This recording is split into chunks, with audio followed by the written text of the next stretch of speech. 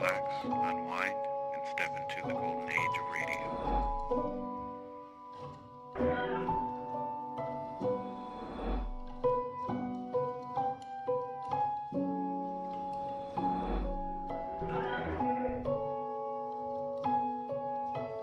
You're now listening to Golden Radio Hour.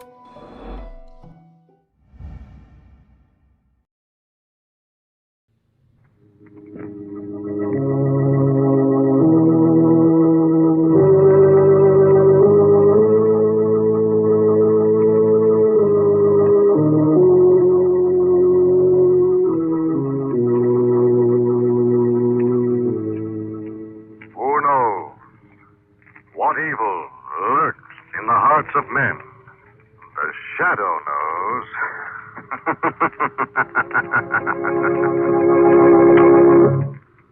Once again, Mutual Don Lee brings you the thrilling adventures of the Shadow, the hard and relentless fight of one man against the forces of evil. These dramatizations are designed to demonstrate forcibly to old and young alike that crime does not pay. You know, friends, there's no better buy than a United States government savings bond. Consider its advantages. It's the safest investment in the world. It will never be worth less than you pay for it, and it grows in value with each year, paying you back at maturity $4 for every $3 invested. Not only that, if an emergency arises, your bond is easy to redeem. You get back what you pay for it, plus any interest that is accrued. So here you have the prize investment in the world, the safest investment with the best return and always easily convertible to cash in an emergency. U.S. savings bonds are a protection for your future. They make it easy for you to plan ahead to the day when you want to buy a home, provide education for your children, or start a business. Remember, you can buy U.S. savings bonds through the regular payroll savings plan or at any bank or post office. Buy U.S. savings bonds and hold them. And now, the Shadow. The Shadow, who aids the forces of law and order, is in reality Lamont Cranston, wealthy young man about town. Years ago in the Orient, Cranston learned a strange and mysterious secret. The hypnotic power to cloud men's minds so they cannot see him. Cranston's friend and companion, the lovely Margot Lane, is the only person who knows to whom the voice of the invisible shadow belongs. Today's drama, They Kill with a Silver Hatchet.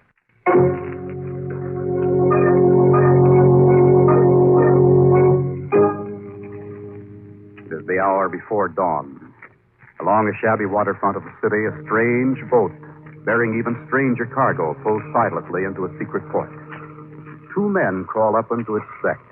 Two evil-looking men with pig eyes peering from parchment faces. The eerie silence is broken by footsteps along the battered wharf, and a third Oriental steps onto the boat. His rich silk robes gathered around him, his face a cruel mask of quiet evil. It is here. It has arrived, my precious cargo. Below deck, oh Golden Dragon, our supreme master. It must remain hidden here. We are watched. The police are watching. Listen, O most venerable dragon. Someone has found our secret port. Who's down there? Hello! It is the police, O master. Quick, O little one, the Silver Hatchet. Yes. Up under the wharf. Quietly behind him. Come on up. The two of you. I see you there, I know. Oh.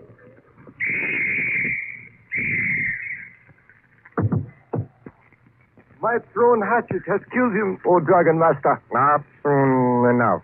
The whistle will summon others. We cannot unload the cargo, O Dragon. No, work quickly now. Take sharp knives and the hatchets. Go below. Quickly. Destroy the cargo.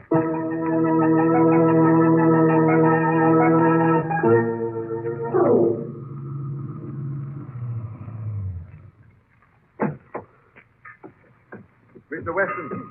Inside, Lamont Cranston. Oh, Lamont and Miss Lane, how'd you get down here so quick? Lamont had the car radio on. We've been chasing police calls all night. Another policeman killed.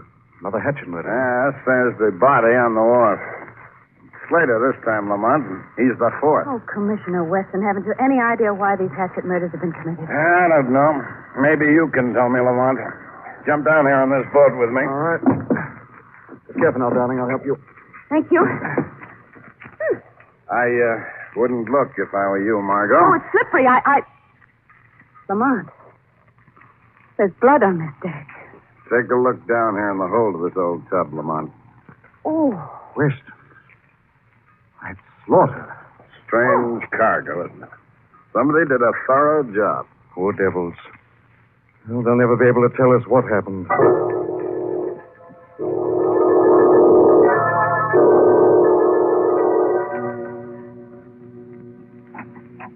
Oh, Mr. Cranston, won't you come in now? Good evening, Mr. Andrews. I read your editorial on the Hatchet murders in the late edition of tonight's paper, Mr. Andrews. I've been crusading for weeks now to get that dock area cleaned out. You mentioned the names of some men living down there, all with prison records. Yes, take Freddie the Frog, for instance. I turned the heat on him 5 years ago. All he got was a light sentence for peddling dope. But it wasn't dope peddling I was really after him for. Would it possibly have been for smuggling aliens into this country? Yes, it was. Well, due to these strange circumstances, I believe he's back in business again. Great guns, Cranston. You may be right. I'm sure I am, Mr. Andrews. And strangely enough, I've come here tonight to ask you to stop your campaign for a waterfront cleanup. What? Andrews, let them think the heat's off. All this publicity has made them harder than ever to track down. I'm with you, Cranston. Thank you. Well, I'll be running along. Miss Lane's waiting in my car downstairs. Oh, I'll walk the elevator with you.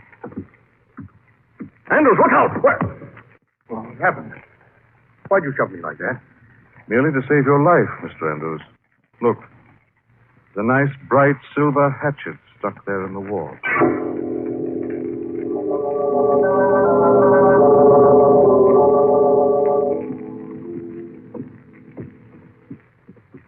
Well, good night, Margot.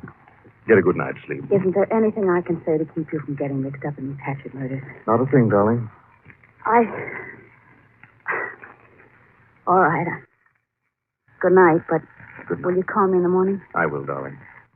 No immediate action. I have some thinking to do first. And I'd better think fast. Dear, I wish you wouldn't do it. Now, where are my keys?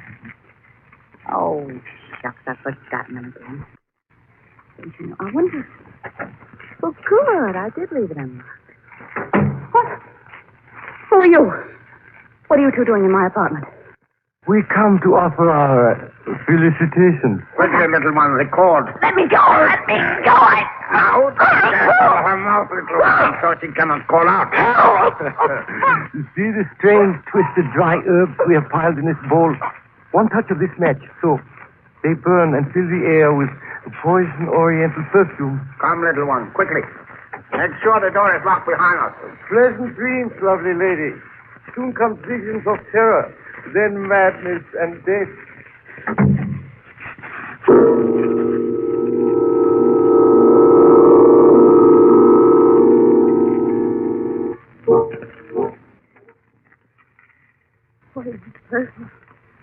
Poison.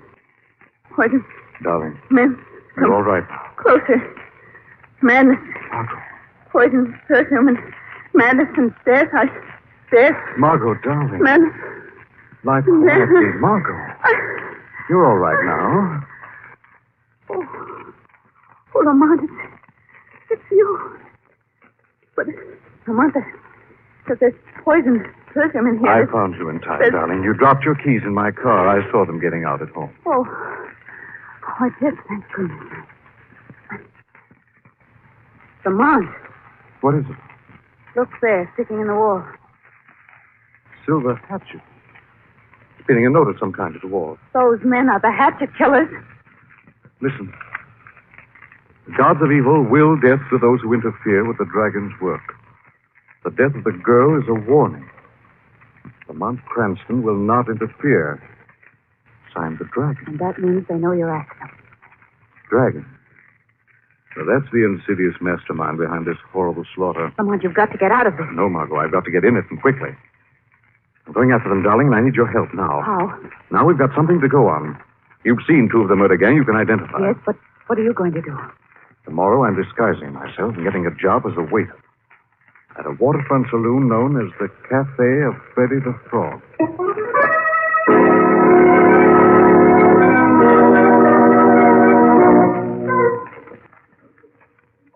Hey, Now, young fella, get open if you want to work here. Oh, what's up, Freddie? A lady just came in, wants some service. Sitting in that booth next to the kitchen over there. Okay, Freddie, I'll take care of her. Something I can get you, lady? Oh, no, I'm looking for another waiter. I'm the only waiter in this joint, lady. What's the matter, won't I do? I don't believe it. What is it, really? Not so loud. Yes, I know, but the mustache, one glasses. Reading voice. Oh, it's just perfect. I found out plenty, too, darling, working here today. You did. Wait a minute. That man is sitting in the booth over there. What's the matter with him? He looks so sad and strange and just there staring. There's something funny about him.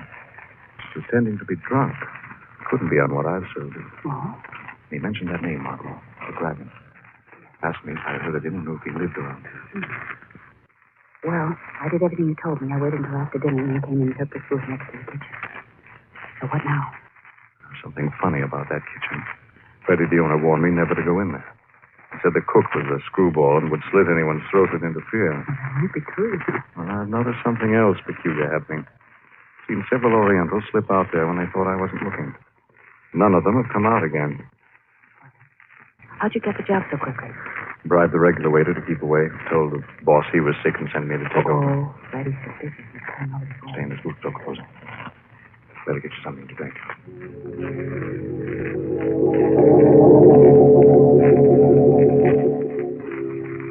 Hey, waiter. Hey, you. Yeah, you call me, Freddie? Who's the girlie in the back booth? Some lush. She's been here all night. Now, throw her out. I'm closing up now. She and that bastard sourpuss over there are the last two customers in the joint. Okay. Hey, we're closing up, lady. Come on. Look at those two men who just came in. Big man and the little one. Yeah. They're coming back this way. Wait, stand here so they can't see my face. Going out in the kitchen. Freddie seemed willing enough to let them in. No. He's gone up to the front to talk to the other man, I think. Yes, he's trying to throw him out. Now's our chance, darling. Come out in the kitchen with me, quickly.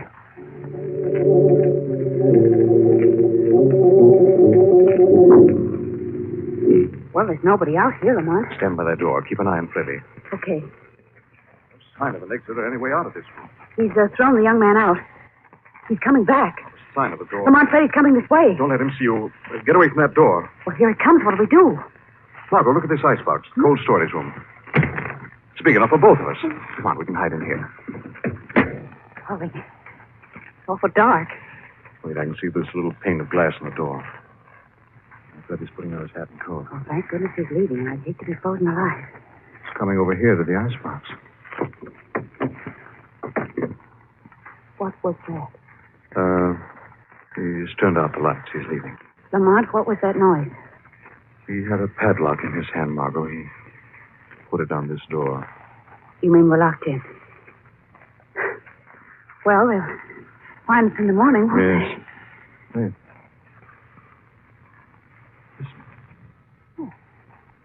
You.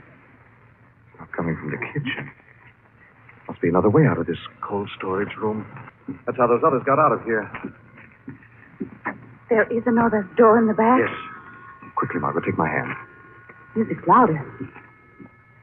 Where do you suppose we are? Can't see anything. Seems we're in a room. Strange, sweet odor. Lamont, we're not alone. Take my hand. Keep walking. There's something else in this room. Lamont, something's grabbed me. There's a cold, clammy hand clutching my foot. Hold on to me, Margot. Lamont, listen. There's something crawling across the floor. The room is filled with things, Lamont. Horrible, crawling, living things. And they're trying to pull me down. Lamont!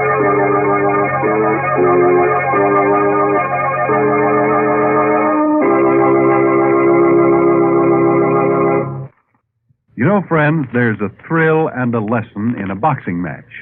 The thrill is in seeing the beautiful coordination of every muscle in powerful bodies. The lesson is in remembering that precision movement and commanding strength come not overnight, but from week in, week out planning and training. Yes, all successful accomplishments result from continuous preparation. And so it is with your future financial security. The chances are 1,000,000 to 1 you'll never become financially secure through wishful thinking or occasional saving. So the smart thing to do is to sign up now for continuous investment in U.S. savings bonds through the payroll savings plan. The payroll savings plan is the easy, convenient way for continuous saving, and continuous saving is the only saving that really counts. U.S. savings bonds, of course, at maturity, pay $4 for every 3 invested. PS means FS. That's right. Payroll savings means financial security. And now, back to the shadow. Come on. Something's pulling at me. Hold on while I light a match. But they're only still those men. They don't look human. Are they all dead, lying on the bunks? Opium addicts, Margot. On the floor and on the bunks. That was the sick, sweet odor. Well, they can't harm us, darling. They're too far gone for that. Look. There's a corridor up ahead leading away from this room. Yes, the music seems to be coming from somewhere down at the end of this corridor. Yes, it is louder. Wait. I think this is a door. Wait, I'll light another match. This piece of wood up here. It's a small sliding panel.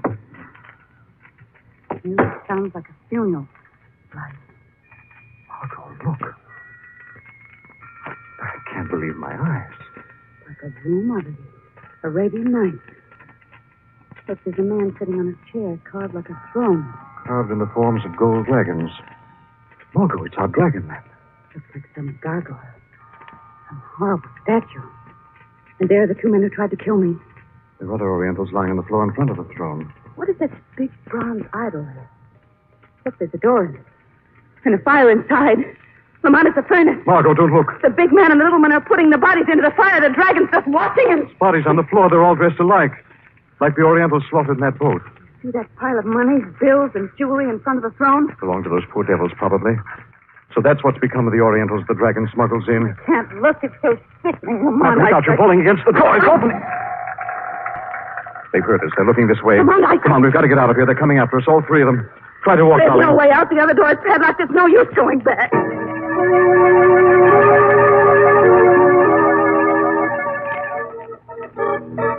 Well, what did you find, little one? I cannot stay forever in this filthy opium den. Oh, Dragon, the uninvited have departed through the secret kitchen door to the cafe. They have locked it on the outside, so he cannot follow, Master. Bring the lantern here closer.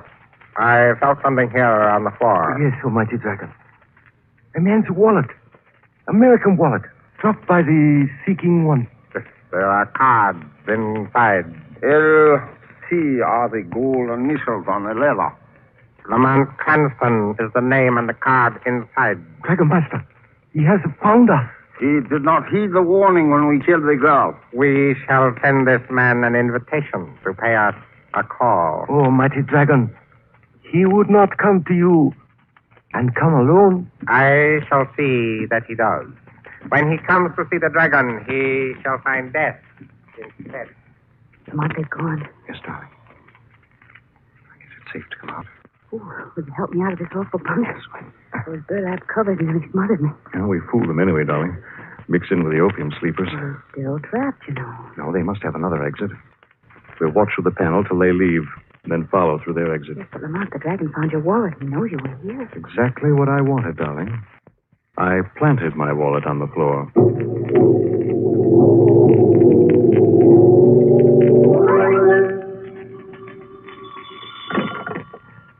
Lamont Cranston speaking. Mr. Cranston, this is a friend speaking. If you want to find the dragon and I'll pay, I'll show you how. Who are you? Just a friend, Mr. Cranston. There's a cafe on the waterfront known as Freddy the Frog's place. Come at once. How much do you want? $1,000, Mr. Cranston. Is it a deal? How will I know you? Simple, Mr. Cranston. Just ask for Freddy the Frog. I'll know your voice. Who is that, Lamont? Freddy the Frog. Doesn't realize I've been working for him and know his voice. Well, aren't you afraid he'll recognize you? Did you, darling? If I fooled you. Freddy's in with the dragon, all right. The dragon had him called. Oh, that's funny. Who could this be? Hello? Who is this speaking? Lamont Cranston speaking. Who is this speaking? Lamont Cranston. Who are you? Do I know you? Please repeat the name, will you? Lamont Cranston. What is this, a joke? No, not a joke, Mr. Cranston. Not a joke at all. Who are you? Do I know you? No, Mr. Cranston. I don't know you either. But I never forget a voice. Strange. He hung up. Who was it? I don't know. Lamont, don't go down there alone, please. Told you I have to, darling. I will stop by and tell Weston to stand ready. If I'm not back in an hour, call Weston and tell him to come after me.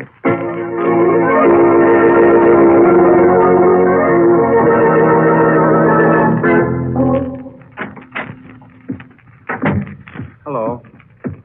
Do you know anybody in this place named Freddy the Frog? Lamont Cranston? You know me? I'm Freddy the Frog. I told you I recognize your voice. But I've seen you before. No, I don't think so. I've seen you in here before. But it is Cranston's voice. You'll take me to the dragon? You sure you're alone? All alone, I assure you. All right. Come along with me, then.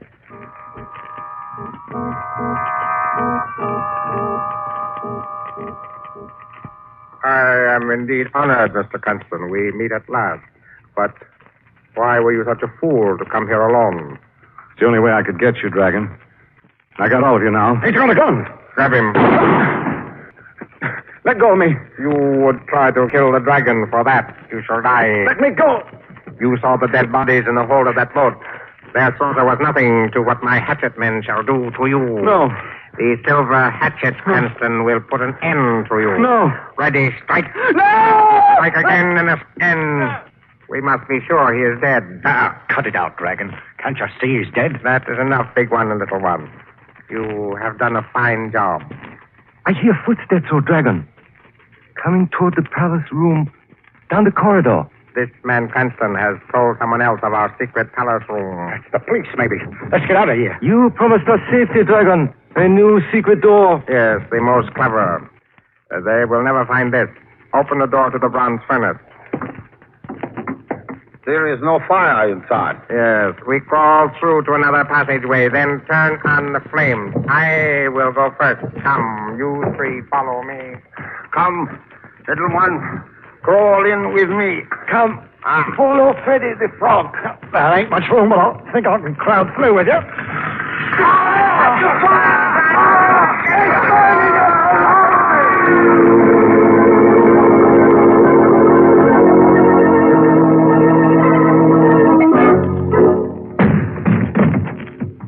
Dragon. He's gone. Who are you? Man with the sad eyes. Get him. Oh, get him. The dragon. Voice, I recognize it now. Yours was the voice on my telephone after I talked to Freddy the Frog. I heard him call you. Stood outside the booth, heard the plans. Then I called you just to hear your voice. I told them I was Lamont Cranston. Imitated your voice. Only way I could be taken to the dragon's hiding place. Tried to kill him? Why did you do it?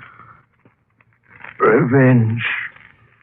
Name is Slater. He was my brother. Slater. The last policeman the dragon had killed.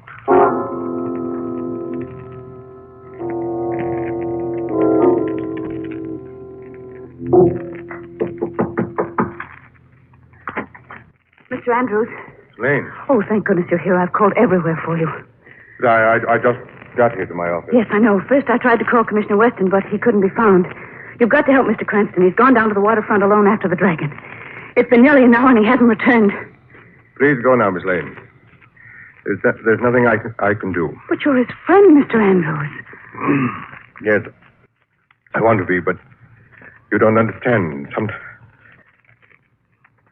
Sometimes I can't seem to control. Go quickly, please. Mr. Andrews. Well, the color's gone out of your face. You're ill. Go before it's too late. You mustn't see. You mustn't see it happening. Skin is like parchment. Your eyes are... Your face is changing. I don't want to change. I'm powerless to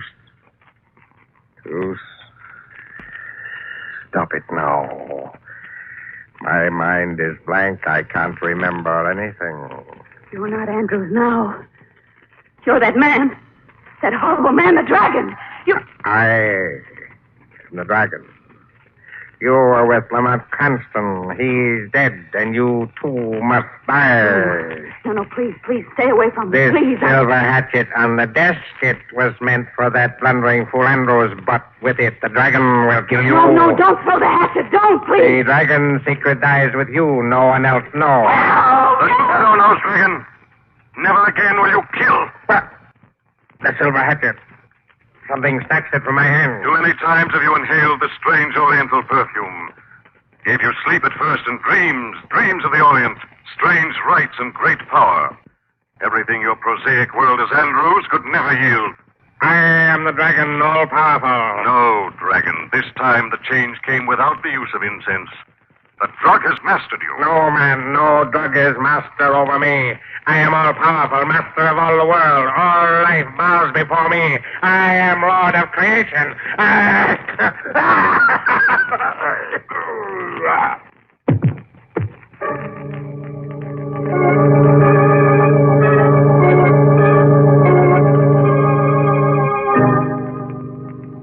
What did the doctor say, Lamont? He's hopelessly mad, Margot. He'll never recover. When did you know this awful thing was happening? I didn't realize it, Margot, till I stopped at Andrew's home tonight to tell him I hoped to catch the dragon. His servant said he'd been missing since that night I came here to his office, the night we found those bodies slaughtered in that boat. That was the same night his hatchetmen attacked me and left that note proving they knew you were on the dragon's trail. Yes. The only two men who knew that were Weston and Andrews. Then, too, while I was at his home, I noticed several books on the Orient, on poisons and incense drugs. I sensed a trace of that same sickish odor his hatchetmen left burning with you. They said that would kill me. In small doses that only gives illusions of grandeur, oriental dreams, affects the mind. This continued use eventually completely takes over the mind. Yes, but then why did the hatchetmen try to kill Andrews? The dragon ordered them to. You see, he had no memory of his other life as Andrews. Oh, well, that's why he was fooled by the policeman's brother posing as you. Right, darling. Andrew's memory of me disappeared completely when he became the dragon. That was really a case of split personality, wasn't it? Well, we all are a little, I guess. You know that small inner voice, our conscience fighting back? What a pity Andrew's conscience didn't run. Mr. Andrews was really a wonderfully good-hearted, kind man.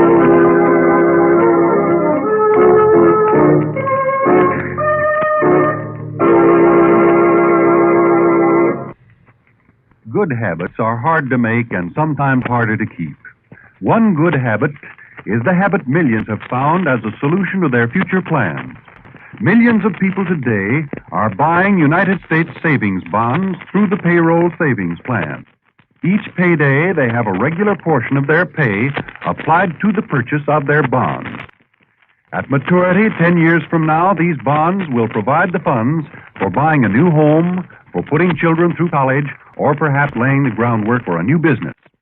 Whatever your objective may be, you can make it come true, not by wishful thinking, but by making and keeping a good habit. That habit, enroll now in the payroll savings plan. Buy and hold till maturity U.S. savings bonds. The Shadow program is based on a story copyrighted by Street and Smith Publications. The characters, names, places, and plot are fictitious. Any similarity to persons living or dead is purely coincidental. Again, next week, The Shadow will demonstrate that The weed of crime bears bitter fruit. Crime does not pay. The shadow knows.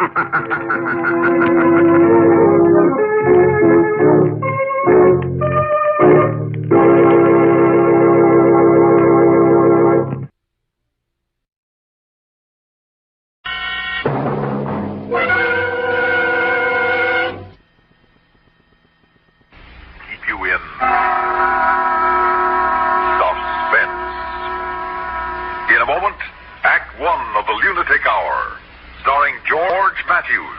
and written especially for suspense by John Robert.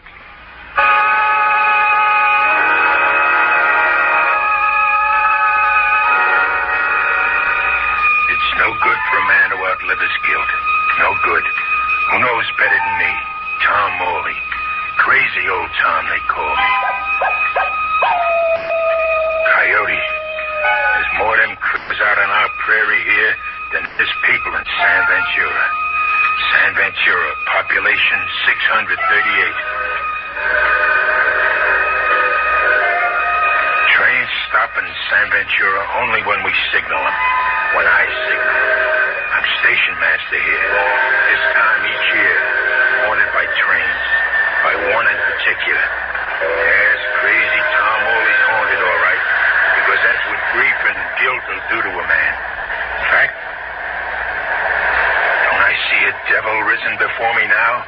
Hear him talking to me? So I'm a conjuration, am I? Answer me, Tom. You are only that. I imagine you. And my voice? I'm only hearing myself. You're in bad shape, Tom. Put out your foot. My foot? So I can give you proof that you see what you see. With all my weight. Ow, my foot. Now, am I as real to you as the ache in your foot? I can't stand anymore. We've things to recall together, Tom Morley. What things? Things like you murdering me. Have you forgotten the old 1155? How could I ever forget it? Then say my name. Say it. Gully Reeves, engineer of the 1155. You see, I do remember. The rail was split at Jericho Bend, but you didn't signal me to stop. No. They found Gully Reeves in the hollow of Jericho Bend, with his hand on the throttle still. Still engineer of the train, dead as I was. The van fell into the hollow, but the other cars stood hard on the tracks, and every life spared. It was bad, Gully Reeves, but not as bad as it could have been. It was a lucky night for others, but a black night for me. I died when no man should. When no man should, Gully? On the eve of the day I was to marry. Oh, Jenny. Yes, Jenny. The man can't offer his corpse in marriage. You cost me more than life that black night, Tom. What payment are you here to take from me? Live through this week and see, old man. Then you'll know your punishment.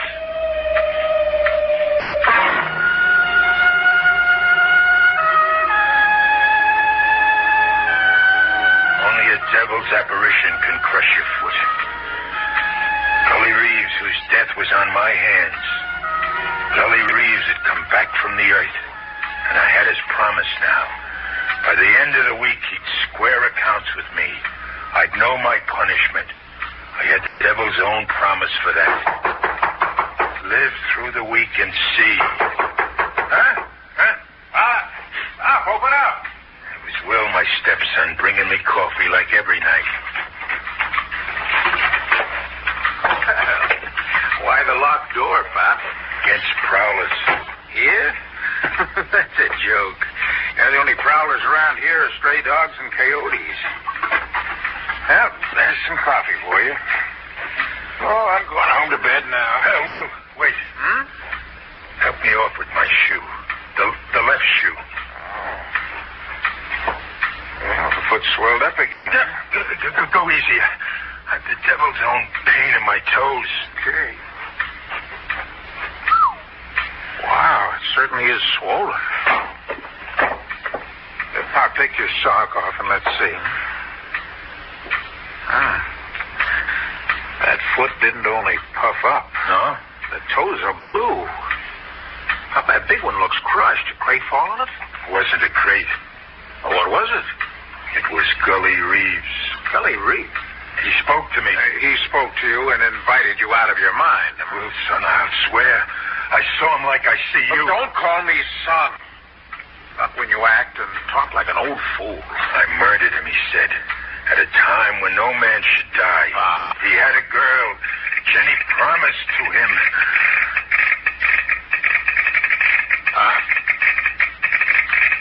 There's a telegraph message coming in. Well, Pop, if you're up to it... Take it for me, Will, huh?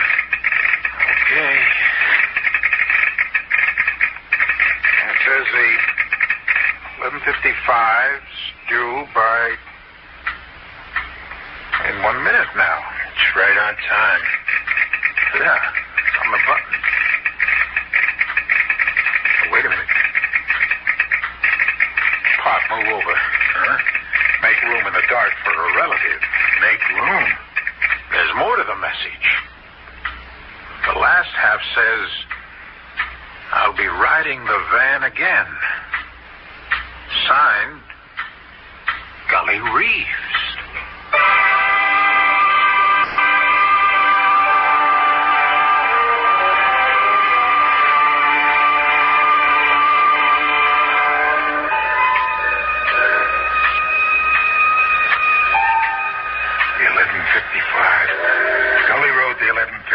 That night, shut up, Pop. They found him in a hollow, sealed in his wrecked van, with his hand dead on the throttle. Stop, shut up!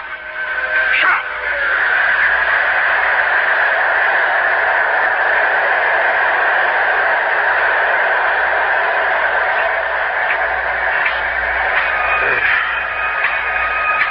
It's gone. You know something, Pop? Yes, Will. You're like something contagious. Stick close to you nights, and I'll be just as crazy as you. Sorry, son. Just then, with the 11:55 clearing the station, you know what crazy thought flashed through my mind? This is the anniversary week of the wreck of the old 11:55.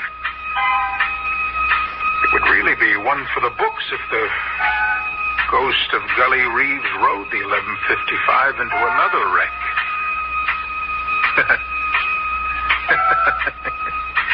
How about that, Pop? I had the same thought.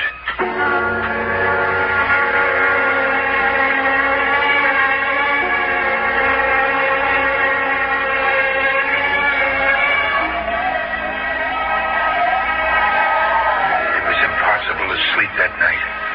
I took myself to the San Ventura Cemetery. I held my lantern over a headstone. Here lies Gully Reeves. Only Gully Reeves wasn't lying there. He was risen from the dead. There was every sign that he was risen from the dead. An open grave and an open coffin lid. I could see by the shine of my lantern. Gully wasn't in his coffin.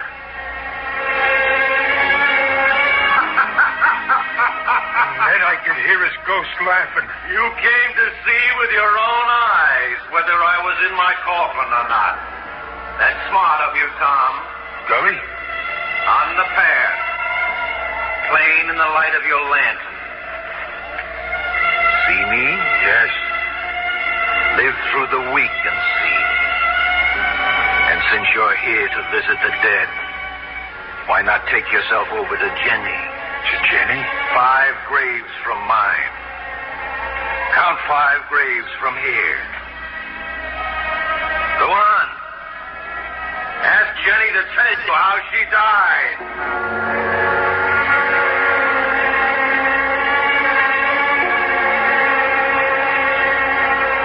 I counted 5 graves from Gully's and stood there with my mind in the dark and my eyes to the ground. An open grave. This one, too. But the lid of the coffin was closed. Closed, but opening before my eyes. I watched a specter in white rise up. Tom Morley? Are you Tom Morley? I am. Gully sent you to me? Yes, to ask how you died. He said, how did you die? In my wedding gown. I was fitting it to wear for Gully when the news came that night. It was a tragic hour. Black tragic hour. See my gown, Tom? Your gown? My bridal gown. I wore it to my grave for Gully to admire. Isn't it beautiful?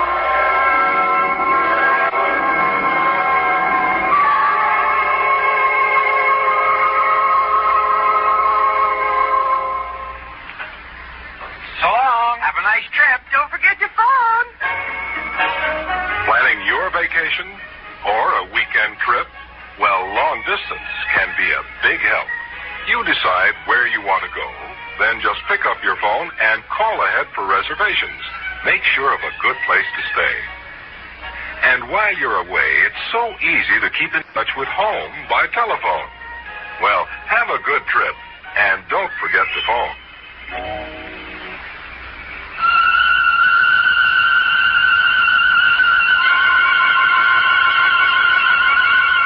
First Gully, then the girl. Jenny herself back from the grave. My neglect buried Jenny. I sent her to doom instead of her wedding, in a gown she was proud of, even in death. And Gully, well, he kept his promises. I knew he'd do. Rode the 11:55 for the anniversary week. And always with a message for me at 11:54, just 1 minute before. I'll ride the band at the 11:55, Tom Morley. Look to the rail at Jericho Bend. Look to the rail. Look to the rail.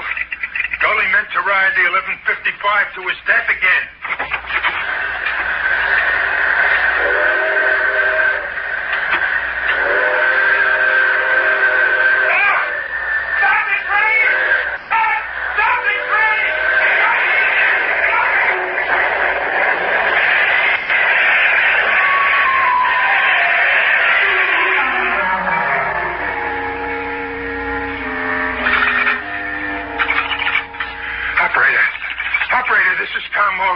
Station master at San Ventura. Operator, terrible thing. The 11:55. Operator. Operator. Will? What's got you going now? Will, you telephone for me. I can't make myself understood. Okay, give me the phone. What am I to say? Say? Outside, what you saw. The 11:55 wrecked. Oh, come off it, Pop. Now, who'd be interested in hearing that? Who'd be interested? Will, do you know what you're saying? Pop, you're a maniac. You worked hard at becoming one, and you finally made it. What's all this malarkey about the 11:55? Why, it's a wreck. Gully Reeves, a ghost engineer on a ghost train. Sure, Pop, sure. Look, the wall clock's behind you. You see what time it says? 11:54. It's only 11:54. Right. Here's the 11:55 now. Right on time.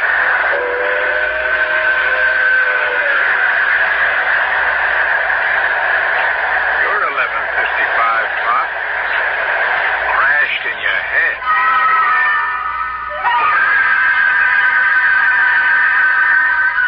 A saner mind than mine.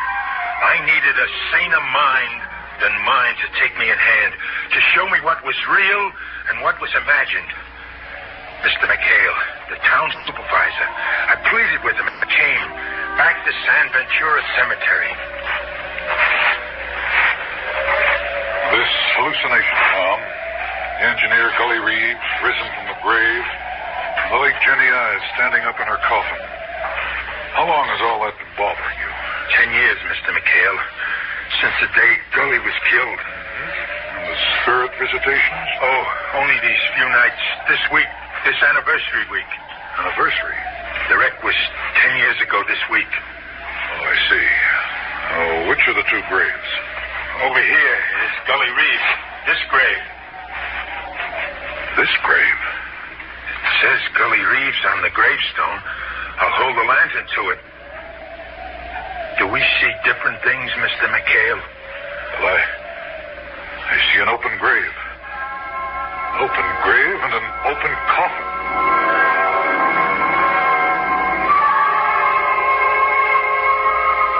Jenny is 5 graves from this, Mr. McHale.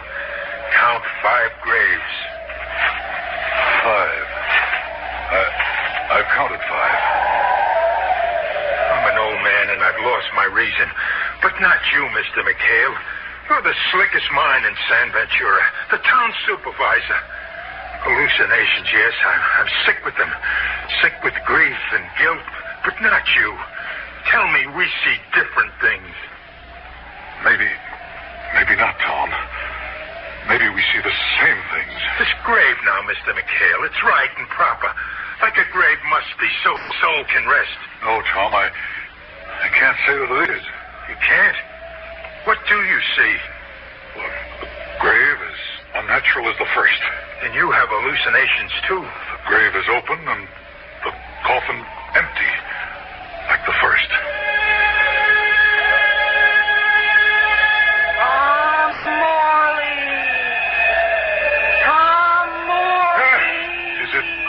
Jenny calling to you, Tom. You hear it, too? Yes. I stood in my bridal gown and didn't move. My heart swelled up and then it stopped. I stopped it so I could be with Gully Reeves. It was a bad time to die. Such a bad time when living could be so good. Mr. McHale. Yes, Tom. You heard what she said? Every word. Every uncanny word. And did you also see her? Yes. Like a white mist. And long flowing hair. And no flesh that I could see. I do have your hallucinations, Tom. I'm distressed to hear that. You the best mind in San Ventura. I say only what I saw. What was it that Gully promised you? Another wreck of the 1155. Gully would once more ride the van into the hollow of Jericho Bend.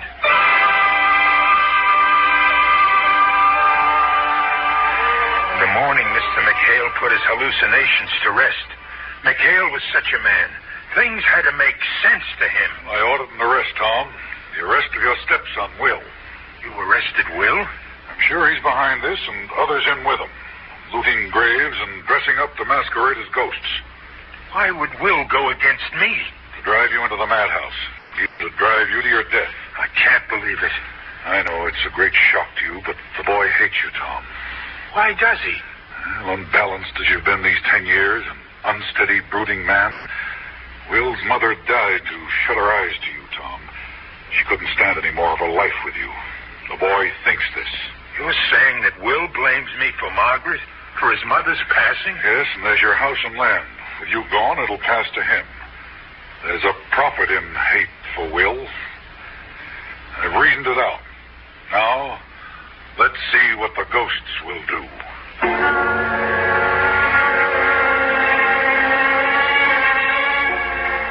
There was a message that night, that last anniversary night. 10 years to the day of the old wreck. It said, look to the rail at Jericho Bend. This time I would. There would be no negligence this time. I saw what I hadn't seen 10 years before. The rails. The rails were split. Once again, the rails were split. Stop the train. I had to stop the train. This time I knew to stop the train. My signal lantern. I waved it. Waved it high in the air so Billy could see it. High, high. Stop! Stop in the name of mercy! I'd won this time. I'd stopped the train. I'd won.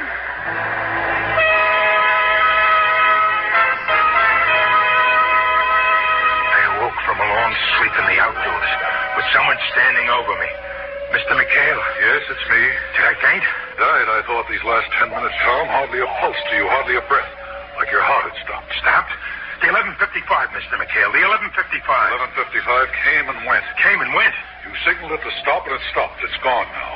Train can't wait on an hallucinating old man. But the rail at Jericho Bend, it was split. I saw that with my own eyes. Train took the bend with nothing wrong. I saw it. Come, I'll show you. Here at the bend. Come see. I'm here, Tom, waiting to be shown. Oh, the rail is fine now.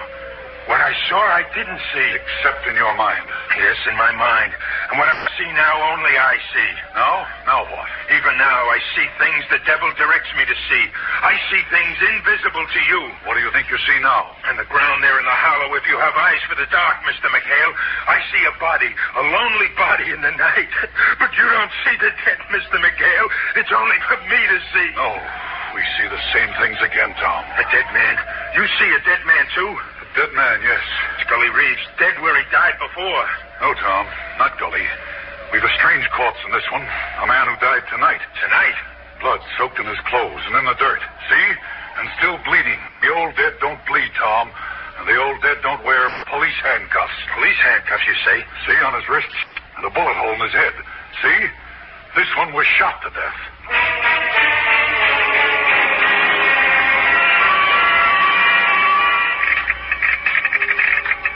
I'll telephone the coroner to come for the murdered man.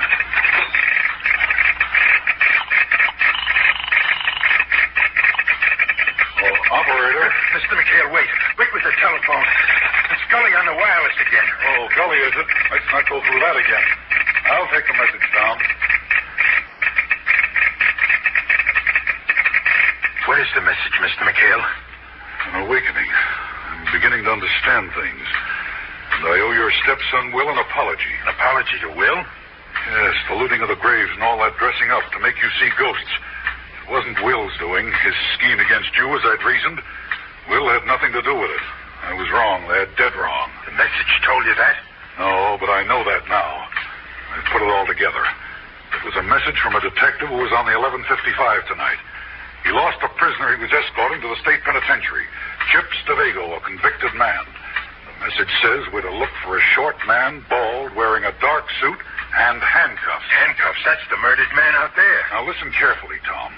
This pair, Floyd Maxson and his girl Sally, they had worked up a scheme to board the 1155 and seize a prisoner being taken to the state pen, one Chip Stavago. They were out to seize DeVago from under the nose of the detective accompanying him. Seize DeVago and murder him. Which they did. Now, is it clear so far? Clear. All right. San Ventura was the place they picked to stop the 1155, climb aboard, and snatch DeVago. You were to stop the train for them, Tom. That's how your hallucinations came about. Now, the killers, Maxson and his girl Sally, were the source of your hallucinations. Now, they obviously knew about you. How you felt about that wreck of 10 years ago, how it preyed on your mind, your sense of personal guilt about it. Now, they worked on you all this anniversary week when you were most susceptible.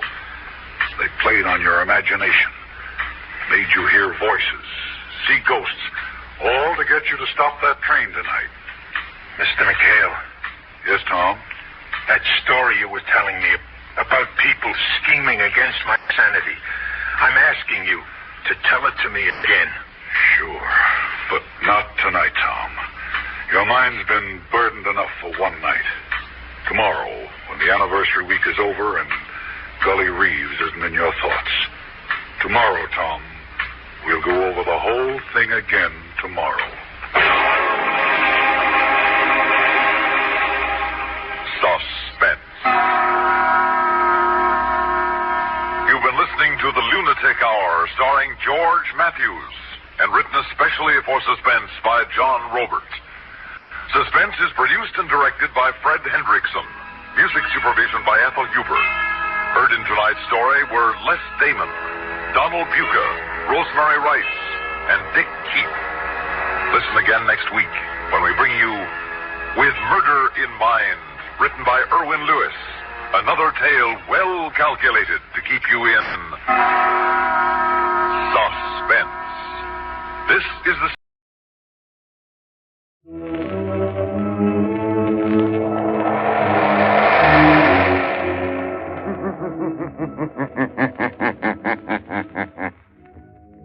The shadow knows.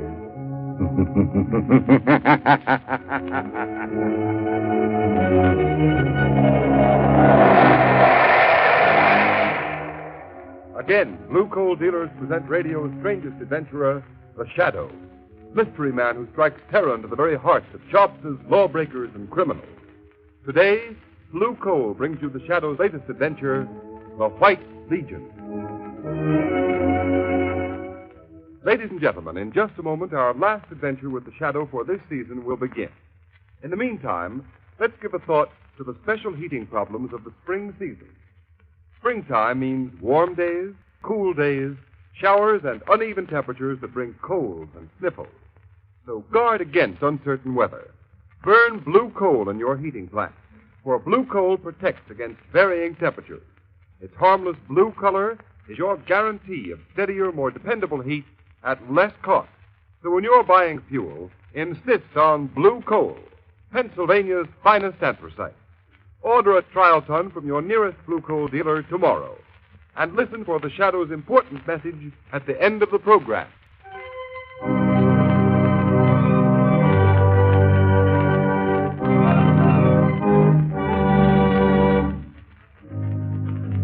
Smith, will you bring me those papers? Yes, Mr. Devons. Which one of you is William Devons? Right here. What can I do for you? We want you, Devons, to come up. Drop that ledger and get your hat.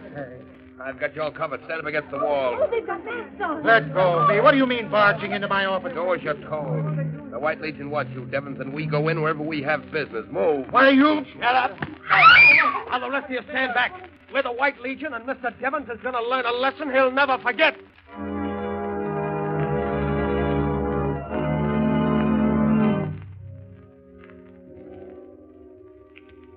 Prisoner William Devons has confessed his part in a conspiracy against the sacred institutions of the White Legion. We give him to the All-High Commander. Let the accused know his fate. Have you anything to say, Devons? I plead with you. Don't kill me. I've got a wife and children. Silence. Please, let me go. Give him another taste of the whip. That's better. Now secure the prisoner and stand him over the trap door. Don't. Open the trap.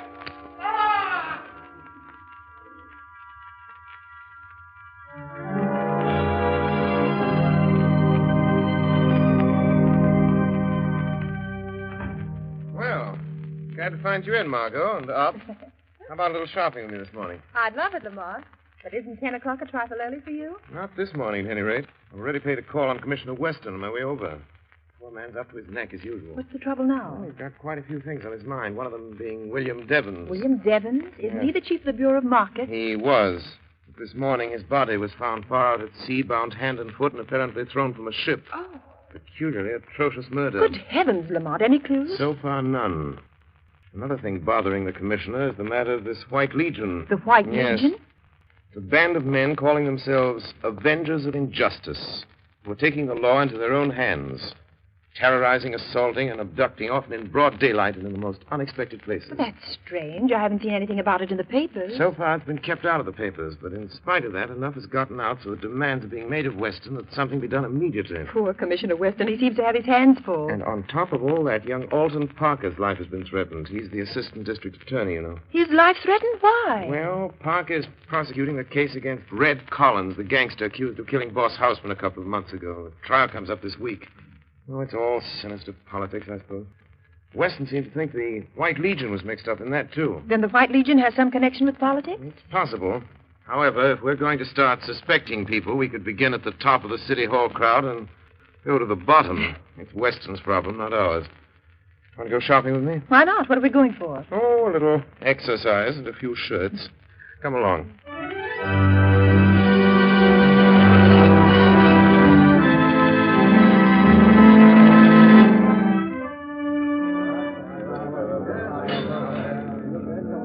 Linens and embroidery, the next aisle over, madam.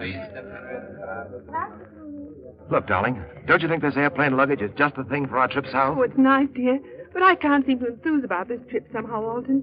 We've planned so many times before, and now this latest development. Oh, I'm terribly worried, dear. Oh, now, please, Helen. District attorneys are always getting threatening letters. They don't mean a thing. Yes, but... And Mr. Lawrence promised just as soon as this Red Collins case is finished, I can pack up and go. We start trial tomorrow. Can't last more than a week. I know. I'm sorry to be so silent, but... Alton! What's the matter, dear? Those two men I saw when we came in the store, they're coming this way. Now, Helen, please don't All let your right, Parker, imagination... there's a gun in my pocket. Shut up and come with us. You keep your mouth shut, Mrs. Parker, and stand right here. What are you trying to do? The White Legion wants to ask you some questions, Parker. Is that so? Well, take this. Stop it! All right, stand back, the lot of you. This is an arrest. Drag him out, Geek. Get back there. We're off. He arrested somebody. Must be his wife. Think she's fainted.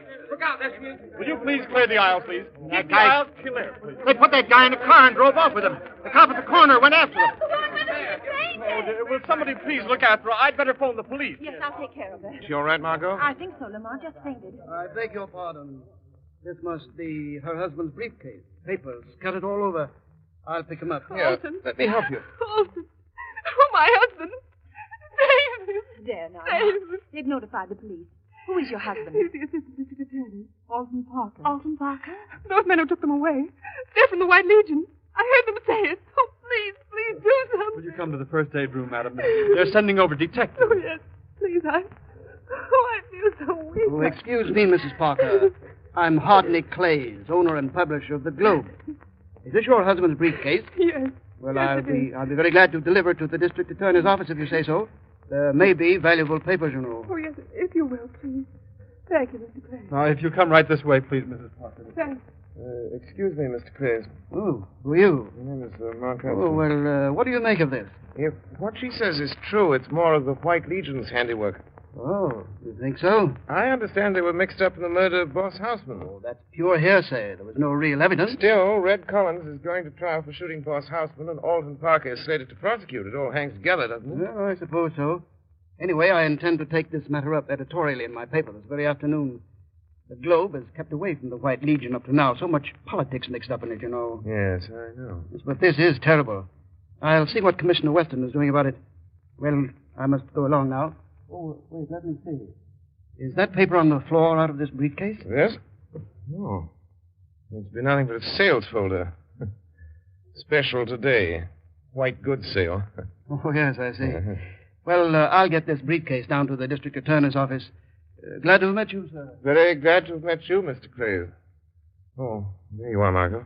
Sure right now? Yes, but suffering from shock, poor woman. Oh, this is an outrage, Lamont. You ought to do something. The Shadow ought to do something. I imagine you're right.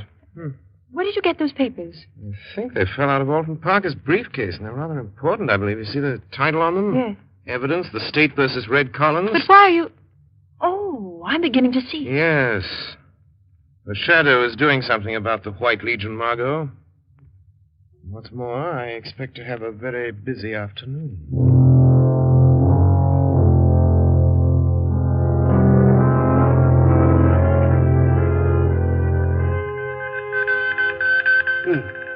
The message from the commander, isn't it? Yeah, I've got it, Mr. Clays.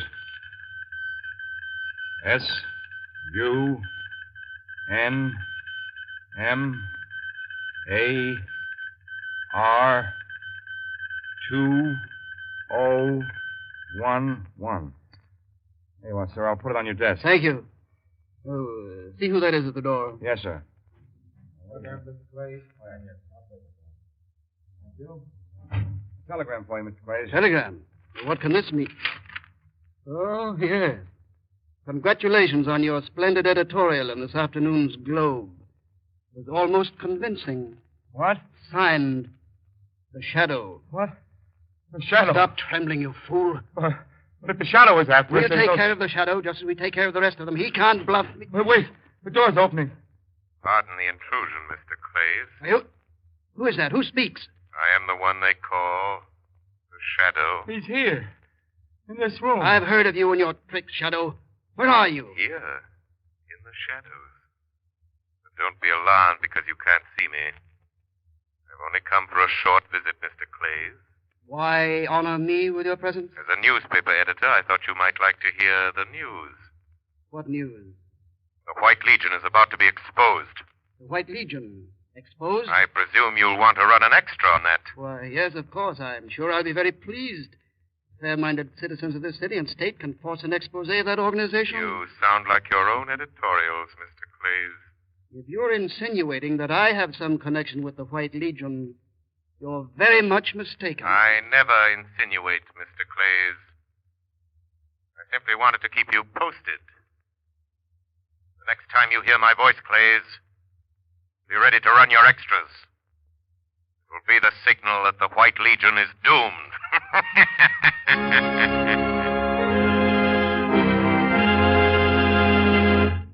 Before the Shadow continues its adventure, I want to give you a message from blue coal dealers throughout the country. As announced earlier, this is the final Shadow broadcast of the winter series. Blue coal dealers take this opportunity to express their great appreciation for the many letters they have received praising these broadcasts. They are also deeply grateful to New England families who have favored blue coal with a volume of business which has created a sensation in the fuel industry in New England this winter. We are, of course, happy that so many families have learned through experience that blue coal, an American product, is Pennsylvania's finest anthracite. It is the best quality fuel that can be used. For not only is blue coal safe, clean, and convenient, it is economical, too. The Glen Alden Coal Company, who mine blue coal, have prepared it especially for home use. No wonder blue coal sales in New England have increased more than 28% this winter compared to the same period a year ago. You may be sure that the high standards of quality which have been responsible for this increase in business will be maintained at all times. So take a tip from blue coal families, and for better, more economical heat, switch to blue coal tomorrow. Ask for it by name. Order a trial ton from your nearest blue coal dealer. His name is listed in the Where to Buy It section of your classified telephone directory under the name Blue Coal.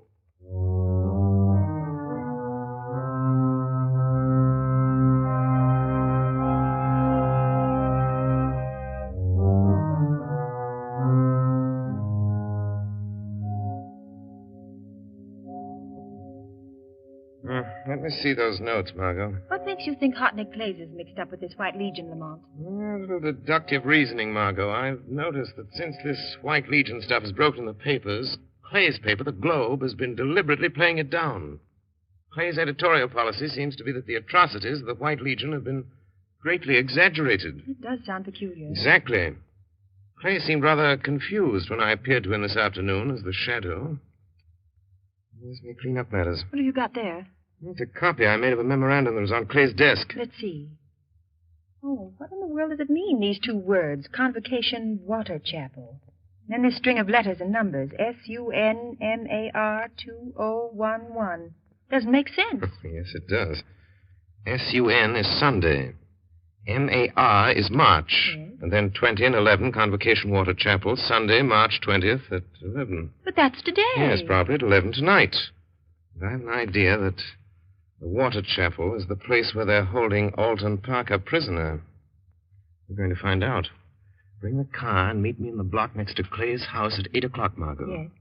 If Clay's is going to that meeting, we'll follow him.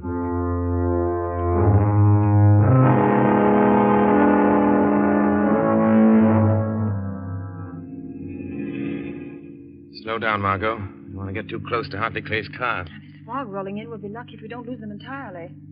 Can you see their car through the field glasses, Lamont? Yes, it's turned down that side road toward the bay. There's a small shack on the edge of the water. Fog's getting heavier. Makes it hard to see. That shack must be the place they call the Water Chapel. Yes. Apparently right on the edge of the channel. It goes out to sea. Oh. I'm going to stop here, Margot. Let's get out. All right, Lamont. There's a small inlet here. Yes. We can see better now. If that fog doesn't get any thicker. There's a motorboat tied up the wharf. 3 cars parked nearby. Wait. Clays and the man with him are getting out. They're going toward the shack. I don't see any light in the place. Someone's opening the door. Yes, there's a figure dressed in a long white robe and a mask with a white cap on his head. Oh. They're going inside. It's getting so thick I can't see the place any longer. What are you going to do now? Somehow I've got to get out there. And I'd just as soon not go by the front door. Oh, look, Lamont. This old rowboat lying in the inlet. Good idea, Margot. There seems to be only one oar, but I can paddle with that. The inlet apparently leads down into the channel. Oh, Lamont, please be careful. There's a terrible current rushing out to sea, and in that fog you won't be able to see anything. Oh, I'll be all right, but if you don't hear from me by 6 o'clock in the morning, get in touch with Commissioner Weston. Give him the location of this place and warn him to bring a few men with him. Yes. If I get what I expect, I won't need him. What do you expect to get? Enough evidence to wipe out the White Legion from top to bottom.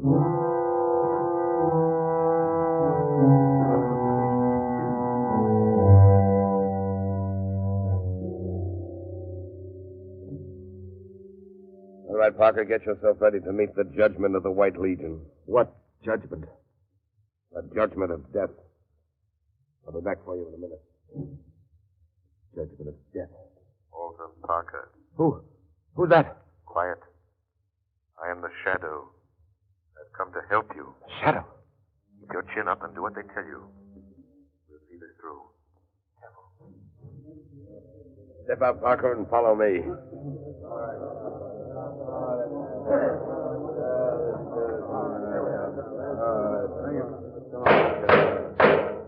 This meeting of the comrades of the White Legion will come to order. First offender, present the accused. The accused stands before you, all High Commander. First recorder. The prisoner, Alton Parker, having committed acts against the order of the White Legion, acts that we consider detrimental to the good of our city, we have signed his order of punishment. With the consent of the comrades, we give him into your hands. Let the accused know his fate. Alton Parker, have you anything to say? Yes, I have. I was to have prosecuted a murderer tomorrow, a man known as Red Collins, who by your help and instigation killed Al Hausman, your political rival. It's common knowledge that this White Legion of yours sides with the party in power at City Hall. And all your sanctimonious chatter about the good of our city doesn't fool anybody. Prosecuting criminals is my job. And if that prosecution endangers the lives and reputations of one political clique or another, it's no concern of mine. Cut it short, Parker. You have 1 more minute. I know why you're getting rid of me. Because your White Legion is mixed up in the worst scandal this state has ever known. And I know what that scandal is. If you, with your robes and masks, knew what that scandal is, you wouldn't be members of this gang. You'd ask your leaders what kind of money-grafting racket they're running. Ask him, the one that sits there on his mock throne. Who tore off my mask? You fools, get back. Here it is, Commander. The strap broke. I thought someone teared it. Come to order, men. Hand the accused over the trap. You are sentenced to die, Alton Parker. You'll pay for this, all of you. There's a power beyond your reach that'll make you pay. If you mean the Shadow. When the time comes, we'll deal with the Shadow in a way he won't forget. Silence. Stand ready at the trap. Give me that rope. I want to dispose of Mr. Parker myself. Ready? The trap is ready. Good. In another half hour, Alton Parker's body will be far at sea. The vengeance of the White Legion is now completed. We've called the Shadow's bluff.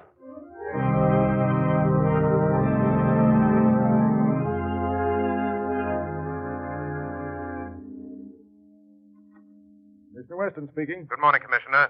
Oh, it's you, Shadow. This morning they're bringing Red Collins to trial for the murder of Boss Houseman. You think I don't know Please, about... Commissioner, this is urgent. When the trial starts, have a man stationed at each entrance to the courtroom.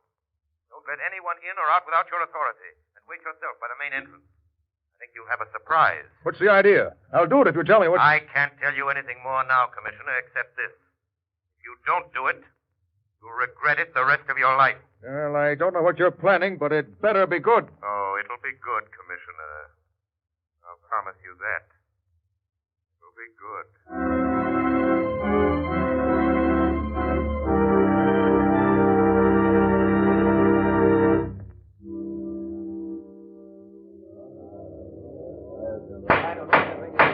Order in the court. Your Honor, I request that this man who calls himself Red Collins be reprimanded for his insults to me, the district attorney. Proceed with the case, please. Very well.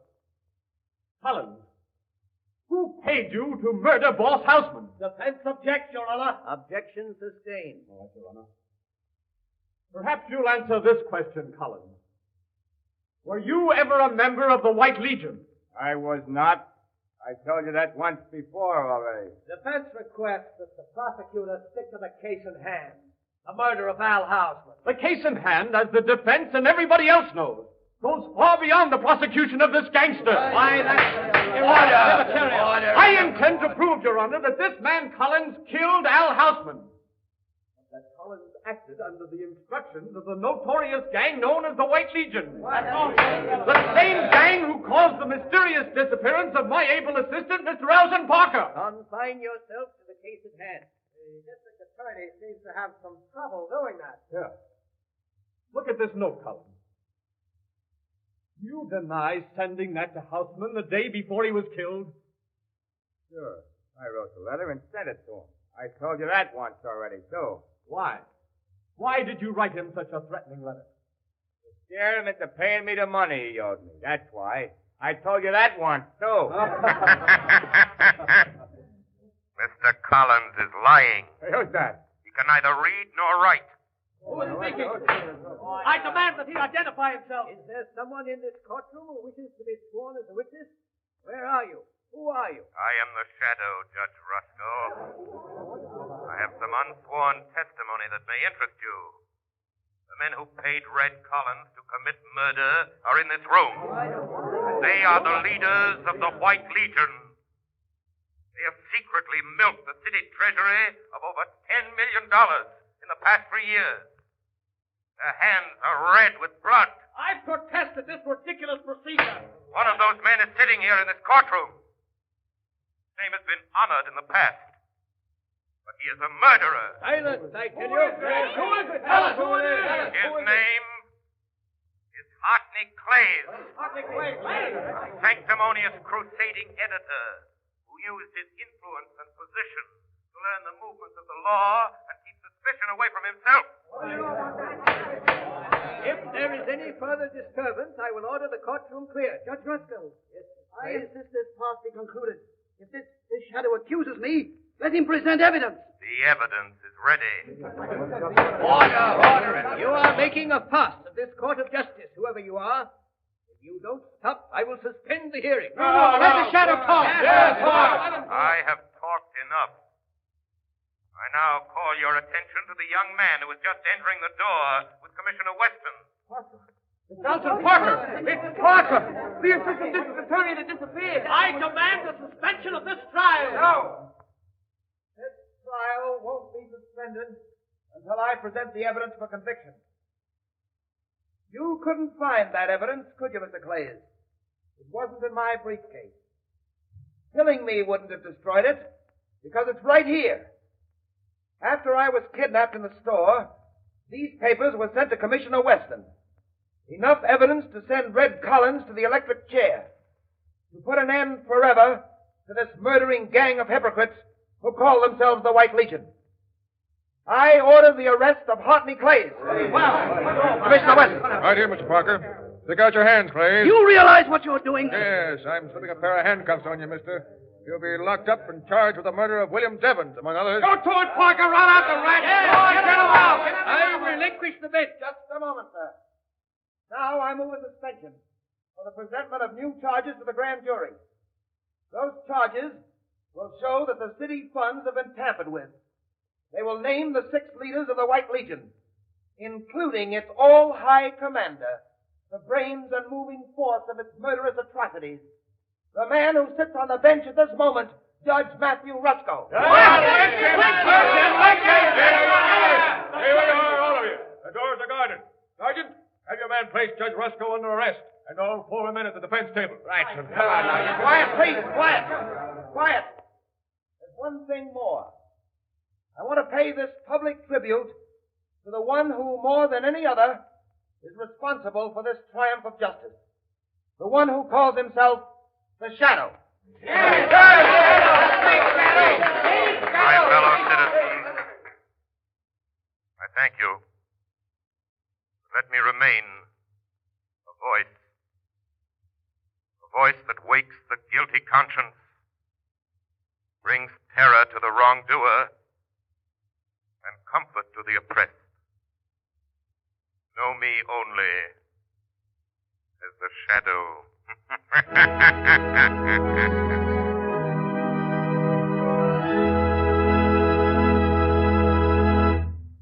And now, ladies and gentlemen, we bring you John Barclay, Blue Coal's heating expert.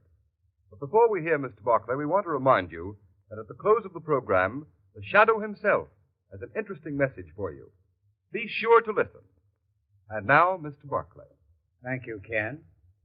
Now a word about heating hot water this summer. Many listeners have had the experience of preparing to take a shower only to discover the hot water supply has been exhausted. Now, this condition should not exist in any home. There can always be an unlimited supply of hot water when you heat it with the efficient and up-to-date hot water tank heaters that manufacturers are turning out today. These heaters are still known in many communities as bucket-a-day or pot stoves. Their cost is trifling, even when installed with automatic draft regulators, which make their operation semi-automatic. They guarantee a generous supply of really hot water at a cost of about 1/3 present gas bills. I suggest that you ask your blue coal dealer about this hot water heating equipment. I'd be very glad to quote a price on the size best suited to your requirements. Thank you, Mr. Barclay. And now, ladies and gentlemen, that interesting message we promised you. The part of Lamont Cranston and the Shadow has been played by one of the most distinguished figures in the theater today, Mr. Orson Welles, famous for his production of Shakespeare in Modern Dress, a director of the Mercury Theater, producer of Broadway hits like Julius Caesar and The Shoemaker's Holiday. Mr. Welles, still a very young man, is making for himself a unique place in the field of dramatic art. We have been indeed fortunate in having Mr. Welles on our Shadow program. Now, I know all of you would like to hear a few words from Mr. Welles.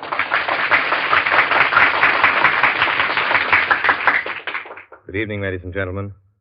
Words can hardly express my great enjoyment in doing this program for you. And now, before I leave you, I want to thank our sponsors, Blue Coal, for giving me the opportunity of doing this show. I want to thank our cast for the wonderful work they've done throughout our entire season. And above all, I want to thank you, our listeners, for your loyalty. We all hope you've enjoyed listening to the shows as much as we have playing them. You know, in the theater, we can see our audience, and we're able to tell how well we're received by the applause we get. But unfortunately, we have no way of knowing how much you've enjoyed us over the air. Wait, Orson, may I make a suggestion? Certainly, Agnes Moorhead, or should I say Margot Lane. There is a way. If you've enjoyed this program and would like to let Mr. Welles and all of us know about it, simply phone your nearest Blue Coal dealer and tell him so tomorrow morning. Tell him how much you've enjoyed the adventures of the Shadow. A very fine idea, Agnes. And now, ladies and gentlemen, good night and goodbye. Thank you, Mr. Welles. And let's all take Agnes Moorhead's suggestion and give the cast the volume of applause they deserve. Phone your nearest Blue Coal dealer tomorrow morning. Tell him how much you've enjoyed the adventures of the Shadow, and that you'd like the Shadow programs to resume again in the fall.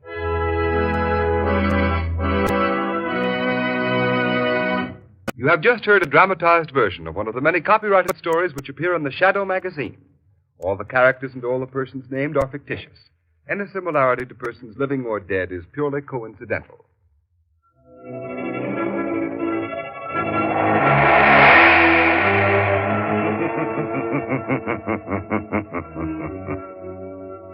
As you sow evil, so shall you reap evil. Crime does not pay. The Shadow knows.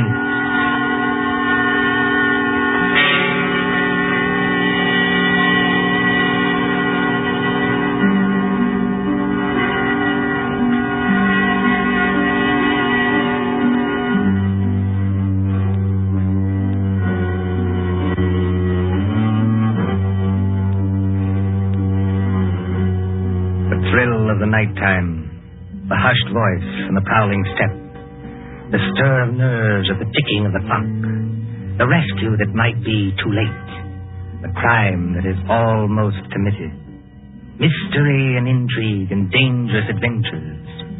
We invite you to enjoy stories that keep you in suspense.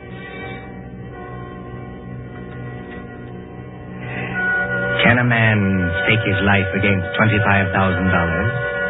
Can another and cleverer man track him down like a hunter, stalking his prey and kill him within 5 hours? Can you make a bet with death and win? For Suspense, tonight we present Will You Make a Bet with Death by John Dixon Carr.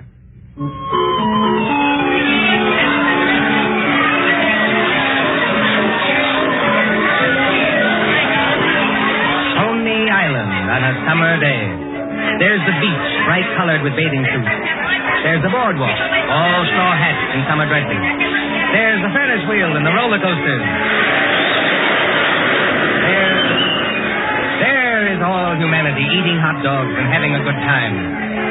And over there, beyond that souvenir shop, is a haunted mill. You get into a little boat. You float through a narrow tunnel into the dark while witches scream.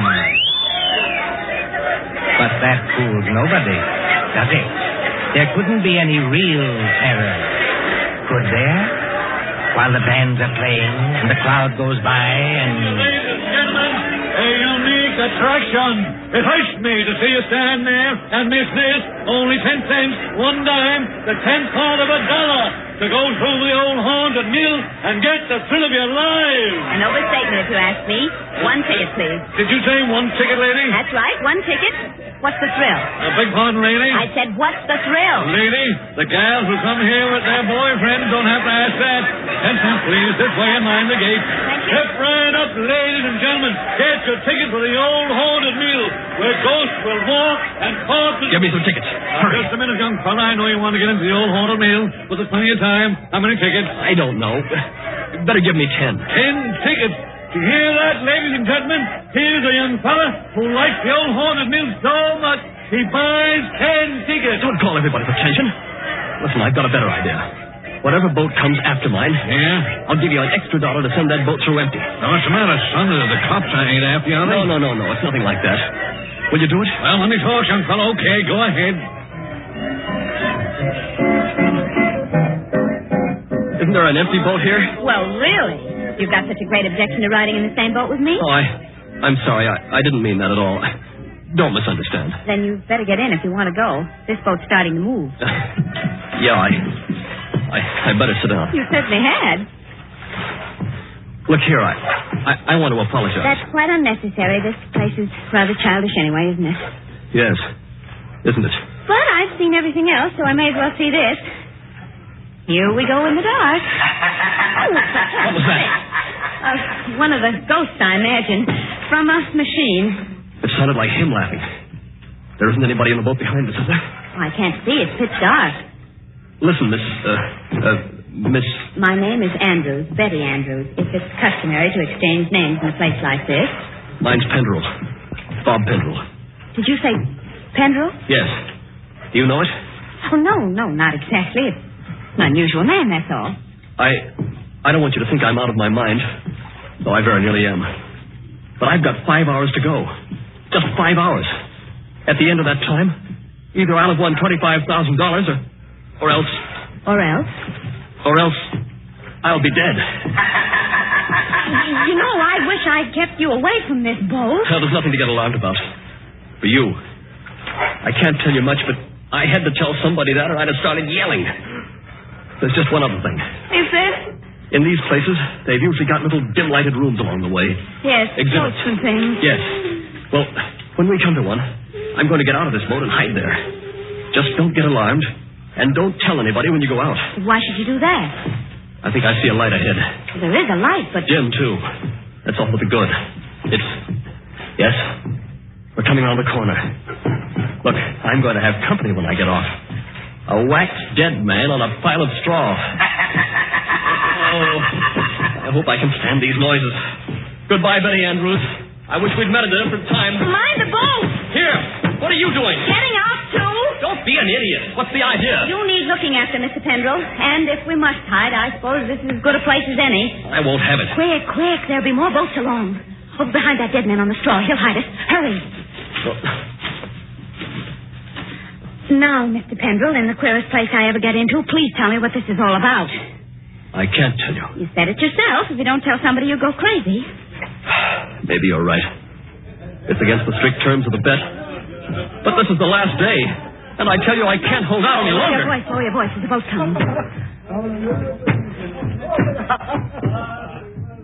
I wonder if you ever heard of my stepfather, John Destry.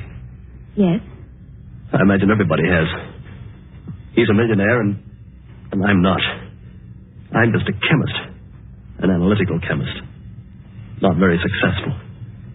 Well, if I'd had time, if I'd had money, I might have worked out a process that would have, well, I think it would have helped in the war. But he's got money. Yes, he's got money. Well, my mother died years ago. This Destry's a big, white-haired, fine-looking fella. You'd think butter wouldn't melt in his mouth. He's got an apartment in the East 60s, secretary, I never met her, valet, cook, that kind of thing. Well, he used to invite me there. I wouldn't go. Then he got hold of a book I had to have, a German work on chemicals. So I went. After dinner in that study of his, over the brandy.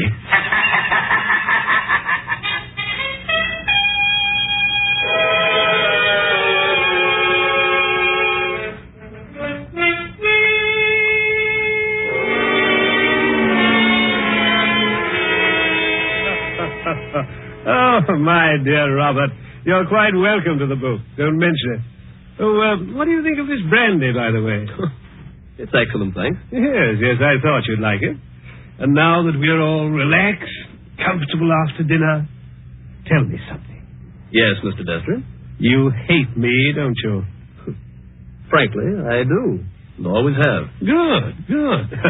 Then you'll be relieved to hear I've always felt the same about you. But tell me something else. Did you ever know me to break my word? No, I never did. I'll give you that. I asked you, Robert, because I want to make a little bet with you. That is, if you have the nerve, which I doubt.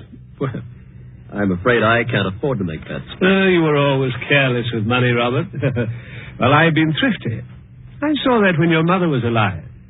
But you can afford to make this bet. Look here, in my desk. Well? $25,000, Robert. $25,000 in 5 $100 bills. And what would I have to bet against that? Your life. What? My life? There's the money in the drawer. Look at it. What wouldn't you give for that money? What wouldn't you give to have it for this precious work of yours that you're so fond of and that you've failed in miserably? So far I've failed, yes. Oh, I've had a fairly good life as lives go. My heart isn't as good as it might be, but the doctors say I'll last a little while yet. But before I go, there's one pleasure, one little exquisite thrill for me to experience. I want to commit a murder. Yes, I said a murder. My bet is that I can kill you within 6 months, and that you can't stop me, and that I'll never be punished for it. What do you say? Yes or no? I believe you mean that. Of course I mean it. And just how would you propose to kill me? That would be telling. You know, if I had time to think this thing over... There's no thinking it over. Now. Yes or no? Yes. You must need the money badly, Robert. I do need it. But oddly enough, Mr. Destry, that isn't why I'm doing this. No? No. I want to show you can't play the Lord Almighty and get away with it. Are you challenging me? Yes. You don't think I can do it? I know you can't. We mustn't get excited, Robert. There will be conditions to the bet, you understand? What conditions? First of all, you'll never mention this matter to anyone. All right. That seems fair enough. You'll remain within the city limits of New York for 6 months. You'll spend at least 1 hour of every day walking the open streets alone. All right. You'll spend at least 1 hour every evening in your own room alone. I may come to see you, or I may not. Trying to scare me already, are you? Finally, you'll write out a little note and give it to me. There's pen and paper on the desk in front of you. Write it now. Let's hear what I have to write before I do anything like that. You will write, I am a failure. You can't stop harping on that, can you? I am a failure, and this was the only way out. I wouldn't have done it otherwise. A suicide note? Yes. I intend to use it when I operate. And if I won't write it? Then there's no bet. All right, I'll do it. It's now, let's see, 9 o'clock on the night of January the 10th. if you're alive and not in a madhouse. Does that go into the bargain, too? Yes. At 9 o'clock on the night of June 10th, given those conditions, you will receive $25,000. Can't you hear the dice rattle, Robert? You're playing with death now. I know it. Aren't you going to finish your brandy? No, thank you. Oh, then pour it back into the decanter. You heard me. Pour it back into the decanter. If you were as careful as I am, you wouldn't be where you are now. That's right. Always be thrifty. I can promise you, by the way, that you'll always be perfectly safe as long as you're in this apartment. But that's the only concession I make. I notice your hands are steady at the moment. I wonder what they'll be like a month from now.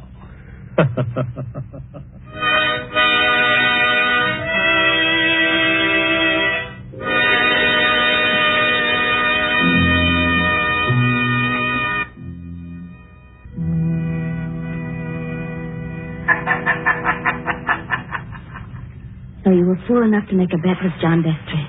Listen, Betty. I want to tell you what else happened the same night. I got on a Fifth Avenue bus and started to look through that book that Destry gave me. It was a book that I wanted about poisons. Well, just as I opened it, I felt something sharp prick my fingers. I looked down, and my hands were covered with blood. He had sewn safety razor blades in a line down the inside edge of the cover. Oh, no. Yeah. A little white card fell out of the book, and I read it. It said, "See how easy it is to take you off guard? Those razor blades aren't poisons, but they might have been. Take warning." Betty, that was 6 months ago. 6 months less 5 hours of careful, refined torture. And now, I've got only 5 hours to go. What's he done in the meantime? Nothing. Nothing? I don't understand. Nothing at all. That's the cleverness of it. He's left me waiting. Expecting something. Expecting it every hour of the day or night. Once at the laboratory where I work, I opened a box that I thought was from a chemical supply house. And a Mexican tarantula, one of those furry spiders about as big as your fist, ran out across my hand. It was a toy tarantula. He enclosed a card, asking whether I didn't admire it. Stop, this can't go on. I used to think I didn't have a nerve in my body. I could hold the test tube at arm's length absolutely steady for minutes at a time. Now look at me. Don't, please, don't. But the waiting's almost over now. Walking the streets, wondering who's behind you. Sitting alone at night, listening for every step on the stair. He's got very little time left now, and he's got to do something. The question is, what's he going to do? Well, maybe he doesn't mean it. Maybe he's only doing it to scare you. And lose all that money? Oh, you don't know my stepfather. Listen. Huh? I don't hear anything. That's just it. There's no sound of running water. The boats have stopped. Then we're all by ourselves in here. All with him. Yes. Oh, Lord, how I wish I hadn't gotten you into this. Oh, I'm all right. Or at least I think I am. I thought I saw him in the crowd outside, but I couldn't be sure. I'm seeing him everywhere. Now, Bob, just a minute. Just tell me one more thing. Did you ever see Mr. Destry, I mean face to face, after that first night? Oh, many times. He came to see you? He came to my laboratory once, yes, but mostly I went to see him. And why? Because it was the only place in the world I could feel safe. He's promised that nothing should happen to you while you were in his apartment. Don't you see it was part of a torture? Night after night he'd invite me, and I'd go, right up until last night. Last night, we were in that study of his, with the devil masks on the walls, and he was sitting behind the big mahogany desk.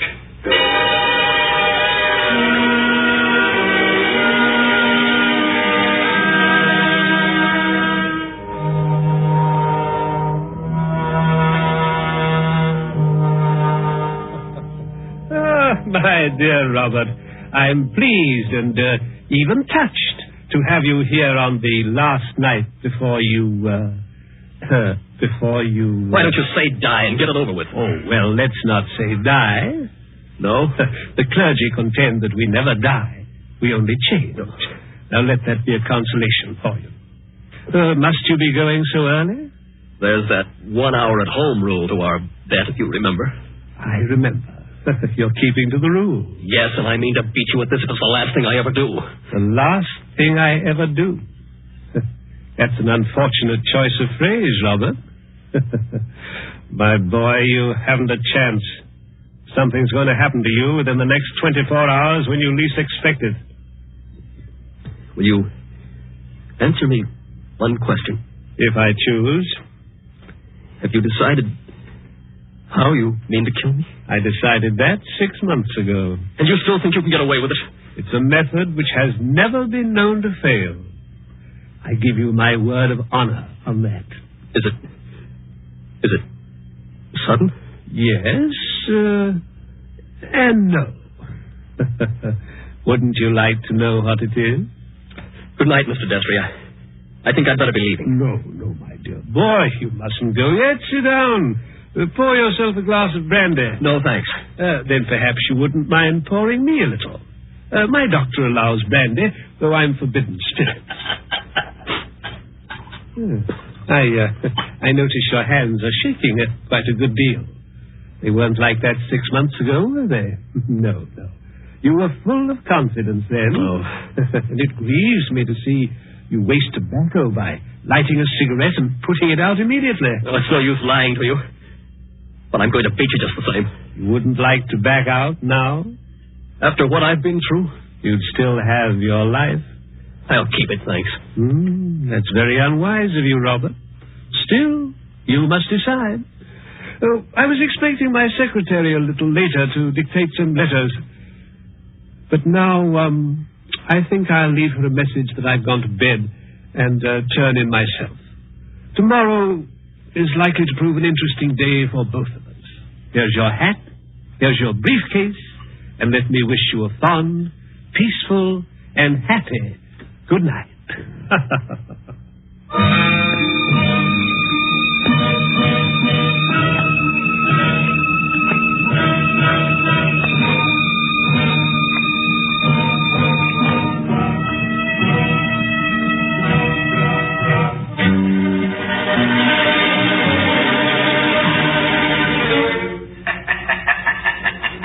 That was last night, Betty. I said I had 5 hours to go. It's less than 4 hours now. If I can keep away from the old devil until 9 o'clock. I wish those boats would start running again. Why? Because it's almost as spooky in here as a real old mill. I know. Even that wax dummy on the straw.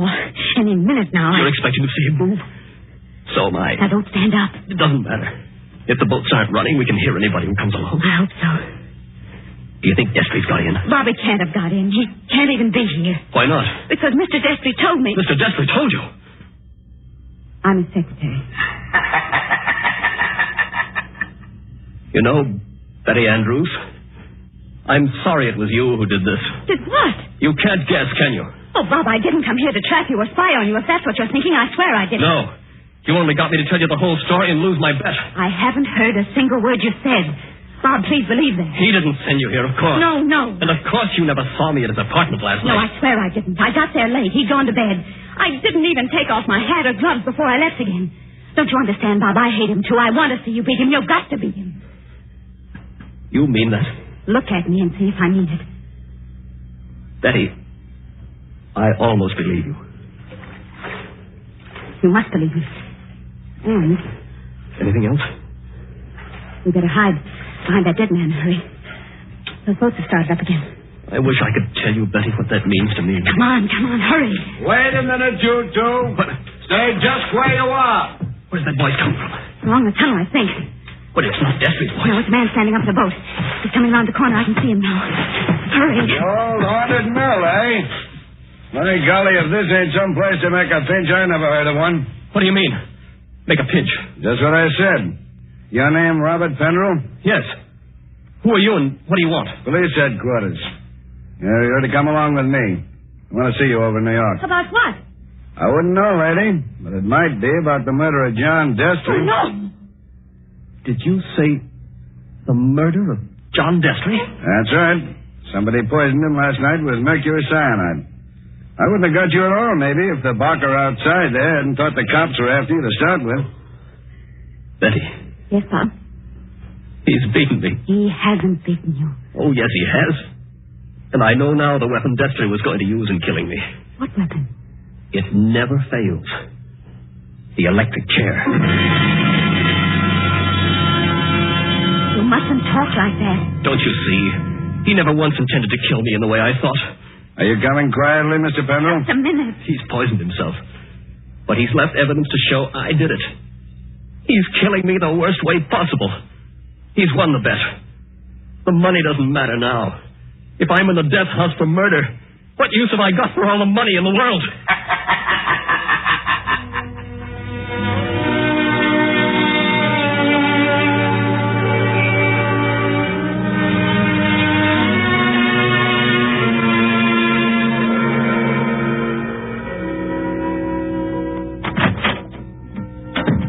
Pendle, let me introduce myself. My name's Mullen, Inspector Mullen. It's a pleasure to meet you, Inspector. It's a pleasure to be safe again. I've had you brought here to my office for a little quiet talk. You're in a jam, son, and I want you to realize how bad it is. You think I don't realize it? John Destry was poisoned with mercury cyanide administered in a glass of brandy. And only my fingerprints were on the glass besides his own. I can guess.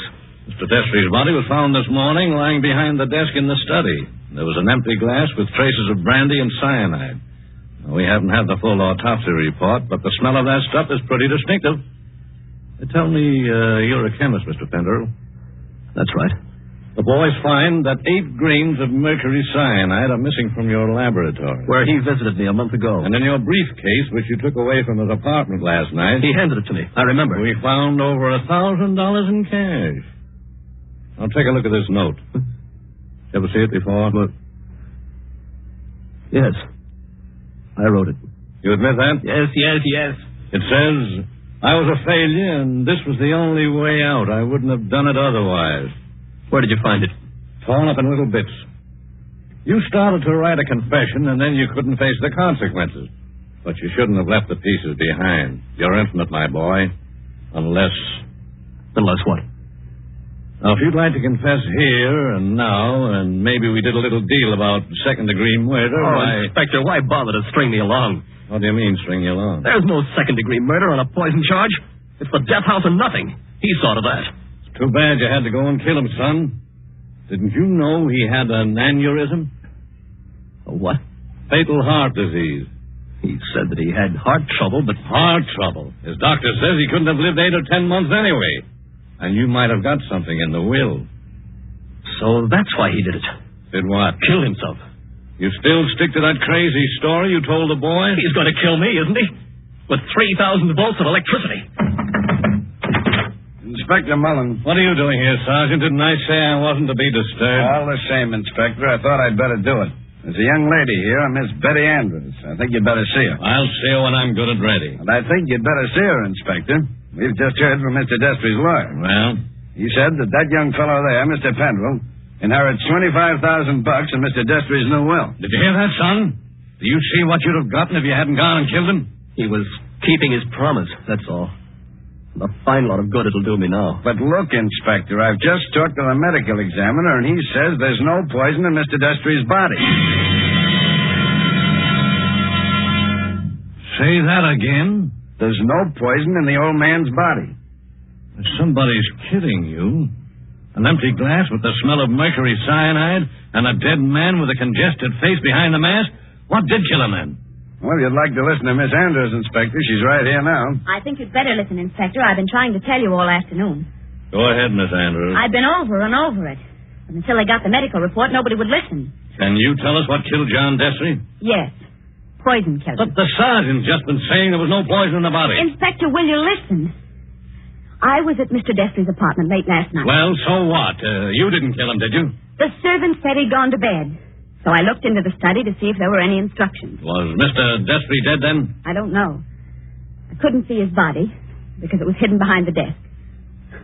I didn't even learn he was dead until late this afternoon. But I did see a full glass of brandy. A full glass, did you say? Yes. So I picked up the glass and poured the brandy back into the decanter. That's what he always made us do. And I didn't leave any fingerprints because I was still wearing my gloves. And that was the same glass you later found empty. But you still are not telling us what was the poison that killed John Destry. It was the poison in his own system. He worked out this plot to convict Bob Pendrell. Only just as he stretched out his hand to drink the cyanide... Inspector, I think I see it.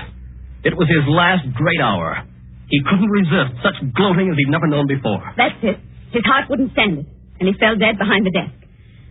And I think, if you study the expression on his face, you'll find he died laughing.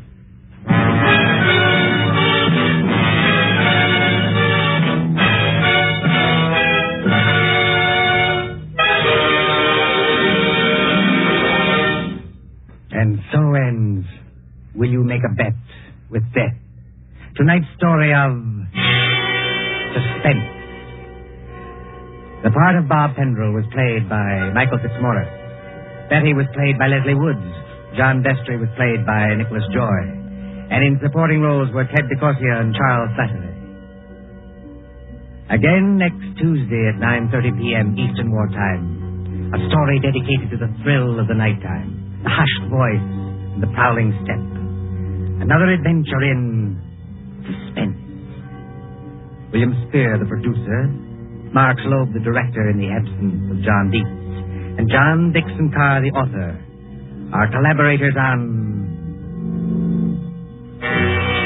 Suspense.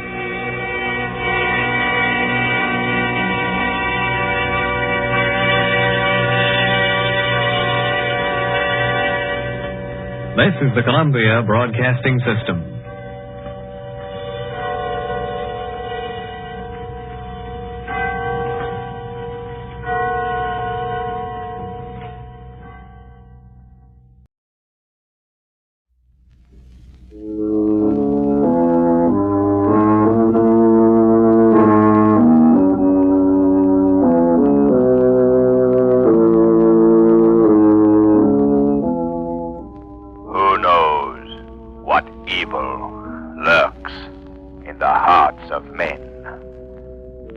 Shadow knows.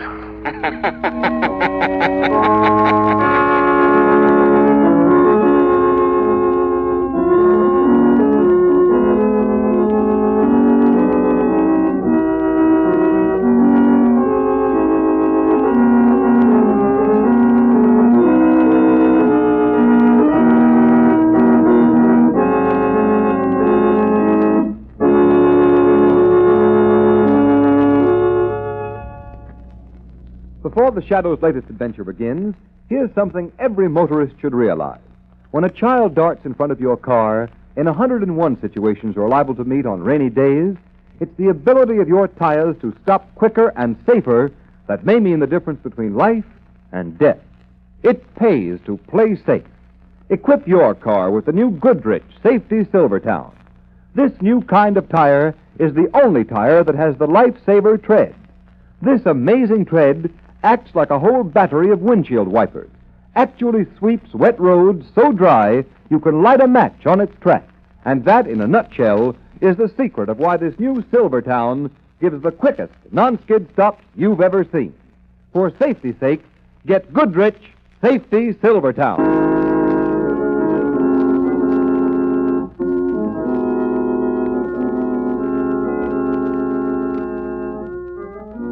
The Shadow, mysterious character who devotes his life to righting wrongs, protecting the innocent, and punishing the guilty, is in reality Lamont Cranston, wealthy young man about town, student of science, and master of other people's minds. Using advanced methods that may ultimately become available to all law enforcement agencies, Cranston is known to criminals and evildoers as the Shadow. Never seen, only heard, as haunting to superstitious minds as a ghost, as inevitable as a guilty conscience. Cranston's friend and companion, the lovely Margot Lane, is the only person who knows to whom the unseen voice belongs. Today's story, Murder in E-flat.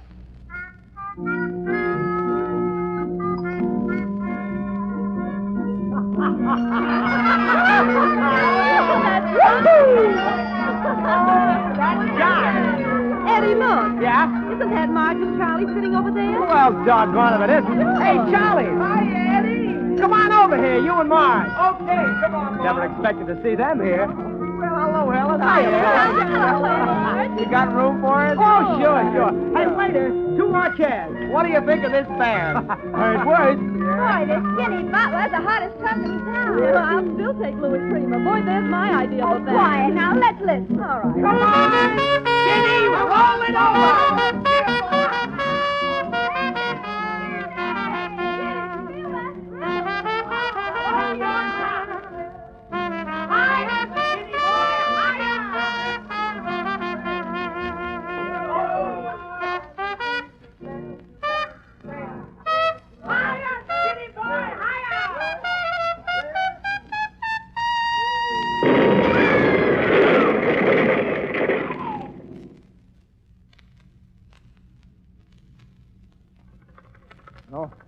Hello?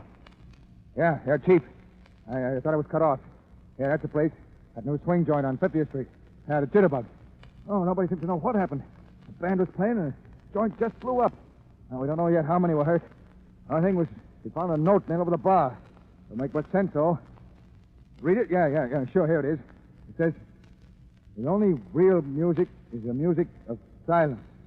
Yeah, funny business. Okay, I'll report back to headquarters as soon as the ambulance is over.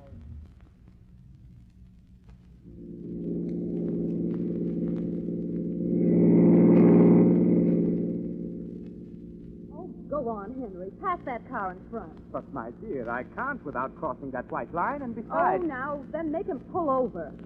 Oh, Henry, blow your horn. But you're not supposed to blow your horn in the city, my dear. You know that. The Anti-Noise Committee I says don't that care what the Anti-Noise Committee says. Blow your horn and make that fellow get over. Just as you say, my dear.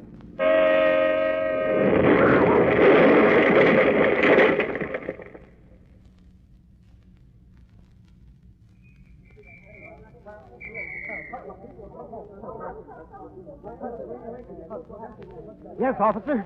I was driving about 50 yards behind their car. Yeah? They started to swing out of line and blew their horn, and then it happened.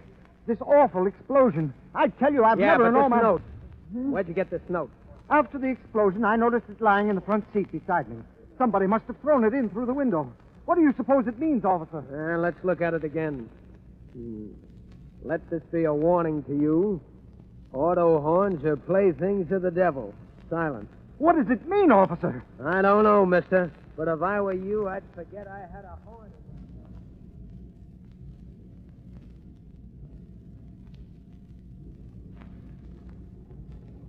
You know, Margot, there's something very peculiar about these bombings. Mysterious explosions, I believe the paper here calls them. There's another one last night. You mean that freighter that blew up in the river? Yes, Lamont, I was reading about it. The paper says they found a note nailed to a nearby dock. Something about silence is the golden token of true peace. Odd. Sounds like some crank. Yes. Odd and sinister. Silence. That word has appeared in every note. Silence. The only other clue that has been found at all 3 bombings is a piece of U-shaped metal. Now, I wonder if... Margot. Yes, Lamont? You know what a tuning fork looks like, don't you? Why, certainly. It's shaped like a U. Exactly. A piece of metal shaped like a U. Look at this picture here in the paper. Divers found that in the hold of the bombed freighter. Yes, it certainly looks like a tuning fork, all right, but I don't see what... Neither do I, Margot. Yet I feel there's a link between the word silence, these tuning forks, and the bombings. Yes? And if there is a link, Margot, I've got a hunch that this city may be in for one of the most terrifying ordeals it has ever experienced. Then you believe there'll be more of these awful bombings? I don't know what to believe, Margot. I don't know what to believe. Non-stop plane to Chicago, now ready at gate 4. Non-stop plane to Chicago, now ready at gate 4. Goodbye, John. Don't forget to wire me. Bye, dear. See you Thursday. Bye, Mother. Goodbye, son. I hope you have a smooth flight. Shall we go, Mary? Oh, let's wait, Mother. I love to watch them take off. John promised to wave from the plane. He's going to sit on this side. Just as you say, dear, but I must admit that the roar of those motors always makes me a bit nervous.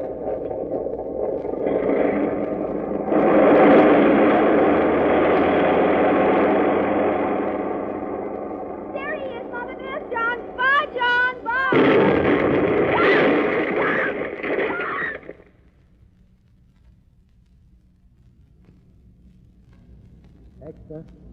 Extra. Read all about the latest mystery bombing. Note warning silence found at Central Airport. Extra. Latest mystery bombing baffles police.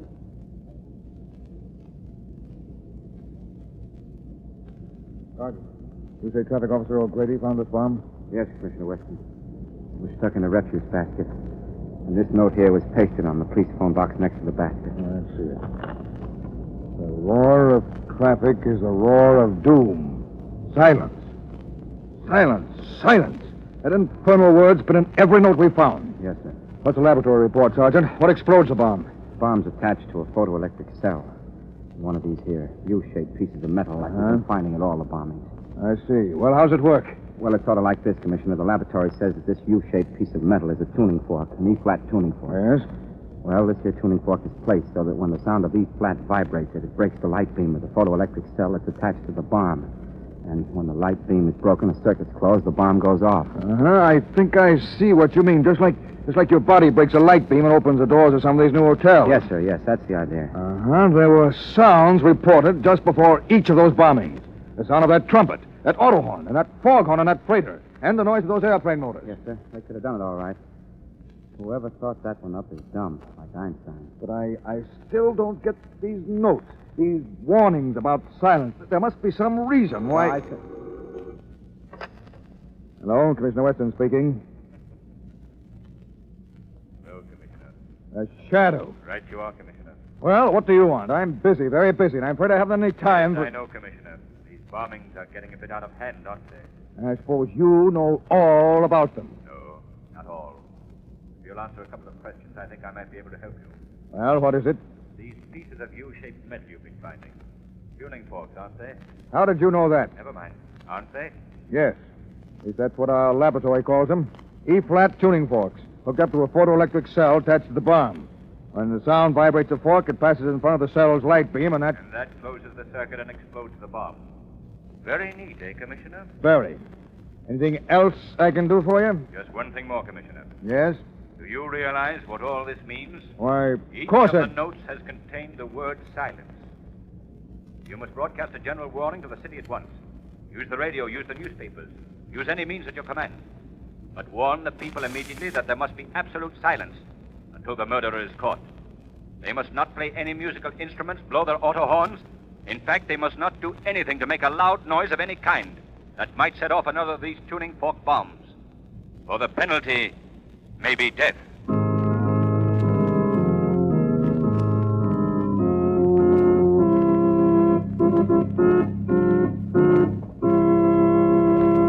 That's the end of Act One. While we're waiting for the second act, here's a question I'd like to ask you. What problem facing America today has been called worse than war? The Shadow knows. Since 1922, the number of people killed in automobile accidents far exceeds the number of American soldiers who were killed in action or who died of wounds in all of America's 6 major wars. Play safe. It pays. And remember, motorists, safe motoring begins with safe tires. Don't risk your neck in a skidding accident or blowout accident that may put an end to your driving days. Equip your car now with the new Goodrich Safety Silvertown tire. This new kind of tire is the only tire that gives you the skid protection of the Lifesaver tread. Like a battery of windshield wipers, this amazing tread sweeps wet roads dry. So dry that you can light a match on its track. So dry that it gives you the quickest non-skid stops you've ever had. And just as this new Silvertown gives you the greatest skid protection ever offered, it gives you still another feature that for years has saved motorists' lives. The famous Golden Ply blowout protection. But remember, to protect yourself against a possible skid or blowout tomorrow, you must act today. You can put these life-saving Goodrich Silvertowns on your car at no extra cost.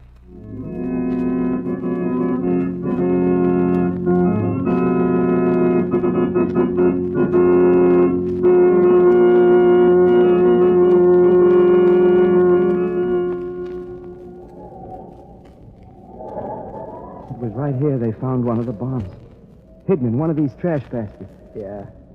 Imagine it right here at one of the busiest corners in the city.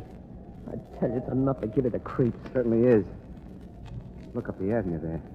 Here it is the middle of the day and not a car in sight. Boy, I haven't had my car out of the garage since the police commissioner broadcast that warning. Think of it. He said even a squeaking brake might send you to Kingdom Come. Well, I can tell you Kingdom Come would be better than this. They don't find the guy that's planting these bombs soon. The whole town's going off its nut. You're telling me. I haven't slept in 4 nights. It's awful silence. It's like a wet blanket over your face. Day after day and not a sound.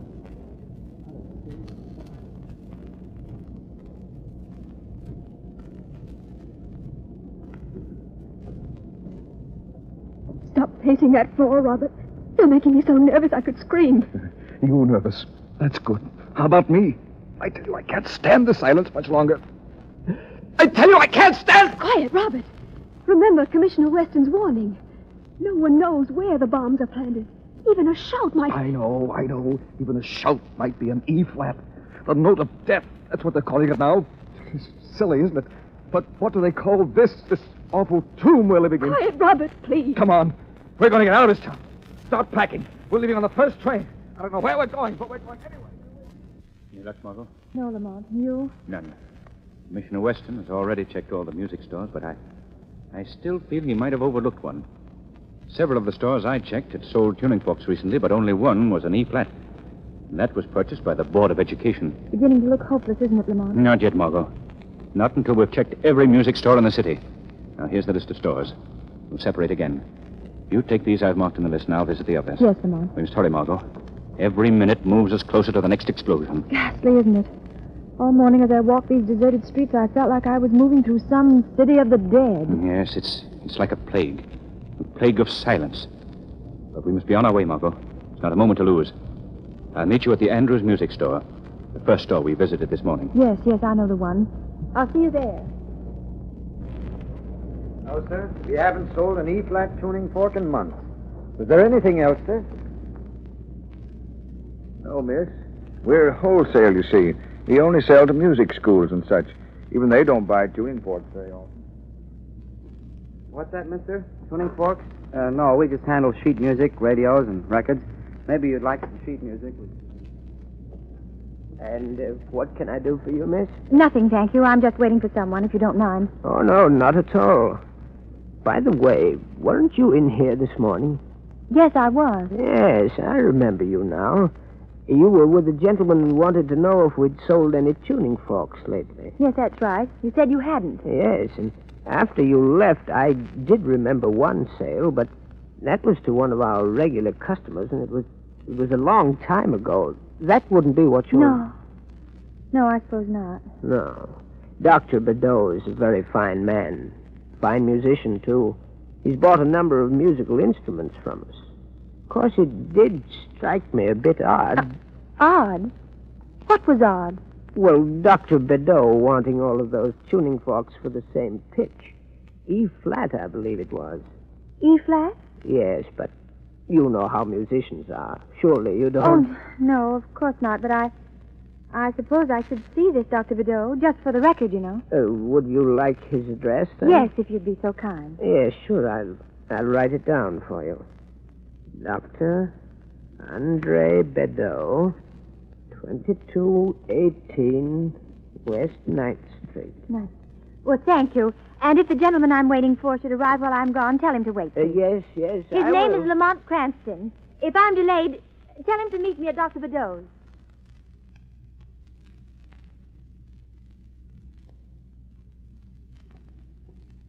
$22.18.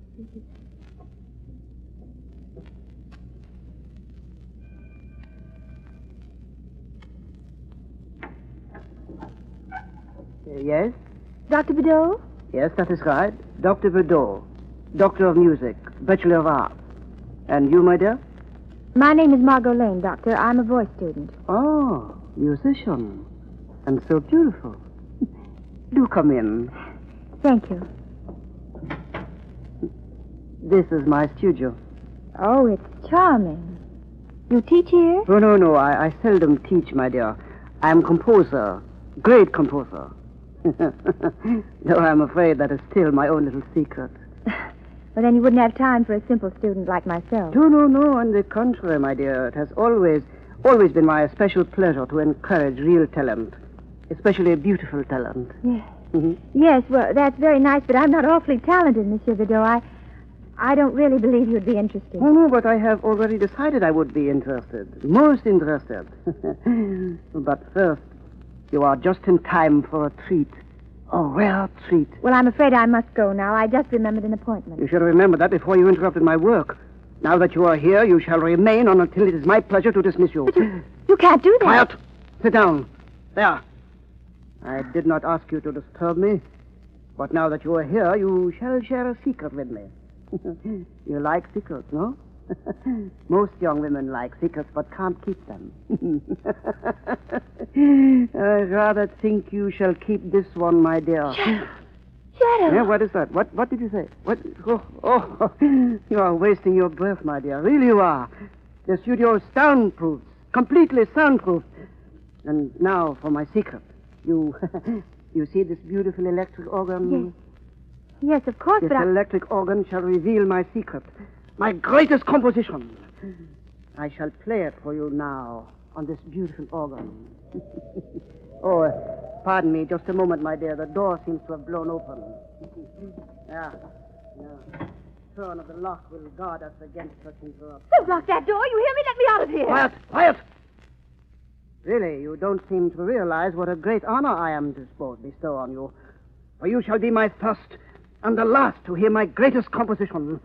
My Symphony of Silence in E flat. No! Do I frighten you, my child? I'm so sorry. But you are my uninvited guest, aren't you? My only guest. The lighting is quite poor for shadows, my dear. There are no shadows in my studio. Oh, one thing more. Before I play my symphony for you, you see the black box on that pedestal there? Answer me, do you? Yes, I see it. That box is my invention. It is a bomb, the same as others I have placed about the city. And it shall permit you and me to die. You see, my dear, into the final climax of my symphony, I have written the final climax of life itself. Yeah. But enough of this program notes. Yeah, let us begin the performance. Yeah. Listen, my dear. Listen to the pale beauty of the whole tone. Truly a feast, isn't it? A feast for just the two of us. 3, Dr. Bedeau. 3 of us. Shadow, they told you where I was. 3. No, who speaks? I am the Shadow. The Shadow? Oh, yes, of course, my inner voice, my shadow. The shadow of my poor, weak conscience. Yeah, of course, Shadow, the 3 of us. Yes, that's right. We've had an exciting time lately, haven't we, Bedeau? You, the master. I, your shadow. Quite exciting, my shadow. And it has led us to victory. Yes, we have at last won our war on noise. The silent city pays tribute to our cause. But why, Bedeau? Why have we waged this war on the city? Why these bombings? Why this terror? You forget so soon. What a poor conscience you are, Shadow. But once more, I will tell you. We have been waging the war of wars. The war for peace. For only the true peace is a simple peace of silence. Yes, Bedeau, but... Quiet, my conscience. Silence is the only way to fight the unhappiness in the world today. This world of ours with its war, its chaos, its noise. Yes, above all, its noise. How many of our bombs are still unexploded, Bedeau? How many? 3 throughout the city, my forgetful shadow. And 1 here on the pedestal, waiting to play its part in my symphony of silence. Waiting for me to play E flat. But the 3 in the city, Bedeau, where did we leave them? Oh, what a poor conscience you are, Shadow. One's conscience should not forget so often. Yeah, but I will forgive you. Don't you remember the one we left in the elevator shaft of the state building? Oh, yes, I remember now. Very clever of us, wasn't it, Bedeau? And another we planted behind the Timer's Bell in the sports armory. Oh, but of course. How stupid of me to forget. And the third in the Grand Terminal. 3 noisy places, without a doubt. Yeah, but noisy no longer. The city is as silent as a tomb. And so long as it remains silent, so too will the bombs. Yeah, but now my symphony reaches its climax. My work is finished. Listen to the compelling beauty of the finale. Hear those whole tones marching up. Yes. It is the work of a master. I, Bedeau, the greatest of them all. And now the final suspension. And the final resolution. The finality of my symphony in silence. In each land.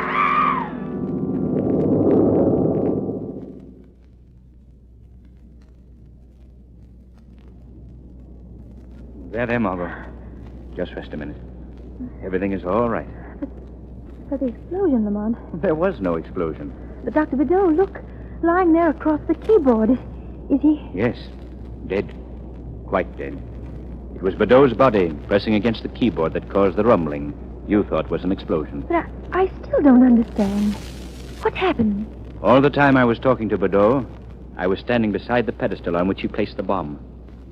When he started to play the organ, I disconnected the photoelectric cell from the bomb, making it harmless. But Bedeau is dead.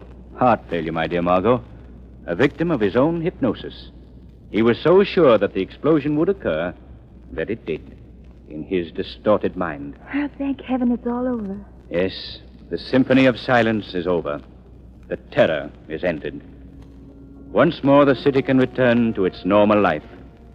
Once more, its people are safe to work and play, free from the terror that has nearly driven them mad. Yes, and once more, man has learned that there is only one musician who can play the cosmic music of silence and sound. The master musician of them all, the composer of life itself.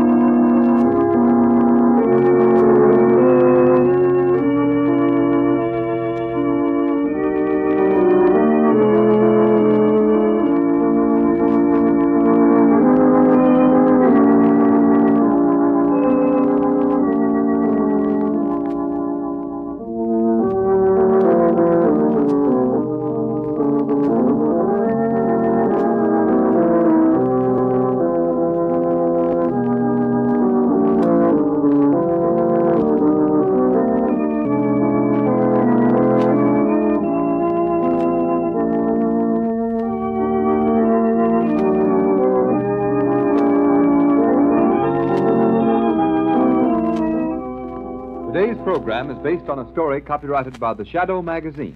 All the characters and all the places named are fictitious. Any similarity to persons living or dead is purely coincidental. The Shadow magazine is now on sale at your local newsstand.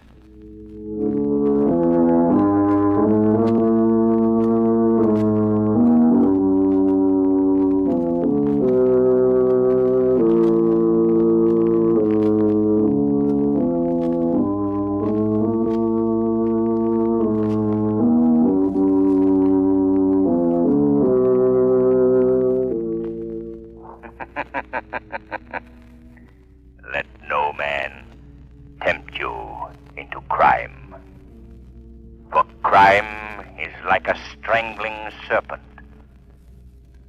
crushes him who feeds it most.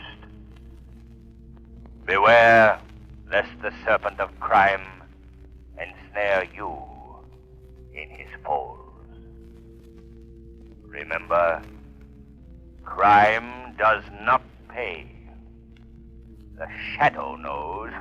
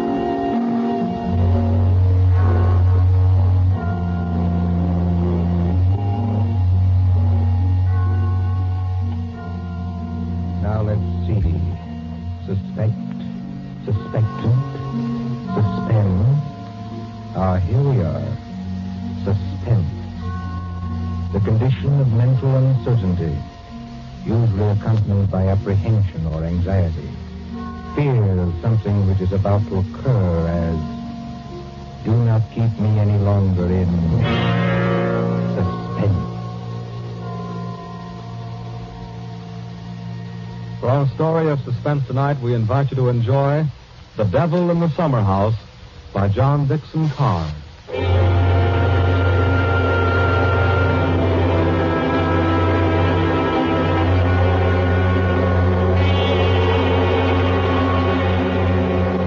Somewhere along the Hudson, perhaps not far from Tarrytown, there is a modest house in its own grounds. Behind it, in a spacious garden, stands a summer house of evil memory. More than 25 years ago, a man shot himself, or at least died, in that summer house. They found Major Kenyon with a scorched bullet hole in his head and the weapon beside him. But we are in the present now. The latticed summer house has grown heavy with vines, and only the other evening 2 men came into that garden at twilight, over the shaggy grass, as a storm was brewing along the Hudson. 2 men, the lawyer from New York. Who's there? And Captain Burke of the Homicide Easy, Squad. my friend, easy. I was just going to ask you the same thing. My name is Parker. I'm an attorney. You're not Captain Burke. Yeah, the very same and no other. I thought I recognized you, Mr. Parker. Must be something important to bring you so far from New York at this time of night. I was in Tarrytown anyway. I thought there'd be a housekeeper here. I don't see any light. You've got business here? Yes, in a way. Have you? I don't know. I'll tell you better after you tell me what brought you to a place that no one has lived in for 10 years. Tell me, Captain. Did you ever get an anonymous letter from a dead man? Did you? No, I can't say I did. The letter's anonymous. How do you know the man's dead? Because they're all dead. Every last one of them. Dead and under the ground, where they can't be hurt any longer. Look.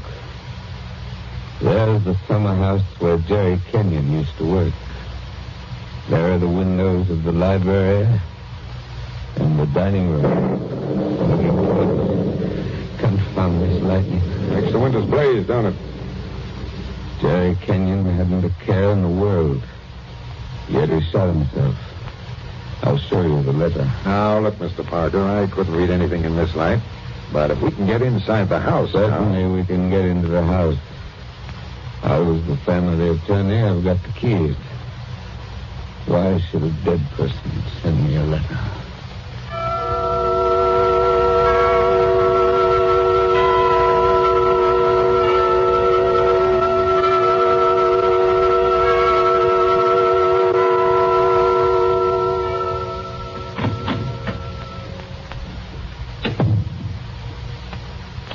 All light's working, eh? But you got a flashlight, I see. Came here prepared for anything, eh? This is the library. There were always candles on the mantel. Yes, there they are. Have you a match, Captain? Yes, I'll light them.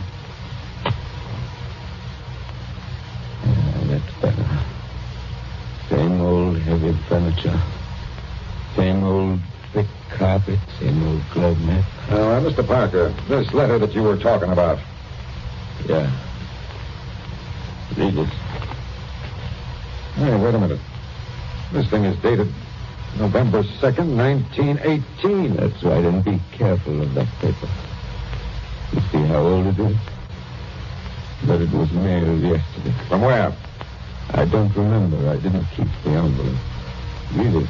Dear Joe. In case you didn't know it, I'm Joe.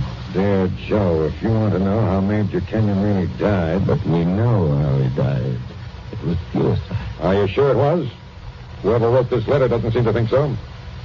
If you want to know how Major Kenyon really died, look in the third drawer of the desk in the library. Press hard at the back of the drawer. Yours well truly. That's that sign. That's right. Are you sure you don't know who wrote that letter? This is the first time I've been back in this room, Captain. It was almost a home to me once. There's the chair where Isabel sat on the afternoon it happened. Isabel was Jerry Kenyon's wife. Beautiful woman. There's the door that the maid let me in by that afternoon.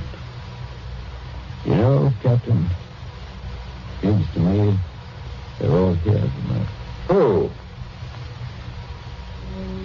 We stand beneath the sounding laughter, and the walls around us are bare as they echo our peals of laughter. It seems that the dead are there. Yet we stand to our glasses steady. You know it? I was in my school reader. How does the rest of it go? Yet we stand to our glasses steady and drink to our comrades' eyes. Here's a glass to the dead already. Hurrah for the next that time. Excuse me, Captain. I don't know what's come over me talking that way. I was very fond of these people. Are you going to look in the desk drawer? This is a lot of nonsense. Then why are you here, Mr. Parker? Jerry Kenyon was always a happy man. At least that's what I always thought. Big, boisterous fellow. Yeah? He had a good position with Vitaton. The phonograph company. Yeah, sure, I know. But he'd just been made a major in the army. 1917. There was a war on then, too, if you remember. I remember. To make the world safe for democracy. Old days. Old heartaches. Old memories. I remember that blazing hot day in August when all the windows were up. I remember this room. And Isabel, that was Jerry's wife, sitting in that chair, knitting. I remember...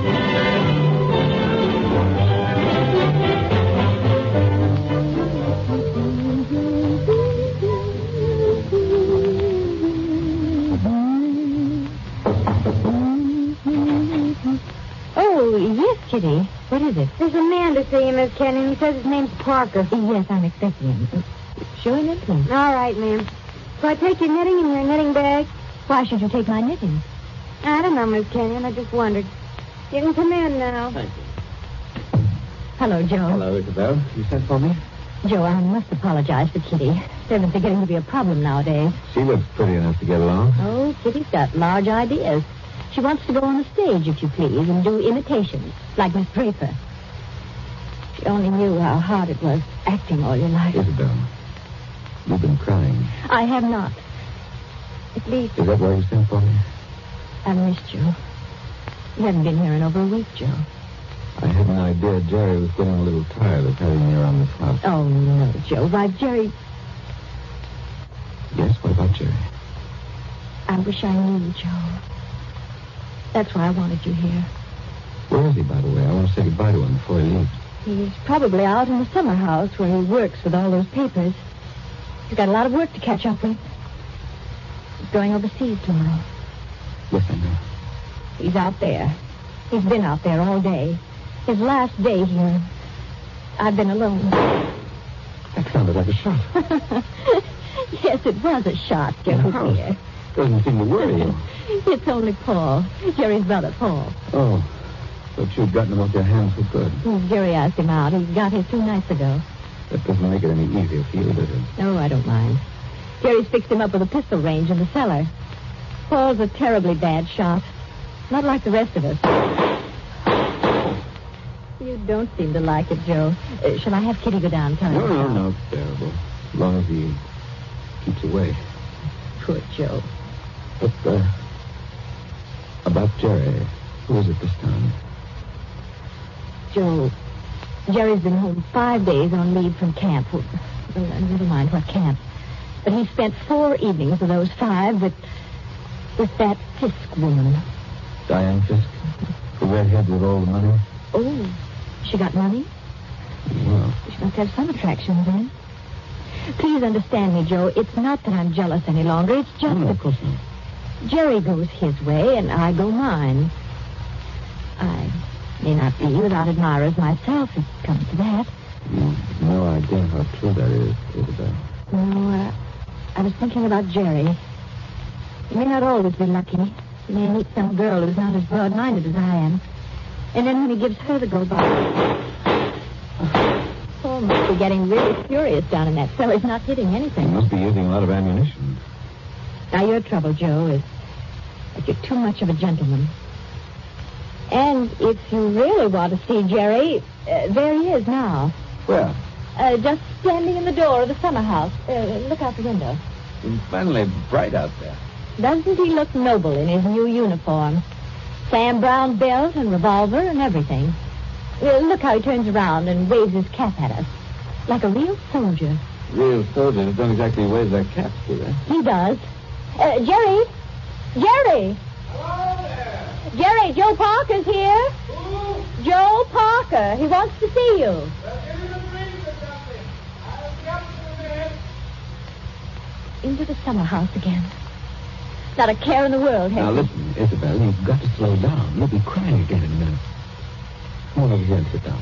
The light hurts my eyes, that's all. Well, then we'll just hold these blinds. You'll still be able to see. There, how's that? It's better, thanks. Now, can I get you anything? Oh, no, you heard the Great White Chief's orders. I'm to get you something. What do you have, Joe? A highball? Don't bother with that. Oh, it's no bother. Everything's out in the dining room here. The Iceman didn't deliver today of all days, so I'm afraid I can't give you any ice. I read in the paper yesterday that we're likely to have automatic ice boxes any day now. Things that freeze ice by electricity or something. Do you believe that, Joe? I doubt it. Listen, Isabel. Here you are. Not cold at all. It's the best I could do. Thanks, Emma. What I wanted to say was, couldn't you get that brother of yours to give up practicing now? Hasn't he done his good deed for the day? Yes, maybe he has. I'll ring for Kitty. You don't have to call me, Miss Kenyon. I'm here. Oh, yes, Kitty. What is it? It's only to tell you there's another visitor. This time it's a woman. Lady Kitty. Call her a lady, please. No. Maybe. She says her name's Diane Fisk. Diane Fisk, that's Jerry. Kitty, tell the lady I'm not in. Lady. She's a fine lady. I don't want her truth, my dear. I don't want her truth. Anyway, it's too late, Miss Kenyon. She's coming down the hall now. My dear Mrs. Kenyon. How do you do, Diane? This is a friend of ours, Miss Fisk, Miss Parker. Now, I don't want to intrude, really. I don't. I wouldn't intrude for worlds, especially on a day like this. Isn't it awful? But your husband simply insisted, my dear Mrs. Kenyon. He simply wouldn't take no for an answer. I'm sure he wouldn't. Do you know what he's brought from his office as a surprise? No. A phonograph recording machine. He's going to let us use it. So that we can all hear ourselves talk twice. How nice. Heaven's name, can't somebody stop that firing? Don't fly off the handle. Take it easy now. Kitty. Yes, ma'am. Would you please go down the cellar and tell Mr. Kenyon's brother he's driving us all crazy. Tell him to stop. Yes, ma'am. My dear Mrs. Kenyon, I do hope I haven't offended you in any way. I know I'm a silly little chatterbox. They say people who have red hair often are. Because at your age, you must find the heat very trying. Don't you think we'd all better sit down? I was very much interested in what Miss Fisk said about our phonograph recording machine. Mrs. Kenyon was just talking about a machine to make ice. Yes. Isn't science wonderful? But I do think it was mean of Major Kenyon to invite me out here and then go and fall asleep in the summer house. Oh. Did you say fall asleep? Yes, of course. How did you know? Well, I came up the back way and I saw him in the summer house with his head forward on the table, taking a nice little snooze. It's very queer. Of course, you couldn't see much except in the bright light of the door, but I think I saw him there. I didn't disturb him, naturally. But I think I'd better disturb him. Oh, now, please don't trouble on my account. The fact is, my dear, I don't altogether trust myself in this room. A woman of my age has to conserve his strength, you know. So if you'll just excuse me. Well, of course, if you... Oh, dear, I just can't think what I'm always saying because I have the best intentions in the world, Mr. Barker, but... Parker. Yes, Parker, but I do somehow manage to offend people being so dependent and everything. Except the men, of course. I couldn't offend you, Mr. Barker, Parker. Now, could I? Madam, I'm not sure. Of course, the person I really came to see was Paul, Mr. Kenyon's brother. He's a little young, of course, but he's joining up next month, and I think we should all do our bit, don't you? He has such a pleasant personality. I think he likes me. Why, if he walked into that door this minute... Now, how am I ever going to get any place? Someone's always interrupting my revolver practice just when I'm getting to the point where I can... Oh. Why, Paul. Good Lord, are you here again? You're a very untidy object, Paul.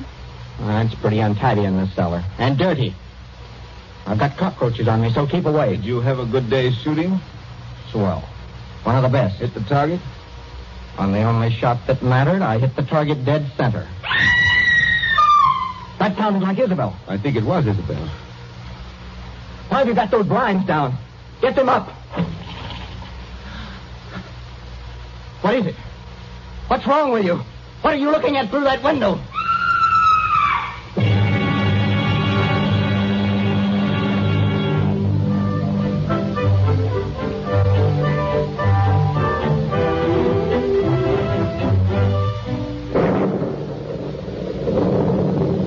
That was 25 years ago, Captain Burke.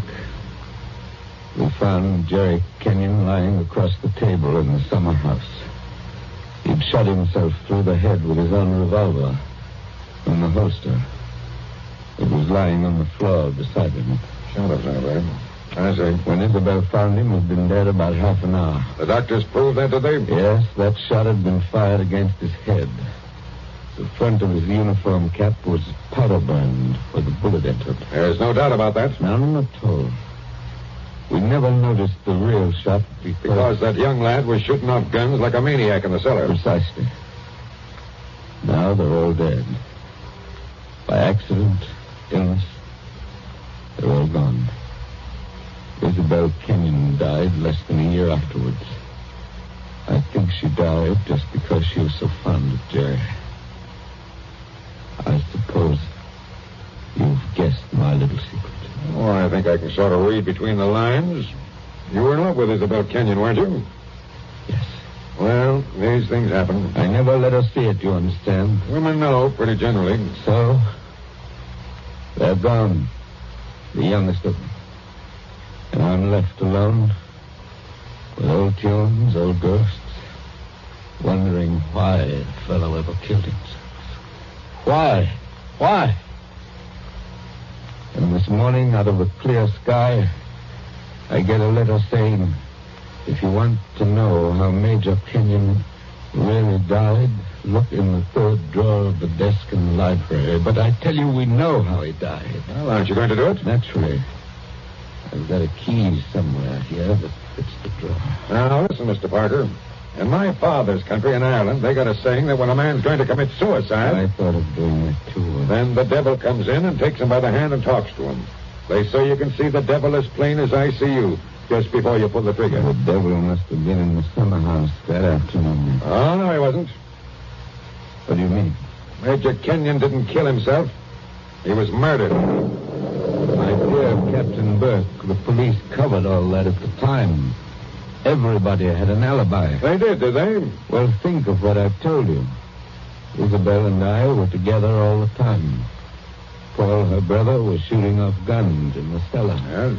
Diane Fisk? Yeah, what about her? Her chauffeur who drove her there swore he saw her walk straight up to the place.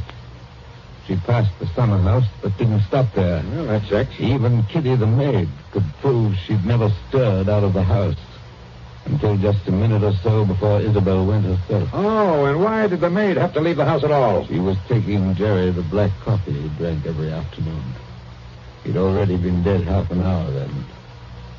And that, my dear Captain, disposes of everybody. Well, now listen, Mr. Parker. You're a good guy, and I'm not going to hold out on you any longer. You see, I say Major Kenyon was murdered because I know he was murdered. By an outsider? By one of the people in the house. That's impossible. Is it? Well, why don't you open that desk drawer and see? What time is it? It's 7:45. 7:45? And I haven't got much time. Well, what? Holy St. Patrick, will you open that drawer? If it's waited 25 years, my friend, it can wait a minute more. I've got the key somewhere in this bunch of keys. Everything the same. Paul never altered when he inherited. Same old desk, same old phonograph. Same old. I think this is the key. Yeah. It opens. There's nothing here except one or two old newspapers. Everything very dirty. The letter says to press hard at the back. Now, have you tried that? Doesn't seem to. Yes, my George, it does work. Well? There seems to be a movable back on a hinge. Well, what's inside? Some sort of flat, round paper parcel sealed with wax. And about as dirty as it can get. Open it, man. Open it. I'm going to. It's a phonograph record. There's a plain white label. Something on it written in pencil. I don't see too well nowadays without my glasses. Oh, here, give it to me. I'll read it to you. Go on. A record of how I killed Jerry Kenyon. Say, don't you get it, Mr. Parker? This is the real goods. The murderer's going to tell us his own story 25 years later. Be careful. Whatever you do, don't drop it. You seem to be interested enough now. I don't say I'm not interested. I say I can't believe it. You know, when you were talking about the dead coming back and that kind of thing, you sure started giving me goose pimples. But that's just what it is, a dead person. Now, there's the phonograph. Put that record on. Let's hear what the ghost says. Any of them could have made the record, of course. The apparatus was all here. Don't just stand there by the phonograph. Will it work? Yes, it works. Is it wound up? Yes, it's wound up. Here goes. Now, look, Mr. Parker. Whose voice do you think it's going to be? I don't know. Now, I want to warn you. The voice you're going to hear from there... Please, be quiet. Listen. I've started it up. Well, speak up. Who killed Jerry Kenyon? I killed him, Joe, dear. What's about? I'm sorry about it, Joe, but I had to have you for an alibi. And you were so terribly easy to It's fool. only a phonograph record, man. Don't look at it as if it was alive. You said you and I were always together, Joe, but that wasn't quite true. I left you to go into the dining room and mix a highball, remember? Yes. And I was carrying my big knitting bag. Remember that, too? And there was something else in it besides knitting. I'm an awfully good revolver shot, Joe. I told you we were all good except Paul. And the back windows of the dining room faced the same way as the back windows of the library. Thank you, Isabel. Thank you. Jerry was in the summer house. I made a sign to him from the window, and he came to the door there. In bright sunlight, 50 feet away. Joe, don't you know what August heat is in a wooden summer house? Didn't anybody see that no man would be wearing a cap inside on a day like that? Jerry had taken his cap off before he went into the summer house. We saw him do it. He was bareheaded when he came to the door. So I lifted the revolver and shot him through the head. Then I dropped the gun back in my knitting bag and went back into the library with your drink. Isabel, don't talk back to the thing, There man. was You'll drive me something else scurry. in my knitting bag, too. I had to use it. It was a duplicate of Jerry's army camp. with a powder-burned hole already fired through it in the place I wanted. Very clever of you, Isabel. So I've been the ghost for 25 years. I waited for some time and then slipped out to find the body. I fitted the new cap over Jerry's head in place where it ought to go. I put the old cap in my knitting bag. I took his revolver out of the holster and kept it. The gun that I'd used, I dropped on the floor beside him. So I proved it was suicide. You see? You proved it to me. Joe, listen, I'm very sick. They tell me I'm going to die. You are dead. Joe, I'm afraid. I'm going out in the dark, and I don't know what's there. Don't go away, Isabel. Joe. Okay, I've had just about enough of this. Joe, I want you to tell everybody about it. I want you to tell them how a poor, crazy woman couldn't stand that man any longer, and how... Yeah. It's cut off and it's going to stay cut off. Thank you. I've heard about enough, too. But you can't arrest her now, my friend. You can't arrest her now. After hearing that, I'm not going to arrest anybody. Tell me, Captain. Did you know what was on the record? No. That's why I had to hear it. I knew about it, but I wasn't sure what it had to say. But so help me, I never guessed how hard it would hit you. Man, don't you get it even yet? Yes, I get it. Oh, no, you don't. You don't see anything. That was how the fake suicide was managed, yes. That's just how it was all done, bar one or two little things. Only what? Only it wasn't Isabel Kenyon who committed the murder. Did I hear you correctly? You did? This is another one of your little jokes, I imagine. Can't you let me alone? Have you some kind of personal spite against me? What did I ever do? You're going to hear the real truth now if I have to hold you down in that chair. I know Mrs. Kenyon didn't kill her husband because I've just come from talking to the real murderer up the river. But they're all dead. Oh, no, they're not. And I haven't got much time either. That clock's just going to strike 8. What's the time got to do with it? Deal if you'll follow me. Mrs. Kenyon died less than a year after her husband, didn't she? Yeah. But it wasn't Mrs. Kenyon's voice you just heard in that record. What? I'm telling you, the real murderer hated her. Hated her like poison and wanted her blamed for the crime. When Mrs. Kenyon died, the real murderer wrote a letter. Well? But she never mailed that letter. She made a lying record of Isabel Kenyon's voice as evidence. Now you figure it out for yourself.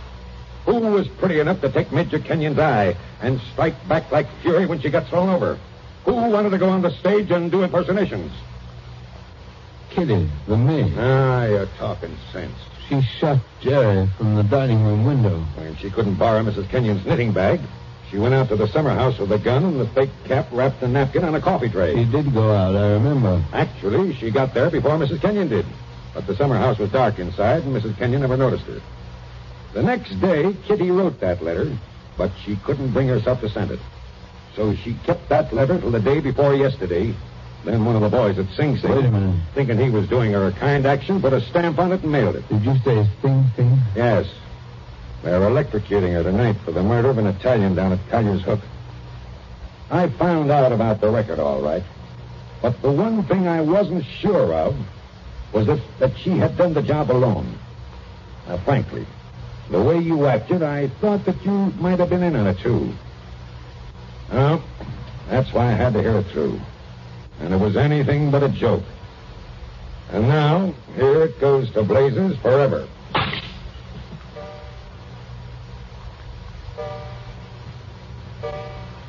Eight o'clock. Now she's dead.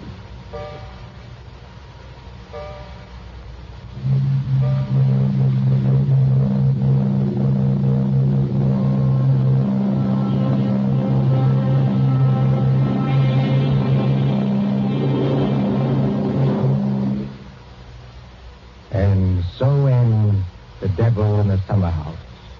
Tonight's story of suspense.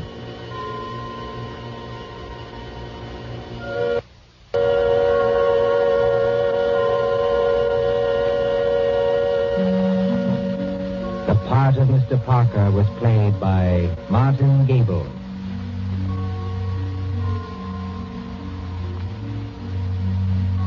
Again next Tuesday at 9:30 p.m. Eastern Wartime. A story dedicated to the thrill of the nighttime. The hushed voice and the prowling step. Another adventure in suspense.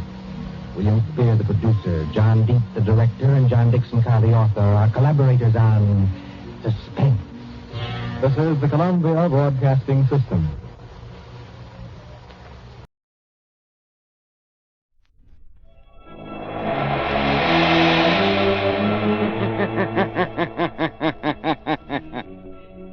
Who knows what evil lurks in the hearts of men? The Shadow knows.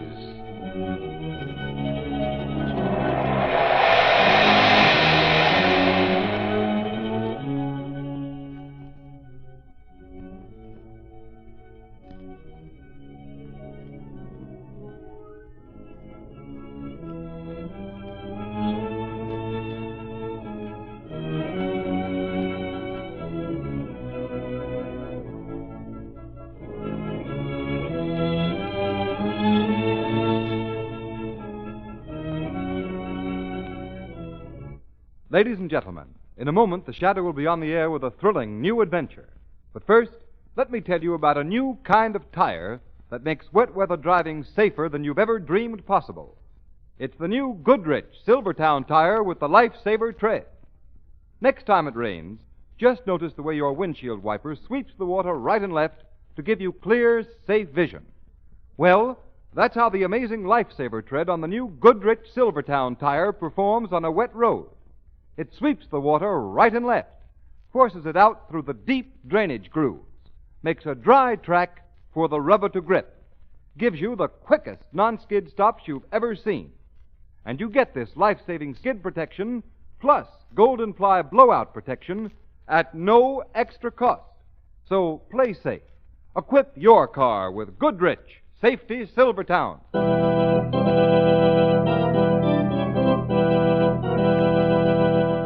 The Shadow, Lamont Cranston, a man of wealth, a student of science, and a master of other people's minds, devotes his life to righting wrongs, protecting the innocent, and punishing the guilty. Cranston is known to the underworld as the Shadow. Never seen, only heard. Shadow's true identity is known only to his constant friend and aide, Margot Lane. Today's story, The Tomb of Terror.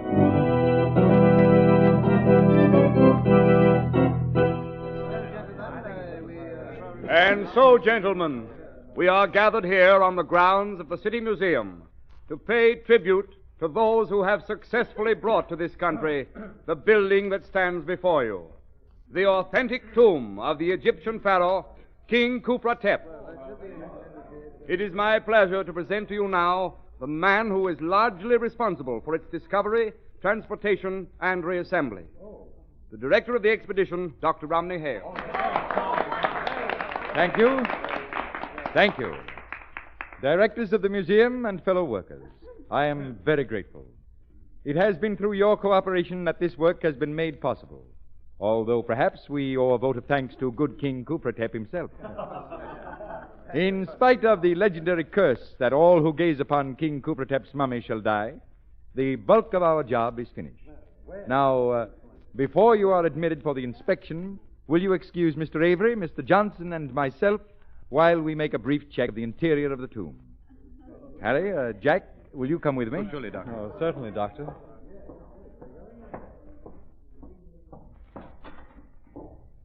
Well, gentlemen, how does the place look to you? Why, Doctor, you've done an amazing job. It looks exactly as it did when we first unearthed it in Egypt. Thank you. Would you like to pay your respects to His Majesty? Oh, indeed I would, Doctor. Very well. Will you help me with the lid of the mummy case? Oh, sure. There you are. Khufra-Tep the King, Lord of Egypt. My magnificent face. Yes, wonderfully preserved. We are defying the ancient curse by looking upon that face. Oh, come, Dr. Hale. Surely you don't believe Look. those... Look at the mummy's eyes. Why, that's strange. They seem to glow. Yes, I see it, too. A sort of unearthly light. What is this, Doctor, a trick? No, gentlemen, I give you my word. I don't know what it could be. The light's growing brighter. I don't like this. It's uncanny. Close that case. Let's get out of here, Yes, Doctor. yes. I can't understand it. If we hadn't all seen it, I would... Oh! Dr. Hale, what's the matter? Take his arm, Jack. Let's get him outside. Where did you... Oh, what's wrong? What's the matter with Dr. Hale? I don't know. He suddenly collapsed. He was... Jack, what's the matter with you? Someone get a doctor, quick. These two men are very ill. Harry, what happened in there? Well, Mr. Rafferty, I was... Harry! Catch him. He's falling. Harry. Here, man, tell me what happened. Mr. Rafferty, it was... The eyes. The eyes. Yes. It's King Kufretep's curse.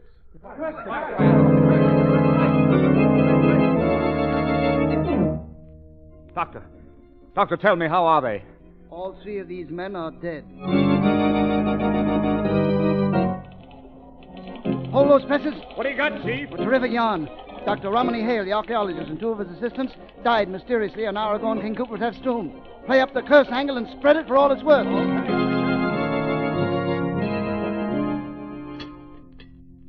Right, two, cream on its side. Some of those donuts, too, please. Oh, donuts?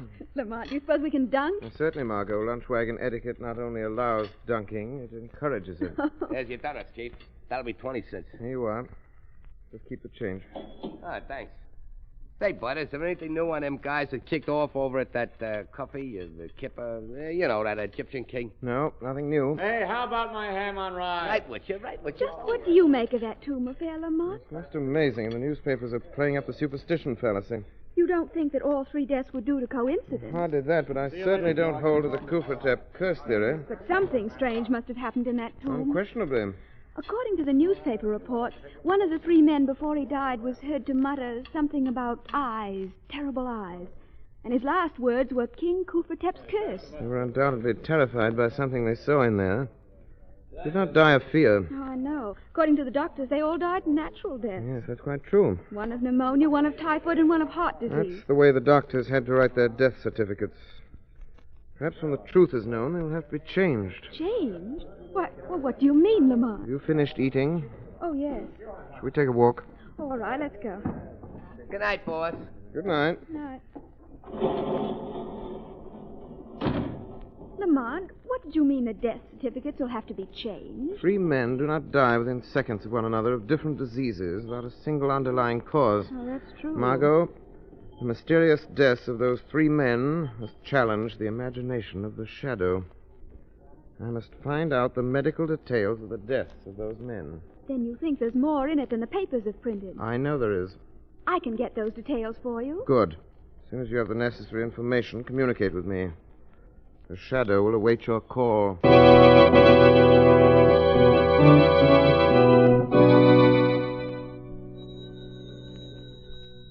Hello. Lamont, this is Margot. Oh, yes, Margot. What did you find out? I just talked to Dr. Burley, he's in charge of the case. Yes? He said that the 3 men actually died as the papers said, but there was one detail that was not printed. What is that? Well, the doctors themselves don't seem to understand it, but an examination of the victim's blood has shown in each case a complete absence of leukocytes. Leukocytes. Yeah. Those are white corpuscles. Yes. Do you realize what that means? Without white corpuscles in the blood, the human system would have nothing with which to combat disease. No wonder they died. Margot, this is the first key to the mystery. Perhaps the Shadow can find the answer to the next question within the museum walls.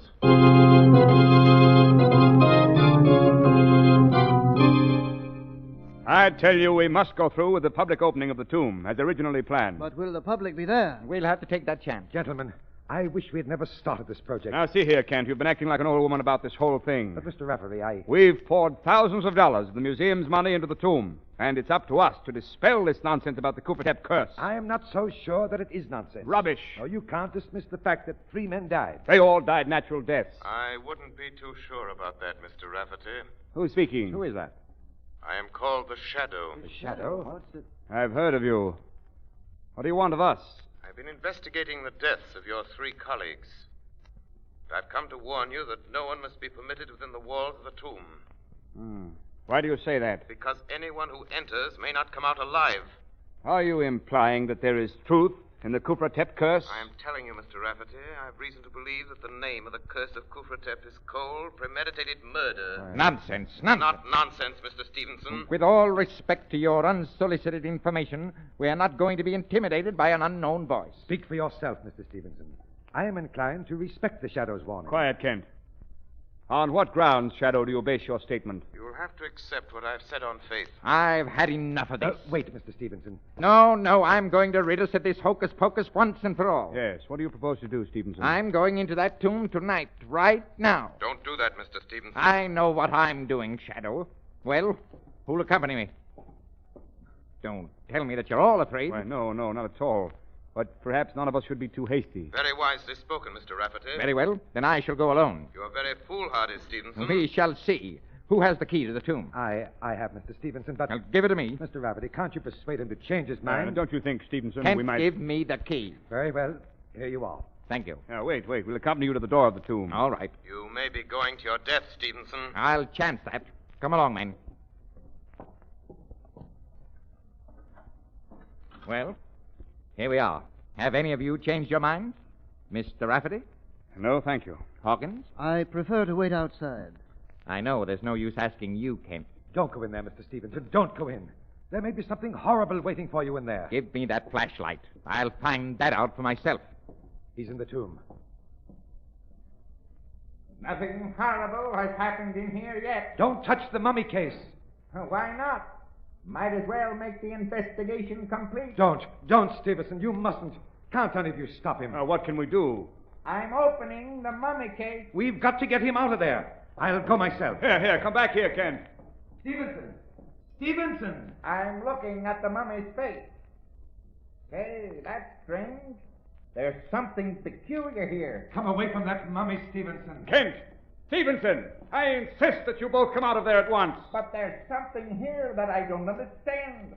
There seems to be... Kent, help me. It's happened. He's choking. Kent, bring him out here. I'm trying to. Here. All right, Stevenson. Here, now just lean on me. Stevenson. Man, what happened? I looked at Gufra. He's dead! He's dead! It's not possible. The Shadow was right. Yes, gentlemen. Stevenson ignored my warning. This perished. This should convince all of you that there is a ruthless killer masked behind the Kufratep curse.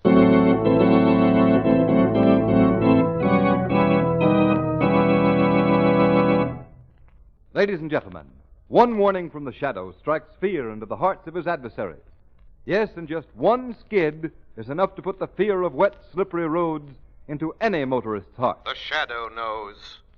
The thousands of motorists who are killed or injured every year when slithering skids throw cars out of control would never risk the danger, grief, and expense of riding on unsafe tires if they had another chance. Motorists, I've already told you that the new Goodrich Silvertown tire will stop you quicker, safer on wet pavements than you've ever stopped before.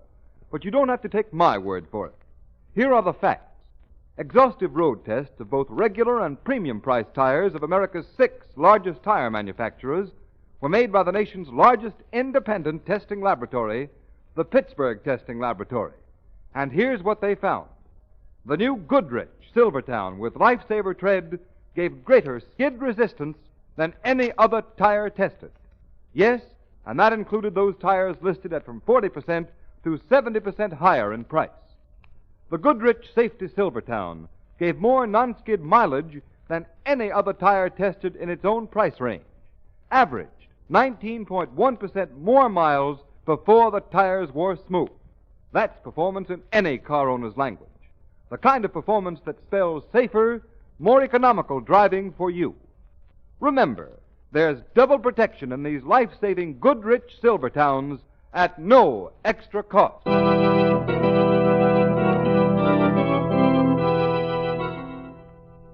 Margot, what did you learn about Stevenson's death? Well, Lamont, the doctors officially called it influenza. What about the blood test? It was the same as the others. The white corpuscles had been destroyed. Just as I thought. That proves that Stevenson was murdered, too, and by the same instrument. But, Lamont, what can that instrument be? It may be a serum, poison gas. I don't know.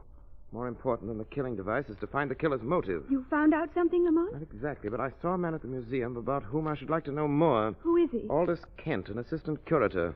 I'm sure that he has more knowledge of this affair than he allows himself to show. Why do you suspect him? For several reasons. His apparent concern for Stevenson's safety was a bit overdone.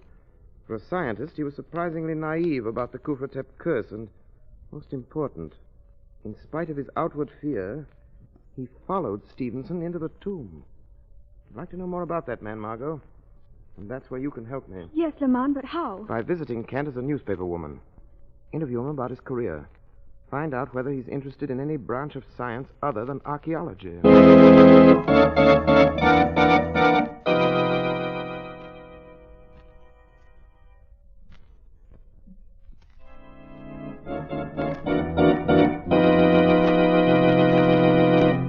Well, Margot?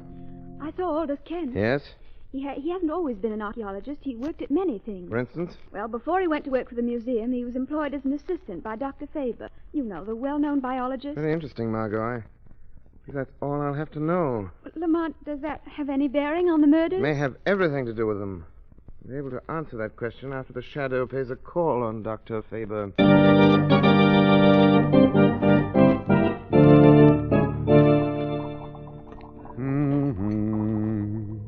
Dr. Faber. Eh? What? Who's that? Don't be startled, Dr. Faber. Who are you? I am the Shadow.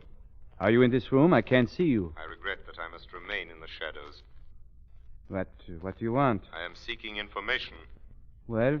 I would like to have you tell me what you know of Aldous Kent. Kent? Aldous Kent? Well, he worked for me. He was my assistant for several years. Yes, I know that, Dr. Faber. What kind of a man was he? Very efficient laboratory man. Why did he leave your employ? Well, frankly, because he was dissatisfied. Kent was a very moody man. Felt that his work should be more fully recognized. What sort of work did he do? He was active in all the routine laboratory experiments. Can you recall what some of those experiments were? Well, let me see. Well, he made some really brilliant contributions to our work with the Röntgen ray. That's the X-ray, of course. Yes, I know. Exactly what were those experiments? We were varying the ray to determine its effect on animal life. What was that effect? Well, at one stage of the game, it was destructive. We developed a ray that was capable of destroying the white corpuscles in the blood of the laboratory animals. It's enormously interesting, Doctor. Tell me, does such a ray have the same effect on human beings? Oh, yes, probably does. Thank you, Dr. Faber. You have given me the solution to the mystery of the Kufratep curse.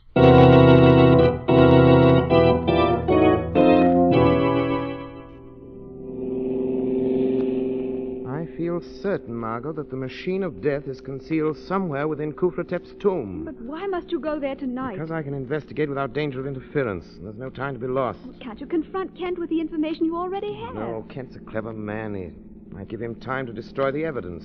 And we could pin nothing on him. Yes, I see. If I can uncover the deadly ray and positively identify Kent with it, he can be tricked into capture. Here's the museum. I'll turn in this driveway. As a precaution, I'll switch off the headlights. Lamont, I hate to have you going into that tomb alone. It's an eerie-looking place. No, nothing will happen to me. Yes, that's what the others thought. The others weren't aware of the real danger as I am. Hand me the flashlight, Margot. Here you are. Thank you. Wait, what's that over there among the trees? Appears to be someone carrying a lantern. He's approaching the tomb. Lamont, who can it be? Wait. I think I recognize him. Yes. The old watchman. Oh.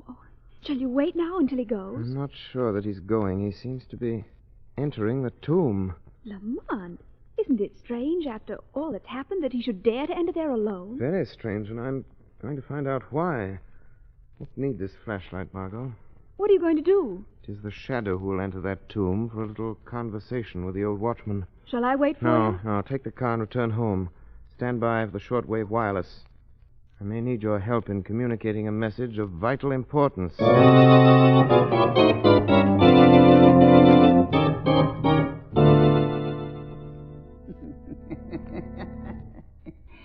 Good evening, Your Imperial Majesty. I've come again to see that you are resting well. Your work is nearly done. Only one more to gaze into your eyes. And then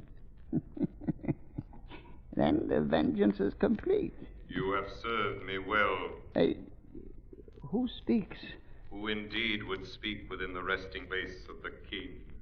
Are you the... Yes. It is I, Khufratep, Pharaoh of Egypt. Oh, Your Majesty. Rise up. You need not kneel in my presence. Yes, Your Highness. Do not tremble. You have nothing to fear. You are not angry? Angry?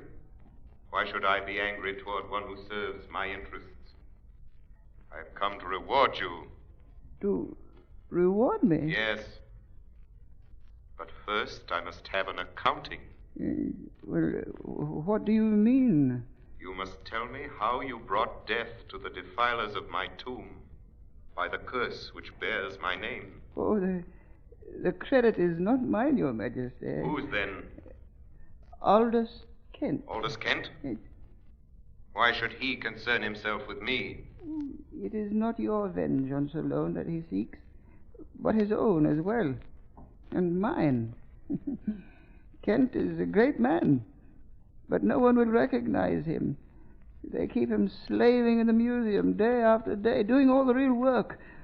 Well, some others get the glory, just as they did to me. Now he's evening his score. Hale, Avery, Johnson, Stevenson, all those have paid for their stolen fame. But one more must die. Hawkins. And then Kent will achieve the position that is rightfully his. Do you know how Kent destroyed those men? Of course. I helped him, Your Majesty. Yeah, it was clever. So clever. They all scoffed at the legend of your curse, but it was really you who killed them. I killed them? Yeah, no one would dream that within your mummy there lies concealed the generator of the ray. What ray? The ray that shines from your eyes and destroys all who look upon you. Show me how this is done. It's so easy, Your Majesty. Here. Hidden here in the wall is a switch. You see? It is thrown like this. Then whoever approaches the mummy case, as I'm doing, and lifts the lid, so, and gazes into your eyes, the gleam of death shines upon them. Oh, what have I done? I didn't mean to look. I couldn't. Save me. Save me. I cannot save you. Your own evil knowledge has destroyed you. But by your death, you have pointed the way to Aldous Kent's undoing.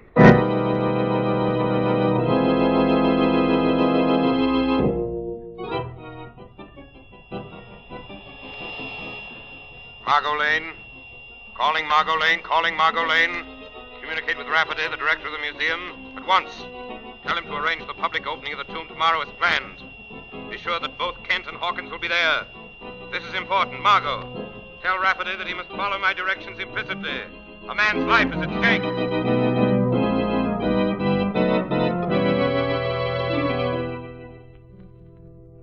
Before admitting the public, I have invited you, gentlemen of the press, to gather here to dispel once and for all this nonsense about the legend of the Khufratep curse. Well, just how do you propose to do that? Yeah. Well, Mr. Burke, as you know, the tradition is that everyone who looks at the face of the mummy dies. Sure, I know that. I know that. Now, this is Mr. Hawkins, gentlemen. He is the sole survivor of the Khufratep expedition. Yeah, we know Hawkins. Yeah. He has volunteered to show you that there is no truth in the stories that your newspapers have played into national prominence. What's he going to do? The mummy case will be opened in your presence, and Mr. Hawkins will personally gaze on Khufratep. Now, this ought to be good. Are you ready, Mr. Hawkins? Well, Very well, you may proceed. So, Mr. Rafferty, Go ahead, Hawkins.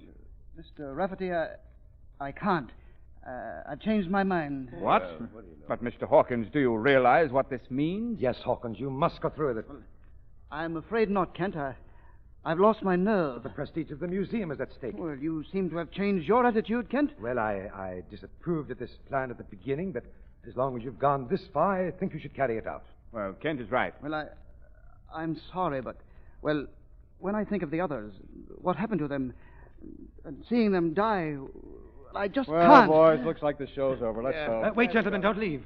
Now, Mr. Hawkins, if I volunteer to look on the mummy's face first, will you follow me? Well, That's certainly fair enough, Hawkins. Very well.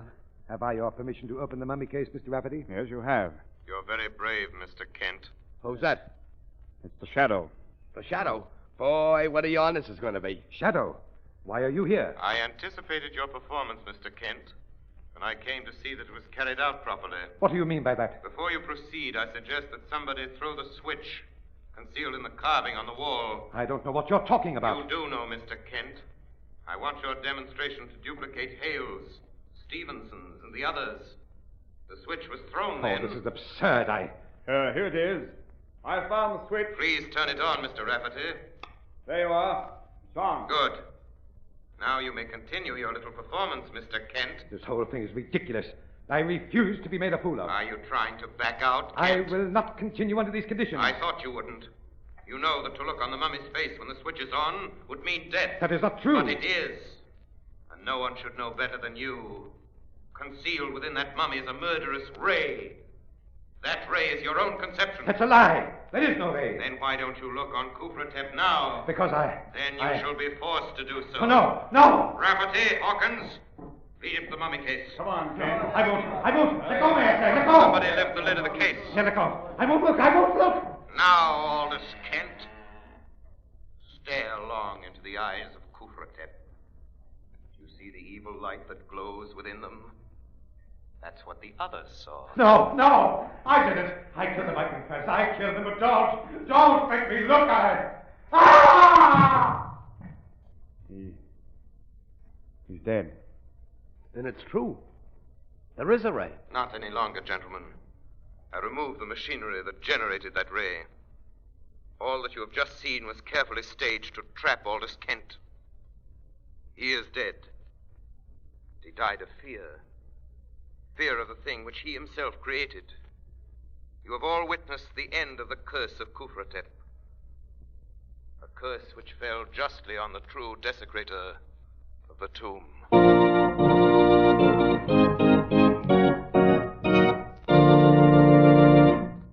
You have been listening to a dramatized version of one of the many copyrighted stories which appear in the Shadow magazine, now on sale at your local newsstand.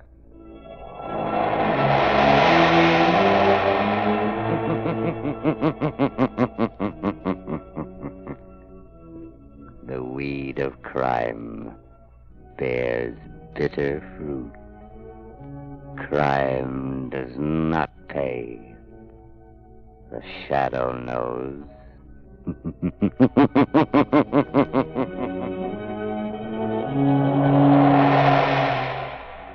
All the characters and all the places named are fictitious. Any similarity to persons living or dead is purely coincidental.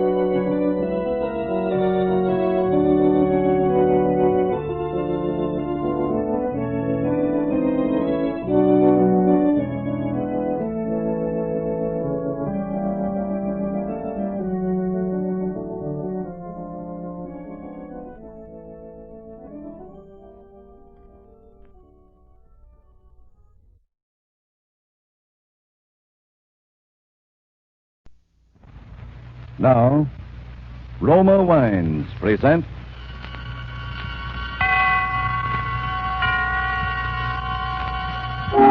Suspense. Tonight, The Most Dangerous Game, starring Joseph Cotton with J. Carroll Nash.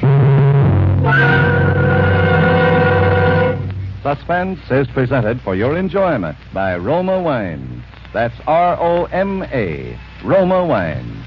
Those excellent California wines that can add so much pleasantness to the way you live. A most interesting woman who extracts all the simple pleasure and happiness possible from living is Elsa Maxwell, International Authority on Hospitality. She offers you some friendly counsel. I am always telling people to take it easy, as they say, to be moderate and natural and at ease. And so, obviously, I suggest the enjoyment of a glass of Roma California port after dinner or during the evening.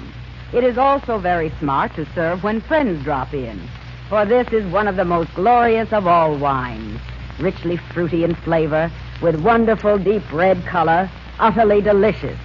This is simple enjoyment, easy and restful enjoyment, moderate pleasure that helps you feel calmly at ease, and so happier. Don't bother about special glasses. Just use whatever glasses are convenient and enjoy your wine. You really should act on Miss Maxwell's suggestion. Roma Port, as all Roma wines, is the best that California's magnificent sun-ripened grapes can provide. In glorious flavor, color, and aroma, is unvaryingly good, always enjoyable, protected for you by the ancient skill of the noted Roma wineries located in the choicest vineyard areas of California. Yet, all this delight costs you only pennies a glass. Remember, more Americans enjoy Roma than any other wine. Roma, R-O-M-A, Roma wines. Yes, right now a glassful would be very pleasant, as Roma Wines bring you Mr. Joseph Cotton as Sanger Rainsford with J. Carroll Nash as General Zoroff in the greatest manhunt story written in our time, The Most Dangerous Game, a supreme adventure in suspense.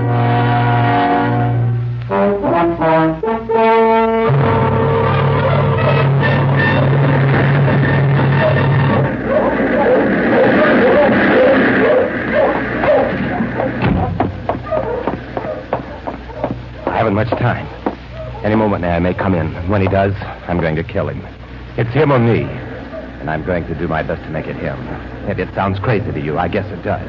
Would have sounded crazy to me a few days ago when I was laughing and joking with Whitney on the yacht. I was on a pleasure trip.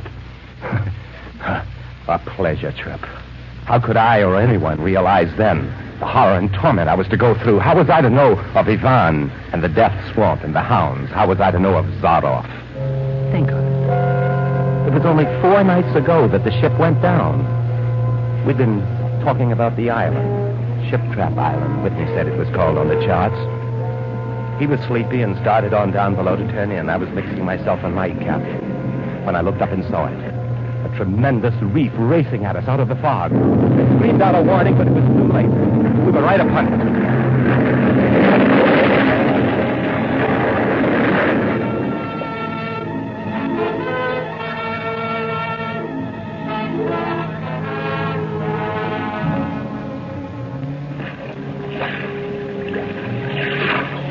Exploded right on top of Whitney and the members of the crew. The force of the explosion hurled me into the blood-warm waters.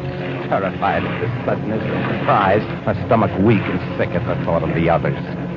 The sea was eddying furiously around sinking remnants of the ship, and a certain cool-headedness came to me, making me swim desperately away, or I might not have lived to go through the horror which was soon to come. I struck out to the right in the direction of the island Whitney had been telling me about. I have no recollection of how long I swam, but all at once I heard the muttering and growling of the sea breaking on a rocky shore. With my remaining strength, I dragged myself from the swirling waters. Jagged crags appeared to jut up endlessly into the night. All in, gasping, my hands raw, I at last reached a flat place at the top. I flung myself down at the jungle edge and tumbled headlong into the deepest sleep of my life. When I awoke, I was in a strange place, having no idea how I got there.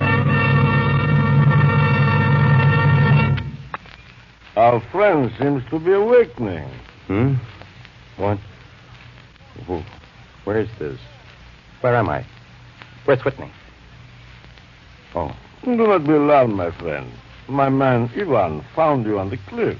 He brought you here to be taken care of. Oh, there's life on this island. I hardly believed a whole... Well, few people do. Yes, you are quite safe here in my castle, Mr. Rainsford. I'm Sanger Rainsford of New York. My yacht ran Oh, Sanger Rainsford. Well, it is indeed a very great pleasure and an honor to welcome Mr. Sanger Rainsford, the celebrated hunter, to my home. You know me? By reputation only. I've read your book about hunting snow leopards in Tibet. You see, my name is General Zarov. Well, I can't tell you how happy I am to meet you, General. And I cannot tell you how happy I am to meet you, Mr. Rainsford. But come, we shouldn't be chatting here. We can talk later. You must be hungry. I am, rather. What? Well, Ivan, he thought you would like a robe. He's drying your clothes for you. Oh, thank you. Ivan is an incredibly strong fellow, but you must not mind his looks. His ears were cut off in battle, and he has the misfortune to be deaf and dumb. He is sensitive about his appearance. A simple fellow, really, but I'm afraid a bit savage. Oh? He has been in our family for years. Follow Ivan, if you please, Mr. Rainsford. I was about to have lunch just before you woke, but we can have it together now. Does the robe fit you all right? Oh, yes, perfectly, thanks. You have quite a collection of heads here. Lions, tigers, elephants, moose, bears. I don't believe I've ever seen more perfect specimens. They are nice. I take great pride in them. You have good cause. Well, coming from you, Mr. Rainsford, that is a great compliment. Well, here we are. If you will sit over there, please. Oh, thank you. All right, Ivan. Well, this soup looks delicious. Thank you. Perhaps you were surprised that I recognize your name, Mr. Rainsford. Well, you see, I read old books on hunting. I have but one passion in my life, and it is the hunt. Your heads are really remarkable, General. That Cape buffalo is the largest I've ever seen. You know, I've always thought the Cape buffalo the most dangerous of all game. No, you are wrong, sir. The Cape buffalo is not the most dangerous game. Ivan, the wine. How does he understand you? He reads my lips. I think you will like the champagne, Mr. Rainsford. Ivan chills it expertly. No, the Cape buffalo is not the most dangerous game. Here in my preserve on this island, I hunt more dangerous game. Is there big game on this island? The biggest. Really? Oh, it isn't here naturally, of course. I have to stock the island. Oh, well, what have you imported, General? Jaguars? No. Hunting jaguars ceased to interest me some years ago. I exhausted their possibilities, you see. All right, I pour you another glass of champagne, Mr. Rainsford. Oh, thank you, General. Oh, that's good. You know, God makes some men poets, some he makes kings, some beggars. Me, he made a hunter. My hand was made for the trigger, my father once said. My whole life has been one prolonged hunt. I have hunted every kind of game in every land. Grizzlies in the Rockies, crocodiles in the Ganges, rhinoceroses in East Africa. Jaguars. In the Amazon, I hunted jaguars. I heard they were unusually cunning. Bah, they weren't. They were no match at all for a hunter with his wits about him and a high-powered rifle. Oh, I was bitterly disappointed. I was lying in my tent with a splitting headache one night when a terrible thought pushed its way into my mind. Hunting was beginning to bore me, and hunting, remember, had been my life. Well, this was a tragic moment, was it not, Mr. Rainsford? Must have been indeed, General Zara. Fortunately, that never happened to me. Ah, but you are much younger than I am, Mr. Rainsford, and you have not hunted much. But you perhaps can guess why the hunt no longer fascinated me. You'll have to tell me, General. Well, hunting had ceased to be what you call a sporting proposition. It had become too easy. I always got my quarry, always. No animal had a chance with me anymore. The animal had nothing but his legs and his instinct. Instinct is no match for reason. I see. It came to me as an inspiration. What I must do. And that was? Well, I had to invent a new animal to hunt. Oh, a new animal? Are you kidding? Not at all. I never joke about hunting.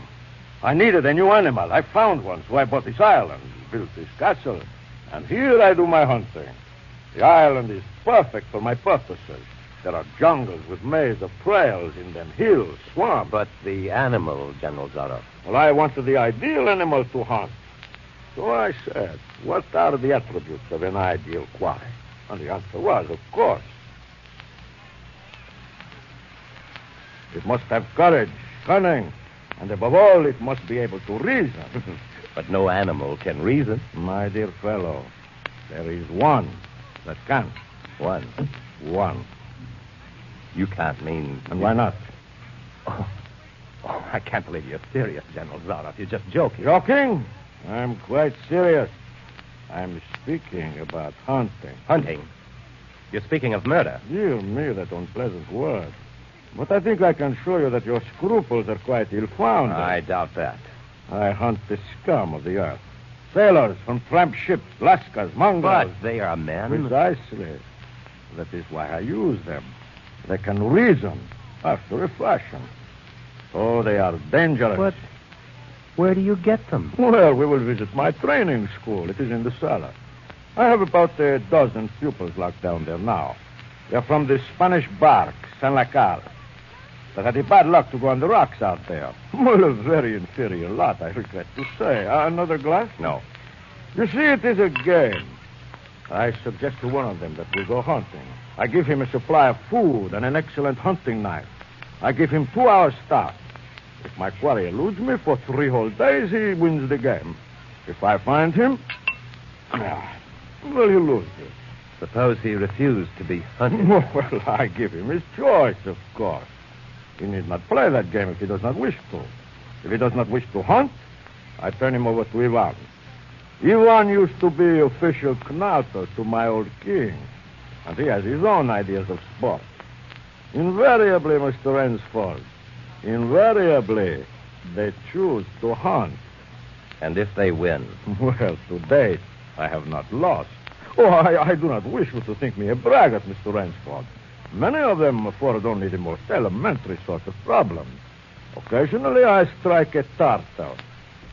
One almost did win. I eventually had to use the hounds.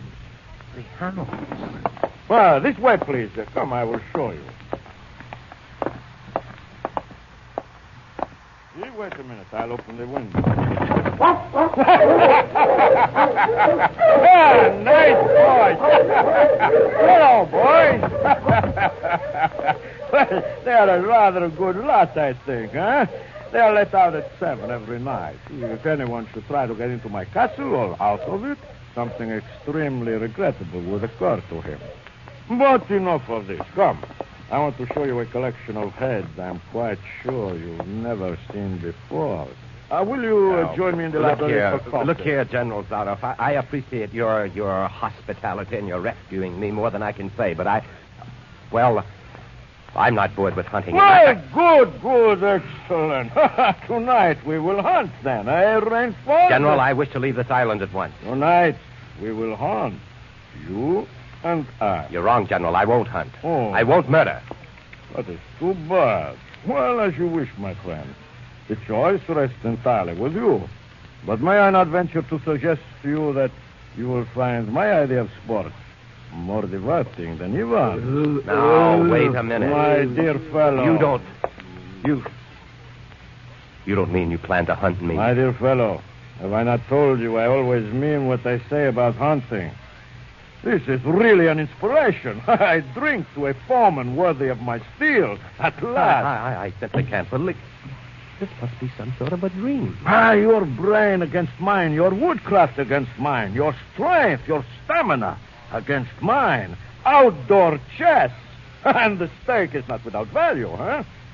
And if I win? Oh, well, then I will cheerfully acknowledge myself defeated, and if I do not find you by midnight of the 3rd day, my sloop will place you on the mainland near the town. Oh, you can trust me. I will give you my word as a gentleman and a sportsman.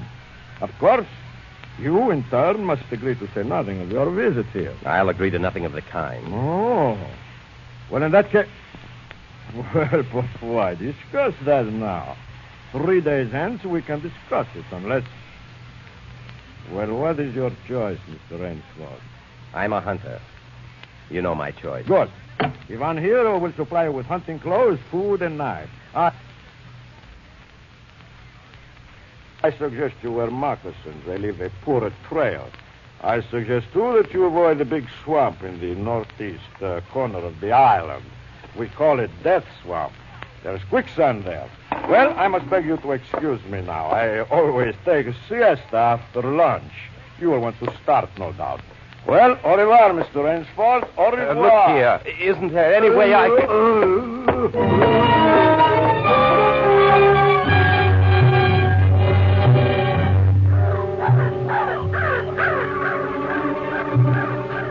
I fought my way through the bush for 2 hours, repeating to myself over and over again, I must keep my nerve. I must keep my nerve. My whole idea at first was to put distance between myself and General Zaroff, and to this end I had plunged along through the thicket, spurred on by the sharp rowels of something very much like panic.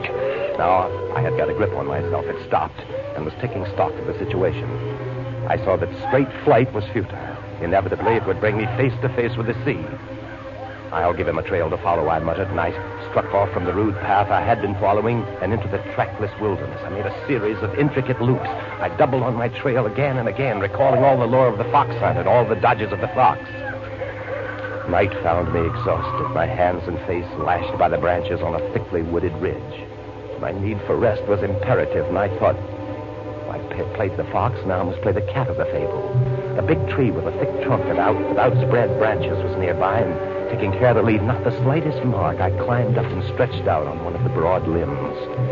Rest brought me new confidence and almost a feeling of security. Even so expert a hunter as General Zaroff could not trace me here, I assured myself.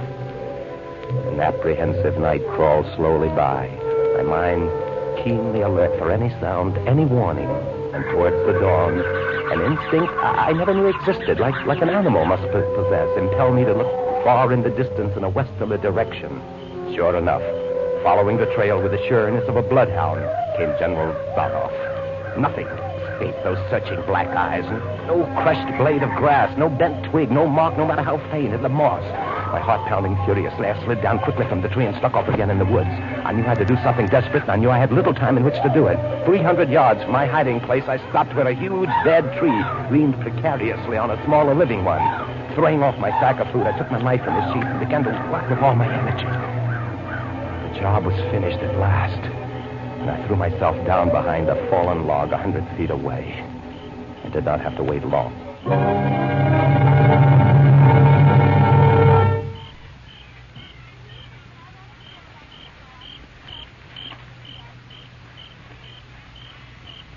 Rainsford! Rainsford! Rainsford!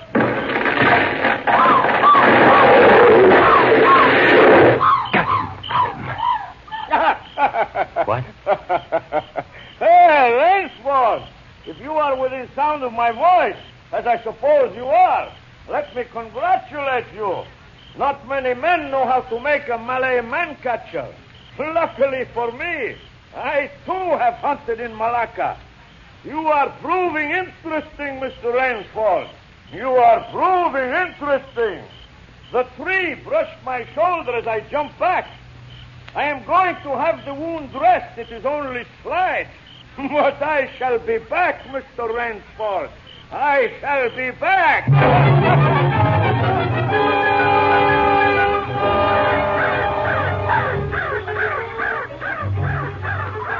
It was flight now.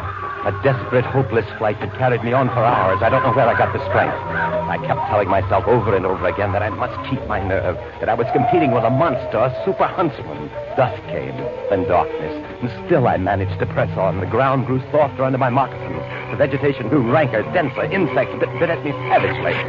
Suddenly, as I stepped forward, my foot sank into the ooze. I tried to wrench it back. Mud sucked viciously at my foot like a giant leech. With a violent effort, I tore my foot loose. I knew where I was then. Death Swamp and its quicksand. But the softness of the earth had given me an idea. I stepped back from the quicksand a dozen feet or so and began to dig. When the pit was above my shoulders, I climbed out and from some hard saplings cut stakes and sharpened them to a fine point. These stakes I planted in the bottom of the pit with the point sticking up. As fast as I could, I wove a rough carpet of weeds and branches and with it covered the mouth of the pit. Then, wet with sweat and aching with tiredness, I crouched behind the stump of a lightning-charred tree. I knew Zaroff was coming. I could hear the paddling sound of feet on the soft earth. He was not feeling his way along foot by foot. He was coming and coming fast. Crouching there, I couldn't see him nor the pit. I lived a year and a minute, frozen, every muscle tensed.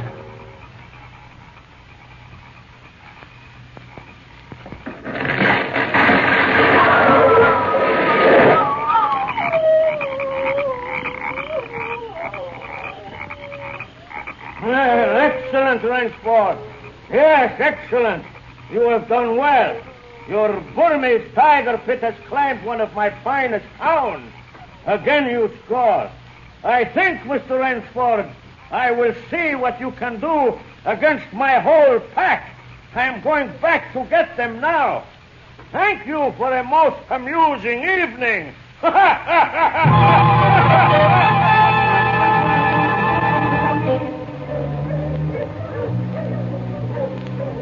At daybreak, lying near the swamp, I was awakened by a sound that made me know that I had new things to learn about fear.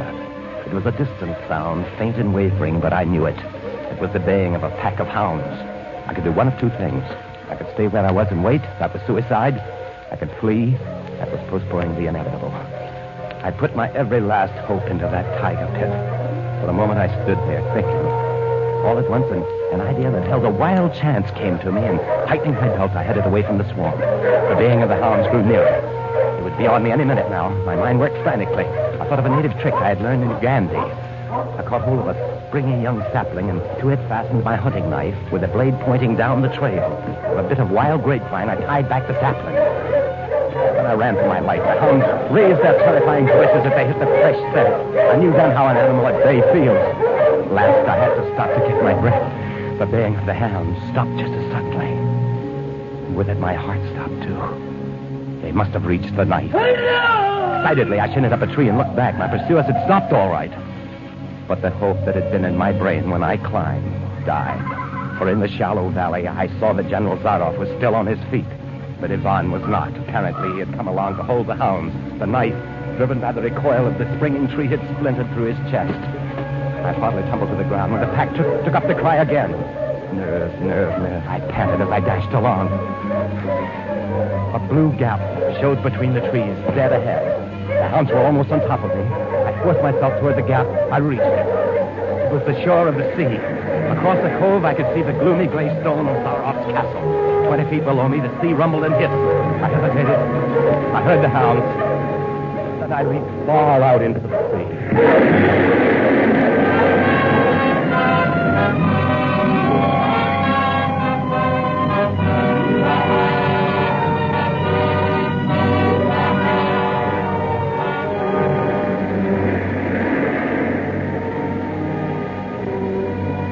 Oh, the sea was good to me. And I am here safe in the general's bedroom waiting for him. The 3 days are up, and I have eluded him. But now I know I must go further. In a moment, we will meet, he and I. Only one of us is going to live. You understand that now.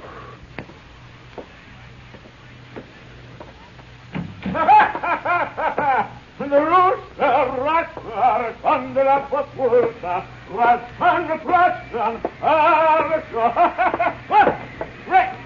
Rainsford. General? Rainsford, how on earth did you get here? Swam. I found it easier and quicker than walking through your jungle. Well, I congratulate you. You have won the game. No, General.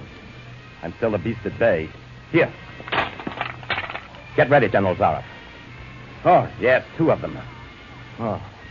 Well, I see. Splendid. One of us, then, is to furnish a repast for the hounds. The other will sleep in this very excellent bed. On guard, Rainsford. General? Guard! Good, Rainsford!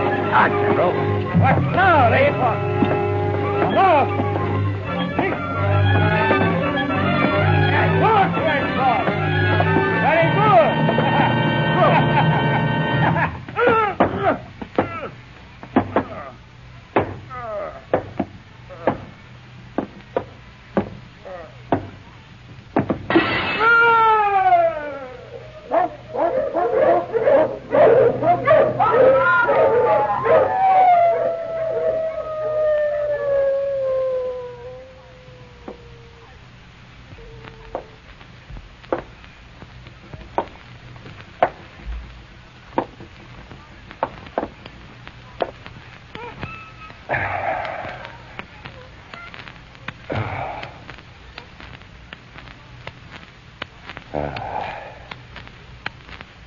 It's just as my late host said it would be. A very excellent bed.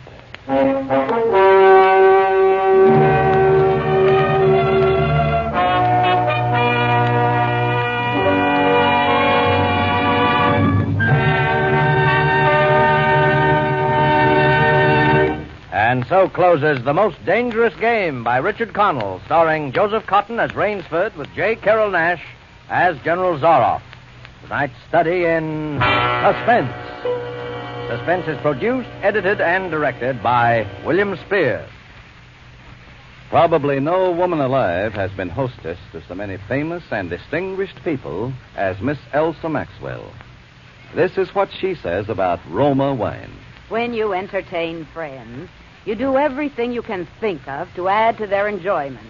And that is why I say, when you serve your guests Roma wine, you not only delight them, you also smartly and genuinely flatter them. These delicious wines add so much to hospitality and to enjoyment of everyday meals. Yet it's such a simple, easy addition to the joy of living, so wholesomely moderate and so inexpensive. Miss Maxwell gives you good advice. Enjoy Roma wine regularly. It's California's finest. Always good. Unvaryingly fine in flavor and quality. Remember, more Americans enjoy Roma than any other wine. Roma. R-O-M-A. Roma wines. Joseph Cotton appeared through the courtesy of David O. Selznick and is currently being seen in the Selznick production Since You Went Away. J. Carroll Nash is soon to be seen in the Paramount picture A Medal for Benny. Our thanks also to RKO, who began production today on The Most Dangerous Game, and through whose cooperation this story was presented tonight on Suspense. Ladies and gentlemen, next week you will hear Claire Trevor and Nancy Kelly as co-stars of Suspense. Presented by Roma Wines. R-O-M-A. Made in California for enjoyment throughout the world.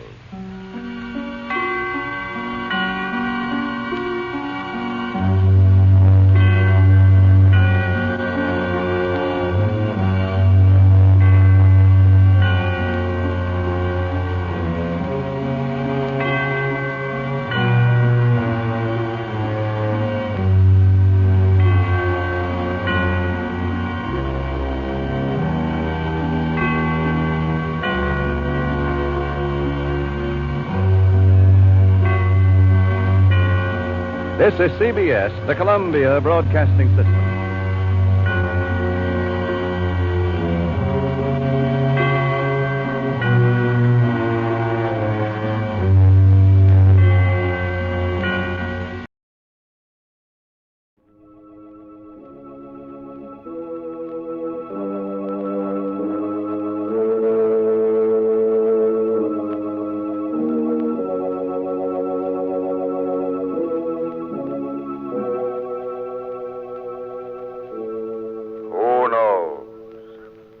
What evil lurks in the hearts of men?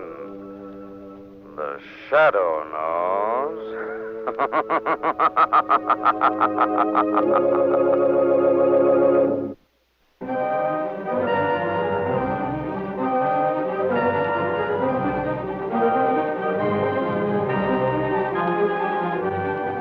The Shadow, who aids the forces of law and order, is in reality Lamont Cranston, wealthy young man about town.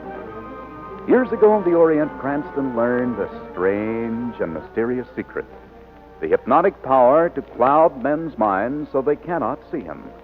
Cranston's friend and companion, the lovely Margot Lane, is the only person who knows to whom the voice of the invisible shadow belongs. Today's drama, The Werewolf of Hamilton Mansion.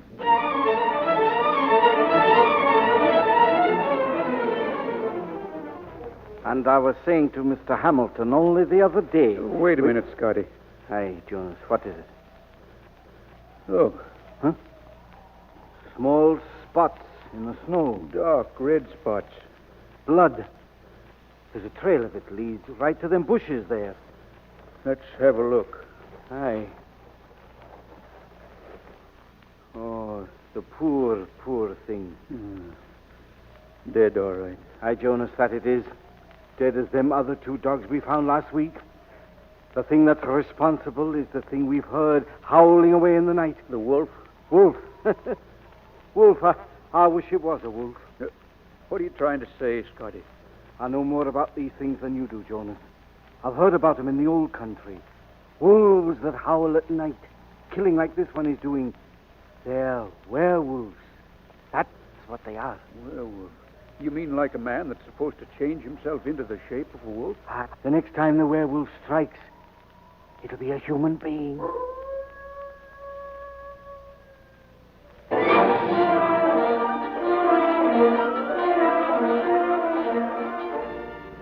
Lamont, really, darling, sometimes I think there should be a limit to the bounds of friendship. Margot, don't be angry. Scotty's a very good friend of mine. I've known him for years. But a fantastic story about a werewolf, and you rushing out, leaving a perfectly delightful party. And a nice, warm, blazing fire. Now, don't tell me you're cold in that fur coat of yours, darling. By the way, it's very becoming. Never mind the soft soap. My feet are like ice. What in heaven's name are we stopping for, Lamont? You won't believe me when I tell you. What's so funny? We've run out of gas. Lamont, if this is your idea of a joke... No, darling, I'm serious. All right, I think it's very cute, very romantic. But 10 miles out of the city on a deserted side road on a cold, snowy winter night... I'm not joking, Margot. The tank is absolutely dry. It's my own fault, I suppose, rushing away just because Scotty called. Lamont, look up ahead. Lights. Well, that's lucky. I knew it was near here. That must be the Hamilton place where Scotty works. Then let's get started. I'm frozen.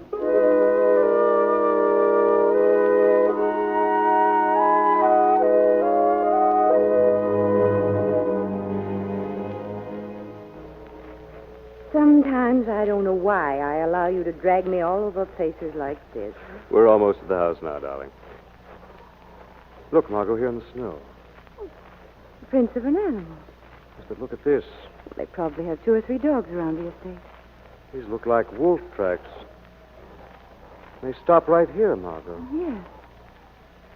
But when they continue, they're the footprints of a man. Scotty's story about the werewolf. Prints are going right toward that little shack there. But it's ridiculous. How could... What was that? There's a man screaming and coming right from that shack, too. Come on, Margot.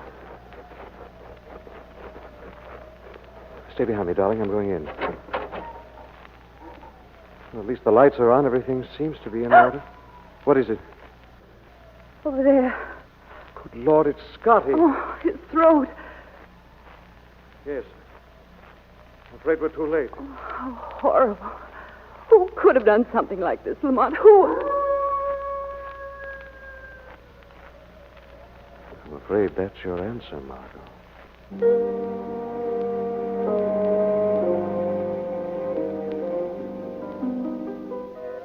Here's the front door to the Hamilton place. You'd better let me do the talking, darling. Do you think that... Shh, wait a minute. Someone's coming. Well? Is Mr. Hamilton in, please? Who shall I say is calling? All right, Jonas. I'll take care of this. Oh, okay, Mr. Hamilton. I'm Hamilton. What is it? My name is Cranston. This is Miss Lane. One of your employees is an old friend of mine. Scotty? He's not here. I know. We just found him in the tool shed. His throat ripped open. Scotty? Dead? There also were prints in the snow, a wolf's prints. And then they suddenly seemed to turn into what looked like the footprints of a man. Oh, no. What did you say? Oh, forgive me, both of you, my manners. Letting you stand out in the cold like that. Come in, please. Thank you. The living room is right this way. Did you say your name was Cranston? Yes, Lamont Cranston. Oh. You're an, what is the word?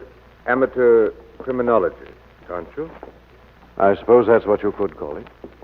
I suppose you'll notify the authorities the moment you leave here, won't you? Well, as a matter of fact, I hoped we might stay here tonight. I'm afraid that would be quite impossible. Our car is stuck on the road. We ran out of gas. That is very unfortunate. There's no reason why we shouldn't stay. Is there, Mr. Hamilton? Reason? Why, no, of course not. Only I thought after what happened, this would be the last place you would want. Or is it that you don't particularly care for criminologists? My dear Mr. Cranston, my feelings about them are entirely neutral. Of course, you and Miss Lane may stay. And since I shall be the host, I shall do everything I can to make your visit an interesting one.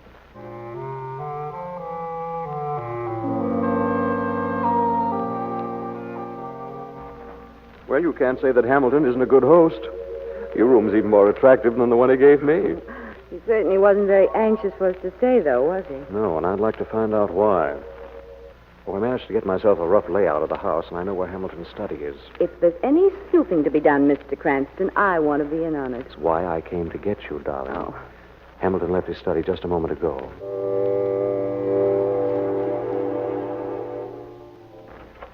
Well, it was considerate of him to leave the lights on, wasn't it? He probably plans on coming back here soon.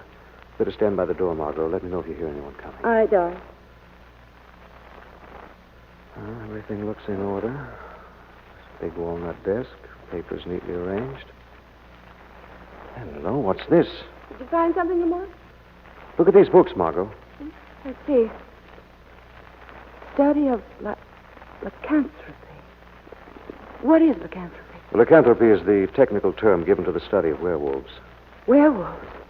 From their condition, I'd say these books have been read quite frequently. Look, he even has pages marked. Let's see. Case histories of dogs attacked by werewolves. Why, Lamont, that's exactly what's been happening here. Yes. Quick, Margot, I hear someone coming. It's all right, Lamont. It's Jonas, the caretaker. Good. Let's step out into the hall. I want to talk to him. Jonas. Well, oh, it's you, Mr. Cranston. You want to see me? Yes, Jonas. Tell me, how long have you worked for Mr. Hamilton? About 10 years, I reckon. Does he live here all alone? No, his son's staying here, too. I didn't know he had a son. George is a sickly kid, about 25, stays in his room mostly. Stays in his room? Do you know why, Jonas? No. Are you sure you don't know why, Jonas? Now, look here, Mr. Cranston. I like this place. Hamilton's been mighty good to me. I don't want to cause no trouble. You won't get into any trouble if you tell me, Jonas. But if you don't tell me, you may.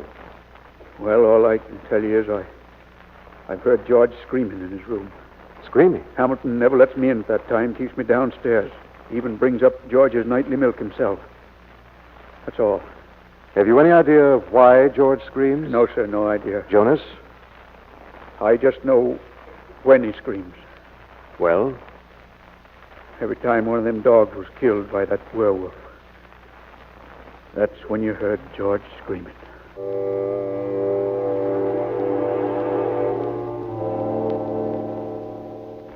Let's see now, Margot. 2, 3, 4. That's it down the hall. Yes, Jonas said George's room was the fourth door. The door's open. Quick, Margot, against the wall here. Somebody's coming out of the room. Why, it's Hamilton. Seems to be carrying some clothes. Mr. Hamilton. What? Cranston. Just a moment, Mr. Hamilton, please. What are you doing prowling around the house this time of night? I might ask you the same thing. This is my house, sir. Are those your clothes? Clothes? No. These are my son's clothes. I'm taking them to the laundry. At this time of night? Yes, at this time of night. Now, if you'll allow me Your to... son must have had quite an accident. Accident? His clothes are badly torn. Yes, why, so they are. And they're also stained with blood. Blood? That's not blood, it's wine. Now, if you'll allow me, please, fast. What was that? My son, George.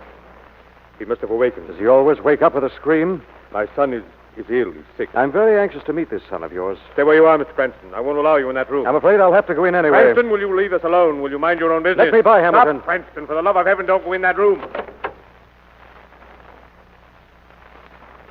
The room's empty. It can't be. Lamont, that open window there. Yes, that's your answer, Hamilton. George climbed out the window.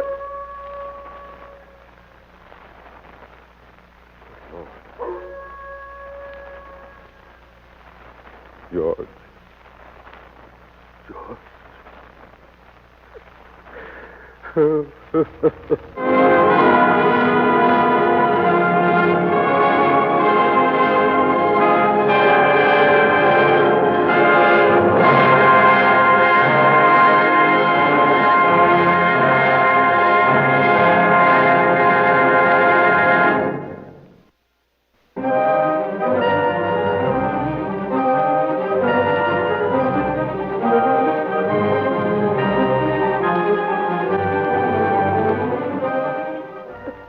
did you let Mr. Hamilton walk right out of that room when he found his son gone? Hamilton must know something. I'm sure he does.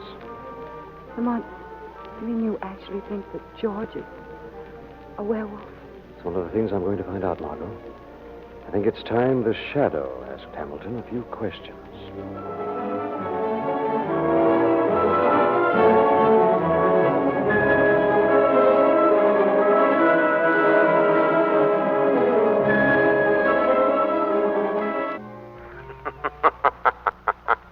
Who's there? This is the Shadow. The Shadow? Where are you? I can't see you. Stay in your chair by the window, Hamilton. The Shadow is invisible to the eyes of man. What do you want, Shadow? Information about a werewolf. I don't know what you're talking about. No? Let me refresh your memory. 3 dogs were killed right here at Hamilton Mansion, and each time the cry of the werewolf was heard. So why come to me? And after each one of those killings, your son George was heard screaming in his room. That's a lie. Tonight, a human being was killed. Again, the werewolf howled, and again, George screamed in his room. That's not true. You tried to burn some clothes tonight which belonged to George. No. Clothes which were torn and soaked with blood. Stop it! Stop it! Stop! I can't stand anymore. Well, will you tell me the truth now, Hamilton? All right, Shadow. I suppose I should have told someone about this a long time ago. It's too much for one man to bear. But I never thought that Scotty would... It's too late for that now, Hamilton. I want the truth. Everything you said is true, Shadow. George did scream. Every time those dogs were killed, just as he screamed tonight. I'd go to him. And I'd find him, my own son, covered with blood. What explanations did George give? He said he couldn't remember anything. He said he always awoke from a heavy sleep, saw the blood, then made him scream with fright. I tried everything. Nothing helped. Did George remember leaving his room tonight? No, he didn't. But it's not his fault. He can't be blamed. Why can't he be blamed, Hamilton? Nothing, Shadow, nothing. Out with it. What did you mean?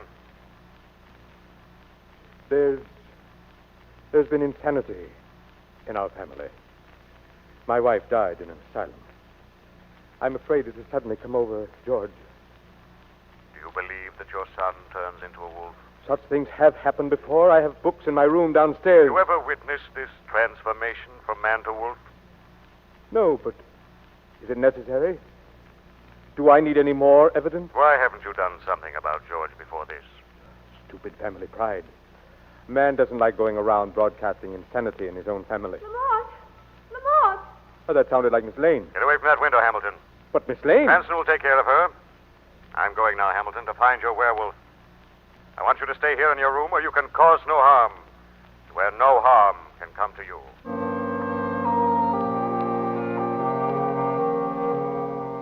Lamont! Margot, what is it? I thought you'd never come, darling. It's Jonas. Somebody tied him up here outside the house. Easy, Jonas. I'll have that gag loose in a minute. There.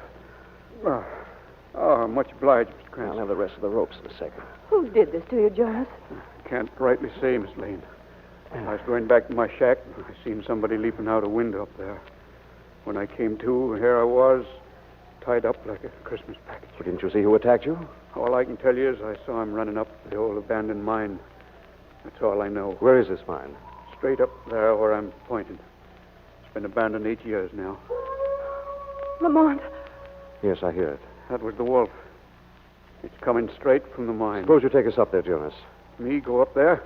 To the werewolf? Not me, Mr. Cranston. Jonas, we must have your help, Jonas. But...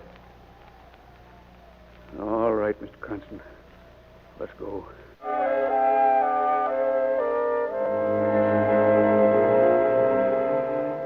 Now, this here is the entrance to the mine, Mr. Cranston. I wish the moon would come out from behind those clouds. It's black as pitch. You got the flashlight I gave you, Jonas? Yeah, I got it right here. And this is the only entrance to the mine. Landslide closed up all the others. The whole place is full of passageways inside, though. That's what I figured. Jonas, suppose you investigate the one off to the left in here. Miss Lane and I'll try the one over there to the right. You mean you want me to go in there by myself? Remember, you're doing it for Scotty, Jonas. I guess you're right, Miss Lane. I'll go. You come across anything, just shout. Don't worry. I will. Well, all set, darling? I guess so. What's the matter, darling? Well, frankly, I guess I'm just scared.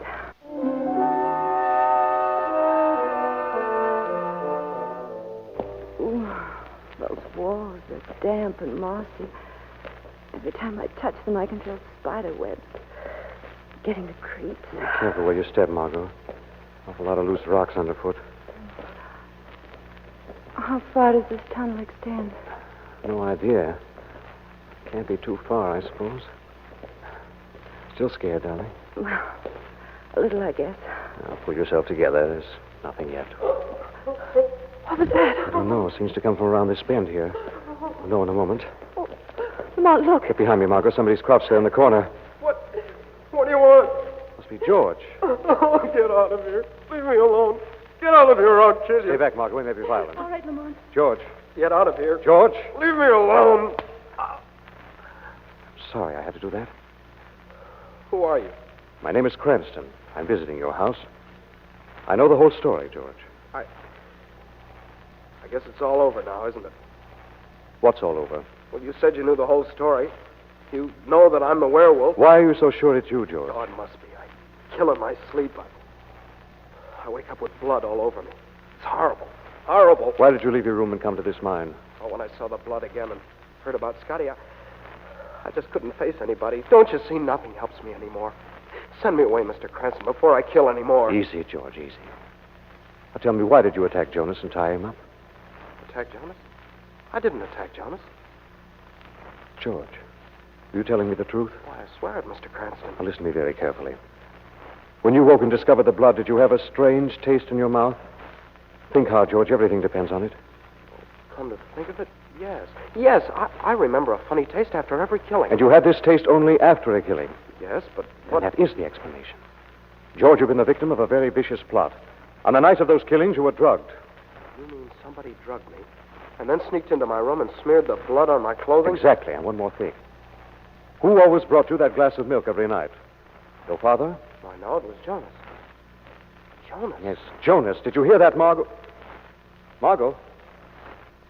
Margot! Lord, Margot's disappeared.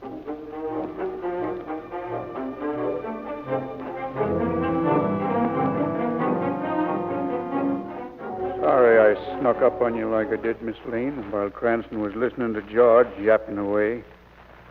Hope my hand across your mouth didn't hurt too much. What was that? Yeah. I'll flash my light over that way and you can see for yourself. A wolf. Yeah, a wolf. Not a werewolf, Miss Lane, just a wolf. Keep him chained up all the time. He's just about the only friend I got. Then you're the one. Yeah. My wolf here killed those dogs. I killed Scotty myself. He insisted on bringing you and Cranston up here. Jonas, you're not going to let the wolf loose.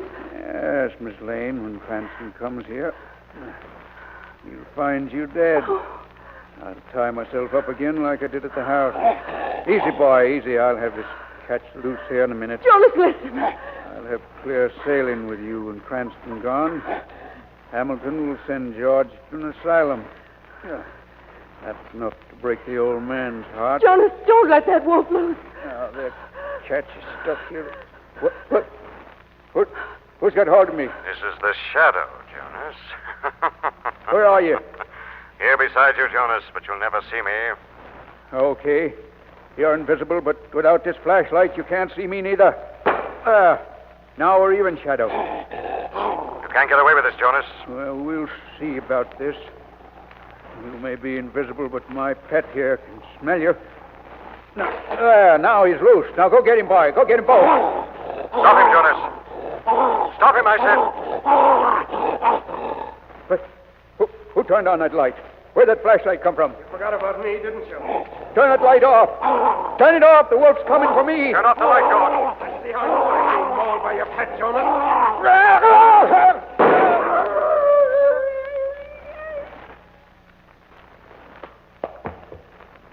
Why didn't you let the wolf kill him, Shadow? He deserved to die. He will, George. The law will see that Jonas dies in the electric chair.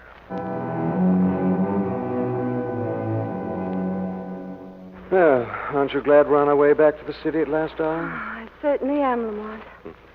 So Jonas was behind all this, just for revenge. Yes, apparently he bore some insane grudge against Hamilton. I guess his mind snapped planning his revenge all these years. But, darling, there's still one thing that puzzles me. Those prints we saw in the snow, changing from a wolf into those of a man. Well, Margot, you see, there was soft snow under the foot where the wolf was. Mm-hmm. But where Jonas was walking, there was a stretch of hard ice that had been cleared by the wind of all the snow. Mm-hmm. Naturally, the light steps of the wolf didn't leave any marks on the ice. But Jonas's did. Right. And we thought the wolf prints had changed into those of a man. Well, that's the way it is with all superstitions, Margot. No matter what they are, once you hold them up to the light of logic, they vanish into the air.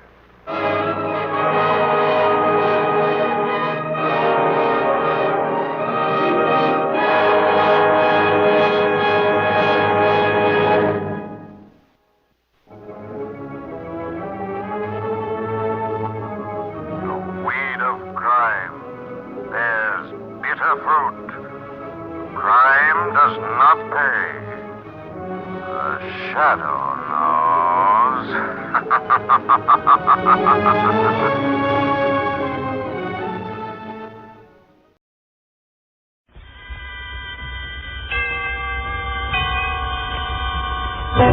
Suspense. Among wine stewards, the men who are responsible for the wine selections in the cellars of famous hotels and restaurants, the choice is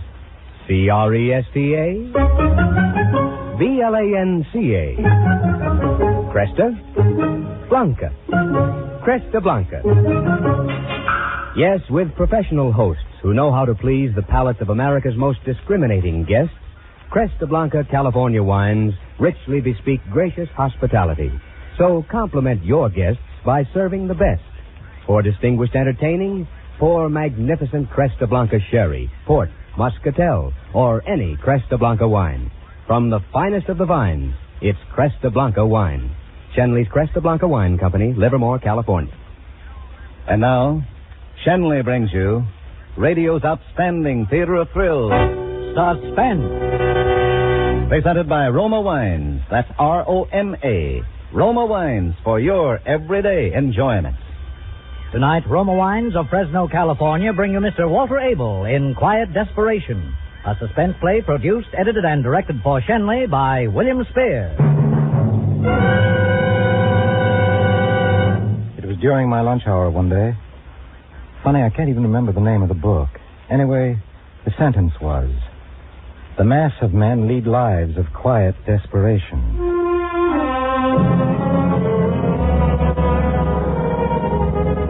I couldn't seem to get past that sentence, quiet desperation. That was me the author was talking about, Homer Bigelow. And suddenly I thought, why should I go on like that? I was desperate, okay, but why should I be quiet? Why shouldn't I do something about it? Get myself out of the rut. All I needed was the right break. It came a lot sooner than I expected.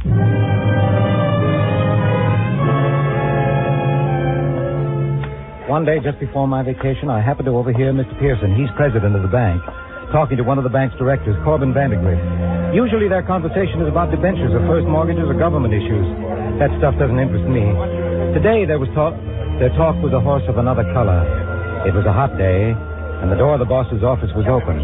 They didn't even know I was alive. Well, I understand she's no great beauty, but it's just as well she doesn't attract too much attention going through customs at both ends. You mean to say, Corbin, that a young girl is willing to take the risk of violating her country's currency controls? Evidently. Of course, she feels exactly as her father does. That they should be free over there to spend their own money wherever they choose. Right. Old Vale would break every law they've written there just for the satisfaction of knowing he's outwitted them. Mm-hmm. And Hester probably feels the same way about it. Well, Then he'll probably get quite a kick out of slipping 20,000 pounds out of the country. Not pounds, John. They might as well be. They're just about as negotiable as cold cash. But when that girl turns them over to me, I can walk into any dealer in the city and get full market value in 10 minutes. And I intend to do it, Paul. I'm in complete sympathy. No government on earth could tell me where and when and how to spend my own money. Once she gets the money, what is she going to do with it? Oh, I don't know, and I don't care. My guess is that she's going to do some shrewd buying of highly scarce products for shipment back abroad. Leave it a veil to find a profitable deal. When is she arriving? Monday on the Elizabeth. I've engaged a suite for her at the Ambassador. I wrote them that I'd meet her at the boat, take her to her hotel, get the negotiables, and exchange them for her. That afternoon, she can throw the dollars out the window for all that matters to me. My duty will be over. Well, aren't you going to entertain her while she's here so that she has a good time? Entertain her? Sure. I should say not. I don't even know the girl. Besides, I'm a little old for that sort of thing. Oh, Corbin, wait a minute.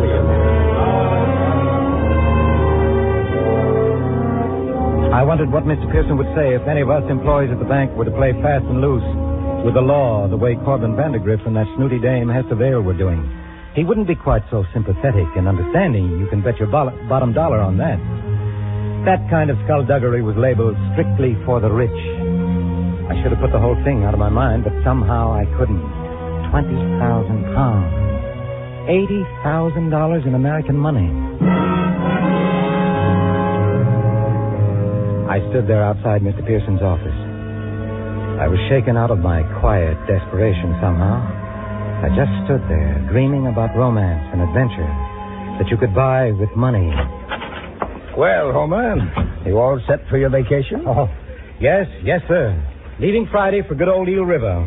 My 13th year up there. Well. I envy you.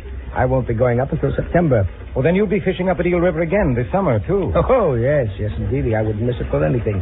I wrote Emil and told him to expect me. Say, we'll be quite a party this year, 5 of us. By the way, did I tell you about the trout I caught last year? Yes. It weighed close The bank president and his lowly employee both went to the same place for their vacation. But what a difference. When he went out fishing, he had 2 guides per man with him. To pack and to carry, to paddle and to cook, to set up camp, to do everything that needed doing. Whereas I had to do everything for myself and by myself. Have a good time, Homer. I'll see you when you return. I'll say goodbye now, son. I won't be back anymore today. Goodbye, sir, and thank you.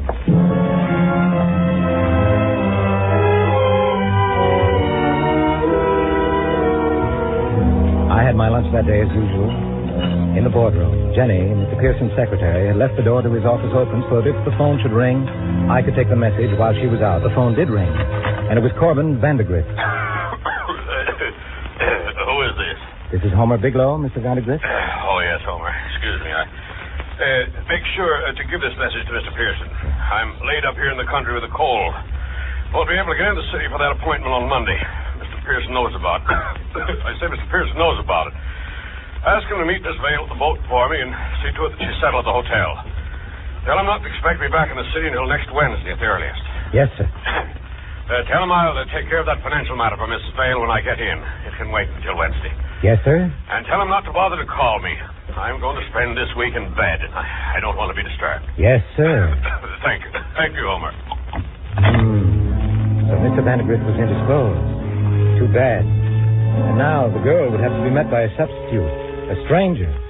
Well, she didn't know either Vandergrift or Pearson from a hole in the ground. So what did it matter? And if it came to that, why did the substitute have to be Mr. Pearson? Why couldn't it be me?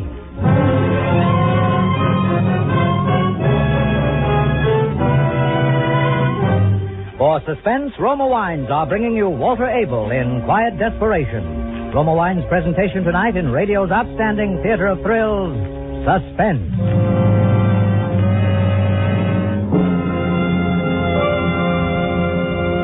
Suspense, radio's outstanding theater of thrills, is being brought to you by Roma.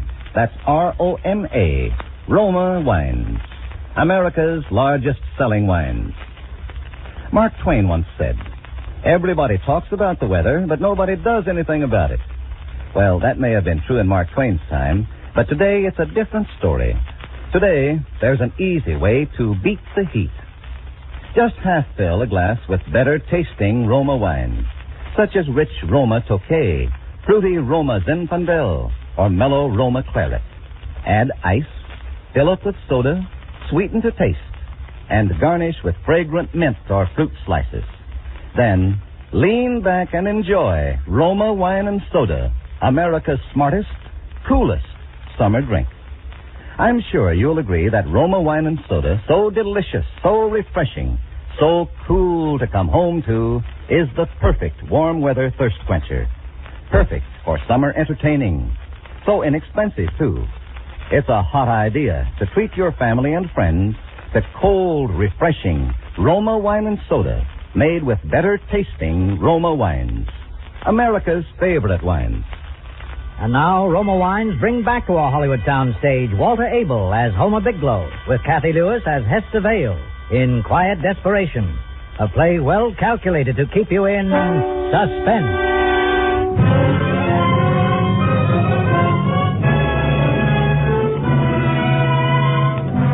My days of quiet desperation were over. Anyone taking a real close look at me that Friday wouldn't have been sure I had a fever. My face felt hot, and every now and then I had a fit of trembling, but evening finally came. I got down some food at the cafeteria, picked up my bags at home, and went to the station. The next day, I was saying hello to Emil on the platform of the Eel River station.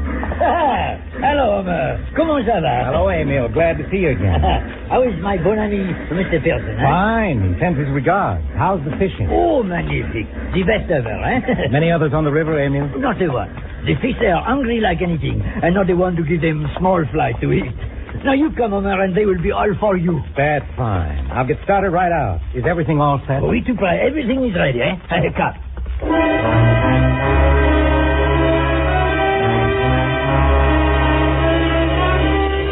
In half an hour, I was at the camp on the shore of Eel River. I had lunch, changed my clothes, put my city clothes into my pack instead of into my suitcase, which I was going to leave in camp. And by 3 o'clock, I was a good 8 miles up Eel River.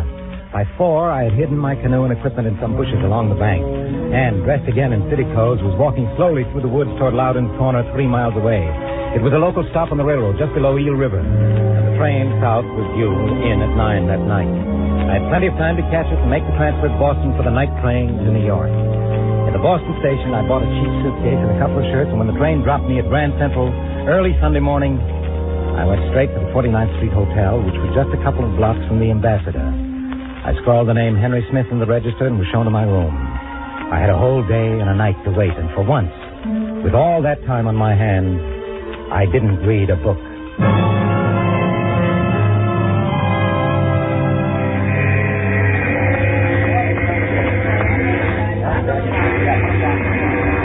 Excuse me, where could I find Miss Vale, one of the passengers? What? What name? Hester Vale. Vale? Well, look over there by the fees. She hasn't gone through. She's probably there. Thank you. That's okay. So help me, I'm going to call.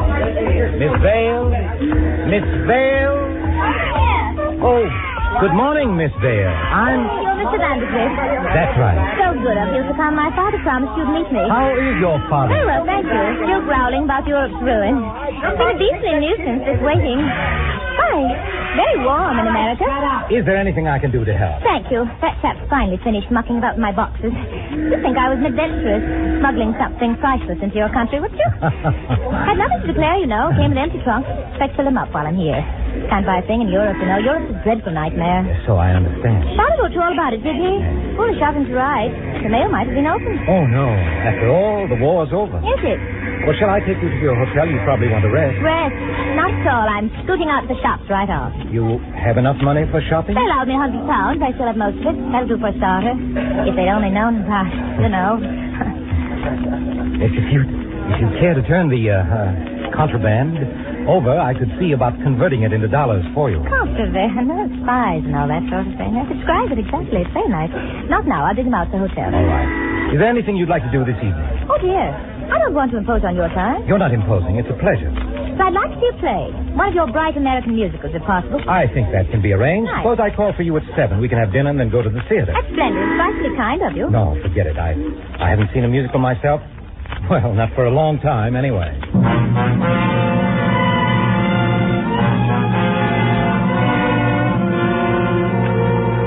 I took her to her suite at the Ambassador, and I went back to my room to think over my plan. It was almost too simple. As soon as she turned the securities over to me, I'd take them to a broker and collect. Then I'd catch the night train back to Loudon's Corner, then through the woods to Eel River. By tomorrow afternoon, I'd be in my canoe again as if nothing had happened. A few days after that, the canoe would come drifting downriver wrong side up, and my stuff would be found floating in a quiet backwater. Under another name, I'd go out west.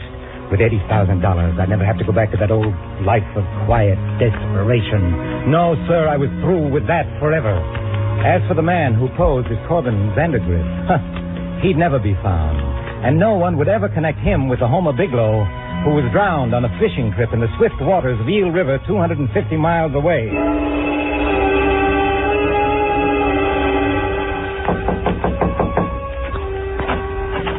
Good evening, Miss Vale. Hello, right on time. How was the shopping? I say it left me quite speechless. I can't wait until I can really go on a spree. We ready? Oh, you are? Quite. Oh, dear. Will you hold this key for me? There's simply no room in my bag for it. Sure, I'll keep it in my pocket for you. Thank you. I picked a quiet little restaurant where I was sure I wouldn't meet anyone who knew me. The theater was going to be an ordeal, all those people, but that couldn't be helped. I had to play my part until she handed over those securities. I couldn't afford to look too anxious about them either, but I needn't have worried. While we were waiting for the dessert, she opened her bag and pulled out a package of about a dozen small envelopes, different sizes and different shapes. Here you are, Miss Vandergrift. Take good care of them. Are these? They are.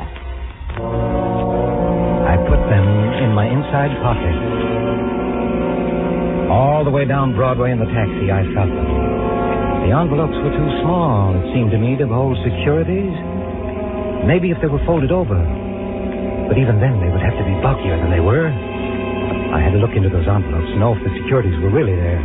But I had no chance, and it wasn't until the taxi dropped us in front of the theater that I was able to make one there. Well, here we are. Miss Vale, I wonder if you'd mind seeing the show alone. Oh, dear. I don't know what did it to me, but I've suddenly got a terrific headache. Oh, that is too bad. Oh, it'll be all right. I just thought the music and the excitement wouldn't help much. No, I should think not. Suppose you take me back to the hotel, then you can go right home. But wouldn't you like to see the show by yourself? You could, and then take a taxi back to the Ambassador. Yes, I suppose I could. I should hate to think a headache of mine spoiled your whole evening. Here, you take the tickets and go on in. Thank you, I will. I'm dreadfully sorry you have to miss it. Oh, I'll make up for it another time, Miss Vale. There are plenty of musicals you'll want to see. You'll be sure to take something for the headache now, won't you? I will. Thanks a lot for being so considerate. Good night, Miss Vale. Have a good time. I'm sure to. Good night, Mr.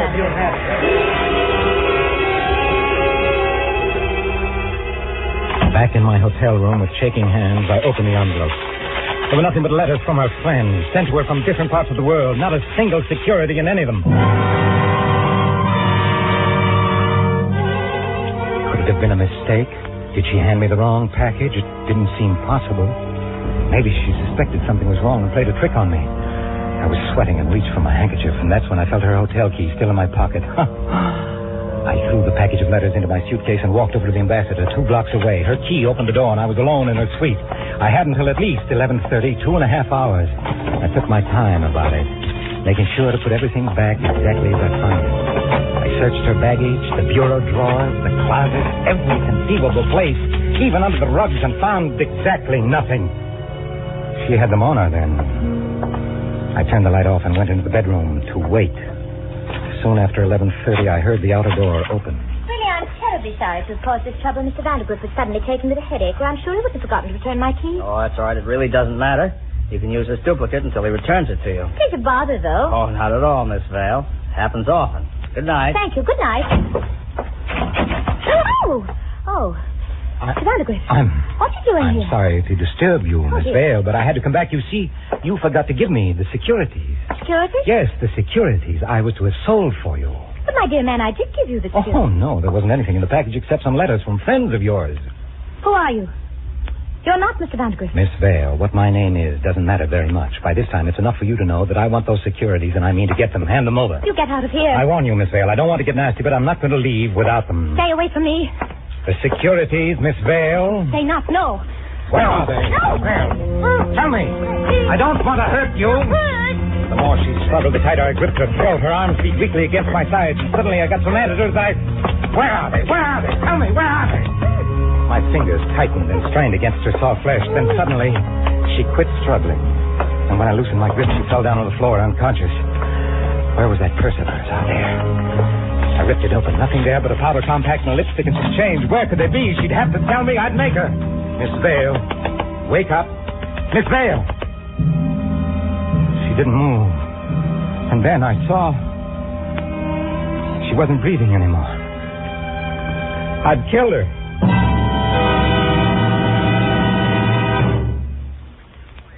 I never meant to kill the girl.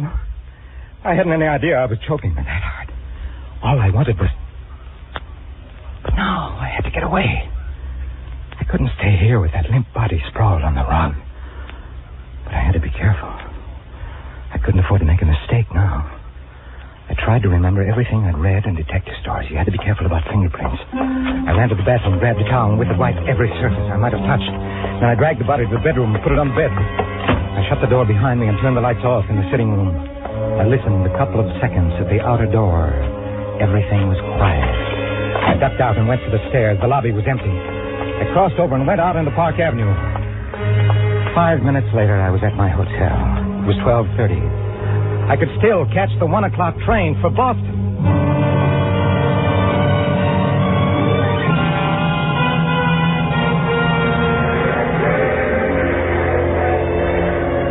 Fine mess I'd made. The best thing that could happen to me now. Mind you, the best thing would be to get back home to the boarding house, to the bank, to that horrible, hopeless rut I'd tried to get away from. That was the best I had to look forward to. The worst, I didn't even have the courage to look at that. But then, how could they pin it on me? If anybody had anything to worry about, it wasn't me. It was Vandergrift. He had the date with her, not I. As far as anybody knew, I didn't know any such person as Hester Vale ever existed. Vandergrift was the guy she told the desk clerk she'd given the key to. I bet the poor sap wouldn't even be able to prove an alibi for last night, midnight. Yes. I could go back to my fishing and forget the whole thing. Forget it ever happened. I was saved. Fine consolation that was, after all the beautiful plans I'd made. But at least I was safe.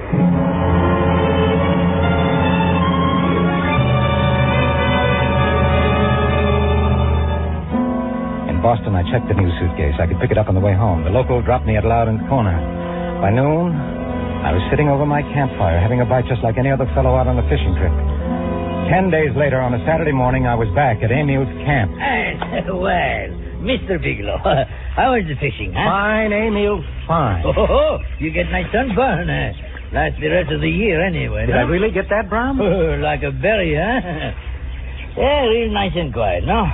I have no party fishing before September when Mr. Pearson come with 4 friends. Yes, I know. He told me. Oh, he's some fisherman, Mr. Pearson.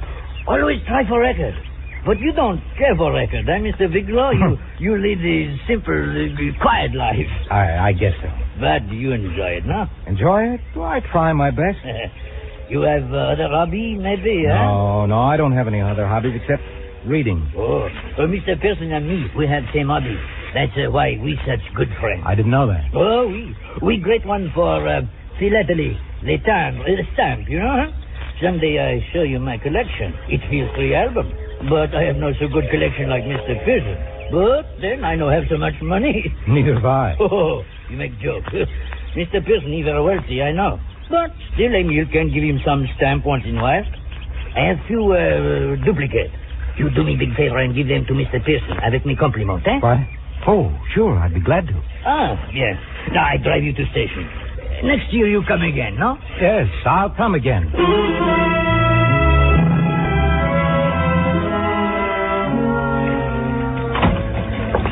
Well, Homer, you're back, eh? Did you enjoy your rest? Yes, it was fine, Mr. Pearson. Good. I can't say we've had any enjoyment back here. Have you heard about Mr. Vandergrift? Mr. Vandergrift? No, sir. Is there something wrong? Wrong? I'll say there is. He's been arrested for murder. He insists he's innocent, but the police have a strong case against him. Very strong. It looks bad indeed. I'm sorry, sir. So are we all. It means I'll have to give up my fishing trip this summer for one thing. I can't desert dear old Vandy at such a time. I'll have to wire Emil, and I just got a letter from him telling me he had everything arranged to. Yes, he told me he was expecting you. Oh, well. Can't be helped, I guess. Oh, say, by the way, he wrote that he sent some duplicates on to me in your care. Stamps. Stamps? Oh, that's right, he did. Sorry, I forgot about them, Mr. Pearson. I must have them at home. I'll bring them in tomorrow, sir. Well, there's no hurry. I have no mind for them now anyway. Well, back to work. Come on, go back to work.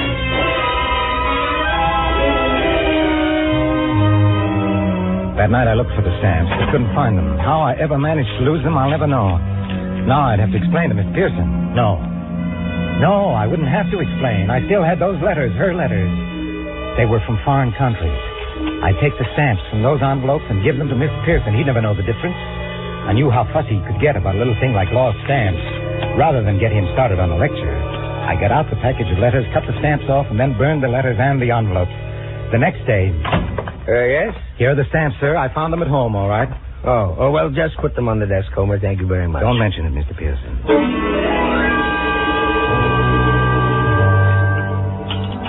I was having my lunch later in the boardroom when Mr. Pearson came in. He had a stranger with him. A tall man with an angry face. Oh, so here you are, Homer. Yes, sir. Homer, I want you to meet Mr. Scott. How do you do?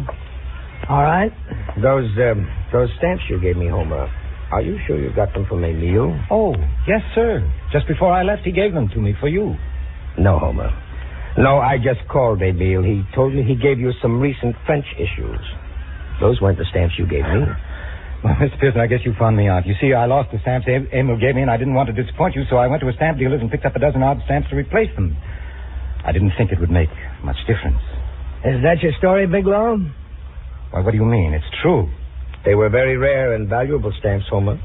You must have shelled out a pretty penny for them. Oh, I don't know.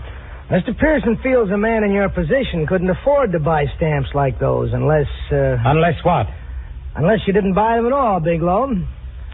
Unless you got them from the late Miss Hester Vale. What's the matter, Homer? Is the name familiar to you? Oh, no, sir. I never heard of... What makes us think so is that the stamps Miss Vale smuggled into this country were the same issues and worth exactly as much. $80,000. We're worth $80,000? Could it be a coincidence, Mr. Bigelow?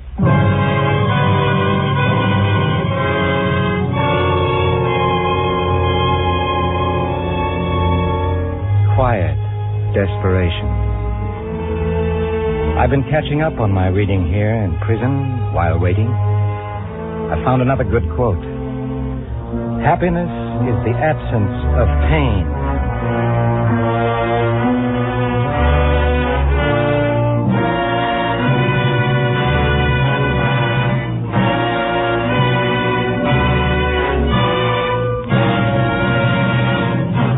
Suspense. Quiet Desperation, starring Walter Abel and presented by Roma Wines. That's R-O-M-A, Roma Wines. Those better tasting wines selected for your pleasure from the world's greatest reserves of fine wines. More Americans enjoy Roma wines than any other wines because Roma wines taste better. To create this better taste, Roma begins with natural juices, gently pressed from California's choicest grapes. Then Roma master vintners, with ancient skill and unmatched wine-making resources, guide these luscious grape treasures unhurriedly to taste perfection. Then, these better-tasting wines are placed with mellow Roma wines of years before. And from these, the world's greatest wine reserves, Roma later selects for your pleasure. Right now, a wonderful way to discover the better taste of Roma wines is to serve Roma wine and soda, iced. For cool, lip-smacking refreshment, enjoy delicious Roma wine and soda made with your favorite Roma wine. That's Roma, America's largest selling wines. Walter Abel will soon be seen in the Hal Roach production, Fabulous Joe. Tonight's suspense play was by George and Gertrude Fass. Next Thursday, same time, you will hear Donald O'Connor as star of Suspense. Produced and directed by William Spear for the Roma Wine Company of Fresno, California.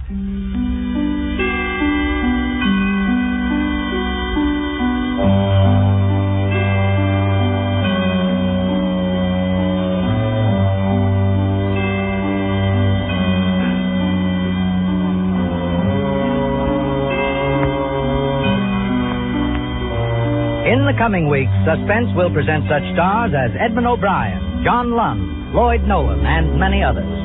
Make it a point to listen each Thursday to Suspense, radio's outstanding theater of thrills.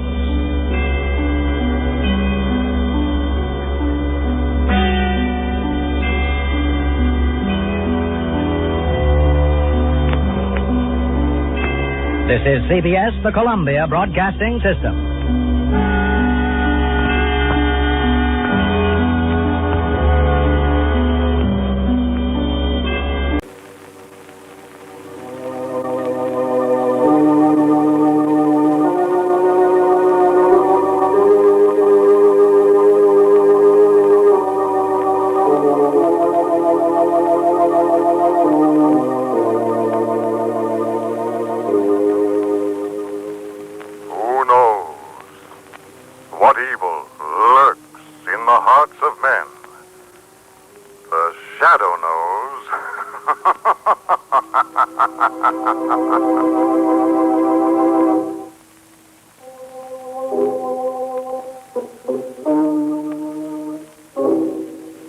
The Shadow, who aids the forces of law and order, is in reality Lamont Cranston, wealthy young man about town.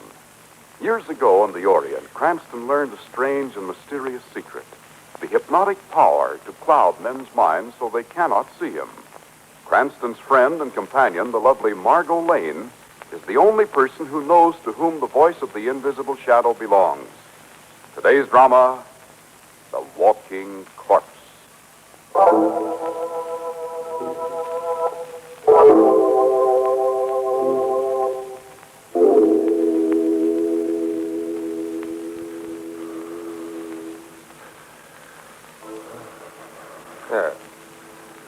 You are finally awake. What's happened? You've been asleep, in a very deep sleep, for quite some time. Where am I? I don't remember this place. That is quite natural. You have been through a very strange experience. Yes, very strange. I don't understand. I don't even know who I am. You don't? And you don't remember what you have done? I can't remember anything. Then look in that long mirror over there. Look at your shaved head, the burns on your wrists and ankles, your slit trouser legs. Now, do you know who you are? No, it can't be. I couldn't have come back. Do you doubt your own eyes? Do you? No, I guess not. Very well, then. Now, hold out your hand. Good. See, they're strong hands. Very strong hands. Strong hands. Strong hands. No, you fool. Put your hands down. You almost choked me. I couldn't help it. Suddenly I wanted to... Of course. Perfectly natural. You felt the urge to strangle someone. Perfectly natural. Considering who you are and what you have done.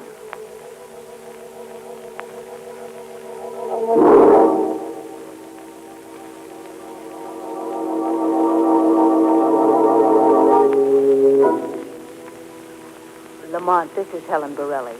She's one of the girls I advised down at the settlement house, and I told her you might be able to help her. I'll be glad to do whatever I can, Margot. Well, tell me, Miss Borelli, how long has your brother been missing? He hasn't been home for a couple of weeks or more. I'm awfully worried, Mr. Cranston. Have you reported your brother's disappearance to the police, Miss Borelli? No. Joe's always been kind of afraid of the police. Do you have any idea why, Helen? No, unless it had something to do with the cult. Your brother was a member of a cult? Yes, but I never found out exactly what it was. I see. Perhaps there's some friend of your brother's who might have an idea where he is. The only friend of his that I know of is a man named Lopez. He runs a curio shop down on Center Street. I've been to see him a half a dozen times, but every time he just gets sore and tells me to mind my own business. Were your brother and this Lopez on good terms? All I know is they spent a lot of time together. I think they were in a business of some kind. If anybody knows where Joe is, it would be Lopez. I see. I think it would be best if you reported your brother's disappearance to the police, Miss Borelli. In the meantime, Miss Lane and I'll go down to Lopez's shop and see what we can find out about your brother.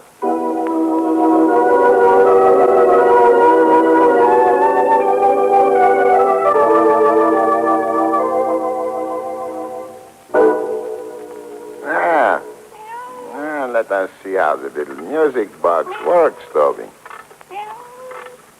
And this ought to play perfectly now. Lopez will get a fine price for this one, eh, Toby? Perhaps people will wonder how a poor little shopkeeper like Lopez could get such a precious little curio. But what they don't know won't hurt them, eh, Toby? Customer.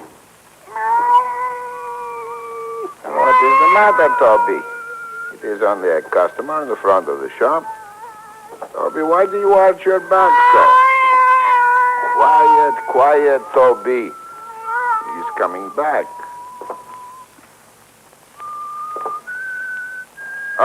I am sorry, sir. I was coming right out. Who are you? What are you? Don't come any closer, don't. I called for help.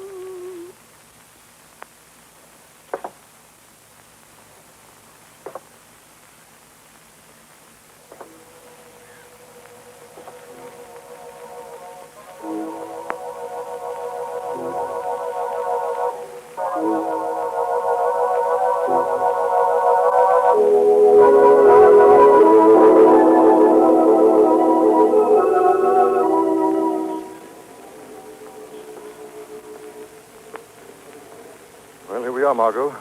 It's Lopez's shop. Oh, Lamont, look at those old statuettes he has in the window. That's queer looking, aren't they? Yes, but... Come on, let's go in. All right.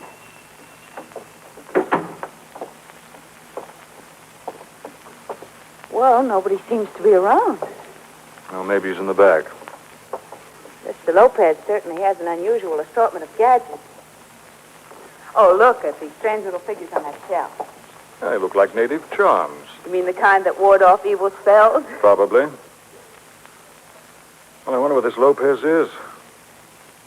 Looks like a back room behind those curtains there. I'll see if he's back there. Lopez! Lopez! Lamont, you should see this little clock here. It's the most exquisite. Come on. What is it? Don't come back, you're going. What's happened? Lamont, what is it? There's a man back there, Margot. He's been strangled to death. Oh. Do you think it's Helen's brother? No, Margot, not from the description she gave of him. Lopez? I'm afraid so. What's that you're holding? Something I saw lying near the body. Looks like a small glove. Little piece of black cloth cut out in the shape of a hand. Something sewed up inside it. I wonder if... I'll slit it open with my penknife. There. Empty it on this counter. Why, it's a tiny piece of bone. And some dust. Now, this is getting very interesting, Margot. What does it mean, Lamont? Unless I'm very much mistaken, this little symbol is voodoo. Voodoo? Yes. Little black hand is the voodoo calling card of death in the black magic cult of Haiti. And Helen Borelli said her brother belonged to a cult? Yes. And if the cult Borelli belonged to was voodoo, I think I know someone who can give us information about him. Who? Mama Segreto. Who's she? An old native woman from the West Indies. Oh, darling, you know the strangest people. She's helped me out before, put me on the track of several underworld characters. We're going to phone the police, Margot, and report Lopez's murder. Then I think we'd better drop in on Mama Segreto.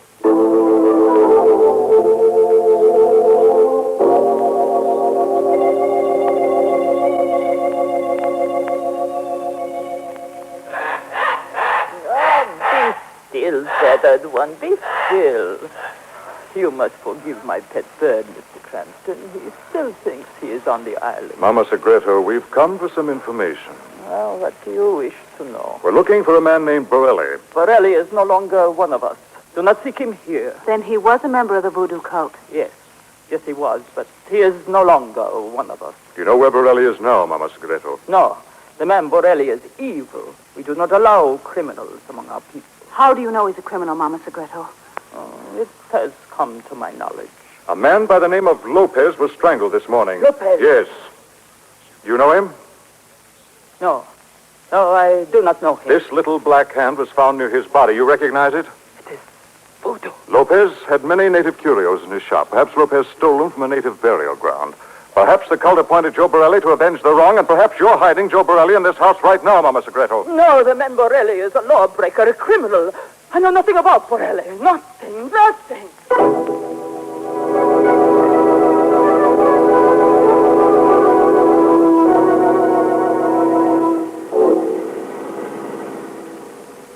Darling, don't you think you were a little rough on Mama Segreto? Well, we did find out that Borelli was a member of her voodoo cult. Yes, and if we're to believe her, Borelli was not only out of favor with the cult, but had crossed the law some way. Exactly. Maybe that the cult business was just a dodge to hide the real killer. How do you mean? Well, Mama Segreto was obviously afraid of Borelli, not for what he'd done in the cult, but because he's a criminal. Perhaps a murderer. Before we do anything else, Margot, I think we'd better get down to headquarters and check on his police record.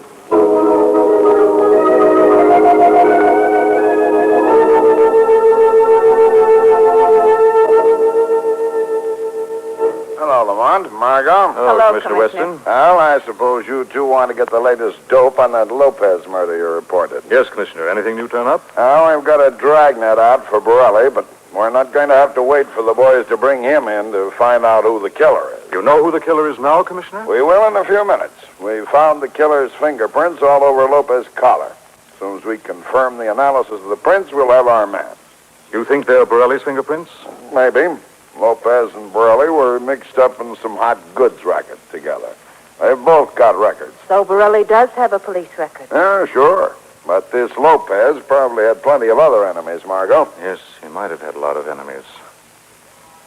Commissioner, did you know that there was a West Indian voodoo cult in this city? Voodoo cult? That Lopez was mixed up in it in some way? Now, wait a second, Cranston. You're not going to sit there and tell me that this murder had something to do with a voodoo cult. Commissioner, about those prints in the Lopez case. Oh, what about them? I've checked and rechecked them, and they don't make sense. What are you talking about? Those fingerprints we found with Lopez belong to Peter Dorn. Peter Dorn? Not the same yes, one? Yes, Commissioner, the same ones. They're the prints of Peter Dorn, the killer who was electrocuted at the penitentiary last month.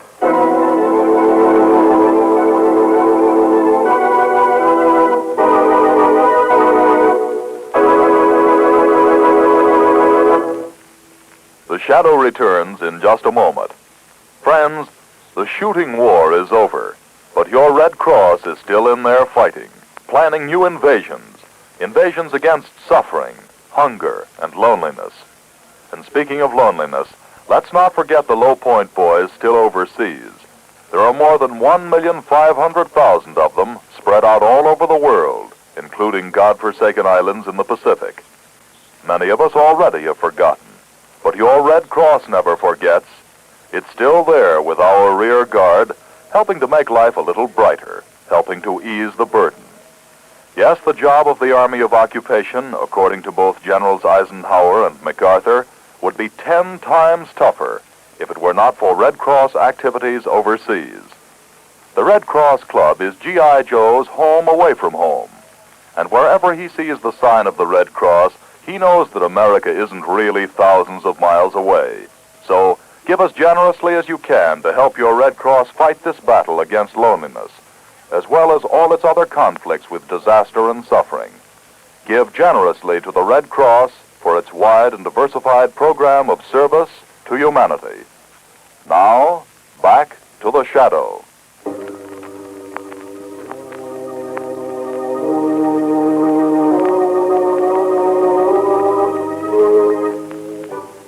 On the trail of the weird voodoo murder, Margot and Lamont are abruptly halted in their chase when they discover that the fingerprints of the killer are those of Peter Dorn, a convicted murderer who was electrocuted in the penitentiary over a month ago. And you say Commissioner Weston checked on Dorn's body before you left headquarters, Lamont? Yes. Found that after Dorn's electrocution, his body had been claimed by his next of kin, his older brother. And now they can't find any trace of Dorn's brother? He's apparently disappeared off the face of the earth. Oh, it's preposterous, darling. A man strangled to death by an electrocuted convict. It's the fantastic part of it, Margot. Strangulation was Peter Dorn's specialty. He had a strange mania of whistling a little tune before he choked his victims to death. I remember his pictures in the papers. He was horrible. Those eyes, and that thin white face. And one of the strongest of the voodoo's beliefs is in the zombie, the walking dead. Oh, darling, there must be some rational explanation for this thing. Well, there's got to be. I wonder. Margot, I think it's time the Shadow took a hand in this voodoo mystery. The trail seems to lead right back to Mama Segreto. She didn't tell us much the first time, but now the Shadow is going to get the real story.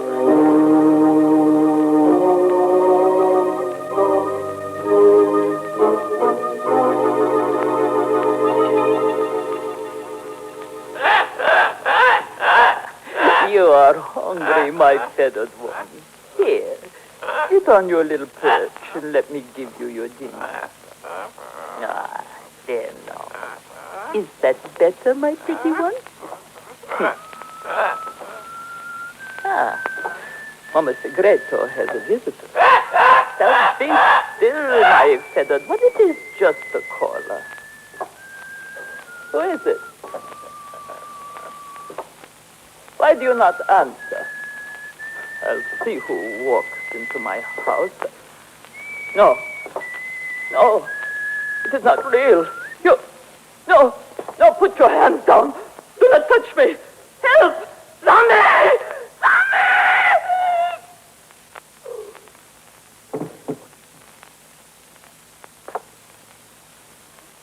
Zombie!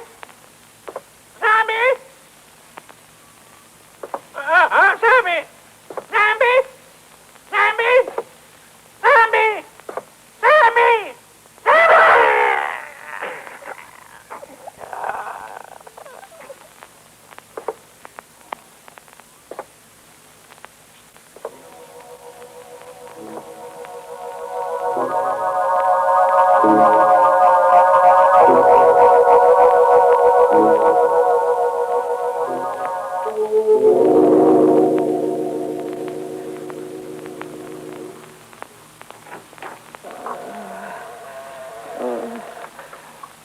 Comes in.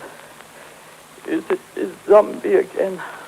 Come back to finish your job of murder? This is the Shadow, Mama Segreto. I'm here to help you. What has happened? I cannot see you, but you cannot help me. I am already dying. Marks on the throat like those on Lopez. The Shadow cannot save your life now, Mama Segreto, but he can avenge this wicked deed. Who attacked you, Mama Segreto? Zombie, the walking dead. The walking dead? He wore the garb of the condemned. Wrists burned, trouser legs slit, head shaved. Had you ever seen this man before? Yes. In life, he was one called Peter Dorn. Peter Dorn? Listen to me closely, Mama Segreto. What connection is there between Dorn and Joe Borelli, the member of your cult who disappeared? None. There is no connection. But you do know something of Borelli's disappearance, don't you? Yes, I have lied to others, but I will tell you the truth. Borelli was here some time ago with one called Lopez.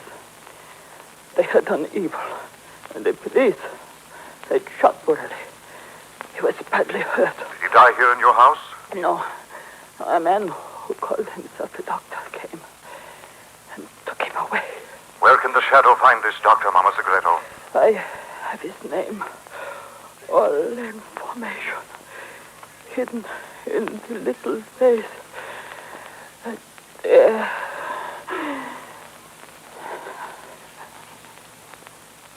Rest in peace, Mama Segreto.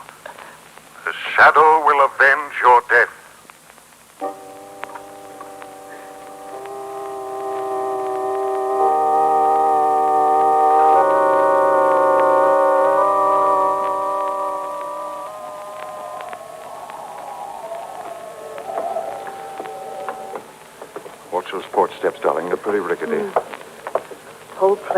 as if it were about to fall apart. This is the doctor's place, all right, according to Mama Segreto's note. Looks like something out of Poe. Shutters half off their hinges. Overgrown bushes in the yard. It does look deserted.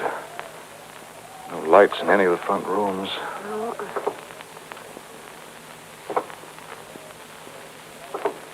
Marco, listen. Yes. Somebody's walking around in there. Sounds as if it's coming from the side of the house. This porch goes around. Come on, Marco. Here we are. There's a light on in that room. Be careful, Lamont. We can see inside. Through this window. That man standing under the light. It's the man Mama Segreto described. He's turning around now. It's Dawn, Lamont. It's Dawn.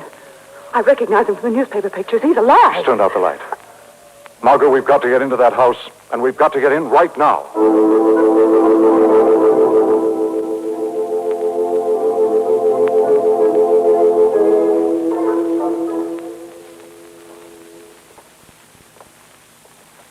But we've been all over the upper part of the house, Lamont. There wasn't a sign of anyone. I don't know how he could have gotten away. Maybe hiding in one of these rooms down here in the basement. Oh, careful. I bumped into something. Wait a minute. I'll strike a match. A low wooden box. Lamont, it's a coffin. Yes. I'll raise the lid.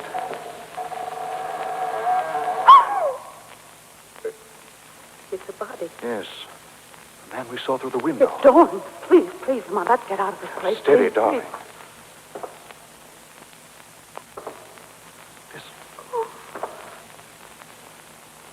Steps again. They're coming from the other end of the basement down there. Come on. Quiet.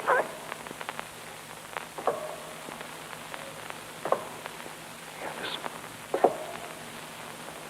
They're coming from behind this door. They sound just like the ones we heard upstairs. Yes. This door's made of steel. There's no chance of breaking in. What does it all mean, Lamont?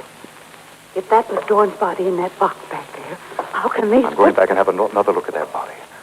What I suspect is true. What? There isn't time to explain now. Come on. The box was somewhere near here. Here, darling, light another match. Lamont, you left the lid open, didn't you? Yes. Someone's closed it. It's gone. The body's gone. Put out that match. Somebody's opened that steel door down at the other end. Lamont, I can't stand another minute of this. I won't have to, Dargo. We'll duck upstairs and get you safely out. I want you to phone the police. Tell Weston to get here as fast as he can. Well, what are you going to do? The Shadow is going to have a talk with that zombie.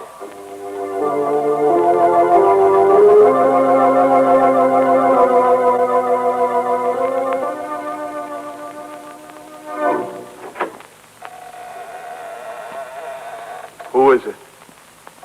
Who came in? It's the Shadow. Joe Borelli? I can't see you. I'm right here with you in this laboratory, Borelli. My name is not Borelli. I'm Dawn. Peter Dawn. I think the doctor made you believe that, but your name is Joe Borelli. And your partner's name is Lopez. Lopez, whom the doctor made you kill before you strangled Mama Segreto. I killed Lopez and Mama Segreto? Yes, Borelli. Your friend, the doctor, made you continue the crimes of Peter Dawn. But he told me I was Dawn. I didn't remember being anyone else. You were badly hurt when you were brought here. The doctor did a great deal to you before you recovered consciousness. But the marks of the execution, my shaved head, my face in the mirror was Dawn. Dawn is dead, Borelli. The Shadow has seen his body. Someone's coming. If it's the doctor, act as if you're still under his influence. All right, Shadow. So, here you are, Dawn. How many times have I told you to stay out of my laboratory? I'm sorry, Dr. Richards. It is time now to go out for another walk, Dawn. There is another cult member on my list we should pay a little visit to. No. No more. No more. Dawn. I'm not Dawn. I'm wise to your plan now. Trying to convince me that I was Dawn, making me strangle Lopez and that old woman. So, Your memory has come back. Only now it is too late. You are a strangler now, Borelli. You've outdone Dorn at his own game and with Dorn's own hand. All right, then. I'll put those hands where they belong, around your neck. No. Let him go, Borelli. Who spoke? Someone you'll have to answer to for your crimes, Richards. The Shadow has caught up with you. Who is speaking? I can see no one. No one can see the Shadow. Dr. Richards, you're responsible for the murders of Lopez and Mama Segreto. Borelli committed the crimes. You haven't any proof against me. The proof is there. Borelli's fingers on which you grafted the skin you took from Peter Dorn's fingertips. No one will ever believe you, Shadow. Borelli's fingers will be evidence enough to send you to the chair. All right, then. I'll destroy the evidence. Why, you... Borelli! Don't try to interfere, Shadow. I've got a gun in Borelli's back.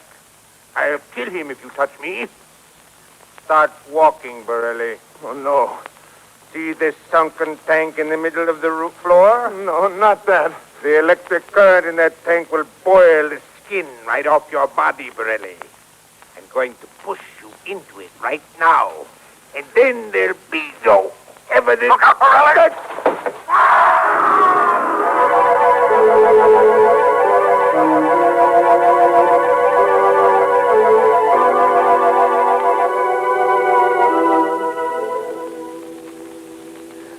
Lamont, what happened down there in the laboratory after you sent me for the police? When the doctor discovered that the Shadow had found him out, he tried to push Joe Borelli into a sunken tank that was wired with high-voltage electric current. And then the doctor fell in himself? Yes. The Shadow pushed Borelli out of the way. Dr. Richards' own forward motion caused him to lose his balance. What a horrible death. Who was this Dr. Richards, anyway? The so-called Dr. Richards, Margot, was actually Peter Dorn's older brother, the man who claimed Dorn's body immediately after the electrocution. He was a brilliant but apparently demented surgeon, had his license revoked by the medical profession. But I don't understand why Richards would want Lopez and Mama Segreto out of the way. Revenge, Margot. Dorn was once a member of the voodoo cult. But when Mama Segreto and the other members discovered he was a killer, they tipped off the police and ultimately sent Dorn to the electric chair. And then Richards found out that the cult had double-crossed his brother and decided to get revenge. Exactly. The ironical part about it is the doctor used Borelli, a member of the cult, to do the killings for him. Awful. What's going to happen to Borelli, Lamont?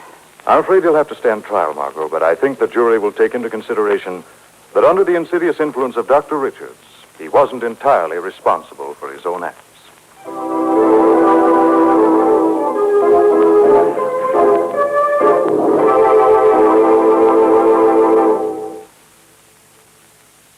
Roma Wines present Suspense.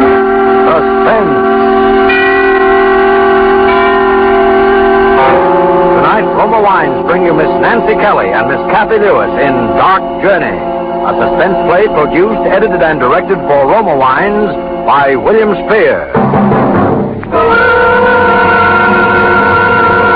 Suspense, radio's outstanding theater of thrills, is presented for your enjoyment by Roma Wines. That's R-O-M-A, Roma Wines. Those excellent California wines that can add so much pleasantness to the way you live, to your happiness in entertaining guests, to your enjoyment of everyday meals. Yes, right now a glassful would be very pleasant, as Roma Wines bring you Nancy Kelly and Kathy Lewis in the premiere of Lucille Fletcher's radio play for two actresses, Dark Journey. Tonight's study in Suspense.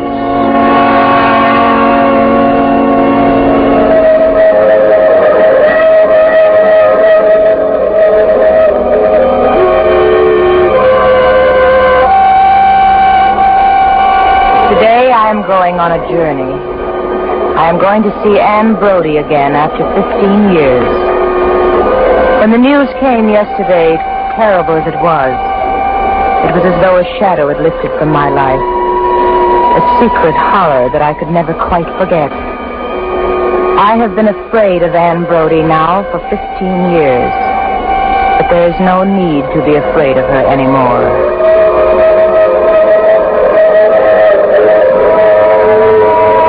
Anne's secret has been locked in my heart together with all shameful, horrible things. That I've never gone on a journey like this one, but when it comes back, There have been times when I couldn't bear the whistle of a train flung out long and mournful over the lonely countryside.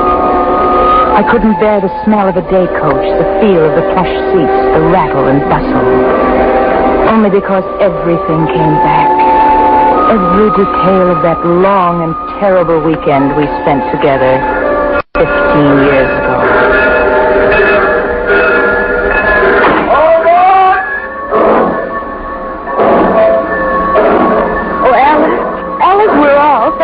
I don't think anybody saw us, do you? No. Only old Mr. Hodges, the station master, and he's no doc. I wouldn't want anybody to know. Not that I care, but you know how the tongues wag in this town. Well, it's much better to be perfectly sure of your plans before you pass the word around. Then if you and Clyde don't settle things, well, nobody will be any the wiser. If we don't settle things, well, there's no if about it. But Clyde and I are practically engaged. Did you get his letter yet about us coming to New York? Uh-huh. Well, for goodness sake, why didn't you tell me? What'd he say? Oh, nothing much. He's no letter writer, just that he was glad and that he's been busy, and he's going to call us at the hotel. Oh? He can't meet us at the train? No. It seems it's his mother's birthday, and he'd promised to take her to lunch in town. We'll be getting in just around that time. He's terribly devoted to her, you know, has been ever since his father died. Oh, I see. You're very much in love with him, aren't you, Anne? Terribly. Yet you really see him so little. How long has it been now? 3 months? 3 months and 6 days. But it doesn't really matter. No. I know Clyde loves me and I love him. There's a bond between us, and nothing will ever break it. Well, as long as you feel that way, it's a wonderful way to feel. But I don't think you ought to let it drag on like this much longer, Anne. I really don't. Don't worry. We'll settle it this time once and for all. You'll see. When we get on this train again, I'll be wearing his engagement ring on my finger.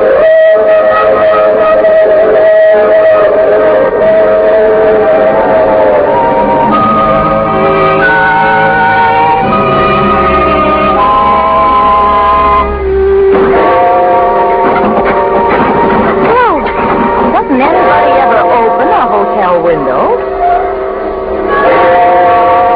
3 o'clock. Thought he'd have called me by now. No, he's probably tied up with his mother. Come on, let's go down to the drugstore and have a sandwich. Aren't you just starved? No, I don't feel hungry. You go, though. I'll wait. Oh, come on. The clerk will take the message for you. No, I want to be here myself. Why don't you call him? I can't if he's at a restaurant. Well, maybe he didn't go. Maybe he's home, sick, or at the office. No, it wouldn't look right. He's got to call me. I don't know why he doesn't. I don't know why either. In fact, why couldn't we all have had lunch together at that restaurant? I mean, he's not exactly poor, is he? Don't you want to take a bus ride or see the sights or anything? Later, Alice. After he's called. Hello? Yes? Oh, yes, this is Miss Ann Brody. What? He left a message.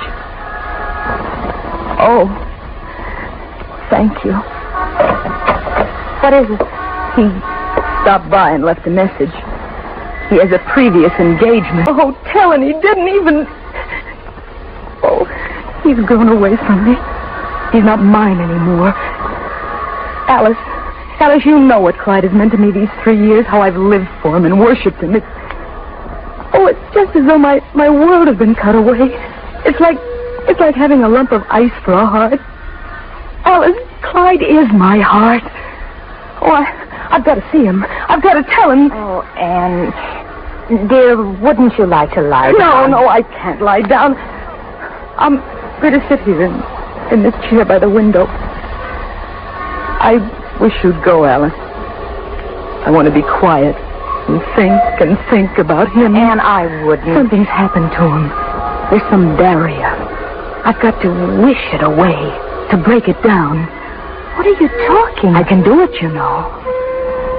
Anne, please go. Please.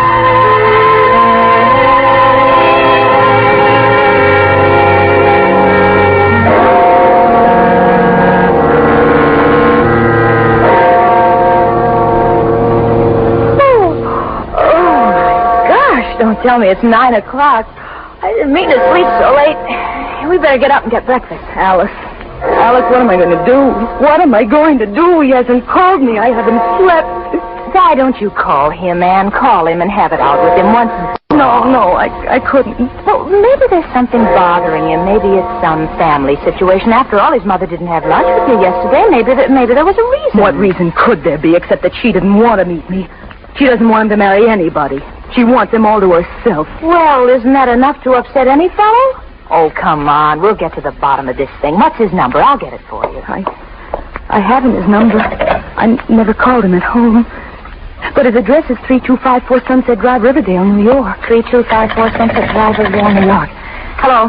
Hello, operator. This is room 351. We want to put in a call to Riverdale, New York. 3254 Sunset Drive, Riverdale, New York. The name is Dexter. Mr. Clyde Dexter. Will you get it for us, please? What did she say? She's looking it up. There it is. She's ringing. Here, you better take it now. Oh, no. No, just 1 minute. 1 minute. Let me get my breath. Let me think of what I'm going to say. Hello? Is this the Dexter residence? This is Miss Ann Brody speaking. I wonder if I might speak to Mr. Clyde Dexter, please. Thank you. Clyde? Oh, Clyde, this is Ann. Oh, I'm fine, thank you. Oh, Clyde, I've been waiting here at the hotel for you to call, and Alice and I have to spend the morning out, and we thought we'd better let you know we wouldn't be in just in case you wanted... Oh, yes, Clyde, I know you said you had a previous engagement, but I thought... Well, you see, Clyde, I'm only going to be here today, and we get to see each other so little, I was wondering... What's that, Clyde? Yes? Yes? Well, no, I didn't. What did you say, Clyde? I didn't understand. You're what? You're... Oh, Clyde.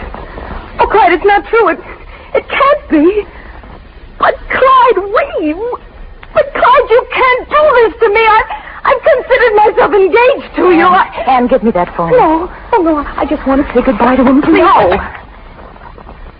Anne, don't look that way.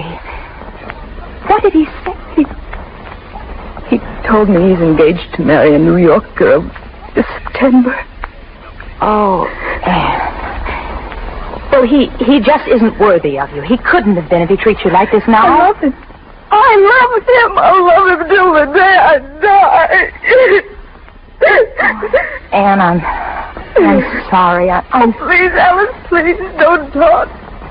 Don't come near me or go away, will you, just for a little while? No, I won't leave you. I can't leave you when you look like that. Go away, I said. How do you hear me? Go away. I want to be alone. I want you to go away. I have work to do. Work to do. I'm going to will him to come back to me. I'm going to make him come to this hotel through heaven and hell, and they're dragging him away from me. Oh, Anne. I can do it. I've done it before. I've made him write to me. I've made him call me up out of a clear sky after months and months. I willed him to speak to me the very first time I saw him when he was just a stranger. I willed him to give me his fraternity pin last year at the spring dance, and I can do it. I can do it. If only I try hard enough, and if you're absolutely quiet. Clyde. Clyde. It's no use. He's too far. I have his engagement ring on my finger.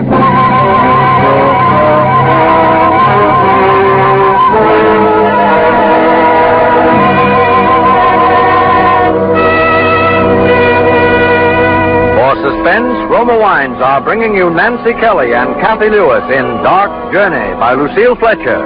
Roma Wines' presentation tonight in radio's outstanding theater of thrills, Suspense.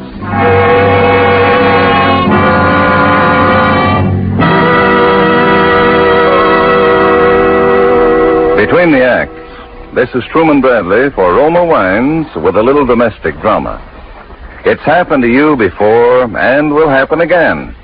You're relaxed in your easy chair, coat off, contentedly reading your evening paper. Your wife is probably tidying up after dinner. The doorbell rings. Sure enough, it's guests who just dropped in. Now, famed hostess Elsa Maxwell tells us how she handles these surprise visits. She says, I always keep Roma California sherry on hand to welcome unexpected guests. Serving Roma sherry is so simple, you just pour and hospitality reigns. And because Roma is America's favorite wine, you know your guests will enjoy it.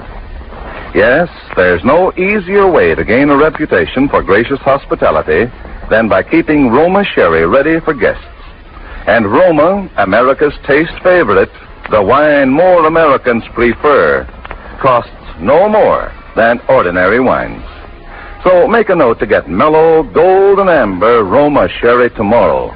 Once you try the tempting fragrance and intriguing nut-like taste of Roma sherry, you'll always ask for Roma. That's R-O-M-A, Roma wines. Remember, more Americans enjoy Roma than any other wine. And now Roma Wines bring back to our Hollywood soundstage Kathy Lewis as Alice and Nancy Kelly as Anne in Dark Journey, a play well calculated to keep you in suspense.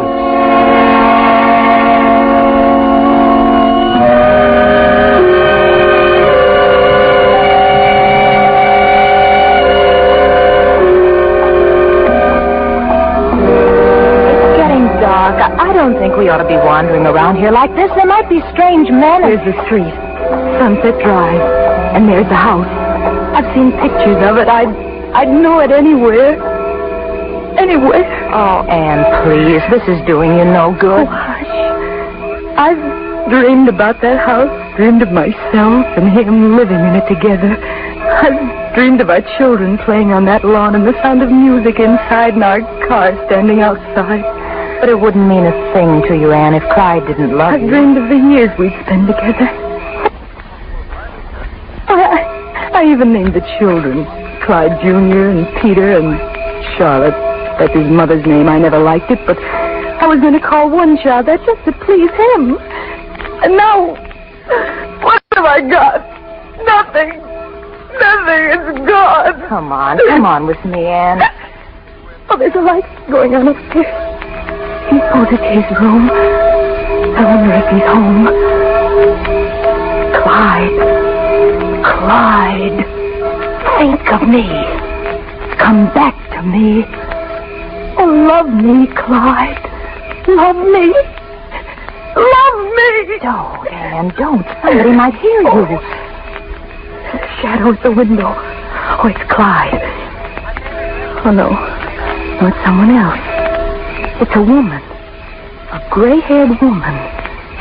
Oh, it's his mother, Alice. Clyde's mother. I don't think he's home, Anne. Let's go back to the hotel.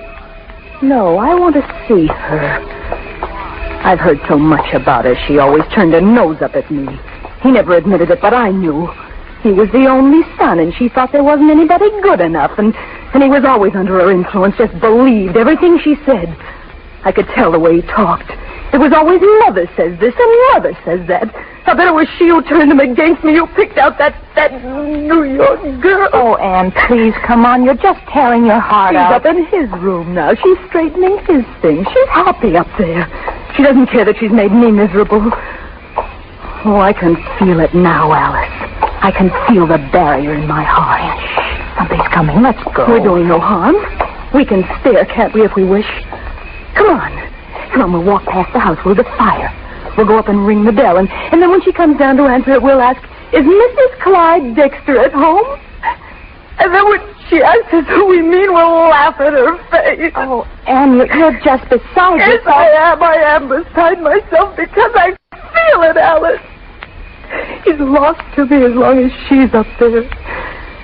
Oh, I can stand here, out here under the trees, trying to reach him with every bit of soul I possess, but as long as she's there, as long as she's alive, he'll never be mine again.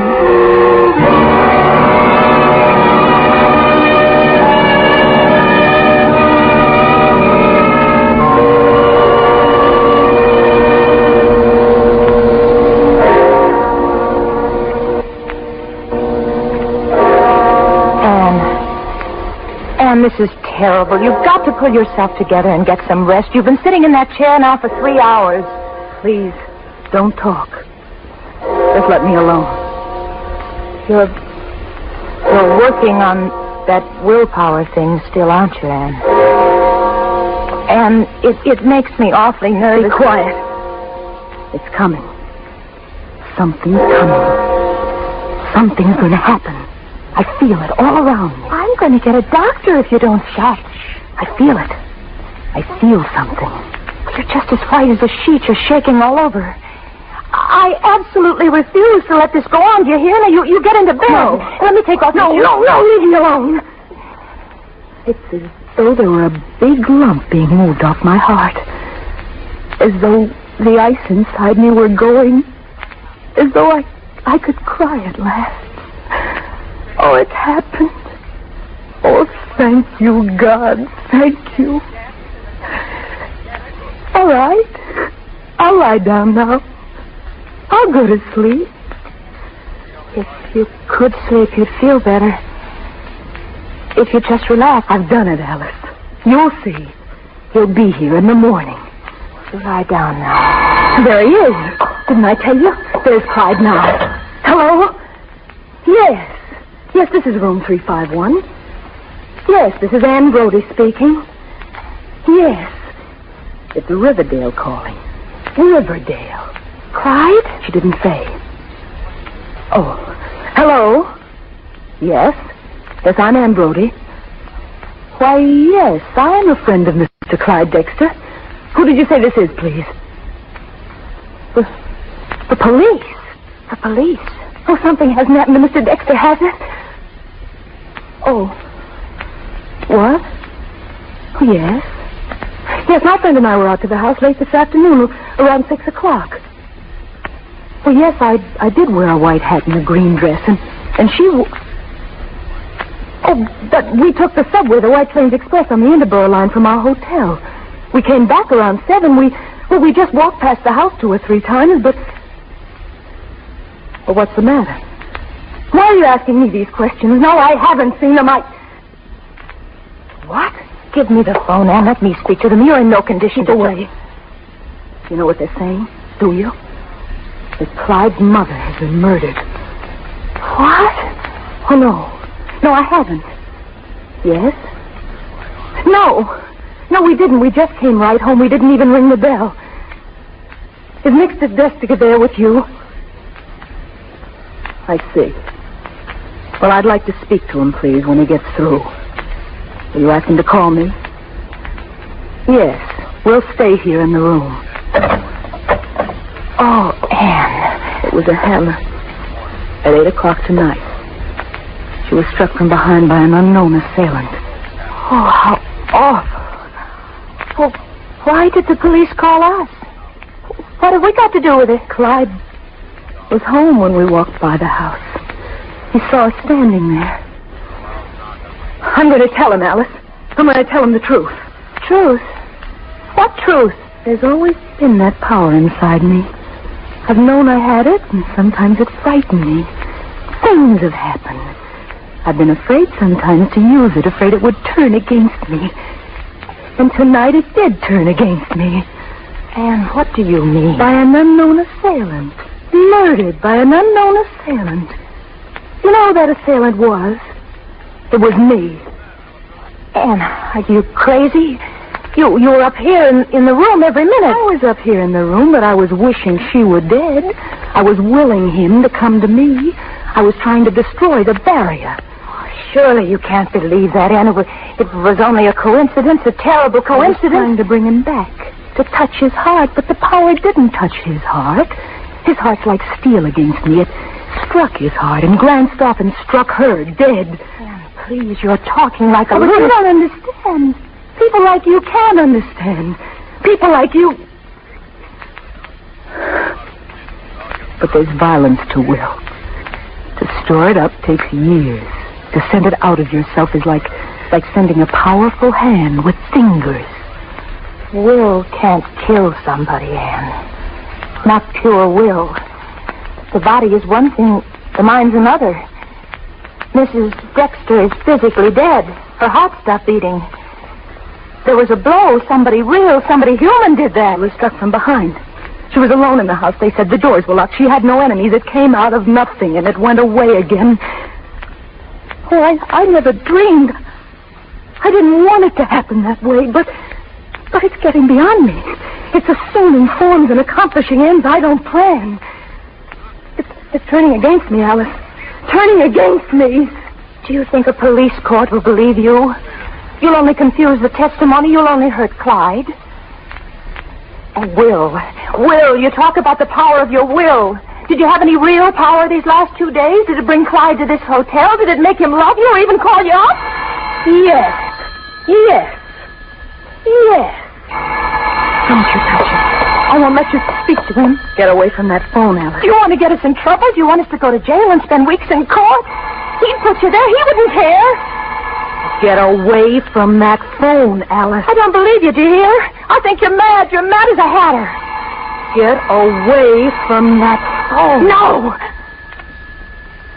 Anne, you'll ruin your life. You'll fall into suspicion, and people will always think you had something really to do with it. You'll end up in an asylum. The whole world will know he jilted you. What are you going to say to him? He must be half beside himself as it is. He'll never believe you.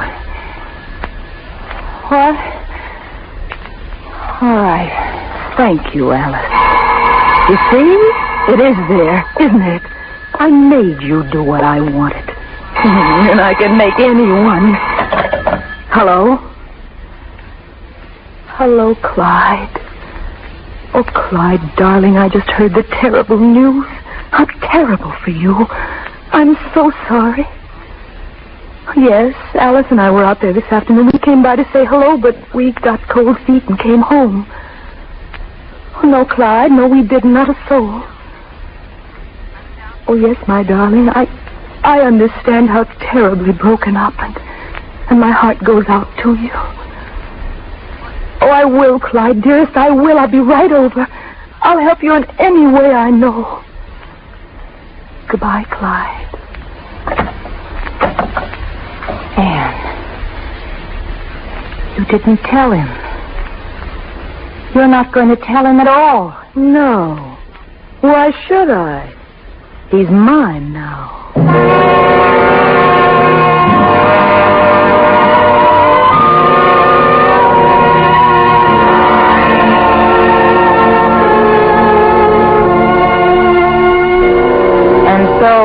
Anne Brody walked out of my life, walked from me wrapped in her new and terrible strangeness. Somehow I didn't want to play any part in her life again. I didn't go to her wedding when she and Clyde were married 1 year later. To me, there would have been something evil in hearing her voice repeat the sacred word. I, Anne, take thee, Clyde. There has been for me a nameless horror in the slow, steady way Anne Brody fulfilled her plans. The house in Riverdale, the car, the 3 children, Peter, Clyde Jr., and Charlotte. Her happiness, her triumphant motherhood have somehow been hideous to me. I've never heard a train whistle crying through the dawn but what I've thought of her and shuddered. I have been afraid of Anne Brody now for 15 years.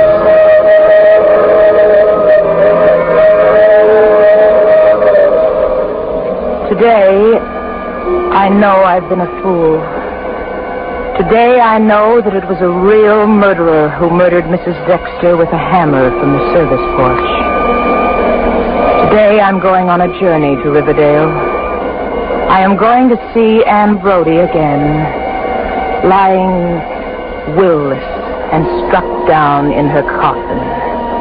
Lying innocent and pathetic. Lying murdered. Not will, nor nameless monsters of the mind could save her from the truth at last. Yesterday afternoon, the weak, long, brooding creature who could not brook domination from mother or wife flung pent-up death against the mistress of his will. Yesterday afternoon, Clyde Dexter struck again.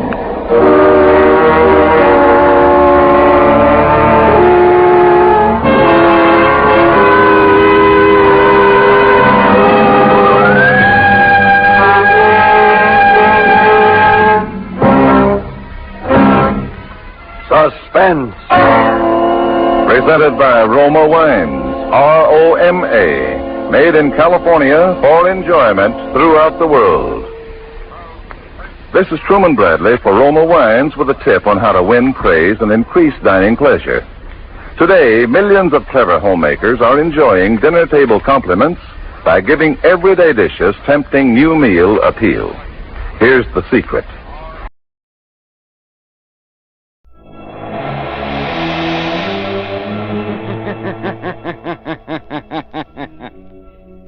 Who knows what evil lurks in the hearts of men? The Shadow knows.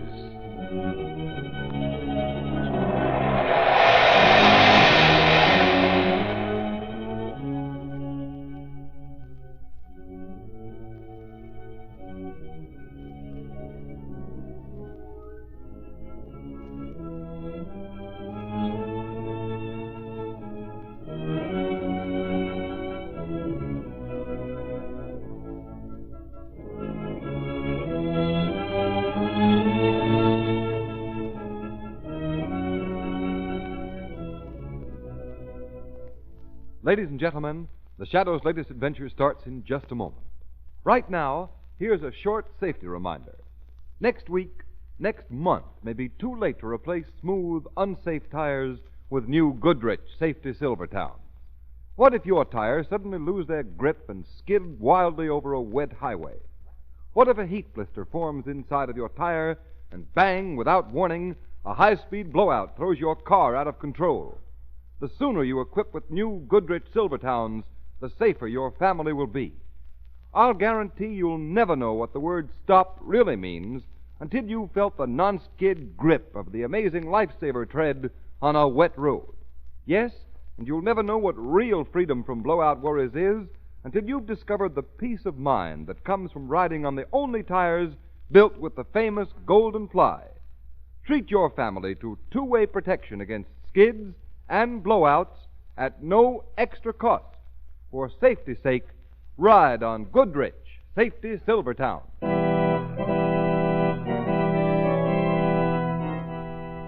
The Shadow, Lamont Cranston, a man of wealth, a student of science, and a master of other people's minds, devotes his life to righting wrongs, protecting the innocent, and punishing the guilty. Cranston is known to the underworld as the Shadow. Never seen, only heard, his true identity is known only to his constant friend and aide, Margot Lane. Today's story, Professor X.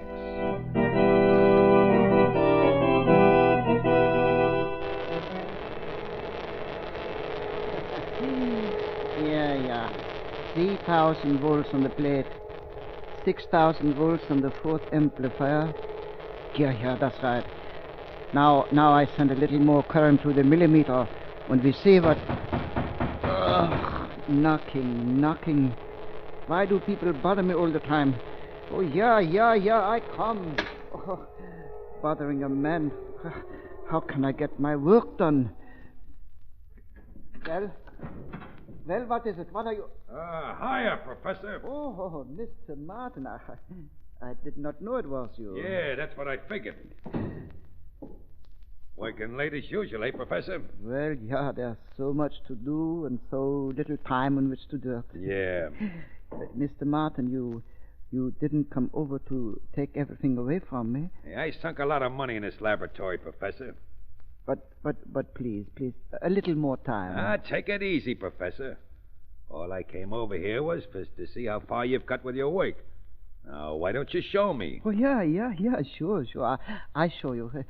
Over here, please. Okay. Now, you see, under this cathode tube, I have a large container. I open the lid. Watch. Yeah, It's a cat, so what? Wait, I close the lid. Now watch. Watch close. Now watch close, Mr. Martin. Watch close.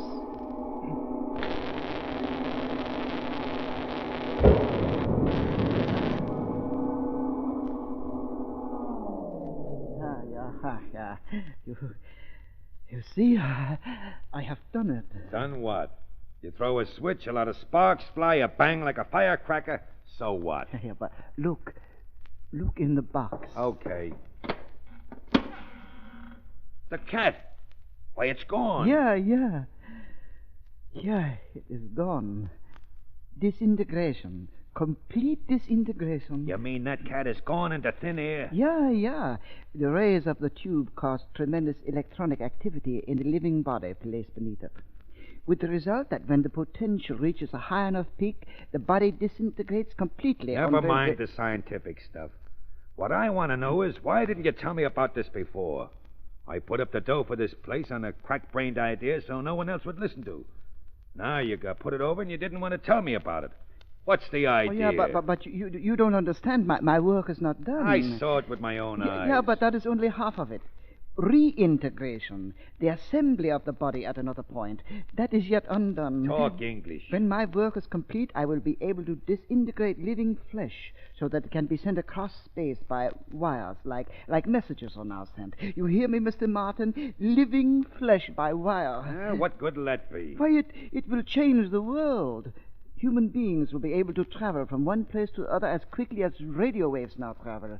Oh, I tell you, Mr. Martin, only a few months more work and I will be able to... You'll be able to do nothing. Why, what do you mean? Your work is through. Through? Yeah, no, through. My work... Done, finished. No, but my experiments have only begun. And I say they're finished. Why do you say that, Mr. Martin? You mean you don't give me any more money? When I first heard about your idea, I said to myself, okay, fella, maybe he's a crackpot and maybe he ain't. But it's worth putting up a little dough. Well, now you've done your work, so finish. Yeah, but I say again, I am not to... And I say, it's true, ain't it, that if I was to put a man in that box, pull them controls, bang, and he'd be gone just like that? Yeah, but the cathode tube expands itself each time the disintegration takes place. You mean you have to put in a new tube every time? Yeah. Well, put in another one right now. Oh, but alas, I cannot. That was the last one I have here. I have used them all experimenting. Where'd you get them from? A new consignment is coming tomorrow. I placed a permanent order with the company who make them. Tomorrow, eh? Yeah. Okay. So you've done what I wanted you to, eh? I've got a couple of people I don't like. Oh! Yeah, and I'll put them in there. The box is plenty big enough. Shoot in the juice, and, well... No body, no murder, no evidence. How do you like that, Professor? Oh, no, but you cannot do that. I have discovered this for the good of man. I will tell the police. So long, Professor. I told you were finished. Now the machine belongs to me. I'm the only one who knows about it. And I'll have no trouble getting hold of the new tubes to make it work.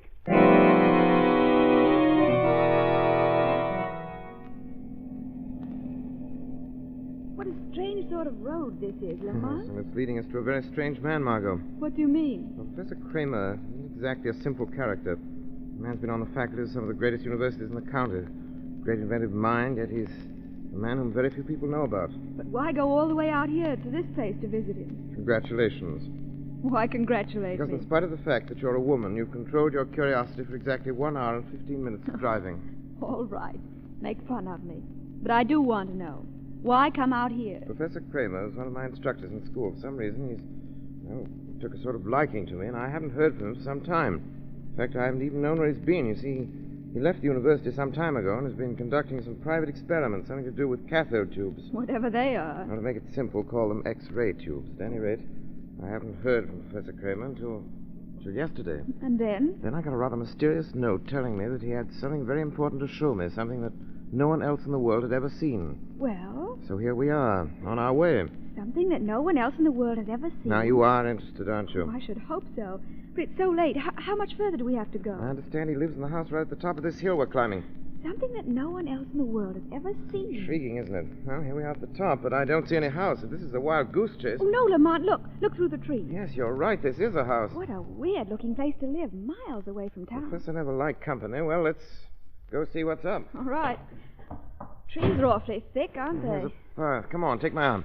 Almost dark. I can hardly see. Keep hold of me. Come along. Oh, looks this path. No one's been to visit the professor since last fall. Lamont, how strange. What? It's dark, and yet there are no lights in the house. I noticed that. Could it be the wrong address? The letter said the house on top of the It hill. looks so deserted. Well, we'll find out quickly enough whether I made a mistake. Here, up these stairs. Somehow this place gives me the shivers. After all, Margot, I didn't say I was taking you to a haunted house. Oh, it must be the wrong house, Lamont. Look. No, you look. Card under the bell, Alfred Kramer. Then it is the right place. Certainly. Find a bell button. No. There's a bell pull.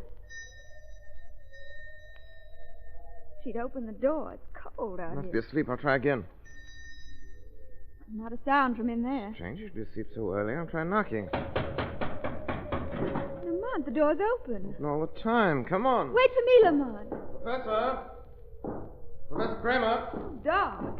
Professor Kramer, are you here? It's Lamont Cranston. We only had some light. Yeah, this is switch. Yeah, that does it. Now we'll see. Lamont. What? Well, Lamont, what's happened here? Everything's torn up. Professor Kramer! Professor Kramer, you here? Professor Kramer! Lamont, is he there? No, the bedroom's empty. Everything undisturbed, but everything in this room's ripped apart. What happened here? Look at the wall over there. What? Those wires torn loose. Looks as if someone ripped some equipment out. Yes, that's true, but why should the professor have left so suddenly? Professor Kramer never did anything suddenly in his life. I just don't get this. He isn't here, though. If we were going away, why should he have asked me to come out here tonight? No, we just decided to leave, that's all. You said yourself he was an eccentric old man. Come on, Lamont, let's get out of here. No, wait. What is it?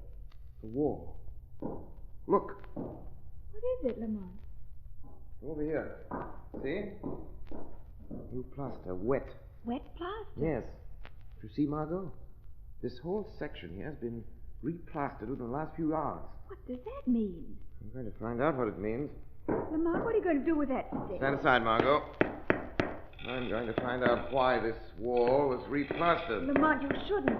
Damaging the wall, Professor Kramer. Margot, look out! Oh. Replaster's breaking away from the original wall. Oh! A man fell out of the wall. Professor Kramer. It's Professor Kramer. Oh! Look. Look, that bullet hole. He's been murdered. Oh, but who? His What? equipment, his experiments. Oh, don't you understand?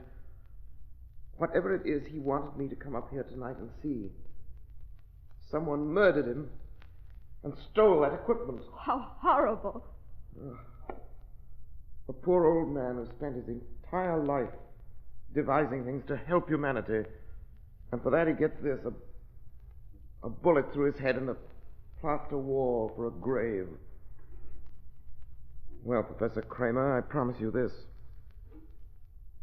Whoever did this to you will meet the Shadow.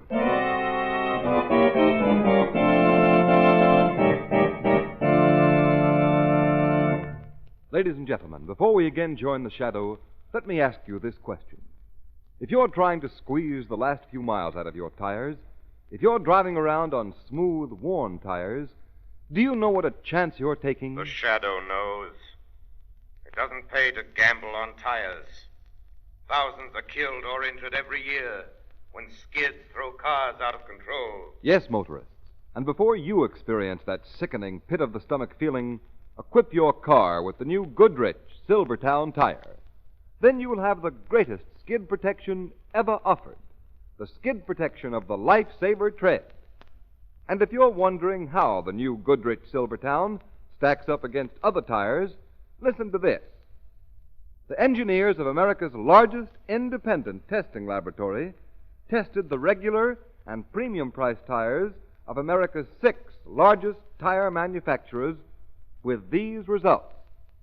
The new Goodrich Silvertown with Life-Saver tread gave greater skid resistance than any other tire tested, regardless of price. It also gave greater non-skid mileage than any other tire tested in its own price range. It averaged 19.1% more miles before the tires wore smooth. And that's the same as saying you'll get every 6th mile free. Right now is the time to replace any smooth, dangerous tires on your car with Goodrich, spelled Goodrich. Goodrich Safety Silvertown, the safest thing on wheels. There is no extra cost.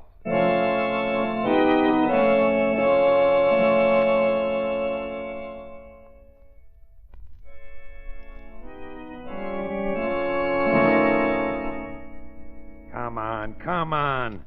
I thought you told me you were an electrician. Sure I am, Mr. Martin, but gosh, I never connected up a rigmarole like this one. Listen, fella. You said yourself it was a simple job to connect this apparatus up following the diagrams in that notebook. Sure, Mr. Martin, but I got it almost done. There's just a couple more wires. Well, get going. Oh, sure. Say, sure is a funny setup, like an X-ray machine, and it isn't exactly like any X-ray setup I ever saw. Hurry up. Sure, Mr. Martin. Yeah. This wire, yeah. Yes, and this wire. There you are. Got it connected up just like it says in those diagrams. Say, who is this Kramer fellow who's got his name signed on all the pages of the notebook, Mr. Martin?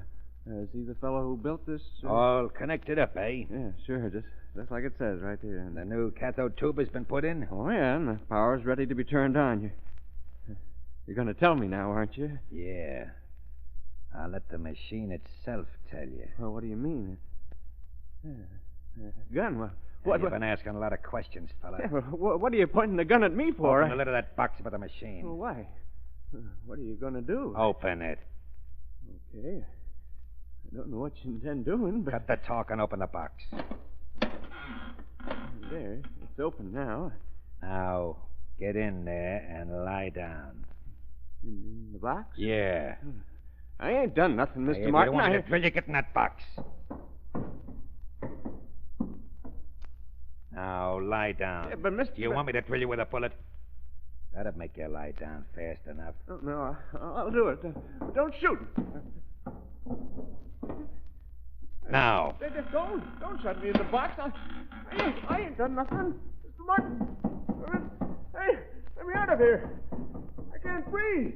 Let me out of here, Mr. Martin. Now we'll see if the machine works or not. Let me out of here, Mr. Martin. I throw this switch. Mr. Martin, That part of it's all right. You won't kick and yell much longer after this switch is closed.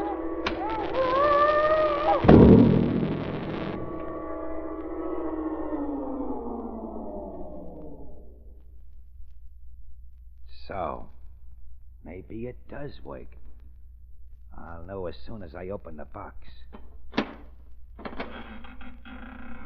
It works. There's nothing left of them. The box is empty. All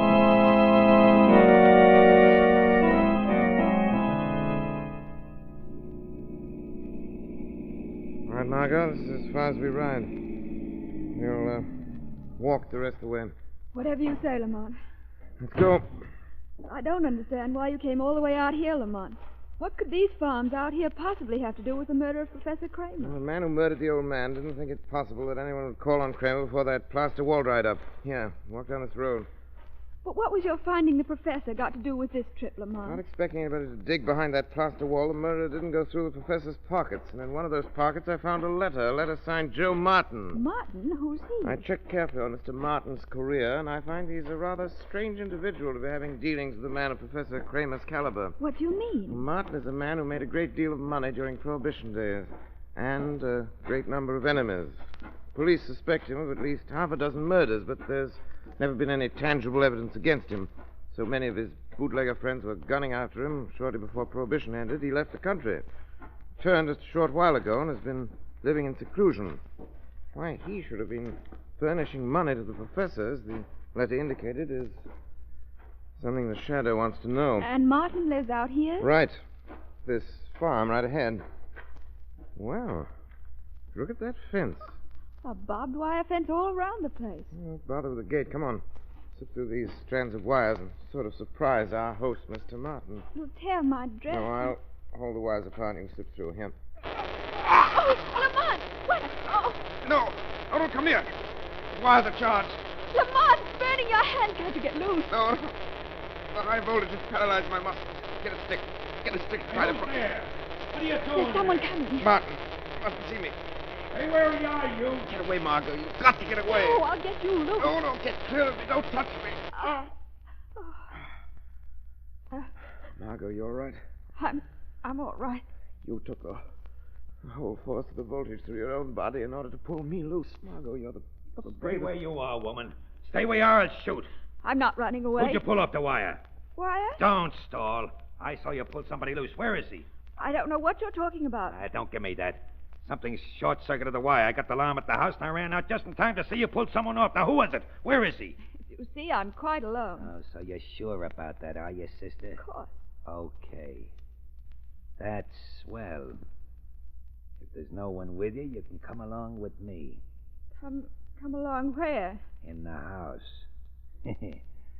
I need a sort of a guinea pig. A guinea pig? Yeah, a human one. For an experiment.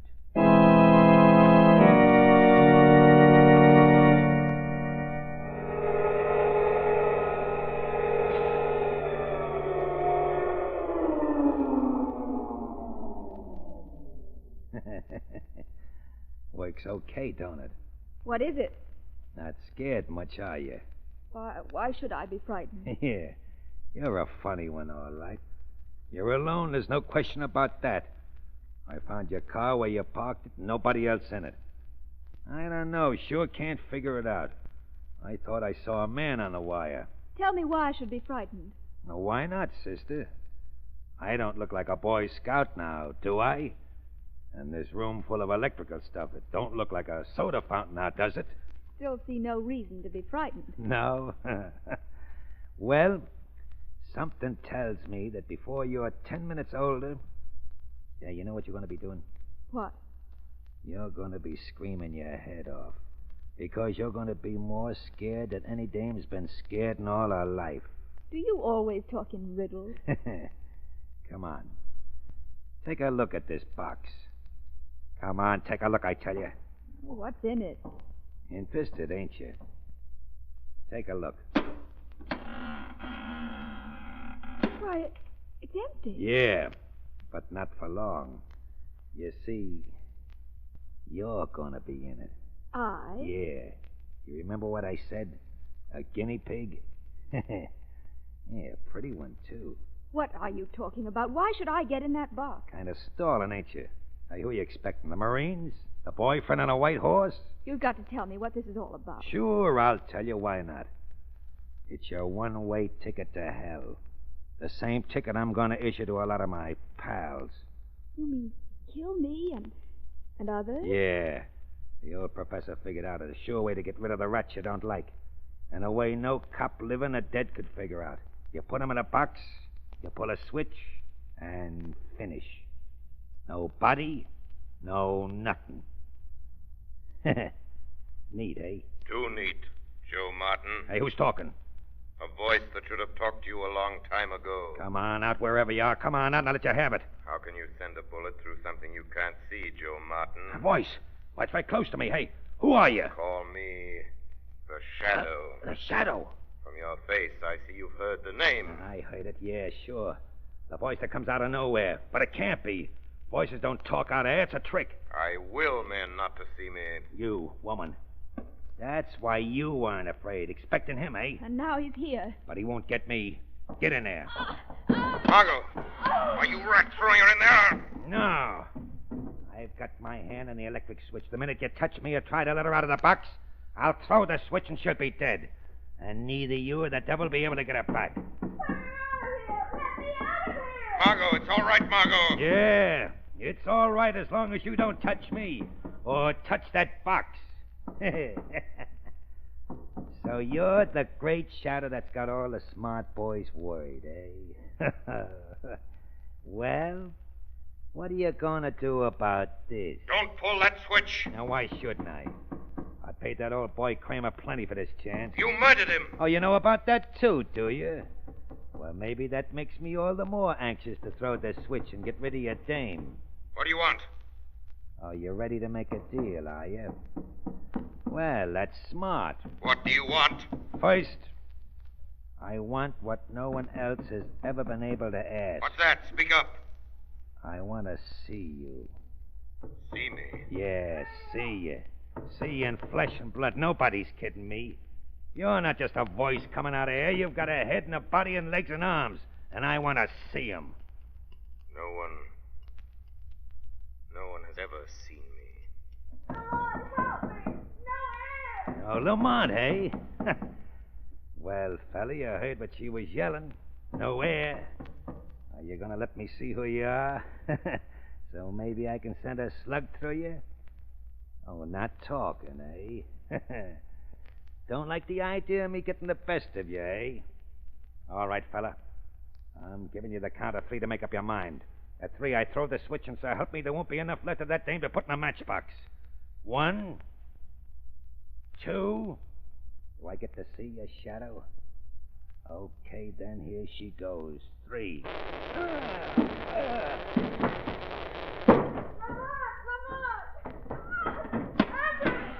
all right, Margaret. It's all right. Lamont, are you all right? Let me help you out of here. There. Oh, that horrible sound. I No, thought no, you... no. I'm all right. But, Martin, where... Look on the floor below the switchboard. Oh. Not a pretty sight, is it? Oh, his face. The electricity burned him as crisply as if he had sat in the electric chair. Don't look at him anymore, dear. But how did it happen? He was looking around trying to see me as his hand reached out to the switch. Instead of touching the insulated handle, his fingers closed on the metal. Oh, but Lamont, why did you let him... Why did you let him put me... Well, finish your sentence. You mean, why did I let him throw the switch? Well, because it wouldn't have hurt you anyway. Why not? While he was busy threatening me, I disconnected the wires leading to the cathode tube. Oh. Risking your life would have been too high a price, Margot, even to catch a rat of Martin's sort. The rat caught himself in his own trap. Yes. Yes, his own trap. The penalty for murder in this state is to die by electricity. Well, we can close the books on Joe Martin. The law has taken its course.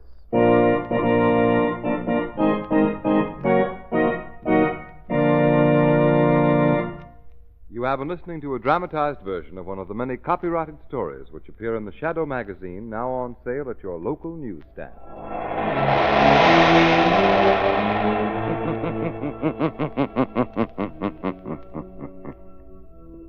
The weed of crime bears bitter fruit. Crime does not pay. The shadow knows.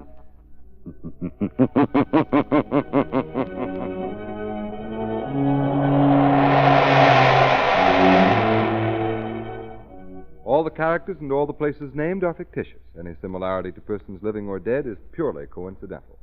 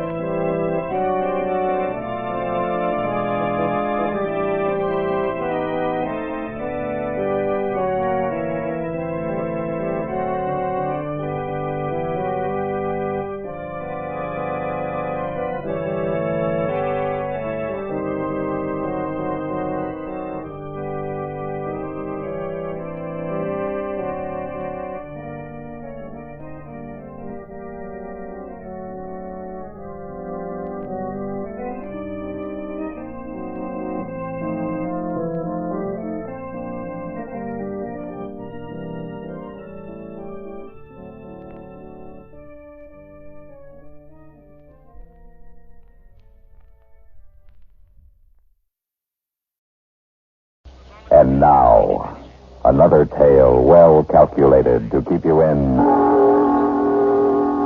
suspense. The time, Christmas 1958. The place, Korea. The story, a Korean Christmas carol, written for suspense by George Banver.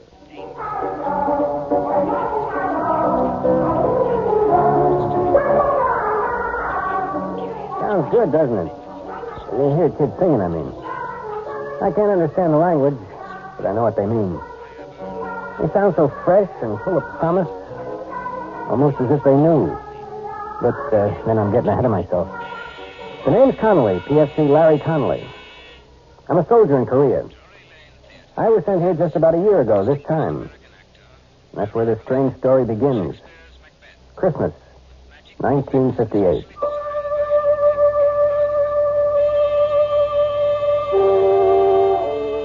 Christmas was for me that year miserable. I'd been stuck on guard the night before, and so I planned to stay in bed the next day and forget about Christmas. I hadn't counted on my first sergeant.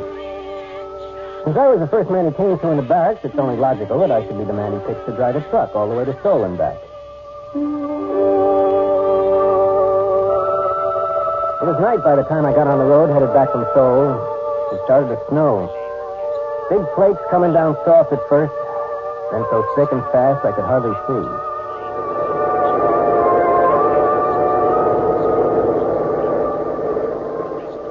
I was just over that first range of mountains. Was starting on the twisting, slippery way down when I saw him. The sight of him scared me wide awake. He was standing bareheaded, the wind whipping the snow and his hair around his face. When he raised his thumb, I had the strangest feeling he'd been expecting me. Almost as if it were unnecessary. As if he knew I'd stop. You want a lift? I'm going as far as Camp Santa Barbara. Well, where's that? You mean where's that? Everybody knows where Camp Santa Barbara is. Don't stand there with the door open. Hop in. All right. Well, you picked a lousy place to hitchhike. It didn't stop. Oh, thanks. What happened to your gloves? Your hands look half frozen. Gloves? Well, I must have lost them. Must have, don't you know? Yes. Yeah, sure. I must have left them laying on the counter of the PX back there. Were your hat back there, too? No, I lost my hat in the dark. I fell. I suppose that's why your uniform's muddy and your jacket's torn. Oh, yes, that's right, of course. I was walking along the edge of the road and I slipped in the dark. And I slid halfway down the embankment before I could stop. I see you managed to hang on to your bag. Oh, yeah, I can't afford to lose that. It's important. I'm late as it is. What outfit you from? 3rd Recon, 7th Division Infantry. Infantry? No artillery up this way. The infantry stationed about 7 miles back. You're heading in the wrong direction. Yeah, well, 3rd Recon is a special detachment. We're off in the hills. All by ourselves. It's just off this road. Never heard of it before. My name's Connolly. Larry Connolly. What's yours? Oh, thanks. Mine's Richard Dombrowski. Good to know you, Dombrowski. Hey, look, if you can let go of that bag long enough, I'll let you wear my gloves till your hands warm up. Oh, no, thanks. That's all right. I'll put them in my pocket. Say, is it okay if I set my bag on the floor? Oh, sure, no sweat. Mm-hmm. Say, you don't have a cigarette, do you? I'm fresh out. Well, I don't know. Wait a minute. Yeah, here's some. Let me light it for you, though. You watch the road. I saw a whole truckload of troops disappear over that curve up ahead. Killed all but 2. Yeah? When that happened? 1951. 1951? Yep. You were here when the war was on. I guess you could say that. Tell me, Dombrowski, what were you doing Christmas Day? That they didn't send you all the way to Seoul with an empty truck on a wild goose chase. That's what I did today. What did you do 7 years ago? Well, you see those lights up ahead? That's the village of Cheongju-ri. We marched through there the day before Christmas. You scared? Oh, I think everybody's scared. Hey, look out. You'll burn yourself. What's the matter? Cigarette burned all the way down to your fingers. Oh. Isn't it burning you? With that? No. I guess it burned itself out before it got to my skin. Anyway, you see that hill over there? Well, Christmas Day, 1951, my platoon was all dug in around that hill. No kidding. Mm-hmm. We went out on a patrol from that hill. And that was one time I was plenty scared. As a matter of fact, it happened just 7 years ago tonight. It hadn't snowed that day, but there was snow on the ground. I can remember because the guys were joking that at least We had a white Christmas. And what a Christmas it was.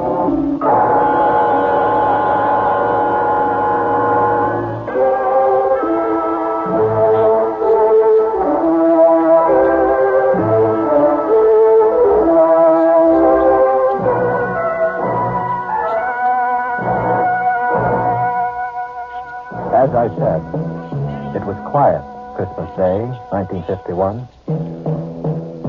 We were sitting around in our holes waiting for the fun which we knew would begin the next day. They'd managed to get hot turkey up to us, so we were relatively comfortable and happy until Brownie, our squad leader, came back from a talk with the old man. All right, I'll take the first 5. The old man wants us to go out and have a look around. Come on, knock it off. Get ready your dog tags and canteens, anything that might rattle or make a noise. We won't be gone long, but we're moving light. Hey, Whitey, might as well leave your helmet here. We want to move quiet. But, Sarge, it's too cold to go out without a hat. Cut the comedy, Walker. We moved out on schedule just as night was falling, and with the night came the cold. We moved rapidly along the valley for about an hour or so when Brownie stopped and raised his hand. All right, you men, hold it up. Once we get on the other side of that ridge up ahead, we'll observe maximum security. No talking, no lights. Keep down. And watch where you put your big clumsy feet. Yeah. These people just love tripwires with flares attached. Walker, you still got the walkie-talkie? If I didn't, I wouldn't be here to tell you about it. Still working? It's warm, if that's what you mean. That's more than I can say for myself. All right, keep it that way. We may need it if we run into trouble. Hey, while we're here, let's take one last check on your gear. Make sure your rifle bolts aren't frozen, weapons on safety, and all grenades are secure in the pins. Okay, everybody set? Let's move on.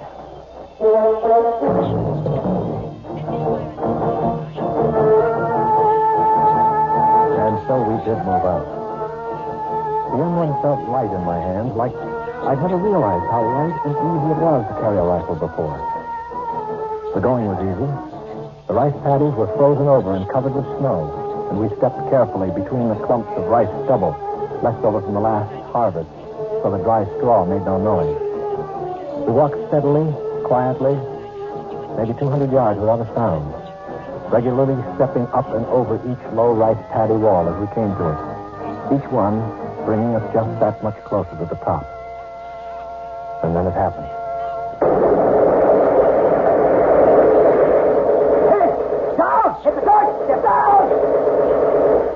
Somebody must have tripped the wire because suddenly the inky black was transformed into the merciless white of the operating table. Everything seemed stopped and slowed down, just like an old movie before the projector blows up. I could see the other guys, the hills, and the deadly winking fires of the guns. And then we fell down to the protection of the earth. And some of us fell with metal in our bodies. Crawl, you wait. Crawl to the mud side. Roll, they can't hit us there. And we crawled, digging our knees and fingers into the frozen mud until they were bruised and torn. We crawled closer to the ground and faster than we ever had before. We crawled to the sanctuary of a foot-high mud hill. Keep your head down. He got his pin. One's about 150 yards to our front. Where's the other? The other's 200 yards to the left. He got his pin in a crossfire. We'll never get out of here. All right. Now, don't panic. Keep your head down. We'll make it out. Walker, see if you can raise Lady Wolf on the walkie-talkie. Walker? Walker's laying out there in the middle of a paddy, Brownie. He's never going to have to worry about being warm again. Smith's out there, too. I saw him get it. I saw it when the flare went up. I saw him catch it in the face. Okay, Harry, easy. You still got the walkie-talkie. Can you see if it's all right? He's laying on it. It's hard to tell. Whitey, that flare is going to go out mighty quick. If a man was fast, he could probably streak out there and back before they put up another one. We can use that walkie-talkie to call up some artillery to get these monkeys off our back. I can't, Brownie. I must have been hit. I can't move my legs anymore. I can't even feel them. Easy. Are you bleeding bad? No. Harry, you all right? As far as I know. Stevens? Sure. I'd like to take a whirl at that walkie-talkie. Wait till that flare burns out. It's dying now. Just a few more seconds. Go. By the time the flare lit the sky, Stevens was halfway back, the walkie-talkie dangling from his right hand. In midair, some huge, invisible hand slapped into the ground. I'm hit. Oh, God, I'm hit. It ain't so quiet. Where'd they get you? I'm here. Look him over, Harry. They busted his arm. See any other places? No, I guess his arm. Wrap a dressing around it and butt that inside his jacket. Hand me that walkie-talkie. No good, Brownie. The walkie-talkie smashed. What? It's useless. We're going to have to move out of here fast. Well, how are we going to pull out? We can't crawl back down the patio. They'll slaughter us. All right, look. We'll move along the dike to the edge of the rice paddy. From there, we can duck into the underbrush and move back down the mountain. We'll never make it. They'll spot us when we try to make it across the clearing to the underbrush. They'll swing their guns around. We got to try it. We can't stay here. Stevie, can you crawl? Yeah, I can make it. Okay, and you lead off, and I'll follow you. I'll crawl backwards and pull Whitey along behind me. Whitey? You heard me. But we'll never make it. Quiet. All you have to do, Harry, is follow along behind and pick up the pieces. Take his weapon. It'll make him lighter. Keep your hands off me, Harry. Come on, Whitey. We haven't any time to fool around. I'm not fooling. I'm not going with you guys. Come on, you lost too much blood already. That's just it. Like you said, Brownie, it's only a matter of time. You can't get anywhere with me. You'll never even get past the clearing trying to drag me across. You're smart enough to know that, Brownie. It'll be tough enough, even with two good legs. We're not leaving you here. That's what I figured you would say, Brownie. I'm still in charge here. I figured you'd say that, too. Brownie, you see this grenade? It doesn't have any pin in it. The only thing that keeps the spring from kicking the clip off is my hand. Now get out of here, Brownie, before I let it go. Oh, why you want me to let loose of this grenade? Now prop that VAR up in the dike in front of me. And scatter the clips so I can get at them.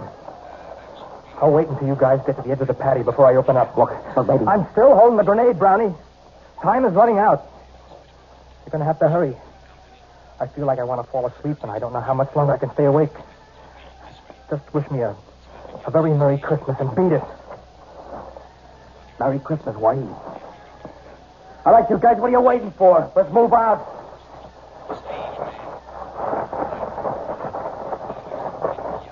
Yeah, that's right. This is Christmas. Oh, little town of Bethlehem, how still we keep... What's the matter? Don't you people like Christmas carols? Oh, machine gun fire always was better getaway music than Christmas carols. Above thy dark and dreaming...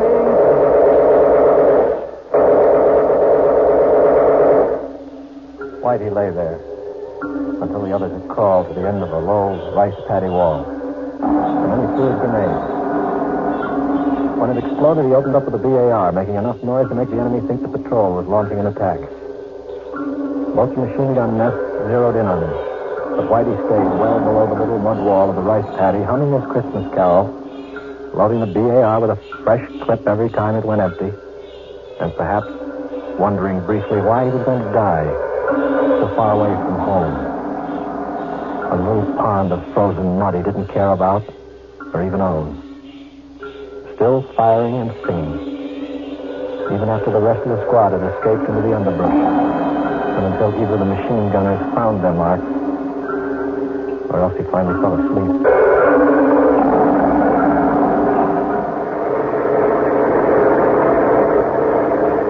Gosh, he was quite a guy. No, I guess it was just a detail that had to be done, and he had to do it. Well, there's my stop right there where that little road turns off up ahead. Your detachment's up that road? That's right at the end of it. Well, sure, I've seen that road before, but I didn't think there was anything up there. Now, just let me out here. Yeah, sure thing. Thanks a lot. No sweat. Say, if you ever want to look me up, remember my outfit's all the way up at the end of this road. I'll be right up there. Okay, I'll drop in sometime. Right. So long, and thanks again. I drove off figuring it'd be a very cold day in Korea before I ever looked him up. Such a weird guy gave me the creeps. I got about 5 miles down the road when I discovered he left his bag sitting on the floor of the deuce and a half. Took a lot of arguing with myself, but I decided that the only decent thing I could do was to swing around and take it back to him. Besides, maybe I could stop in the orderly room and check him out. Find out what his story really was.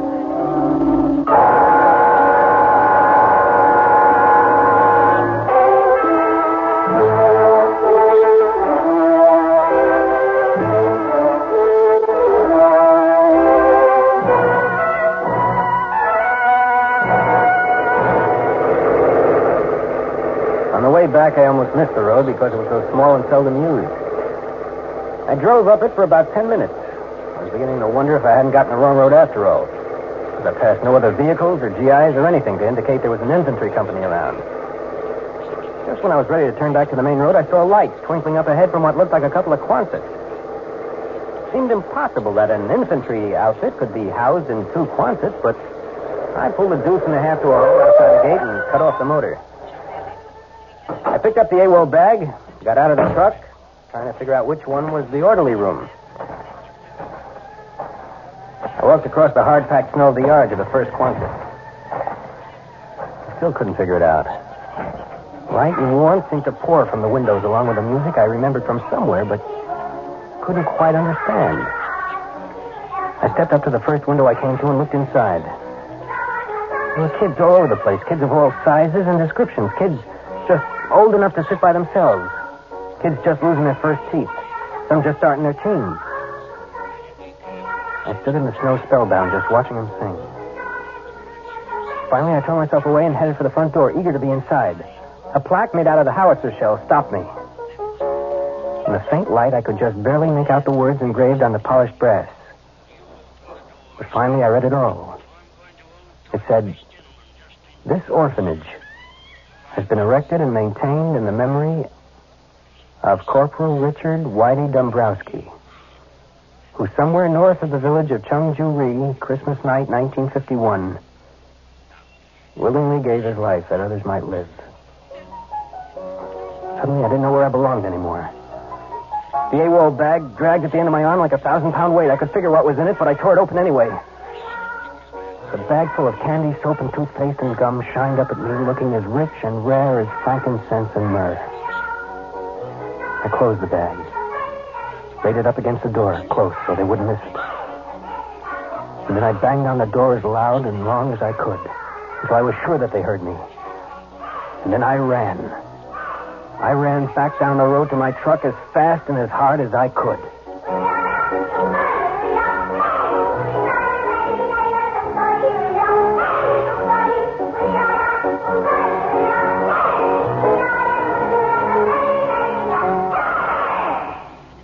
Suspense.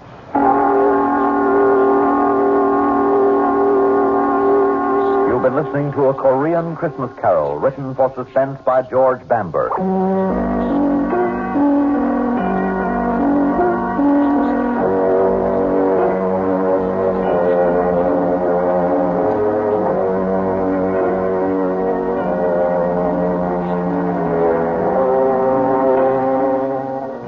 Heard in tonight's story were Bill Lipton as Larry Connolly and Lyle Sudrow as Richard.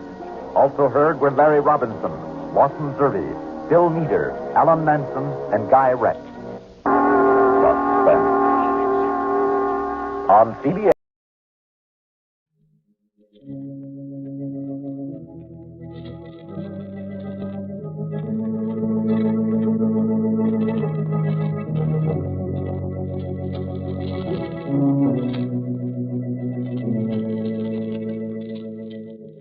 Who knows what evil lurks in the hearts of men?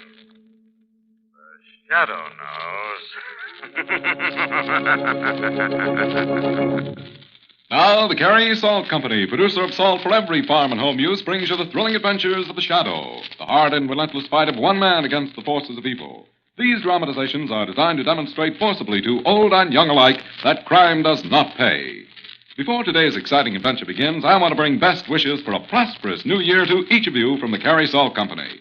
And that's more than just a friendly greeting. Yes, farm friends, your Carey Salt dealer wants to help you make 1947 a prosperous year. He wants to give you free the new 1947 Carey Farm Record Book. This big 32-page book helps you know which crops pay out best. It helps you plan for profits. Then, too, the Carey Farm Record Book helps you keep a complete record of farm expenses to save paying too much taxes. So start the new year right. Ask your Carey Salt dealer for your free copy of the new Carey Farm Record Book. If his supply is exhausted, then send 10 cents, 1 dime to cover mailing costs to Carey's, C-A-R-E-Y-S, Carey Salt, Hutchinson, Kansas. Get your 1947 Carey Farm Record Book right away. And now, The Shadow. The Shadow, who aids the forces of law and order, is in reality Lamont Cranston, wealthy young man about town. Years ago in the Orient, Cranston learned a strange and mysterious secret. The hypnotic power to cloud men's minds so they cannot see him. Cranston's friend and companion, the lovely Margot Lane, is the only person who knows to whom the voice of the invisible shadow belongs. Today's drama, Shadow of Suspicion.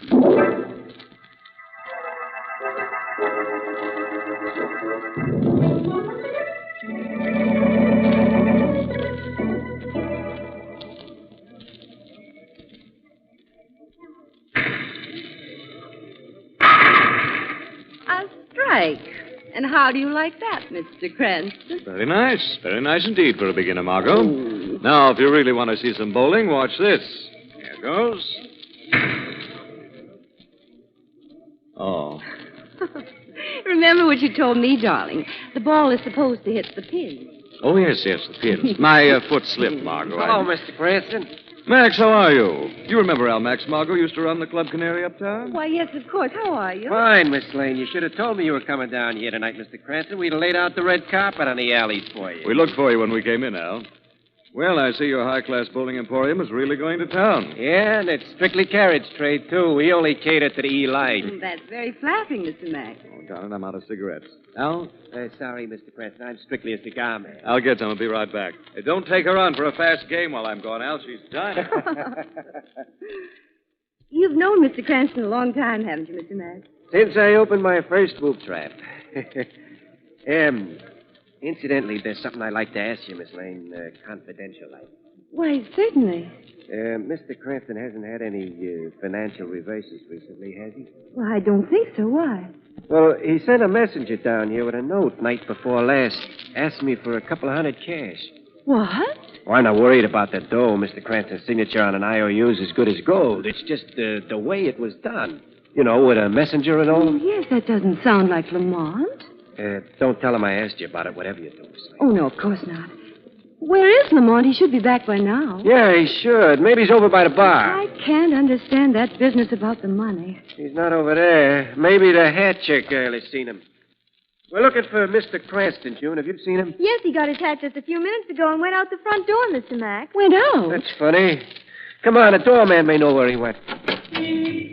You seen Mr. Cranston, Joe? I just put him in a cab a couple of minutes ago, Mr. Mack. Well, I like that. Did he say whether he was going home or not? No, but I heard him give the driver the address. It was 505 10th Street. 10th Street?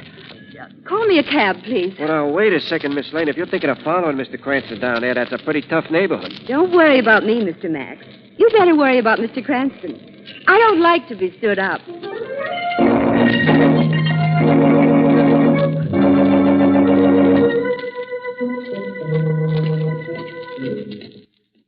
These old brownstone fronts are so dark and dingy, you have to go all the way up in the porch before you can read the number. Oh, this is 505, all right. Honestly, I don't think I've ever been so provoked with Lamont in my life. Well, what do you want? Well, I'm looking for a man. Try the YMCA. No, a friend of mine, Lamont Cranston, was supposed to come down here. He's tall, dark. And handsome, yes. I suppose. Yeah, I mean, no. Play hide and seek in some other neighborhood, will you, sister? Well, What was that? Sounds like Maria Munsell. Come on, sister. I may need some help. Up these stairs here. Her room's right at the top of the ladder. Right here. Not a sound now. Come on in. Only one little light on you. Can't see you. Oh.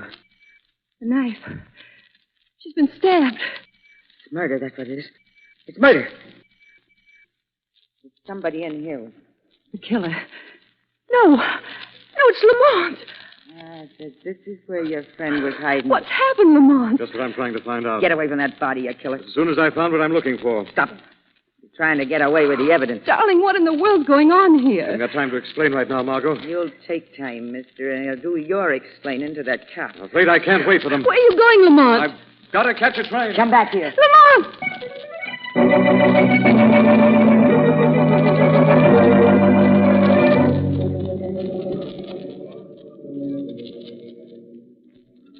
Yes. Could you tell me where I can catch the Miami Express? Track 17, but you'll have to hurry. It's leaving right now. Thank you. Excuse me, please. Miami Express departing on track 17 Yeah, I get through. for Washington, Richmond, Atlanta, and Miami. Excuse me. Board. Track 17? That's right. See your tickets, I'm please. sorry. Hey, you come back here.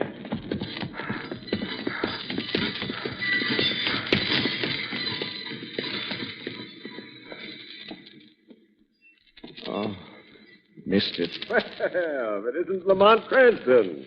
Commissioner Weston. I didn't know you were planning a trip to Miami this winter. When I talked to you last week, This came up rather suddenly, Commissioner. Oh, I see. Well, come on. I'll walk out with you. I just put Kennedy on the express with a warrant. He's going down to Richmond. I see. Yeah, I'll wait for you while you exchange your ticket. Exchange my ticket? Yes, you're going to get the next train to Miami, aren't you? No, I don't think so. What is this, Police Cranston? Commissioner Weston, urgent call for you. Oh, that's Urgent for me. call for police- Come on, Lamont. I'll catch this call and I'll run you home. Well, thanks, Commissioner, but I'd better run along. Nonsense. I'll take the call right here at the information desk. I'm Commissioner Weston. Was there a call for me? Right here, sir. Thanks. Weston speaking. Oh, hello, Cardona. What? Where? What?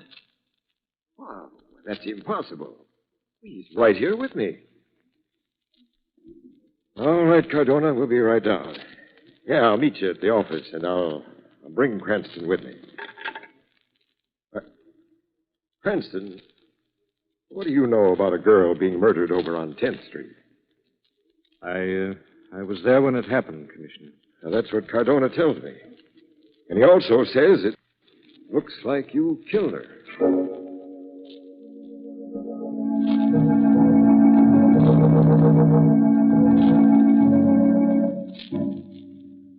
Really, Lamont, you don't seem to realize how serious this is. On the contrary, Margot, I consider it extremely serious. Then, for heaven's sake, Cranston, tell us all you know about the murder of Maria Munsell. I told you, Commissioner, I never saw the Munsell girl before in my life. I received an urgent phone call to come to her room when I was at the bowling alley. Cranston, do you deny this is your cigarette case? No. And do you deny this is your overcoat? Both the case and the coat were obviously stolen from my apartment. What about that train to Miami you were trying to catch when I ran into you at the railroad station? I've told you, Commissioner. I found an empty railroad ticket envelope on the floor beside Maria Munsell's body. And then you rushed out, leaving Margot alone with the landlady and the dead girl. Well, there was no danger there, but there might have been at the station if I'd been able to catch up with the killer. Cranston, if it was anybody but you, I'd have you held without bail on a charge of first-degree murder. As it is, I'm going to give you 24 hours to clear yourself. Thanks, Commissioner. With the understanding that if you can't clear yourself in that time, I have your word of honor that you'll report back here to headquarters. You have my word, Commissioner.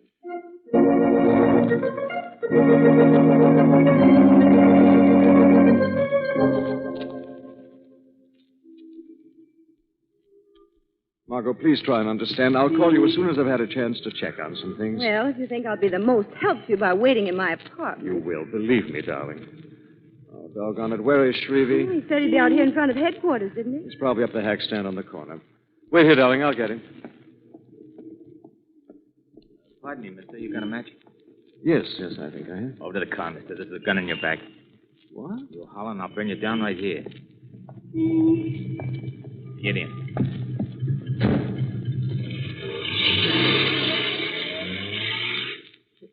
What's this all about? We're just driving you home. You wanted to go home, didn't you, Cranston? I'll do the talking, Al.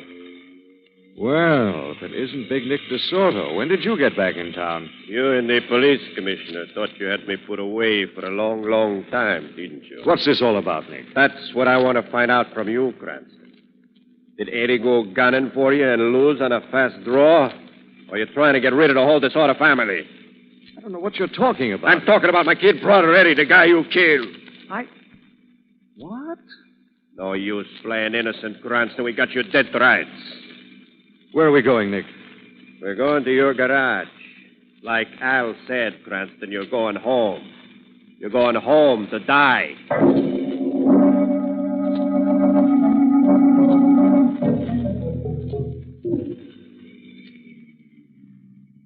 All right, Al. Pull it up alongside the garage here. Okay, Nick. There's fingers. I thought you guys were never coming. I got the garage windows all taped. All right, Cranston. Out you go. I got him. Come on, boys. Let's get in the garage and get this over with fast. Take it easy, Fingers. Maybe Mr. Cranston would like to talk a little before he leaves us. Close the door, Al. Okay, Nick. You're making a big mistake, Nick. You made the mistake, Cranston. It wasn't enough to send me up the river. You had to kill my brother. I tell you, I've never even seen your brother, Nick.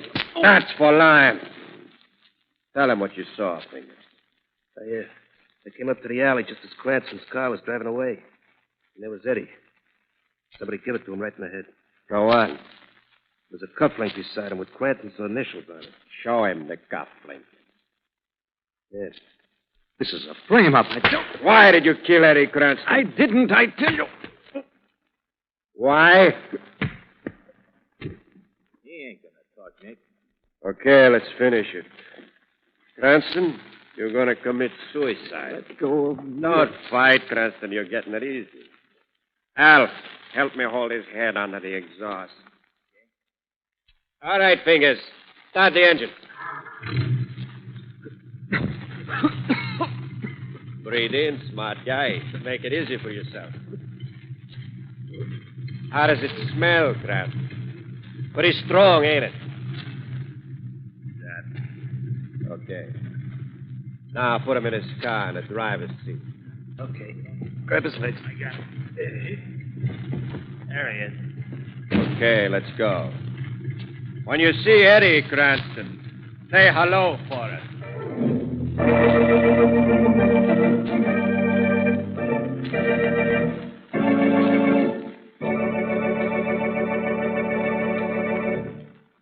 We'll return to the Shadow in just a moment. But now, here's wonderful news for two listeners. I mean this week's winners in the contest to suggest new uses for Carrie Salt. Each wins a $100 17-jewel Harmon Gold wristwatch. The lady's watch goes to Mrs. Marion Noah of Agate, Colorado. She suggests this grand way for storing butter. First, make a strong brine of Carrie Salt in an earthenware jar. Then form the butter into 1-pound balls and put them in the jar, keeping the butter always covered with brine. Mrs. Noah says it will stay good indefinitely. Sounds mighty practical. The man's watch goes to Mr. Raymond H. Sobbing of Maryville, Missouri. He offers a suggestion for building a fence with green lumber. Instead of pounding a new nail into a green post and risking its pulling loose, Mr. Sobbing soaks staples in a strong solution of Carrie Salt and water. The salt water gives the staple a rough coating, and it's sure to hold. Congratulations to both winners. And folks, if you'd like to win one of these beautiful watches, listen for the easy rules later in this program. Meanwhile, remember, for table and kitchen use, insist on Carrie's round package table salt. Yes, sir, Carrie Salt is different. Carrie Salt is deep penetrating. It's only one of the many fine Carrie products for every farm and home use. Whatever your salt needs, always look for the white bag, box, or carton with a bright red band. Now, back to the Shadow.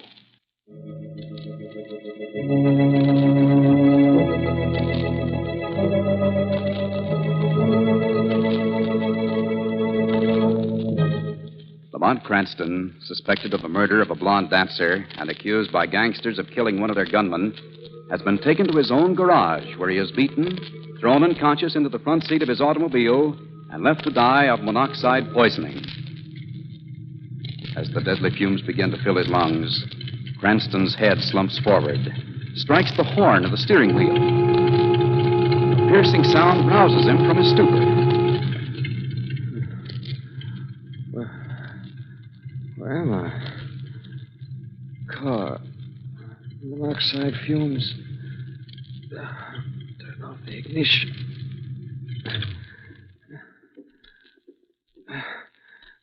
Door handle won't move. Gotta open the door. Oh.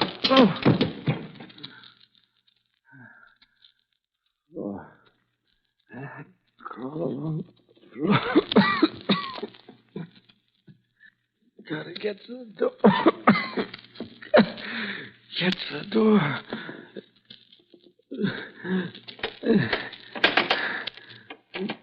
Door locked. Locked. Out. Gotta get up. Little door. Over there in the garage wall. Just go to it. Now.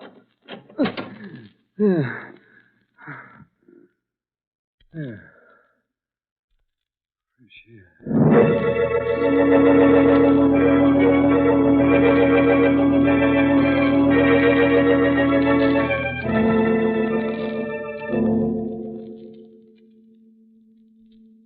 Lamont, if you don't get out of the lab and rest for a minute. As soon as I get this picture developed, Margot. I don't see how you're even on your feet after what went through in the garage. I'd probably be flat on my back, darling, if I didn't have a little thing like a gang killing and a murder rap to beat in the next 24 hours. You really think that negative will give you a clue to those killings? All I know is it must have dropped out of the pocket of one of the gunmen when he dumped me in the front seat of the car.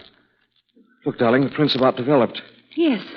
Picture's beginning to appear. It's a man's head. There's another face. A girl's. Lamont, it's Maria Moncel, the dancer who was killed at the boarding house, don't you see? Yes, and I see something else, too. What? A man. He was one of Big Nick's torpedoes. The one they called Fingers. And the gang must be tied up somehow with her murder. Or is that another one of your personal secrets? No more secrets, darling. There probably is a connection. Maria Moncel and this gunman were such chums, he probably was a frequent visitor to that boarding house. Yes. And that landlady might have a very good lead on him.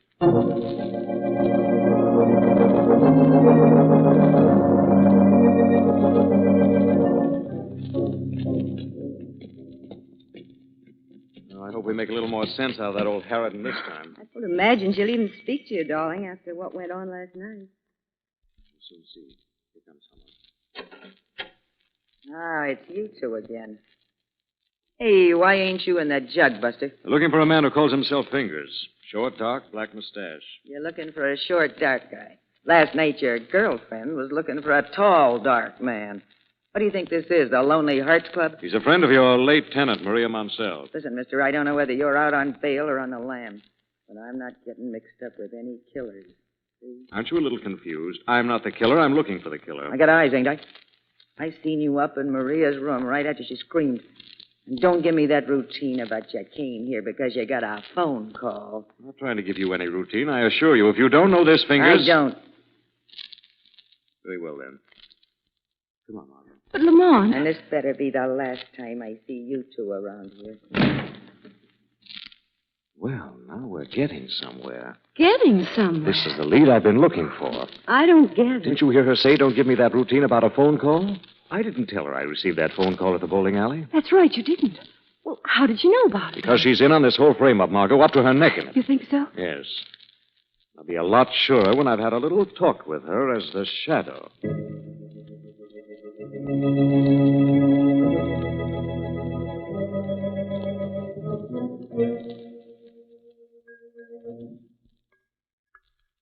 Ooh, I need a drink. Those two coming back made me jumpy.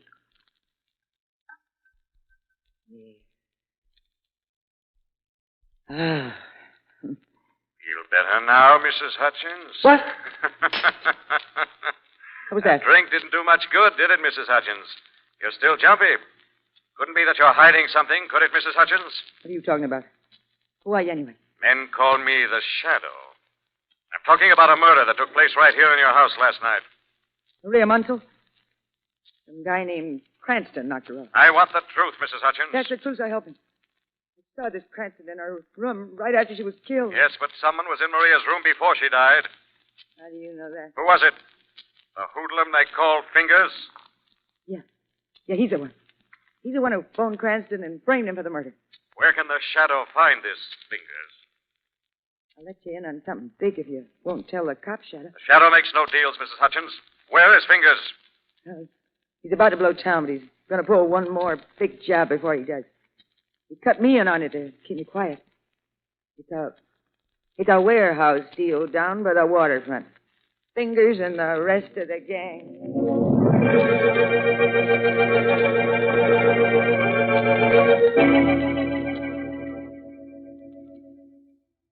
So I checked, Margot, and this is the address of the warehouse where Fingers and his gang are supposed to pull off that waterfront holdup. You're going down there as the Shadow? Give me until midnight, then have Weston and his boys come down and take over. But suppose Mrs. Hutchins wasn't telling the truth. Suppose this Fingers isn't down there at all. In that case, darling, I'll be charged with first-degree murder in the morning.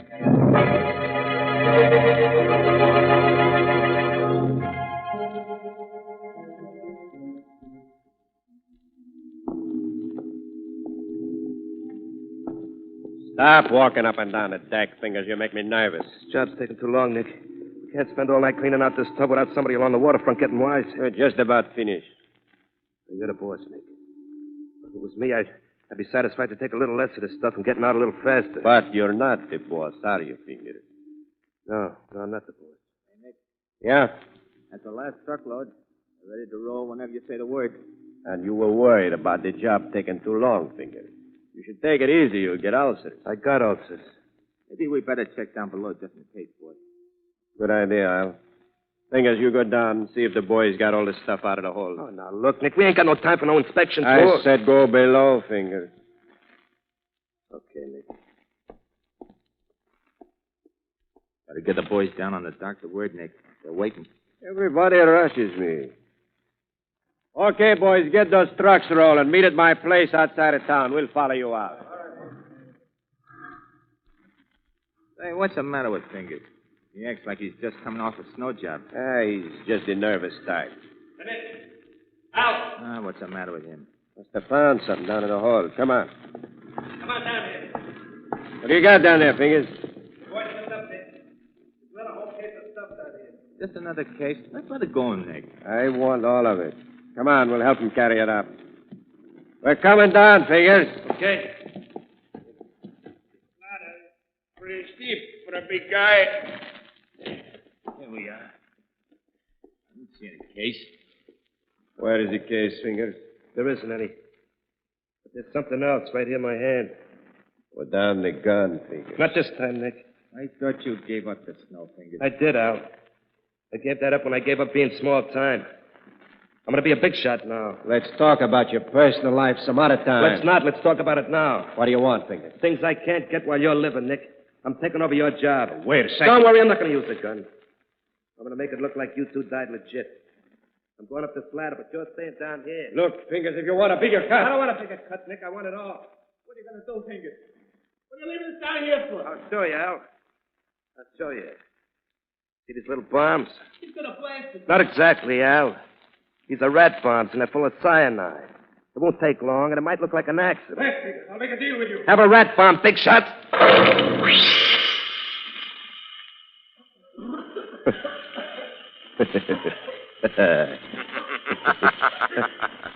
Funny, isn't it, Fingers? Who's that? Very amusing watching men die. Where are you? I don't see anybody. No one sees the shadow, Fingers. Shadow. Drop that gun. That's it. All right, you two down there, you can come up. You stay right here, Fingers. I want to talk to you before the police come. Police? I want to know why you tried to frame a man called Lamont Cranston. You know about that? Talk, Fingers. You two hoodlums, listen. I want you to hear this story. I think you'll like it. All right, spill it, Fingers. Yeah. Yeah, I did frame this Cranston. I knew there was bad blood between him and the gang ever since he sent Nick up the river. He seemed like a perfect guy to take the fall for. You killed Eddie, you welching. Shut up, Nick. You killed Eddie so you could move up in the gang, wasn't that it, Fingers? Al and Big Nick here were to be next. Then you could take over completely. Well, you lied. Then because your girlfriend got in the way, you thought you could make Cranston the fall guy for that killing, too, didn't you, Fingers? Yeah, yeah. Let me out of Shadow. Yes, I should let you cheap crooks fight it out. I think I'll save you for the police. I'll see to it that you do a little longer stretch in the big house this time, Nick. And you, Fingers, will hang for that double murder.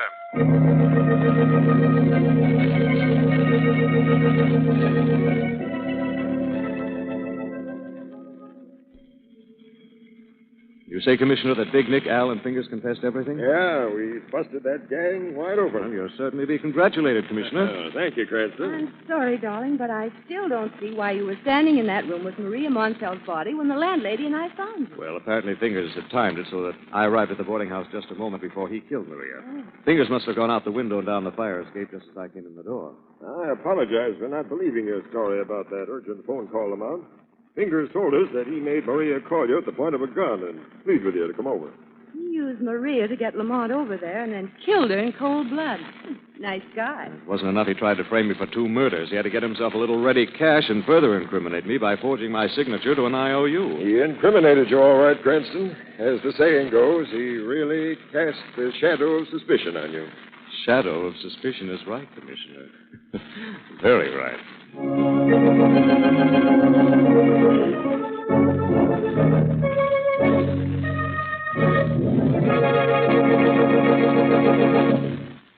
Friends, here's a happy way to start off the new year.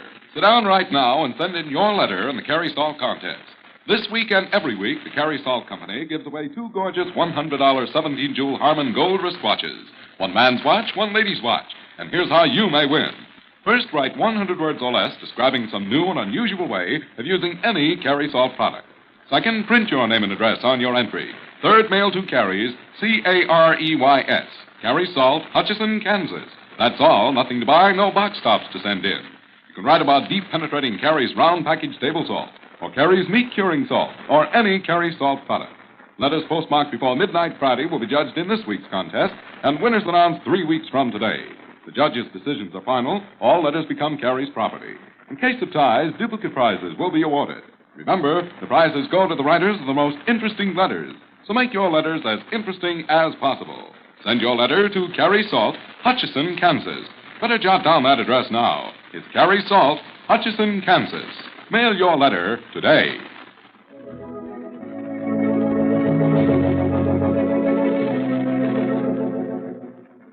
This story is copyrighted by Street and Smith Publications, Incorporated. The characters, names, places, and plot are fictitious. Any similarity to persons living or dead is purely coincidental. Again next week, the Shadow will demonstrate that the weed of crime bears bitter fruit. Crime does not pay. The Shadow.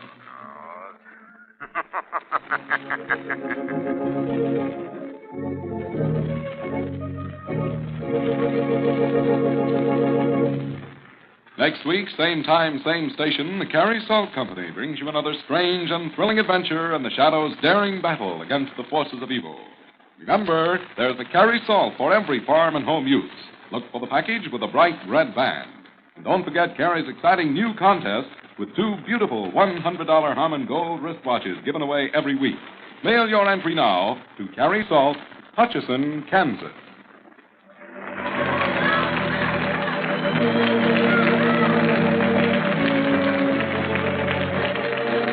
This is the Mutual Broadcasting System.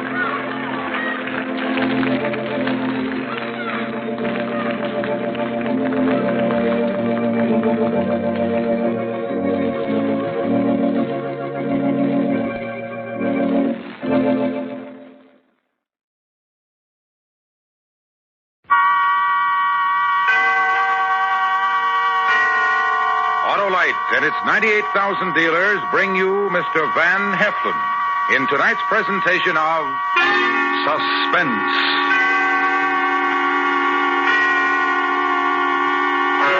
Tonight, Autolite tells of one of the great mysteries of the sea as we recreate the mystery of the Marie Celeste.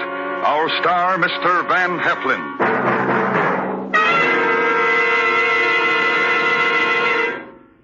Hello, Harlow. Goodbye, Hap. Goodbye? Sure. This is our last show till fall, Hap. Last chance to tell folks about switching to those inspiring, incomparable, and inevitable Autolite spark plugs. The spark plugs that are ignition engineered for the finest performance money can buy. What are you going to do this summer, Harlow? Keep an eye out for exasperated drivers with poorly performing cars, Hap. And then I'll say visit your Autolite spark plug dealer for a brisk brace of Autolite spark plugs, like the amazing Autolite resistor spark plugs. The double life spark plugs that make riding as smooth as a summer breeze. So call Western Union by number and ask for our friend, Operator 25. Yes, sir. Operator 25 will tell you the location of your nearest Autolite spark plug dealer. The man with ignition-engineered Autolite spark plugs, both standard and resistor type. And remember, from bumper to tail light, you're always right with Autolite. And now, Autolite presents The Mystery of the Marie Celeste, starring Mr. Van Heflin, hoping once again to keep you in suspense.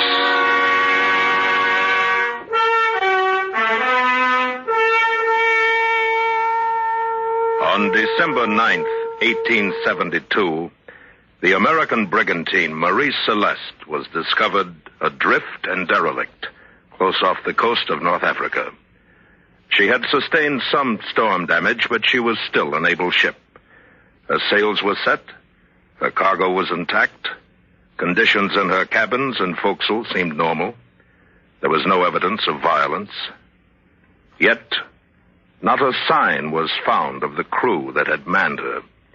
Officers, men, and the captain's wife had vanished, and no acceptable explanation of their disappearance has ever been advanced.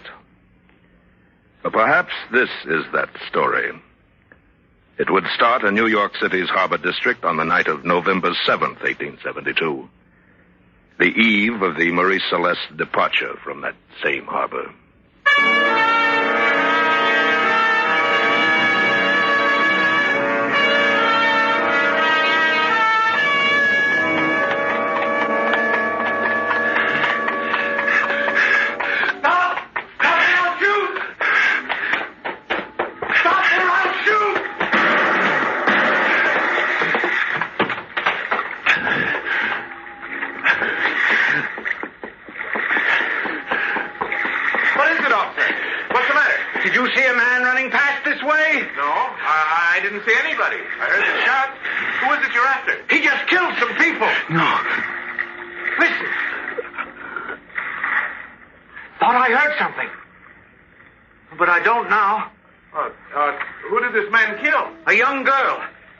She was with.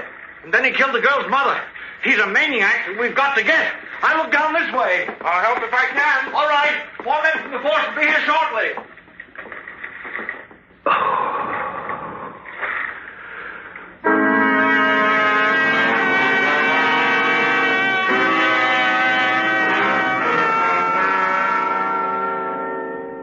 I didn't remember killing her mother. Grace I killed because I couldn't help it. The man because he came after me when Grace was down, but I never meant to kill her mother. When I heard that I had, I wondered if the officer was right and that I was insane.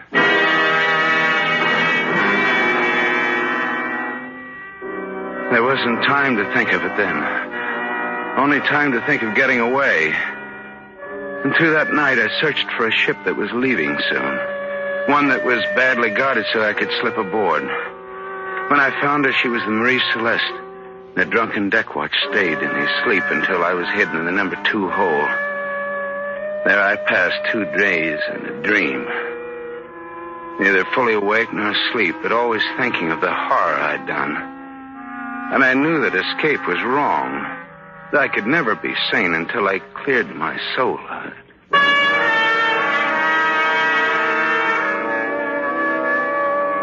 On the 3rd morning, I proceed to make my presence aboard Knoll, so that I can go to the captain and tell him of my crime and take the consequences I so richly deserve. I climb to the deck and am immediately seen by a crewman. Hey, Lindley, look! Who's that? We'd better find out. Who are you, mister, and what are you doing aboard? My name is Sam Newcomb, and, I want to talk to your captain. You'll talk to him right enough, whether you want to or not. How'd you get aboard? You'll be lucky if you didn't stand the 12 to 4 watch here last night in port, because that's when it was. You're uppity for a stowaway, aren't you? You're no better than a thief. Well, I admit that. Look, I want no trouble with you. Please take me to your captain. I'll talk to him and no one else. You take him, Bull. I'd better stay forward. Yeah. Come on, Newcomb. If you're going to make the rest of the trip with us, you better drop your airs or there'll be trouble. I don't have any airs. And I don't think you'll be trouble with my company. Oh? You mean you don't think you'll quarter with the crew? No. You expect to be with the officers, like an honored guest? No. Where then? Well, I don't know. Yeah, you act like you're daft. Don't say that. I'll... You'll what? Nothing. I'm sorry. I want to talk to your captain. You watch what you do and say, or you'll be over the side. Here. Yes, come. Watch your language. The skipper's wife is in the next cabin aft. His wife? Well, who's this? He just came out of number 2 hole, sir. His name is Sam Newcomb. Got aboard in the 12 to 4 watch hour last night in. Hubbard's watch. He'll answer for it. Well, Newcomb, what do you have to say for yourself? I'd, like it if I could talk to you alone, sir. That's all, Bull. Tell Hubbard I want to see him as soon as he's off watch. Yes, sir. Now, you realize, Newcomb, that you've committed a crime by boarding this ship without permission. And probably without passport or any other papers, I suppose. I know, sir. But when I tell you why, I'm not a bad man, sir. Nothing like this has ever happened before, but something drove me. I didn't know what I was doing. Another one who's always wanted to go to sea, I suppose. No, sir. I've been sailing for 10 years. I'm an able hand. I came aboard because, I had to get away. You were in trouble? Yes, sir. I don't think it was my fault, but I am wrong. What kind of trouble? Well, there was a girl, sir, who I was in love with, and, I don't know what came over me, but... Yes? What'd you do to her? I found her with another man, and, I just had to get away, sir. A lovesick young calf, eh? Well, that doesn't condone... Ben. Oh, yes, my dear. Oh, I'm sorry. I thought I heard you talking. Yes, this is Mr. Newcomb. He came aboard illegally the night before we left. Well, where has he been? It's 3 days. In number 2 hole, ma'am. Have you had food and water? No, ma'am. Well, why haven't you come to us before this? I don't know, ma'am. He was going to tell me why he came aboard. I don't suppose it's important to anyone but me, but I felt that I had to get away, and... It was a girl. I almost guessed that. A broken heart? I thought it was. I know it sounds silly, but to me it seemed awfully serious, and I couldn't think of another way to leave as quickly as I wanted to. Well, there's no other way I can allow an affair of the heart to influence what I must do in this case. Now, by reputation, I'm a fair and lenient I'm man. a seaman, sir. I could work my way. I'm not so sure that you deserve the chance. Whatever you say, sir.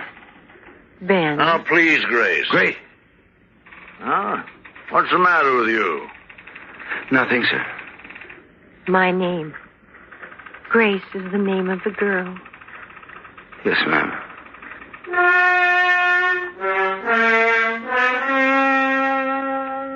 It was learning that the captain's wife was aboard that made me change my mind about telling him the truth.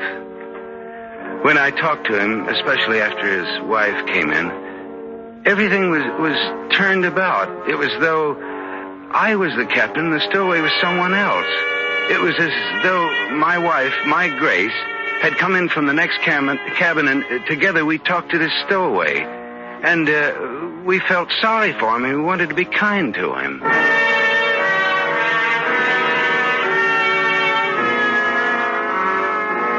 The wife can't be more than 3 or 4 years older than I. And I feel close to her right away. I think that even if she doesn't know what I've done, she understands me. It's a good feeling to have one friend on the ship. Through her pleas, I'm sure I'm not restrained and instead sent to take my place with the crew in their forecastle. There I find no friends. Well, what are you doing here? Couldn't you find a better place to quarter? I was told where to come. Hey, Hubbard. Wake up. Here's the one who came aboard during your watch. Huh? What'd you figure you'd be fined? A week's pay? Yeah, that's right. Newcomb, huh? Yes? Why'd you come aboard? Why, I wanted to get away from New York. Man's got to have a better reason than that. You running away from the police? No. What then? Well, it wouldn't interest you. It's not important. It's important to me. And I want you to know how I feel about it.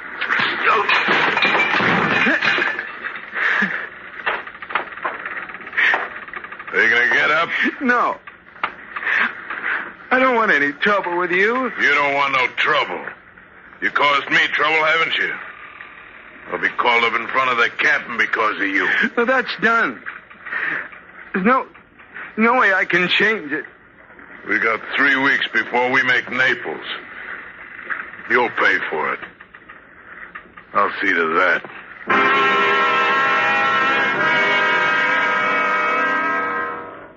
Through the following days, I knew no peace. There were 4 deckhands and a first officer. And although I had reason to fight because of the way they beat me and used me, I didn't. I was afraid of my own violence now that I'd killed. The one named Hubbard, he was the worst. His eyes were always on me. And I wondered why. There was a night when I woke to find him bending over my bunk. He was smiling. And from that moment on, even in sleep, I felt him watching me.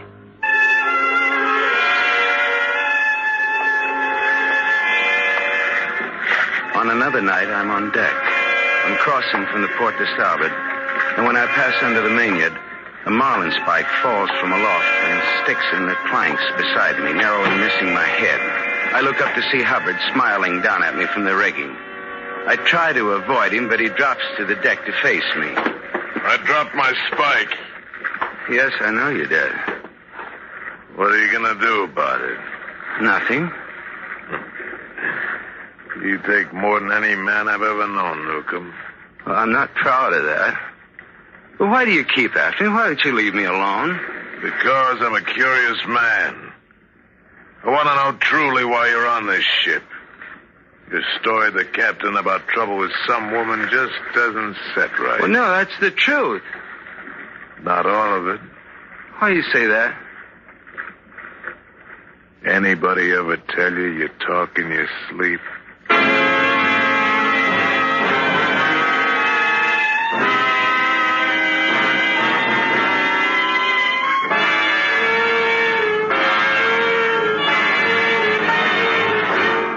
Autolite is bringing you Mr. Van Heflin in The Mystery of the Marie Celeste. Tonight's presentation in radio's outstanding theater of thrills, Suspense.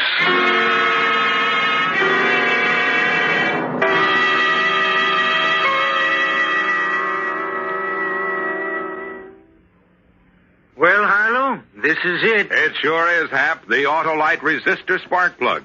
The double life spark plug that's the greatest advance in spark plug design for automotive use in the past 25 years. Well, I didn't mean the resistor spark plug, Harlow. I meant this is our last meeting till fall. Too bad. 2 bad, 3 bad, no matter how many spark plugs are bad. Get them all replaced with a set of sensational Autolite resistor spark plugs. The spark plugs that last twice as long and give smoother engine performance and really quick starts. And the Autolite resistor spark plug is only one of a complete line of Autolite spark plugs, ignition engineered for every use. Is Operator 25 going on vacation too, Harlow? No, sir, Hap. She'll be standing by to tell folks the location of their nearest Autolite spark plug dealer. Just call Western Union by number and ask for Operator 25. And remember, from bumper to tail light, you're always right with Autolite. And now, Autolite brings back to our Hollywood soundstage Mr. Van Heflin in Elliot Lewis's production of The Mystery of the Marie Celeste. A true report, well calculated to keep you in suspense.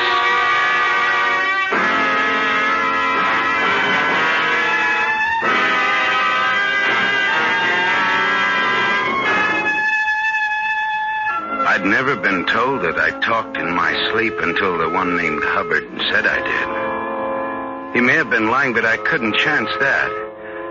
Therefore, I carefully abstained from regular sleeping habits, allowing myself short naps only when I knew that Hubbard was at the helm or some other ship's business that he couldn't leave. The horror of what I had done became a secret that pressed against my head, wanting escape. But I held it in, and I took the abuse of the men aboard.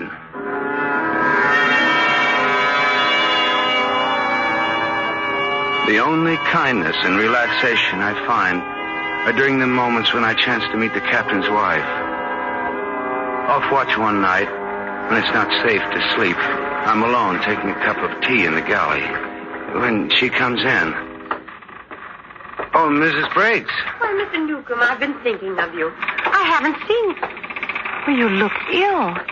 Is something wrong? No, nothing, no.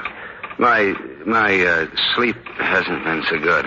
And your cheek is bruised. What happened? Oh, it's nothing serious. Just some trouble with the other hands. Have you told the captain? No, ma'am. Why not? I shall. No, please, please don't. I've caused enough trouble. I wouldn't want there to be any more. May I have some tea, Mr. Newcomb? Oh, yes, ma'am. Thank you. I think you're a very kind man, Mr. Newcomb. You do? Yes. To protect the other hands, for one thing. They're a rough lot, I know. No worse than most men, ma'am. You're very unhappy, aren't you?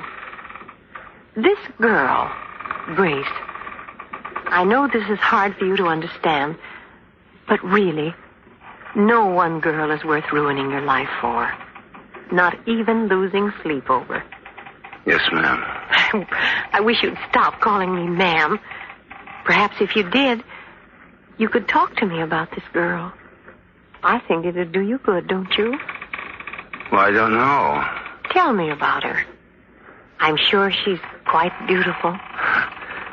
Well, I thought so. And you plan to be married. Yes. But she's changed her mind? She was never sure. She was ambitious for me. That's natural. And I disappointed her like I did my family, my mother, everybody. I'm always thinking that I'm doing my best, but I always disappoint people. What did she want you to be, this girl? A ship's master, like your husband. We dreamed of the day when she could sail with me, like you do on this ship.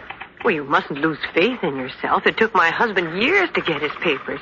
There are no years for me anymore. She wouldn't wait? No, she wouldn't wait. You must have waited, but she wouldn't. Tell me. It'll be good for She you. promised to wait, but she didn't. She never understood that it took time. She was ambitious, and she pushed me for my officer's papers, and I failed. My family pushed me, too, but when I wasn't ready, they made me fail. And I went away, a 6-month trip to South America. I tried to jump overboard, and they stopped me, and then I got back and found her married to a ship's captain. Her mother was there, laughing at me. Well, I tried to tell him that I was happy about it. Then Grace smiled at me, and something happened. Mr. Newcomb. I was only going to kill her. I didn't even know that the others were there. I hit her, and she went down, and then this man came after me, and I hit him, too. Well, when you get mixed up like that, you don't know what you're doing, and time means nothing, like everything else. Mr. Newcomb. Then her mother. Well, now, I don't remember that. But she's dead, too, and they blame me. Maybe I did. Mrs. Briggs, where are you going? Stay away from me. No, you've been nice to me. Why did it have to be you that I told everything? No, I like you. Why did it have to be you? No, I don't want to kill you. I never wanted to kill anybody. Let me go. No, I won't hurt you. You've been nice to me. Stay away from me. No, I won't touch you. But you've got to promise that you won't tell. I don't know why I said those things. They're not true. See, I get mixed up. I dream things, and then they seem real after I wake up. That's why I'm such a liar. I always lie. There's nothing that I told you was the truth. Do you believe that? And you won't tell anybody what I said. I won't tell anyone. No, I'm glad. Now, come, Mrs. Briggs, and finish your tea. Come on, we'll talk about something else. No, I've got to go to my cabin.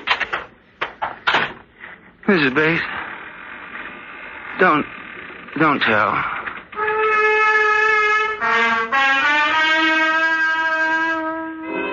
I knew she would tell. So I hid. I went back to the number 2 hole where I'd felt safe before. They found me there. I don't know how much time passed. I see their lantern as they come closer. The truth is out. There's no place for me to go. So I stand up and wait.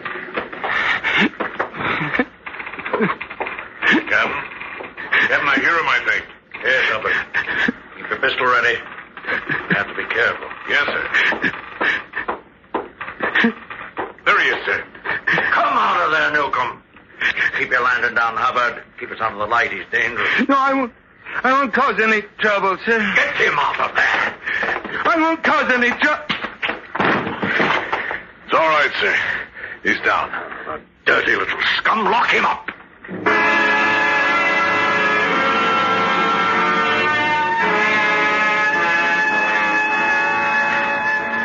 I'm not sure how many days passed, but I found comfort in being locked up because I could sleep without the fear of Hubbard leaning over me, listening for what I might say. Then there was one night when shouting on deck woke me up. I couldn't hear the words being in the middle of the ship.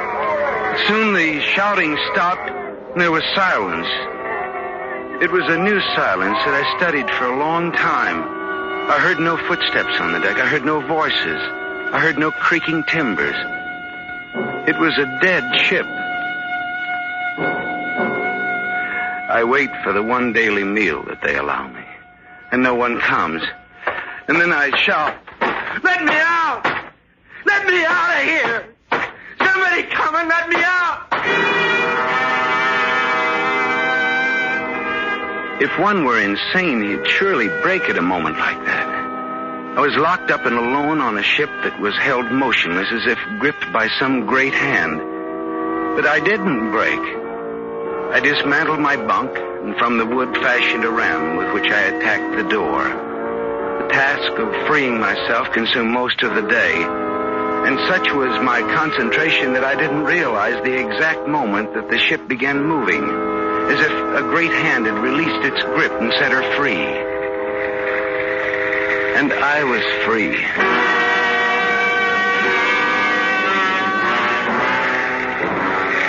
I come out on deck to find a cloudless sky and empty sea horizons all around, as if I'm alone in the world.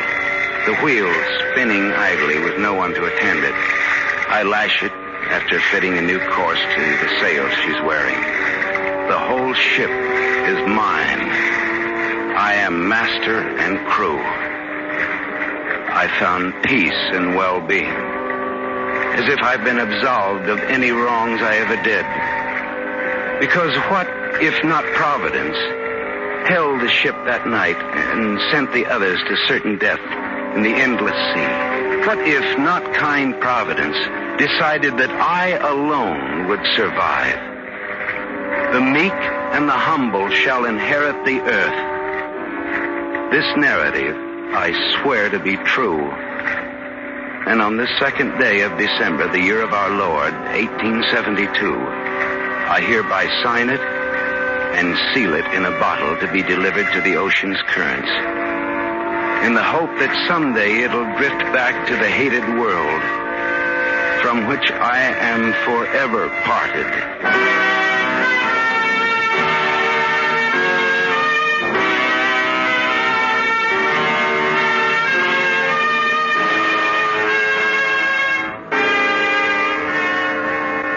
According to scientific theory, a strange phenomenon takes place now and again off the coast of Africa near where the Marie Celeste was found.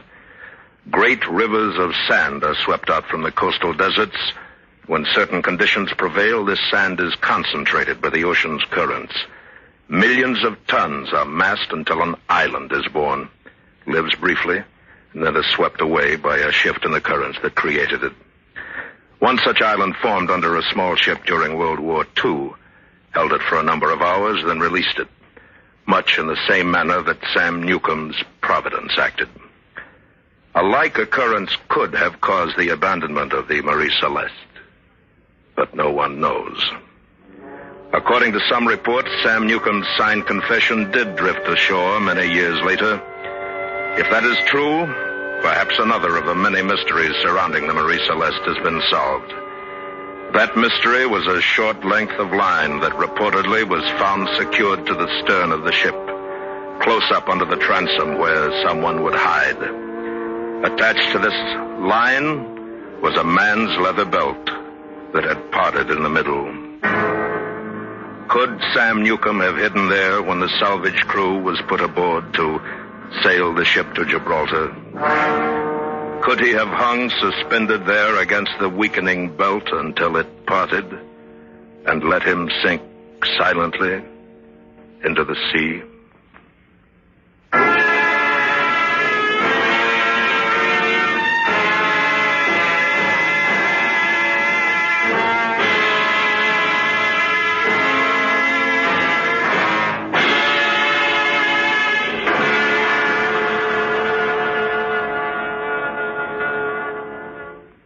Suspense.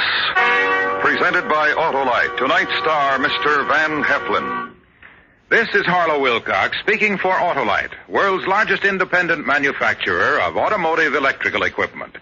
Autolite is proud to serve the greatest names in the industry.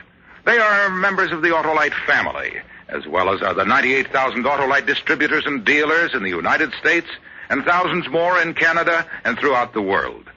Our family also includes the nearly 30,000 men and women in 28 great Autolite plants from coast to coast and Autolite plants in many foreign countries, as well as the 18,000 people who have invested a portion of their savings in Autolite. Every Autolite product is backed by constant research and precision built to the highest standards of quality and performance. So remember, from bumper to tail light, you're always right with Autolite.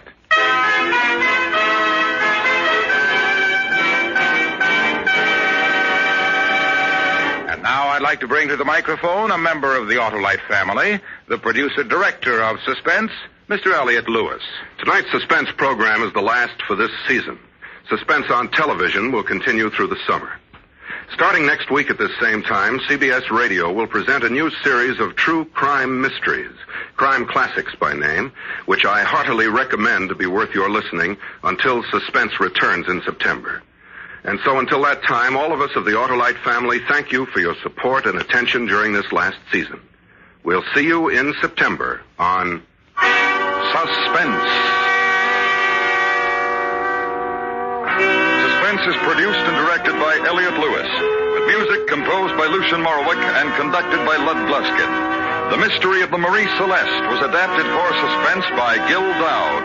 Featured in the cast were Joseph Kearns, Jeanette Nolan, Paul Frees, Dan O'Hurley, Hal Gerard, and William Conrad. Van Heflin may currently be seen in Shane, a George Stevens production for Paramount. You can buy Autolite resistor or standard type spark plugs, Autolite electrical parts, and Autolite Stay Full batteries at your neighborhood Autolite dealers. Switch to Autolite. Have a good summer. And good night.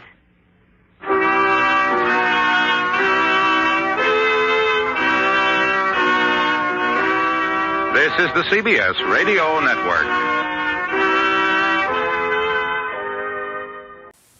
Our next program was transcribed from an earlier broadcast on Mutual.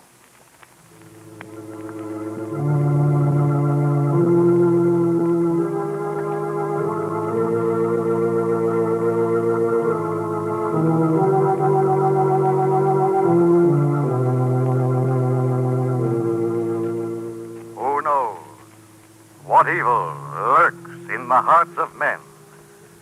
The Shadow knows.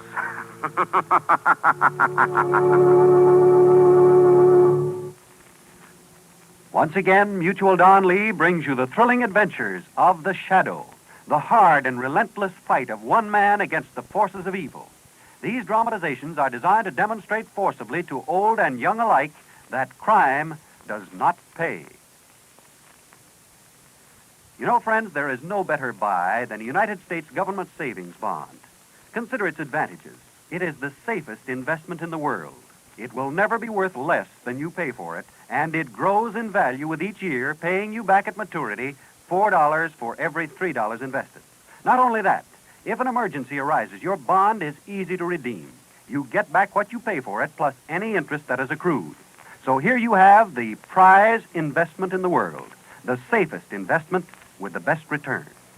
Remember, you can buy U.S. savings bonds through the regular payroll savings plan at any bank or post office. Buy U.S. savings bonds and hold them. But now, the Shadow.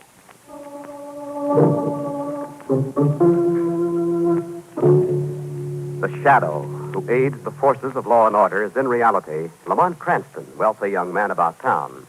Years ago in the Orient, Cranston learned a strange and mysterious secret, the hypnotic power to cloud men's minds so they cannot see him. Cranston's friend and companion, the lovely Margot Lane, is the only person who knows to whom the voice of the invisible shadow belongs. Today's drama, The Bride Wore Black.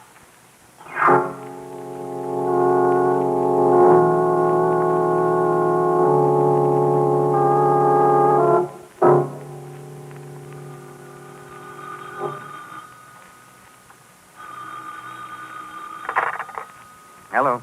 Mr. Lamont Cranston? Mr. Cranston speaking. Mr. Cranston, I have a long-distance call for you. Go ahead, please. Hello, Lamont. This is Phillips. You remember me? Phillips. Yes, of course. This is a surprise. Lamont, I'm at my family home. You've got to save me. I'm losing my mind. Wait a minute, old man. Calm down. What is it? I know about your work, Lamont. People use tapes. There's something horrible happening here. You've got to get me out of here. Hurry before it's too late.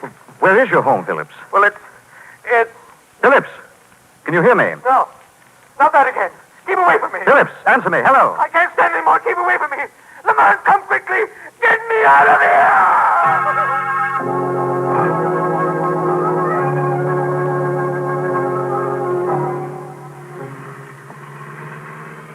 Lamont, this can't be the right road. Nothing but mud and swamp water. We'll never get through tonight. The road the villagers told us led to the old Phillips mansion, and I checked with the college. Oh, that's right. You were in college together with Phillips, weren't you? Roommates for 2 semesters. Oh, he's a heck of a swell guy. One of the smartest in school and most popular. Yes, I remember reading something in the society column when he got married. He always was very old Southern family. Planned on restoring the old family home down here for his bride. What are his people like, darling? Oh, funny. Now you mention it. Well, I really don't know. His parents are dead, but aside from that, I don't ever remember his mentioning his family at all. Well, come on, walk it! Ooh. Well, this is the end of the road. So I see. Well, I guess I was still back in school. Yeah. Look ahead there in the car lights. What are those white stone slabs? Looks like we've taken the road leading to the family burial ground. Oh. Well, that's a lovely entrance, darling. Yes, isn't it? Well, at least it proves we must be somewhere near the house.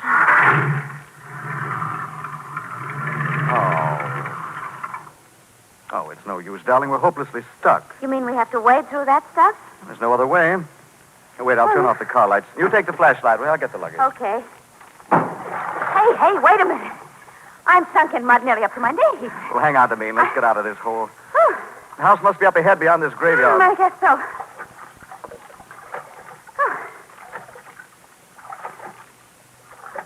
Lamont. Lamont, there's something alive squirming down here. It's a swamp rat. Oh. That kick did it. It's swimming away. Ooh. All right, come on. Darling, I'm frightened. Walking over these graves. Hold the flashlight steady. Yeah, but... What's that? I don't know. Raise the flashlight. Lamont, it's a huge man. And he's wading toward us. There's blood on his face and body. Go. Run away quick. What's the matter with him? Go. The swamp devil will get you. Lamont, Are you all right? Yes, I'm all right. Look, darling, he's fallen. Face down in the swamp. Oh, Lamont, it's so horrible. His body's all cut and bleeding. He's dead, darling. Look, the water's alive with swimming little animals. Rats. Swamp rats. Oh! Now hurry back to the car. Can't run. I'm bogged down in the mud. Grab onto me, darling. They're after us, Lamont. They're after us. Wait. Oh, look, they're swimming away. Oh. Those dogs barking, that scared them away, I guess. If someone's coming, I can see a beam of a flashlight through the trees. Well, thank goodness you came. What are you doing on this property? I'm Lamont Cranston. This is Miss Lane. We're trying to reach the Phillips mansion. Have you seen a big man servant out here?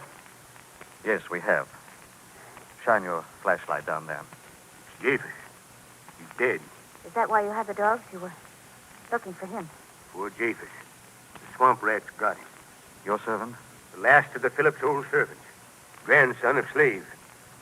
Something happened tonight. He ran away. Something happened? One is wise not to ask questions in this land of death and decay. I advise you both to leave now while you're still strong and well. Well, I'm afraid that's impossible. Our car's stuck in the mud. Are you staying at the Phillips mansion? Yes, I'm Dr. Sharp. I've been the family's physician for many, many years. I know what I'm saying. Please leave here at once. Do you have any means of getting us out, Dr. Sharp? No, I guess you'll have to stay. We'll put you up overnight. Come with me.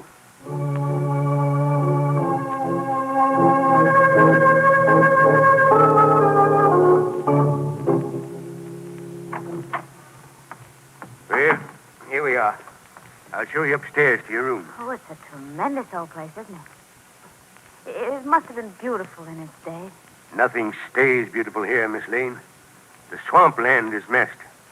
Here are your candles. Last night's storm put out the lighting system. Well, I'd like to see my friend Phillips before we retire for the night. I'm afraid that's impossible. I've given him drugs. He's a very sick man. He'll sleep until morning. Well, what about his wife, then? His wife? Haven't you heard? I know. I haven't seen Phillips since we were both in school. Young Phillips' bride died shortly after they arrived. Died? What happened to her? Nobody knows. Like every living thing here, she just wasted away. Sounds as though we're due for another electrical storm tonight. If I can use the telephone, I'll call the village and get someone to pull my car out in the morning. The phone's down the hall in that little side room. But first I'll show you to your rooms. I'd like to retire. Oh, very well. Come on, darling. As soon as you've made your call, I advise you to stay in your rooms. Things happen here at night that it's better you don't see. Come, Dr. Sharp, you don't mean ghosts. I'm a scientific man, Mr. Cranston, and not easily taken in. I've seen a figure roaming these halls at night. A woman in a bridal gown and veil. Not in white, but in black. Are you saying that that's Phillips' dead wife? That I don't know. She wears a heavy black veil over her face. Somebody's tricking you, Doctor. There's no one living in this mansion but Phillips and me. Now that Japhus is gone. Don't tell me you haven't tried to catch this ghost. Yes, I have. It's impossible, you see. I've come really quite close to her. But she always disappears. Here, these are your rooms. This is yours, Miss Lane. Thank you, Dr. Mr. Sharp. Cranston's is next door. Thank you, Doctor. Would you like to telephone now? I'll go down with you. No, Dr. Sharp. I believe I'll wait until morning. I didn't mean to frighten you. But don't leave these rooms. Perhaps by morning, Phillips will be well enough to see you. I'm well enough now, Dr. Sharp. Phillips!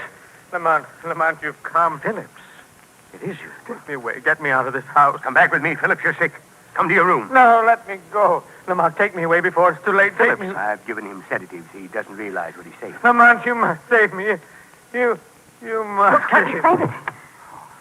Here, let me help you get him to his room. I'm in charge here, Mr. Cranston. Please don't forget that. I'm sorry, Dr. Sharp, but this man is ill. You shouldn't have come here. You both must leave at dawn. Remember my warning. If you value your sanity, don't leave these rooms tonight.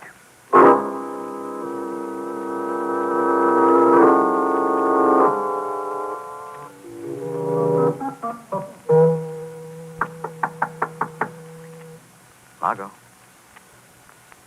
Lamont, darling, you asleep? Oh, no, darling. I haven't even tried. Come on, Henry. But where have you been? I've been frantic. I went to your room just a little while ago, and you were gone. I went downstairs to the telephone after Dr. Sharp and Phillips left. Well, you said you'd wait till morning. I wanted to throw Dr. Sharp off guard. Oh. Found something interesting, Margot. I found the telephone, all right. Torn out from the wall. But you said Phillips called you from here. That's why the phone went dead. Oh. You know, there is something evil in this house.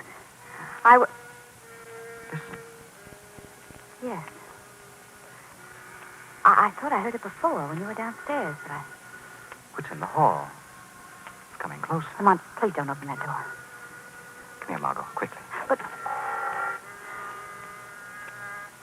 So dark in the hall, I can't see a thing. Oh! There, in the flash of lightning. The figure of a girl. Yes, I saw it, too. She's dressed in black. Stand back. She's passing the door. She has a black veil over her face. It is the ghost bride. Dr. Sharp was right. We'll soon find out, Margot. Come on. I want to follow her and see where she goes. I can't see her anymore. And the music's faded now. There, in that lightning flash. She's at the end of the hall. Hurry, Margot, run.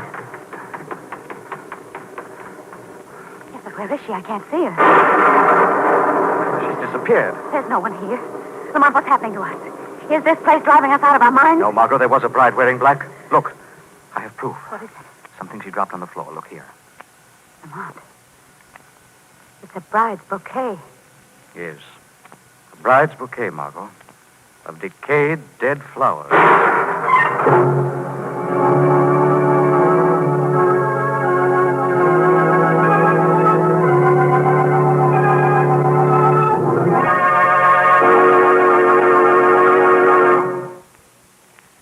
Friends, have you ever thought about the day when you will own your own home or start your own business? Have you given thought to how best to provide a college education for your children? There's one easy answer. That's to buy U.S. savings bonds. These are the same bonds you bought during the war. The only difference is in their name. Instead of war bonds, the Treasury Department calls them U.S. savings bonds. They pay the same rate of interest. You receive $4 at maturity for every $3 invested today. And in case of emergency, U.S. savings bonds can be readily and easily redeemed. U.S. savings bonds, like war bonds, can be bought on the payroll savings plan or at any bank or post office. They are the same bonds you prize so much because of their high rate of return, their easy conversion to cash if needed, and their guaranteed safety. Yes, the best investment in the world today, the best investment for your own future is U.S. savings bonds. Buy them and hold them. And now, back to the Shadow.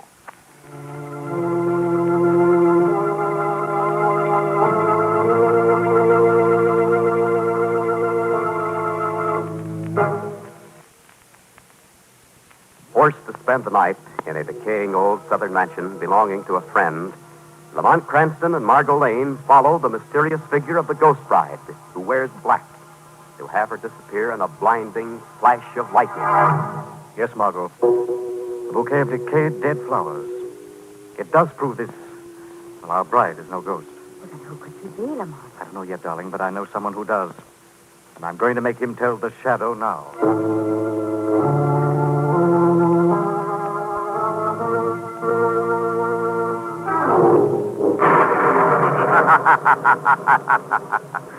There is no sleep, no rest for you, Dr. Sharp, in this house filled with fear. Who's that? Who's in this room? The voice of the Shadow speaks to you over the storm. Ghost? It can't be a ghost. No more a ghost than the bride who roams this house clothed in black. You've seen the bride? Who is she, Doctor? Who is this woman dressed in black? I don't know. I won't tell you. She's a ghost. Let her alone. Here is proof she is no ghost, Doctor. What's that? Something dropped onto the floor. A bridal bouquet, Dr. Sharp. It's hers. Young Philip's dead wife. You lie. No, it's the truth. She brought it here with her after the wedding. Kept it until she died. You attended her during her illness? I did all I could for her. I sat with her until the last breath, when the sun's last rays fell across her bed. In the new room she'd learned to love so well. The sun's last rays. The new room she'd learned to love. What are you saying? Thank you, Dr. Sharp. Now the Shadow knows where to find the bride in black.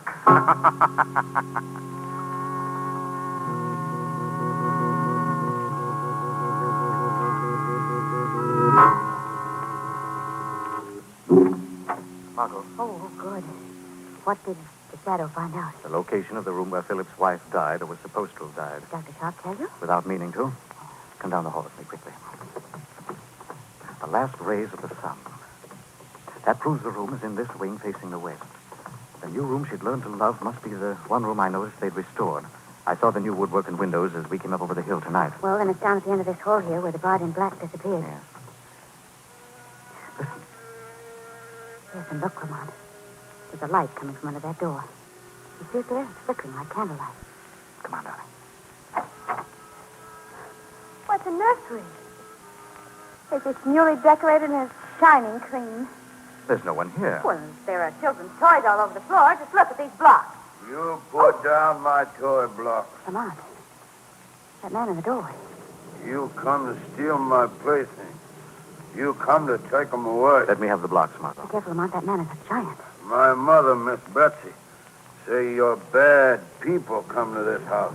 Miss Betsy, your mother? Lamont, he's got a knife in his hand. Now I come to kill you. Please, let's get out of here. Now you don't go. I'll kill you with my play knife. Lamont, he's raising the knife. Put that back up. Get down. Get out of here, Margot. Come on. Oh, darling. Darling, what happened? He's fallen. Must have slipped somehow. Drove the knife into his own body. So big and awkward. Poor devil. He had the mind of a little child. Said his mother, Miss Betsy, told him we were here. Lamont, do you think this man with a knife could have killed the servant, Jesus? I don't know, darling. I just remembered something. Something out of the past. Wait a minute. There's a door leading from this nursery into another room. The new room. Most westerly of all. Yes, and the music is coming from in there. Let's try the door. Oh, golly, that gust of wind blew the candle out. There in the lightning. Come on, it's a coffin. It's a coffin with a body. And it's sitting up. What do you want in here? Hand me the candle, Margot. I have a match. Go away. I'm sleepy. Here you are. It's the bride dressed in black. She's raising the veil. Oh, Lamont, that's the face of an old, old woman. She couldn't be Philip's bride. No. Wait, I'm going to try something. Miss Betsy. Miss Betsy, is that your name? Yes. Miss Betsy, they always call me, even after I'm married. Why do you wear black and sleep in a coffin, Miss Betsy? In mourning for my husband. He killed himself. And our poor child was born. Was that horrible creature her son? Are you Miss Betsy, Philip's older sister? You wrote to him at school. I remember a letter now. I heard your name. Oh, wait. Let me sleep in my coffin here. They're all cursed. He shall die. Miss Betsy, have you ever seen this bouquet? It's mine. It's mine. She gave it to me before she died. Who did? She gave it to me. The pretty one who was married. She was going to have a baby. But she never did. She died. A baby? She never had the baby. She died first. Now, we're all going to die. Who are you afraid of? Tell me, Miss Betsy. I can save your life. Yes. Yes, I'll tell you. But who? Miss Betsy, tell.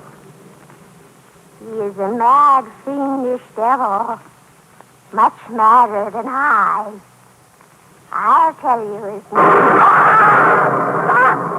Come on, I've gone blind. There's something wrong with my eyes. That bolt of lightning struck the coffin. Take it easy. Take your hands from your eyes. Oh. It'll be all right. I guess so. It's better now. No, Margot, keep away from that coffin. Come on. Oh, Miss Betsy. I didn't want you. Oh. Look.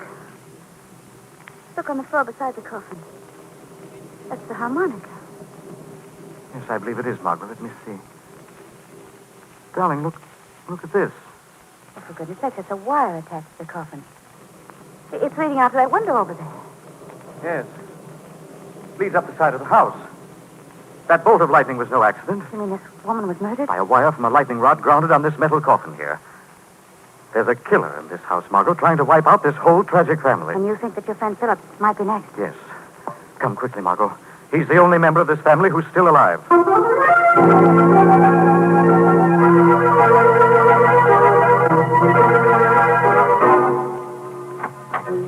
This is his room, Margot.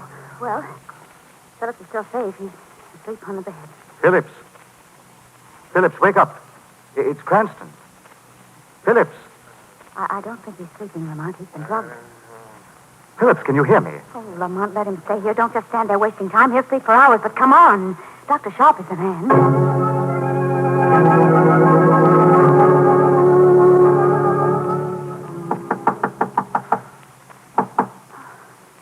There's no answer. There's a light under Dr. Sharp's door. The room's empty. Look, the window's open. Yes, he's gotten away. Come on. Come and get me. Come on, see if you can. Where's that voice coming from? Look, down there, Margot. Yes.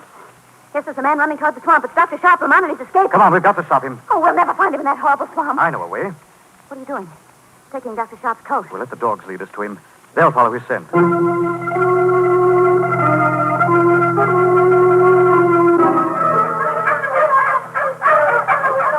darling. I just can't walk any faster in this deep mud. You've got to come along, darling. I can't leave you here now. There he is just ahead. I saw him running just then. What's the matter with the dogs, Lamont? They're running around in circles. They seem to be puzzled. They've lost the scent. There he is, across the clearing. Come on, Lamont, hurry. Wait, don't cross that muddy patch. Walk around. Lamont! Lamont, this is quicksand. I'm sinking in. Too late, darling. Pulling me down, too. I fixed you. Fixed both of you. Lamont, where are you? I'm sinking. I kill you, too, as I killed that mad family in that house. I've one left to kill now. Margot. Margot, you all right? I can't breathe, Lamont. I'm going down. I can't breathe.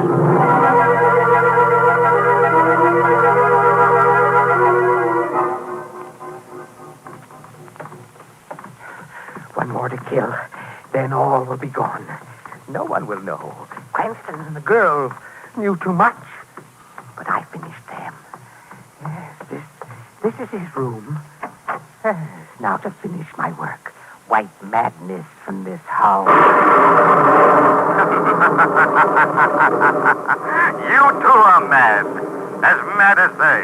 Who's there? The voice of the shadow tells the story of your guilt. No voice can stop me. You killed the young bride when you knew there was to be a child. It would have gone mad, like all the rest. Yes, I killed her. And Davis, too, when he found out what I'd done. Now there's one left. And I kill him tonight. Your killings are over. Oh, no, you can't stop me. I'm too clever for that. I'll run away now, and I'll be back. Keep away from that window. Let go of me. You can't escape the shadow. Shadow can use brute force against madness, as well as great skill.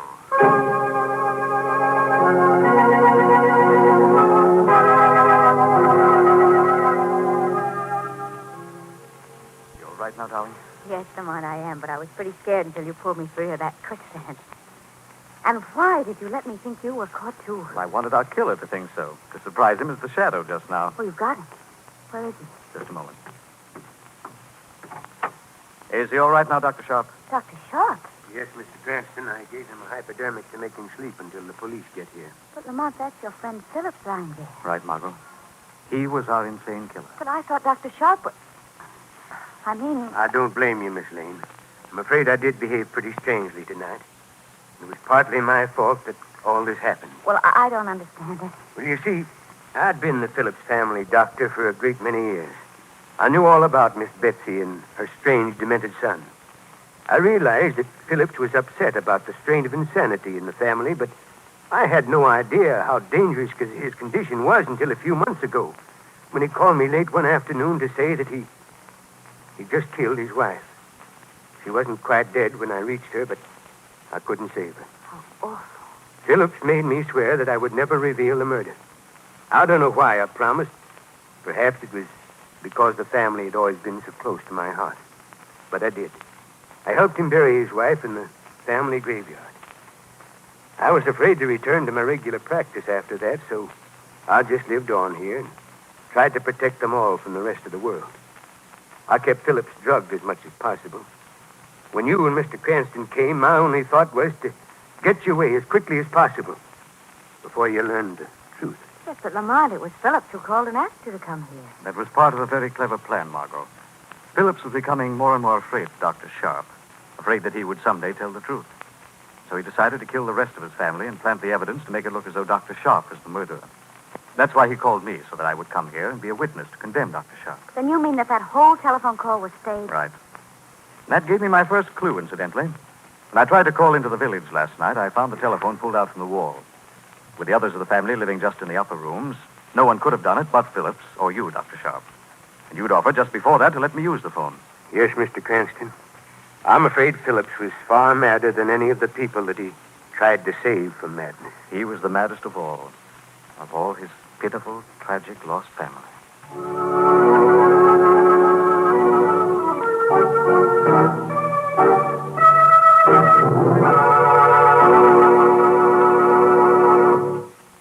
millions of people are still buying bonds through the payroll savings plan.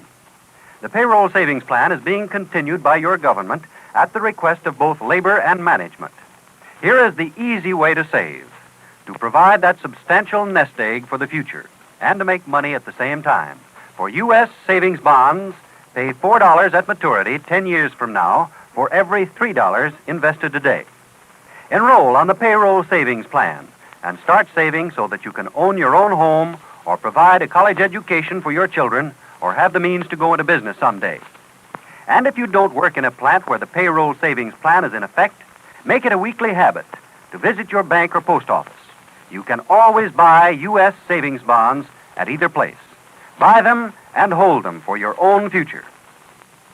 And now, the shadow again.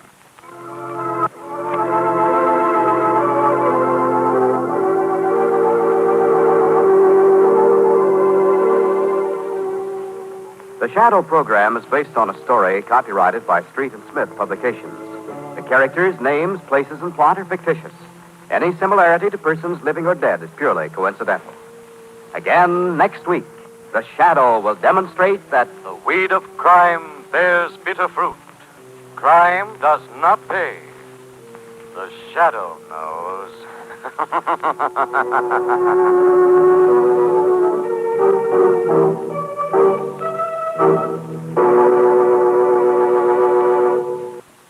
Next week, same time, same station, Mutual Don Lee will bring you another strange and thrilling adventure in the Shadow's daring battle against the forces of evil. Be sure to listen.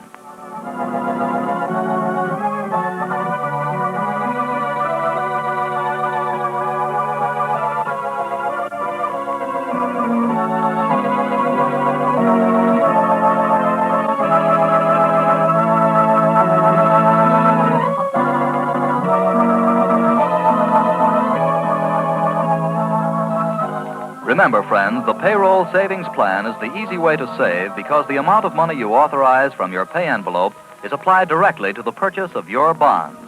If you're not now enrolled in the payroll savings plan at your company, enroll now. Plan for your own future security. Buy and hold U.S. savings bonds through the payroll savings plan. This program was transcribed from Mutual. This is the Mutual Don Lee Broadcasting System.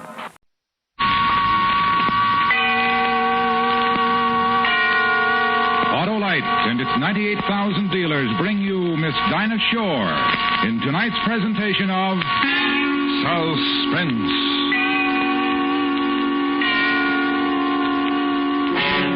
Tonight, Autolite presents the recreation in song and story of an American legend. You're about to hear what happened to Frankie and Johnny, our star Miss Dinah Shore.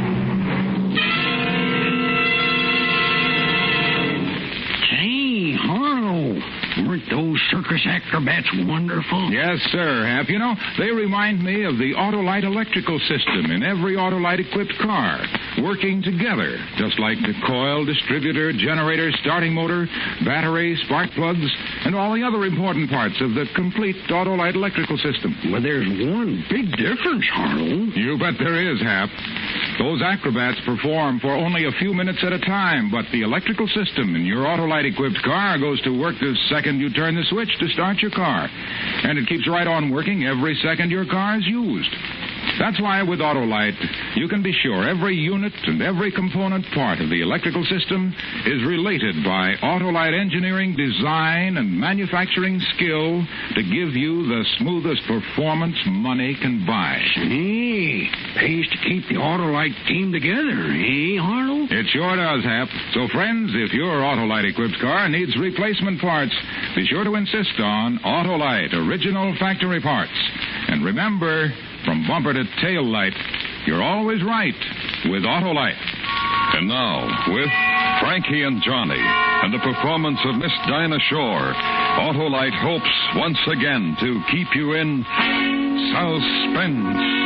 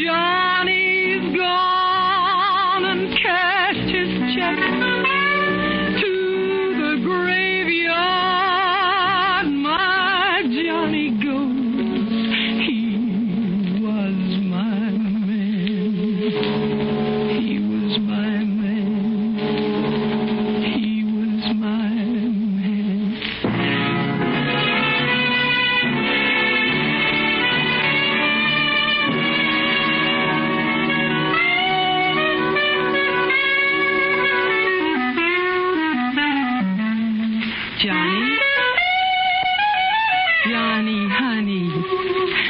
Put away that clarinet and talk to me, Johnny. What? You love me, honey? Sure. Johnny.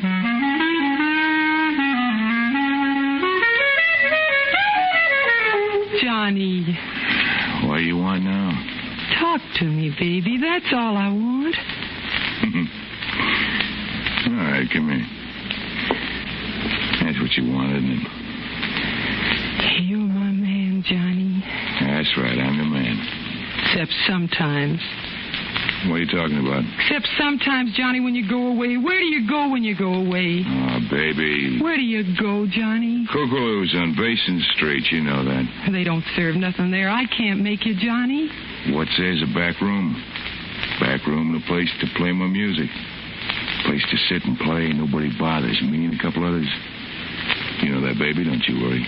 You can play your music someplace else and get money for it. I'll worry about that. Get away from here, Frankie. Take yourself a walk. The whole town of New Orleans, so many places to play your music, and you sit in a back room. You go away from me. I told you something, baby. You don't like it, you can take that long walk to Georgia, where you come from. You leaving? No. A couple of girls I used to know never bothered me about not going down to Kookaloo's. I won't bother you, Johnny. Got any money, Frankie? I got some. I saw me a suit. Walking down Basin Street, I saw me a suit in the store window. I need me that suit, honey. You sure look good in it. What's it cost, Johnny? I mean, a cheap suit? I didn't say that, Johnny. I just asked how much. $100? You got $100, baby? I got it. Well, that's good. That's fine.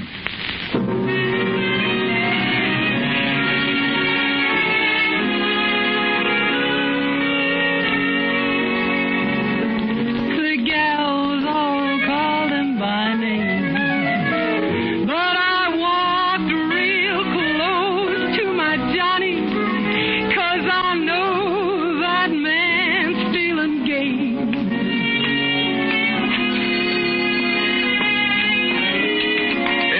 Pay him, Frankie, while I put it on. Johnny and me, we went walking, and Johnny had a brand new suit. I paid out all of that money just to make my man look cute. He was my man. Show me off, Frankie. Sure, honey. We'll walk down here to Esplanade and down Esplanade where the lights are and everybody can see you fine. Hey, lights are right in there, baby. We won't have to walk so much. I kind of like it where the lights are inside, anyhow. Anywhere you want, Johnny. Sure.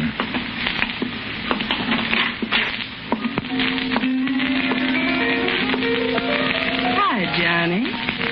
Hi, Nellie. Got a new suit, huh? Yeah? Frankie bought it for me. Fit you good, Johnny. You look real nice. I need me a beer, Frankie. Can get you one? Oh, I ain't thirsty, honey. I'm thirsty. I'm real thirsty. All I got's $9. Yeah, I ain't that thirsty. Just give me one of them. All right. Here. All right, come on. I'll sit you down near the piano.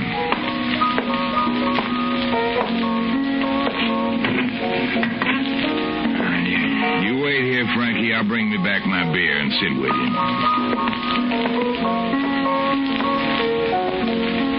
Hiya, Frankie. Want me to play your song?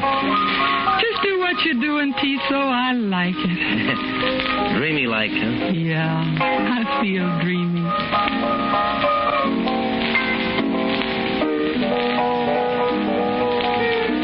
Hey, how are you and Johnny getting along, Frankie? Like that music you're playing? I'm glad. I'm mighty glad. Ever get homesick, Frankie? Oh, first I did. I never think about home no more. Georgia's a real nice place. A girl can do real nice there. I'm doing nice. I got Johnny. Yeah? Sure, I got Johnny. He comes back to the table from the bar, you ask him. I'll do that. when he comes back. He ain't at the bar, Frankie.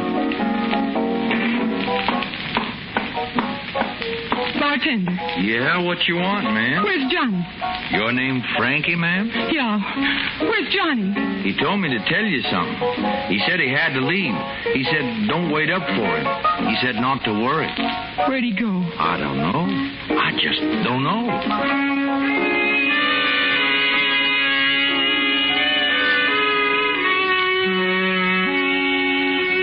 I ran to the street in a hurry. My Johnny was nowhere around. A gal who leaned in a doorway made a soft laughing sound. You looking for your man? Your Johnny's gone. Walk up and down on the pavement. Knock on a million-locked door. Keep on asking for my loving Johnny in the weeping corridors. Guys tried to sell me some nighttime. Tried to kiss away tears and said, come along, pretty Frankie. I'll love you for years and years. Forget your man. Forget your man. But I just walked toward North Rampart, searched the dark night in between. Keep looking for loving Johnny. Right down to old Dorothy. He was my man.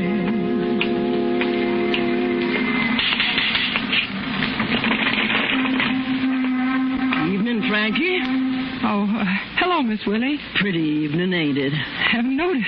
It's a real pretty evening, Frankie. You out strolling all alone? I guess I am. Come on inside. We'll have us a chat. No, I'm going to walk some more. We'll have us some beer. No, thanks, Miss Willie. We'll have us some whiskey, Frankie. I got to walk some more. Who you looking for? It don't matter. I got something to tell you, Frankie. What? I sit here all day long, all night long. I never sleep. I see all sorts of things. People, things going on. You see Johnny come by here, Miss Willie? He waiting for you. Have you seen him? Oh, he's sure a good-looking boy. Black hair plastered down like that. My, the way he walks. Yeah, you notice the way he walks, huh? People step back and let him come past the way he walks, my Johnny. What's your interest in him, Frankie? He's my man. Uh-huh. You see him come by here lately? I seen a gal come by here lately. Well, I got to go look for Johnny. Oh, this gal wasn't alone. Ain't a night for a gal to be alone. Real pretty gal. Who was she with, Miss Willie? Had gold hair and red lips. And her name was Nellie Bly. Nellie Bly? He said hello to a gal named Nellie in a place we were in. He was with her, Frankie. Where'd they go? To show off his new suit, I guess. Where did they go? Up the street. Down that way, Frankie. Down to Jellycake's place. I leaned out the window, and I think I saw them go into Jellycake's. I ain't sure now, but I think they did. Where are you going, Frankie? Jellycake's the other way. I'm going to find me a pawn shop. Why, Frankie? Gotta buy me something. What? Gotta buy me a gun. What are you going to do with the gun, Frankie? I'm going to kill Johnny. I'm going to kill him because he's doing me wrong.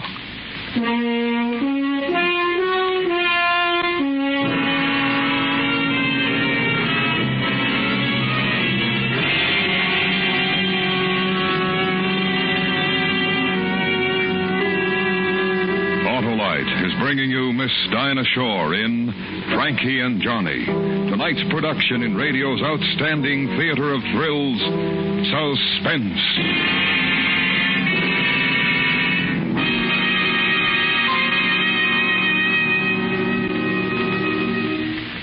Hey, Arnold. Takes a lot of experience to be an acrobat. And a lot of skill, too, Hap. That's why Autolite electrical systems are such successful performers. They've long been used as original equipment on many leading makes of our finest cars, trucks, and tractors. And every unit and component part is related by Autolite engineering, design, and manufacturing skill to give the finest performance money can buy. And acrobats need to rest, Harlow. Ah, but not the Autolite electrical system. It goes to work the second you turn the switch to start your car and run your engine. Use your lights, horn, radio, heater, or electric windshield wiper. And an acrobat has to be in perfect shape. Same with the electrical system, Hap. So, friends, treat your car to a periodic checkup at your car dealers or authorized Autolite service station. Make sure the electrical system is always in top shape for top performance. You can quickly locate your nearest authorized Autolite service station in the classified section of your telephone book or by calling Western Union by number and asking for Operator 25. And remember, from bumper to tail light, you're always right with Autolite.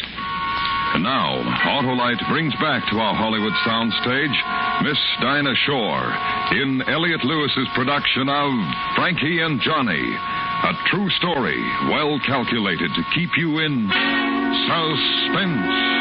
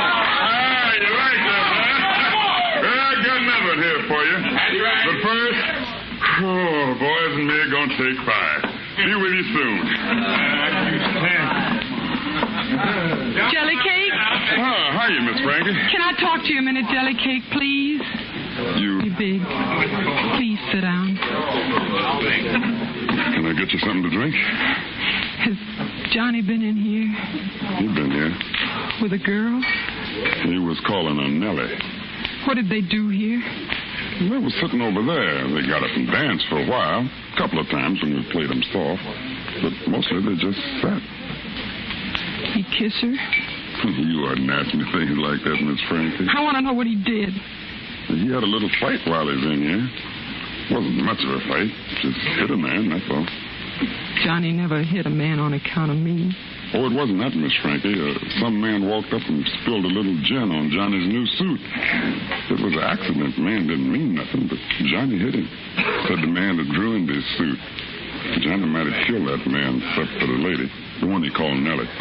She fixed it. Fixed it? How? Took Johnny out of here for a little while. Then they come back. Johnny was smiling. Johnny was smiling and leaning close to the one he called Nellie, telling her things. Then she'd be smiling, too. Laying her head up against Johnny's new yellow suit. Yellow suit? I didn't buy him a yellow suit. That's the kind of suit he's wearing when he come back in here, Miss Frankie. Soft kind of yellow. Not the kind that screams at you. Whispery kind of yellow. The one I bought him cost $100. Oh, you couldn't buy that yellow suit for no $100. This was 5 pearl buttons on the coat. And the vest was silk. And there was a big gold chain across the front. Ah, that Johnny lighted up the place. A soft, pretty light. I'd have bought him a suit like that. If he'd have asked me to, I'd have bought him anything he wanted.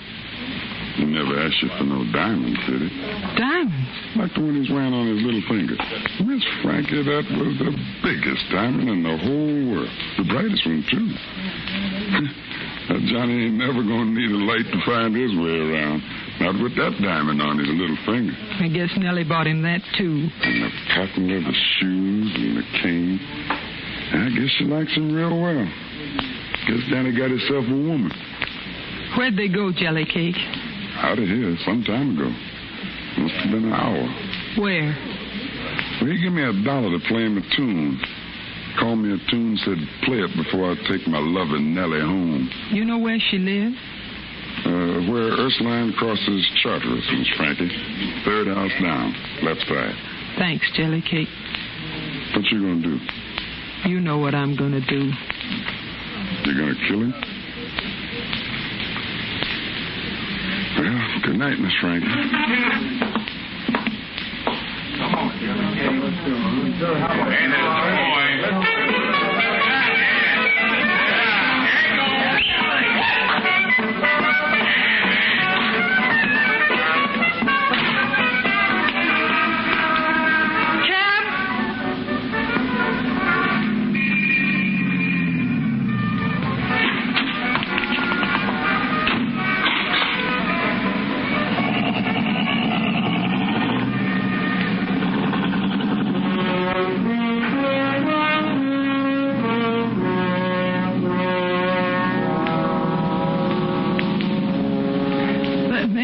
My money. That man took all of my love. He left me so sad and so lonely. My heart's a broken-winged dove. He is my man. But he's doing me wrong. Got a big rock on his finger and a yellow suit on his back. Making love to that Nellie Bly. So driver, roll this hack. Gonna kill that man. What'd you say, lady? Gonna kill that man. Turn here, the 3 houses down and stop.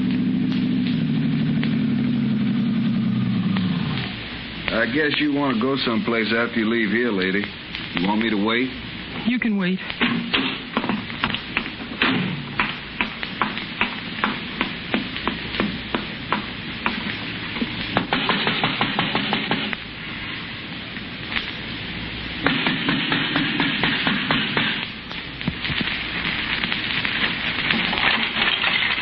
What you want?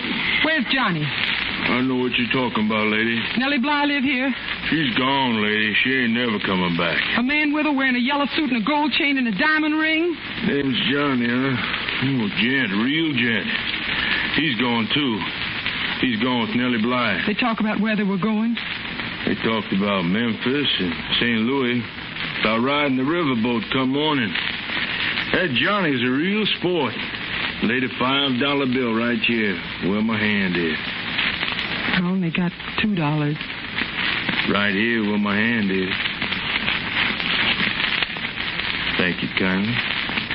What'd he buy for $5, mister? What I'm going to sell you for $2. Johnny sent me to his place to pick up something. You're lying. Johnny ain't got nothing except what's on his back. Got a clarinet? That's what he told me to get, that's all. What you want Johnny for? I got something to give him, too. What's that? A gun.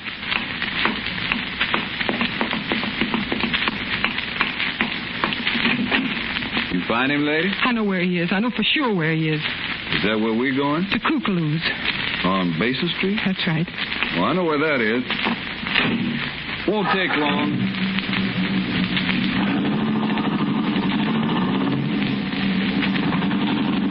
Cabby?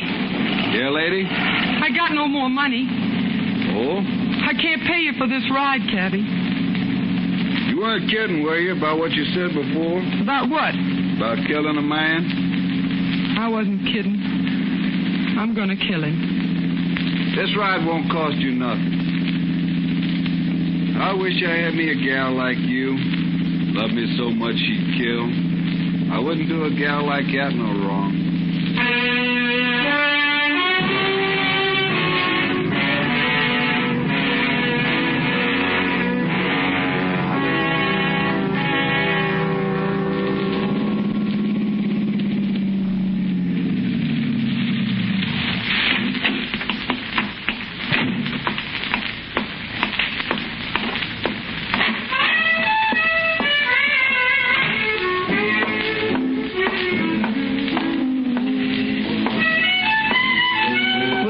going, Frankie? Get out of my way, Nellie Bly. You can't go in that back room. Johnny won't even let me go in there, so he ain't gonna let you. I got no argument with you, so get out of my way. You got an argument with my sweet man. You got an argument with me. You want to go to Memphis, Nellie? I'm going. You want to go to St. Louis? I'm going there, too. Maybe you're going. Then I ain't going to stop you. But you're going to find another sweet man to go with, not Johnny. Honey, he don't love you no more. He's tired of you. Told me. Tell me lots of things. Tell me about my gold hair and my red lips. Told me... You ain't going with Johnny. No, I guess I ain't. Get out of here, Nellie. The way you hold that gun, I guess I better. Get on that riverboat and never come back. I ain't never coming back, Frankie. Honest.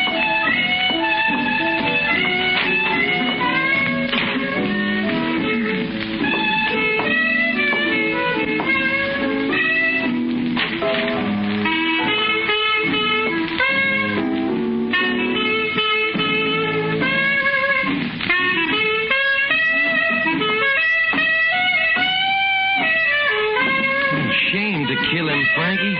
He ain't much of a guy, but Johnny plays a lot of clarinet. Get out, Tito.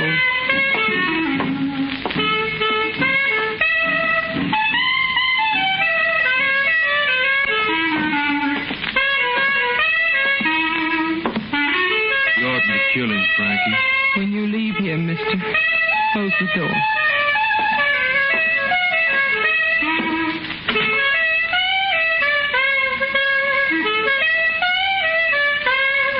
Johnny? Goodbye, Johnny.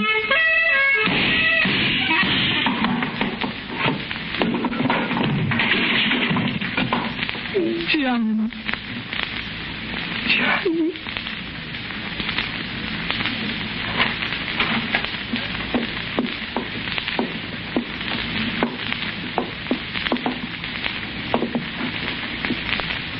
Roll him over easy, boy. Roll him over slow. How do you feel, Johnny?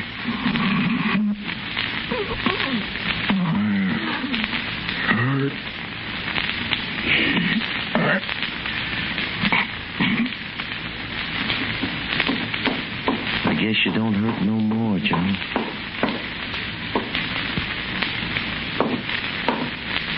What happened to him? He got shot. He died. You do it, Frankie? I gotta take you to the jailhouse, Frankie. We better go.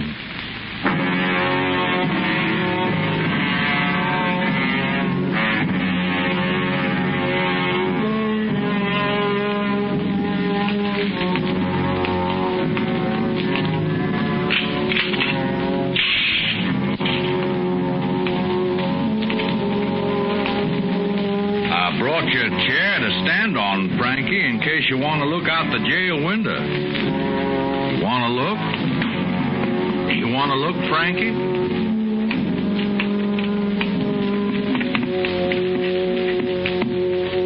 What do you see?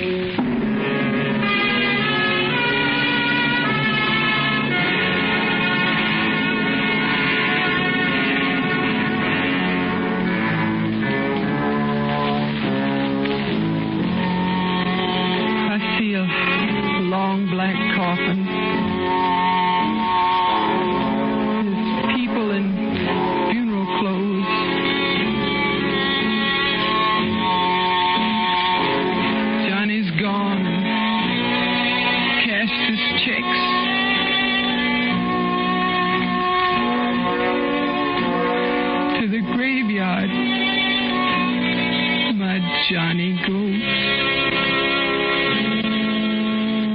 There goes that rubber-tied carriage. There goes that rubber-tied hack. 12 men going to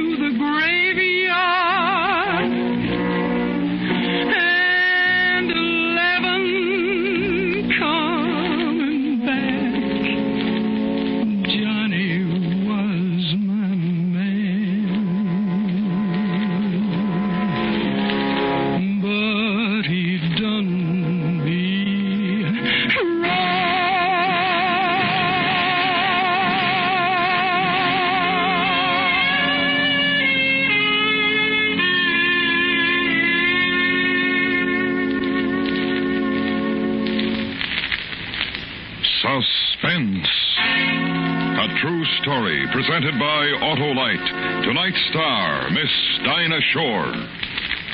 This is Harlow Wilcox speaking for Autolite, world's largest independent manufacturer of automotive electrical equipment. Autolite is proud to serve the greatest names in the industry. They are members of the Autolite family, as are the 98,000 Autolite distributors and dealers in the United States and thousands more in Canada and throughout the world. Our family also includes the nearly 30,000 men and women in 28 great Autolite plants from coast to coast and in still other Autolite plants in many foreign countries, as well as the 18,000 people who have invested a portion of their savings in Autolite. Every Autolite product is backed by constant research and precision built to the highest standards of quality and performance. So remember, from bumper to tail light, you're always right with Autolite. A program transcribed earlier from Mutual.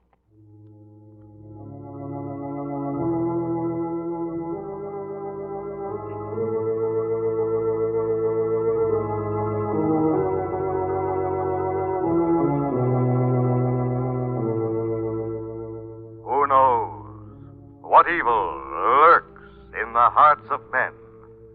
The Shadow knows. Once again, the Mutual Broadcasting System brings you the thrilling adventures of the Shadow, the hard and relentless fight of one man against the forces of evil. These dramatizations are designed to demonstrate forcibly to old and young alike that crime does not pay. Are you interested in engineering, electronics, ship design, travel, and a steady job? If you are a young man between the ages of 17 and 22, you may qualify for a 4-year college education and a career of public service in the United States Coast Guard. This oldest branch of the seagoing services maintains an academy at New London, Connecticut, for the professional training of its future officers. Applicants selected for the Coast Guard Academy by nationwide examinations begin their training each year late in July. Applications for this year's convening class must be postmarked not later than April 1st, and entrance examinations are held on May 8th. For complete information, write to the Superintendent, U.S. Coast Guard Academy, New London, Connecticut, or visit your nearest Coast Guard recruiting station today. And now, the Shadow.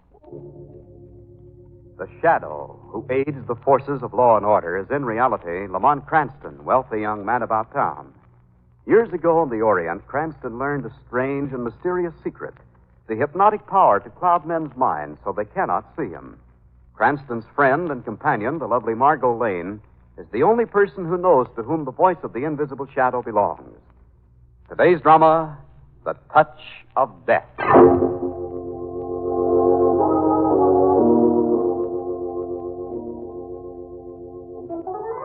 It is early afternoon. Lamont Cranston, in his dual role of the Shadow, has just broken another case and is about to enter his apartment to get some much-needed rest.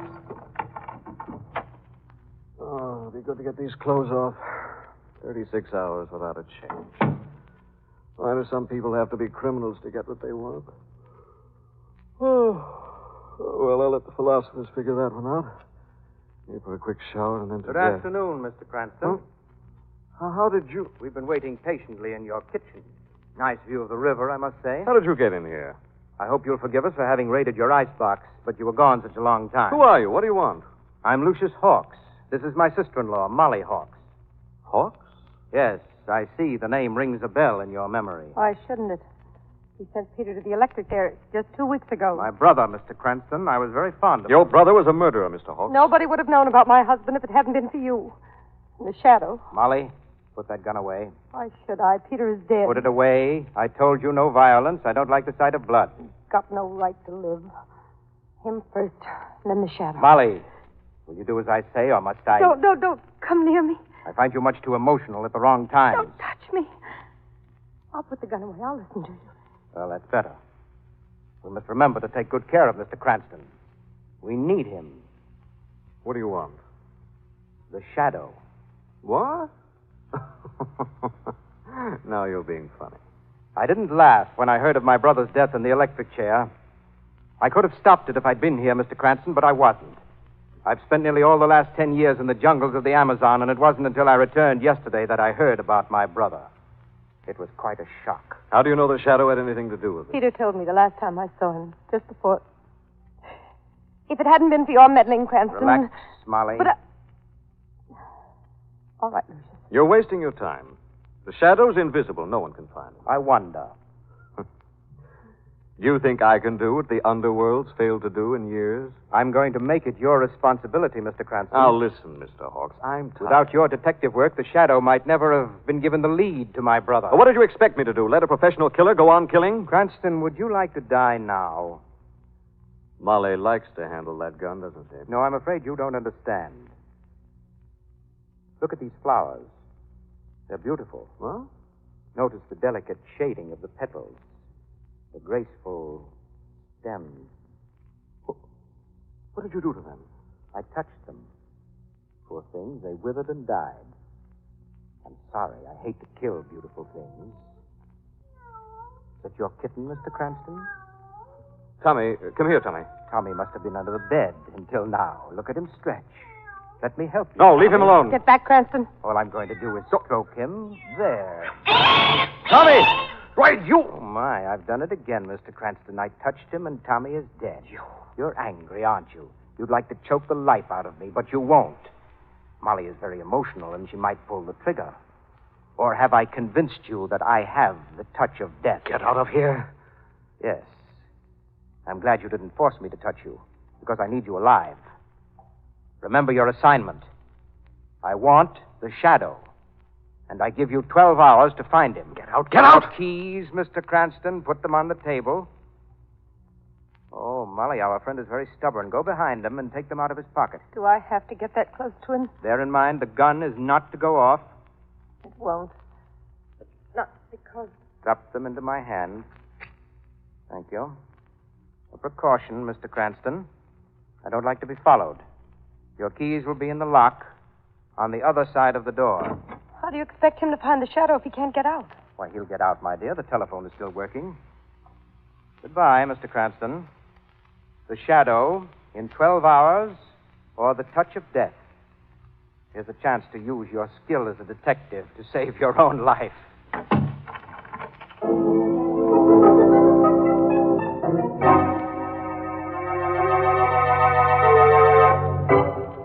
Lamont, I'm not convinced. He must know you're the shadow, or he wouldn't have come here to ask you to find him. If he knows Margot, why didn't he kill me? Yes. Why didn't he? It would have been very simple. Molly had a gun on me, and Lucius had... Do you really believe he has the touch of death? Well, I don't know what he has. I saw him touch those flowers, and then Tommy. Yes, poor Tommy. Man can't be human to kill an innocent, harmless little kitten. Darling, you must do something. I'd do something. I'd do plenty if I knew where to find him. He knows where to find you. You can't just sit here and wait. 12 hours. 10 hours, darling. Took me a long time to get you on the phone. Yes, I was out shopping, darn it. Well, I have to call off our theater date with Weston. Do you mind? Shall I phone him or will you? No, I'll do it. Are you going to tell him why? I can't, Margot. Weston might think as you did that Lucius Hawks came here tonight because he thought that I was the shadow. Hello, Commissioner Weston talking. What do you want? This is Lamont Cranston, Commissioner. Oh, Cranston, I'm glad you called. Our date for tonight is off. Oh, good. What's good about it? An epidemic of murders has broken out all over the city. Murders? Yeah. Well, thanks for calling, Cranston. Give my best to Margot. But, Commissioner... Goodbye. Hello? Hello? An epidemic of murders. What are you talking about, darling? Margot, we're going down to police headquarters to see Weston. I want to know more about those murders. Well, would you mind telling me what murders? Oh, not at all. After Weston has told me. Well, all right, but Come on, look, a snake. Close the door, quick. Darling, since when are you afraid of dead reptiles? Oh, gee, is he really dead? Completely. But still useful. Ooh. What? A piece of paper in his mouth. No. Well, I can think of nicer ways to leave messages, even if they aren't quite so novel. Lucius Hawks. Oh? Listen. Nothing can resist the touch of death, my friend, not even the venomous serpent. Good luck, Mr. Cranston. Good hunting. That man is a monster. Yes, a monster with a plan. And he thinks he's using the strategy of terror on me.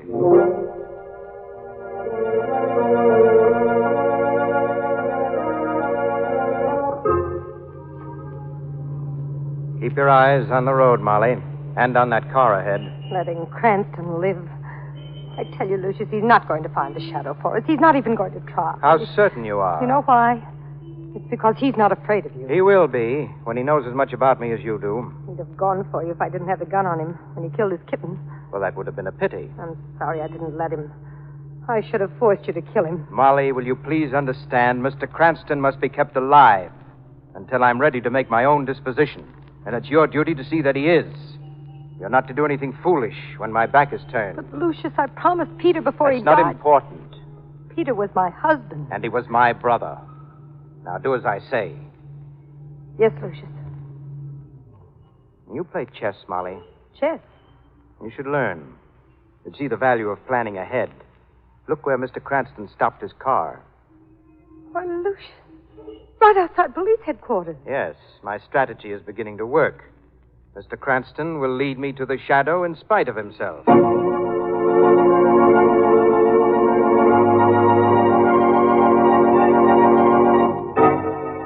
No, nobody's going home. I'm putting every man on 24-hour duty. See that the order goes out right away. I want that maniac picked up today. What maniac, Commissioner? Oh, Cranston, you and Miss Lane picked a bad time to make a social call. I'm up to my ears in work. Oh, Commissioner, hello is such a small word. Margot. What maniac, Commissioner? Roy Jackson. He broke out of the institution yesterday. Jackson? 3 murders in the last 2 hours, and the same pattern he used 6 years ago before the shadow caught him for us. You mean girls? Blonde, beautiful, and all under 25. If I could only get my hands on the shadow. Why the shadow? Well, I need him. Roy Jackson's got the cunning of every homicidal maniac. And I've got to stop these killings. Commissioner. What is it? How were those girls killed? I said Roy Jackson, Cranston. That can mean only one thing. They were strangled. Are those girls at the morgue? Cranston, sometimes you ask No, I'd like to see them. Would you mind? No, I don't mind. But don't stick your 2 cents in. I don't want any amateurs cluttering up this case. I'll bear that in mind, Commissioner. Now, let's go, darling. Goodbye, Commissioner. Sometimes that's so much nicer than saying hello. Yes. Hey, what did you mean by that? What a mood. No, he doesn't mean it. Next time he sees us, he'll be apologizing all over the place. Well, he certainly should be. Lamont, why are we going to the morgue? Playing a hunch, darling. Is it secret? No. I want to see if there's any evidence on those girls that might have been concealed by strangling. What? I don't understand. Well, simply this. Were those girls killed by Jackson or by someone else?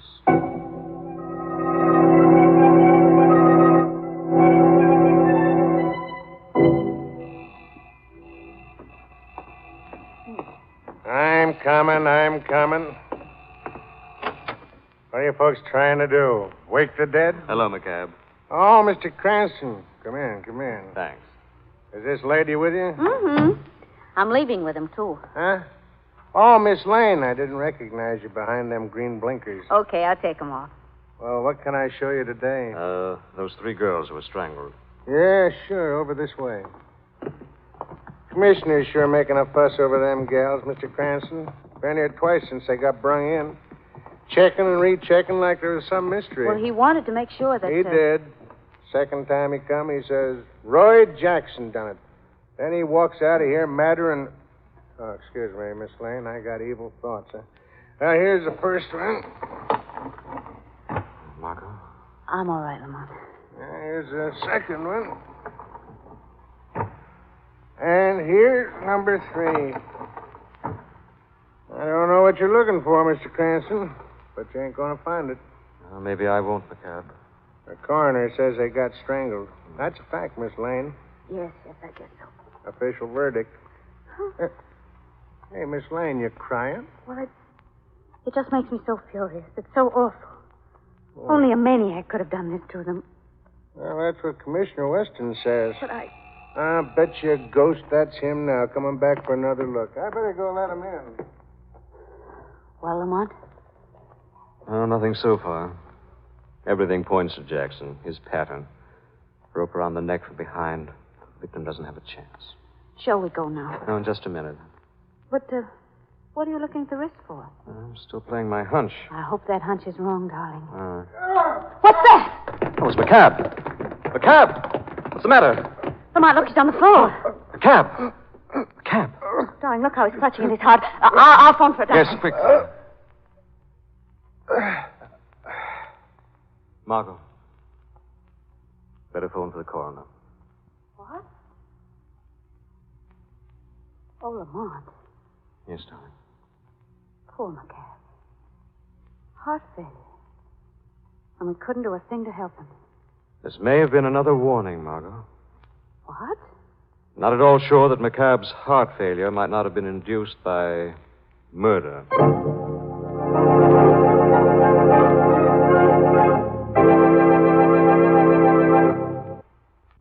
During the war, 85 million Americans bought war bonds.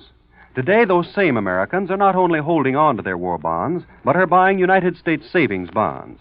These bonds are identical, except for name, to the war bonds you purchased during the war years.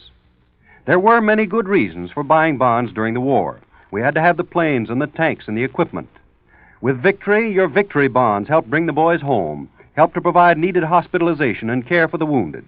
And yet, while your war bonds and victory bonds were doing all that, they were working for you, providing a bulwark for your own future. United States savings bonds can do that same job. They give you the opportunity to lay aside a financial nest egg for yourself. They make it possible for you to save the money that will buy you a home, that will pay for education for your children, that may be the means to start out in business. Whatever your objective, U.S. savings bonds can help to make those dreams come true. You can buy U.S. savings bonds through the payroll savings plan or at any bank or post office. For your own future, buy them and hold them. And now, back to the Shadow.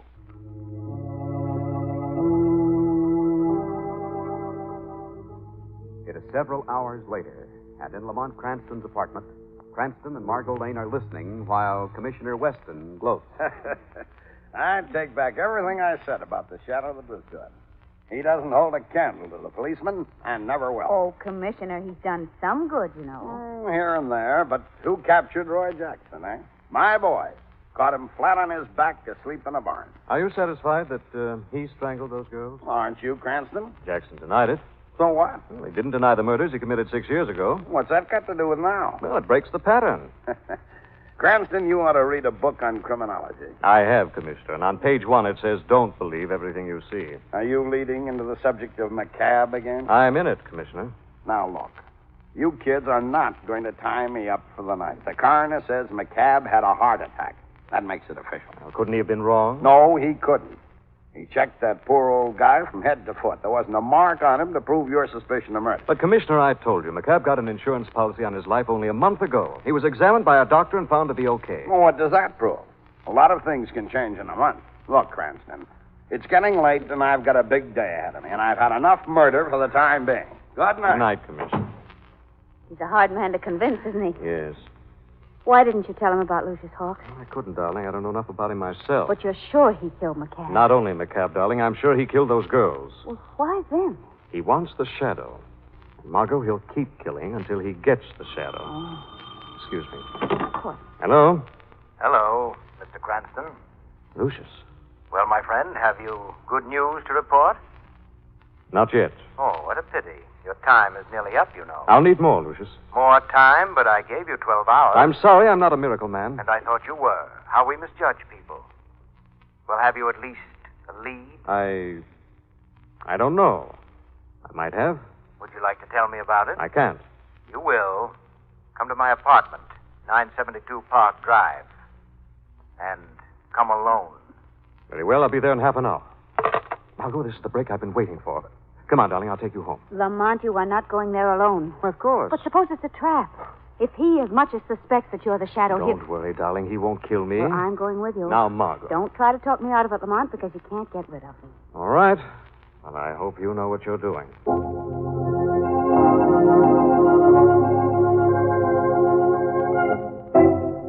Well, He's coming, my dear. here's your sandwich. Thank you, Molly. Did you say you wanted coffee or milk? I didn't say, but milk, of course, warm. Oh, heat some up. No, wait. Don't hurry. I can do that myself later. I don't mind. Molly, it's too bad that I won't be here to greet Mr. Cranston. Why, are you going away? Yes, I must. But you'll stay, won't you? Sure. Of course you will. What are you doing? I'm going to kill you, my dear. No. I can't tell you how sorry I am, but it's part of my plan. But why? Why? Conclusive proof of the touch of death. It should convince Mr. Cranston that I mean business. No, don't touch me, please. Let me live. Don't run away, Molly. There's no pain in death. Please. Please, I don't want to die. Who does? But it comes to all of us sooner or later. No. And for you, it must come sooner. You've no place to go now, Molly. You're in a corner. No, please. Goodbye, my dear. Poor Molly. Just a line in a blueprint.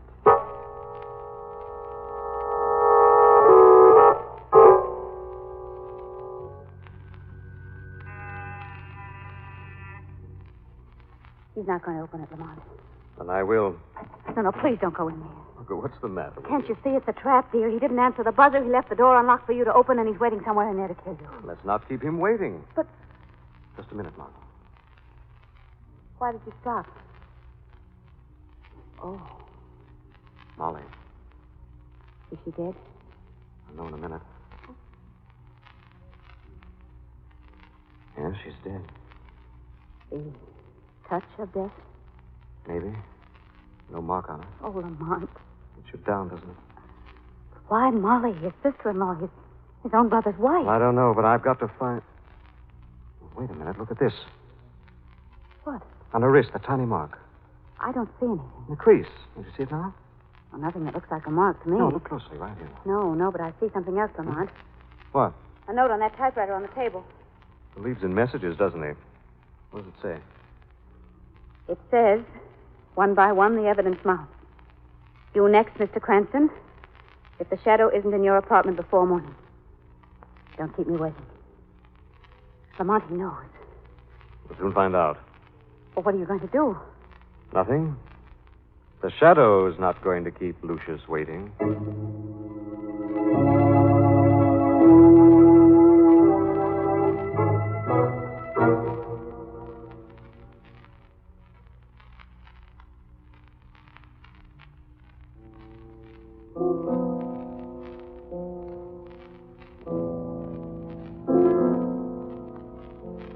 You play well, Lucius.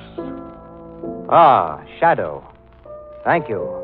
A compliment from one so high. It's too bad you can't keep those hands from killing. Yes, you see, they're not as sentimental as I am. Well, Shadow, you impress me. Do I? Yes, you're all my sister-in-law and Mr. Cranston said you are. Invisible. I didn't quite believe it, you know. Being secluded in the jungles of the Amazon for 10 years, one loses touch with modern science. But not with death, eh, Lucius? Listen. This is a native death chant that I've written into a symphony.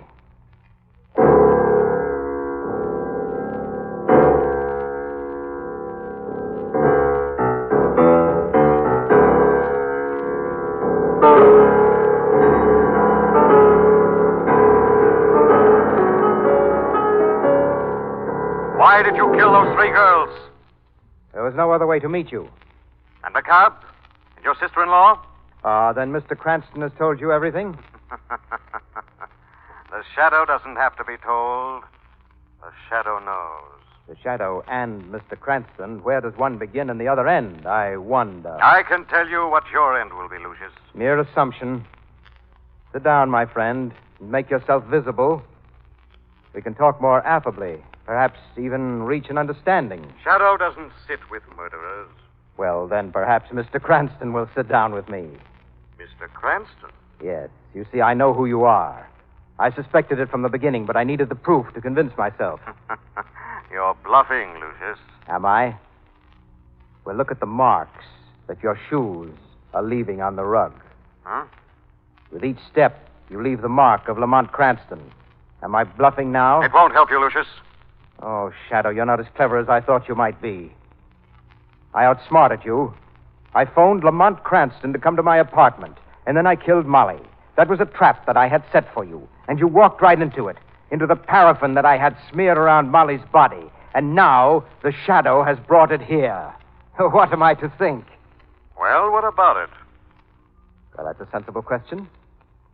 Your power to make yourself invisible, my power to kill with a touch. Combine them, and we can have anything we want. I see. As equal partners? Of course. Oh, no. I want more. Oh, greedy, aren't you? Very well, how much? I want everything. What? Are you serious? When I bargain with murderers, I have no sense of humor, Lucius. Get on that phone. Call the police. Tell them everything you did today. But if I should also tell them who the Shadow is... Go ahead. Every newspaper in the city will carry the story. What do you suppose the underworld would do to Lamont Cranston then? He'll take his chances with the underworld, Lucius. The phone? Well, I'm afraid you give me no alternative. I'll have to kill you. Don't try to get away. I know exactly where you are. Your shoe prints tell me. You're behind the table. Where, Lucius? Well, you're still behind the table. Am I? You must be. I'll find you. I'll find you that paraffin on your shoes. And when I do... Oh! What will you do, Lucius? My arm! My arm! Why don't you touch me? Oh! I'm right here behind you holding your wrist. Why don't you kill me? I can't stand it. Let me go. Didn't you know that paraffin could be wiped off? You didn't think of that, did you? Shadow, please, I won't betray you. Let me go. In a moment. First, I'll rip off this glove. Now I've got your touch of death. Oh, you almost broke my arm. Very ingenious to find a glove that fits over the hand and looks exactly like a human hand.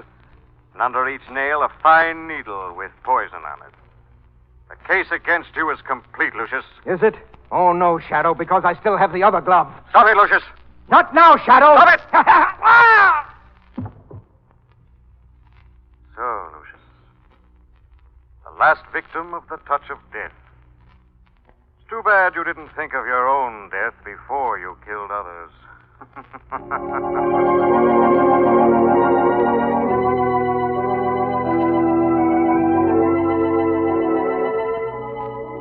Well, good night, darling.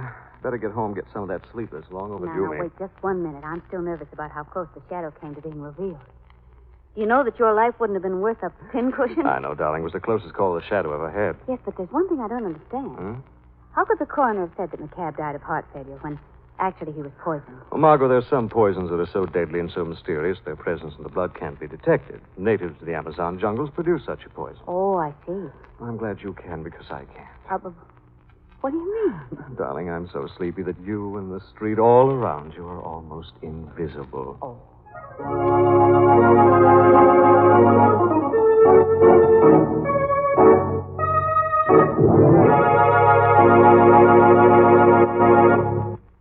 Millions of people are still buying bonds through the payroll savings plan. The payroll savings plan is being continued by your government at the request of both labor and management. Here is the easy way to save, to provide that substantial nest egg for the future, and to make money at the same time. For U.S. savings bonds, pay $4 at maturity 10 years from now for every $3 invested today. Enroll on the payroll savings plan and start saving so that you can own your own home or provide a college education for your children or have the means to go into business someday. And if you don't work in a plant where the payroll savings plan is in effect, make it a weekly habit to visit your bank or post office. You can always buy U.S. savings bonds at either place. Buy them and hold them for your own future. And now the Shadow again. The Shadow program is based on a story copyrighted by Street and Smith Publications. The characters, names, places, and plot are fictitious. Any similarity to persons living or dead is purely coincidental. Again next week, the Shadow will demonstrate that the weed of crime bears bitter fruit. Crime does not pay. The Shadow knows.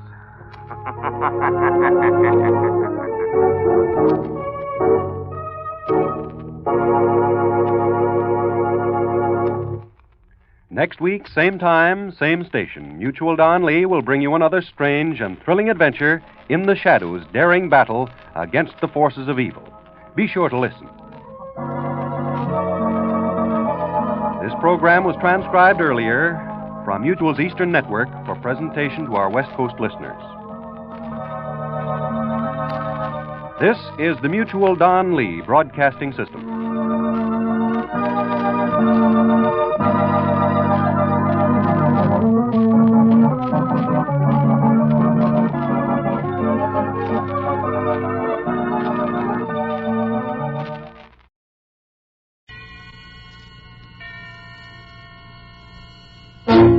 Suspense.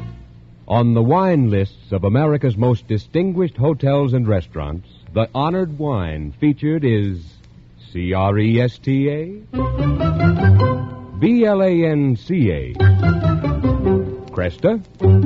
Blanca, Cresta Blanca. Cresta Blanca. Yes, Cresta Blanca wines are featured in America's smartest dining places because these treasured wines are favorite selections of those who know fine cuvées. Let Cresta Blanca California wines lend gracious distinction to your dining, too. Enjoy delightful Cresta Blanca Burgundy, Sauterne, or any Cresta Blanca table wine soon. Shenley's Cresta Blanca Wine Company, Livermore, California.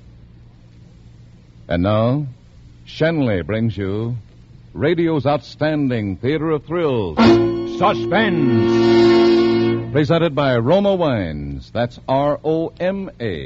Roma Wines. For your everyday enjoyment. Tonight, Roma Wines of Fresno, California bring you Jerome Cowan in Mortmain, a suspense play produced, edited, and directed for Shenley by William Spear.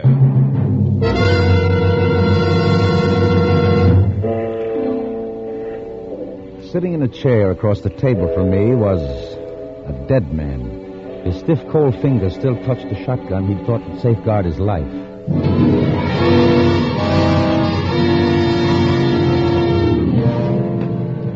Police Chief Martin couldn't seem to sit still a minute. He kept pacing the floor behind me, back and forth, back and forth. We'd been waiting a couple of hours already for the coroner to arrive and examine Screed's body.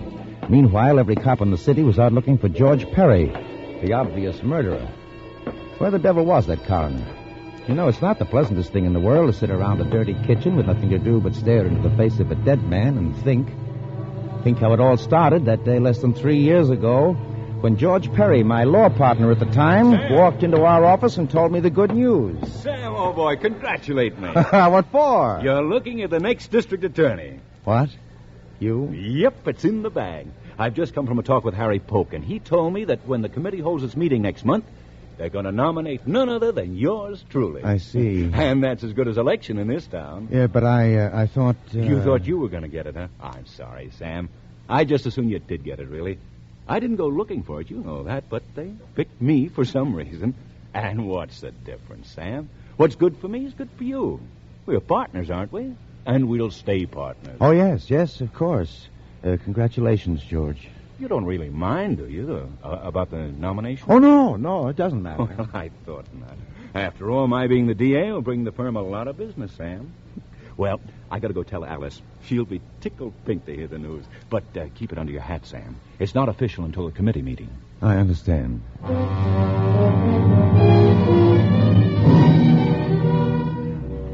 I watched George leave the office. George, the smiling and the debonair, the most popular lawyer in town.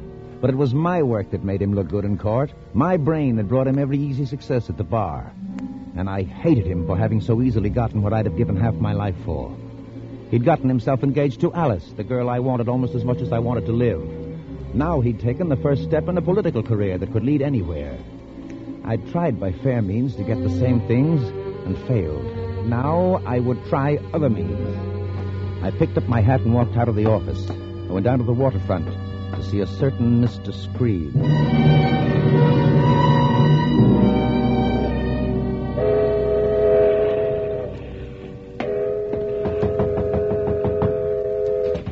Yes. Oh, hello. Let me in quick. I don't want to be seen. Yeah, sure. Come in. Are you alone? I always am. It ain't quite right, is it, Mr. Boston? Coming to see the foreman on a case you're going to try tomorrow? I'm not going to try that case tomorrow. I know I picked the jury today, but I won't be at the trial. My partner will be trial counsel. Well, it still ain't right, it seems to me. Never mind that, Screed. I think you and I can get along. Always aim to get along. Not that I got rich at it, but I ain't complaining. Not too much. Listen, Screed, I know you're hard up. It ain't no secret. I guess everyone in the city knows that. I can put $10,000 in your way, Screed. Huh? Cash. 10,000? Hey, that case don't rate no 10,000. Why, you could buy the complaining witness for a tenth of that. I know. I'm not interested in the case as a case. But I am interested in your being the foreman of that jury. I don't get it. First, let's understand each other. I'm offering you $10,000 for certain services. Are you interested? You kidding? Why, for 10 grand, I'd just about commit murder. I thought I had the right man. Now listen.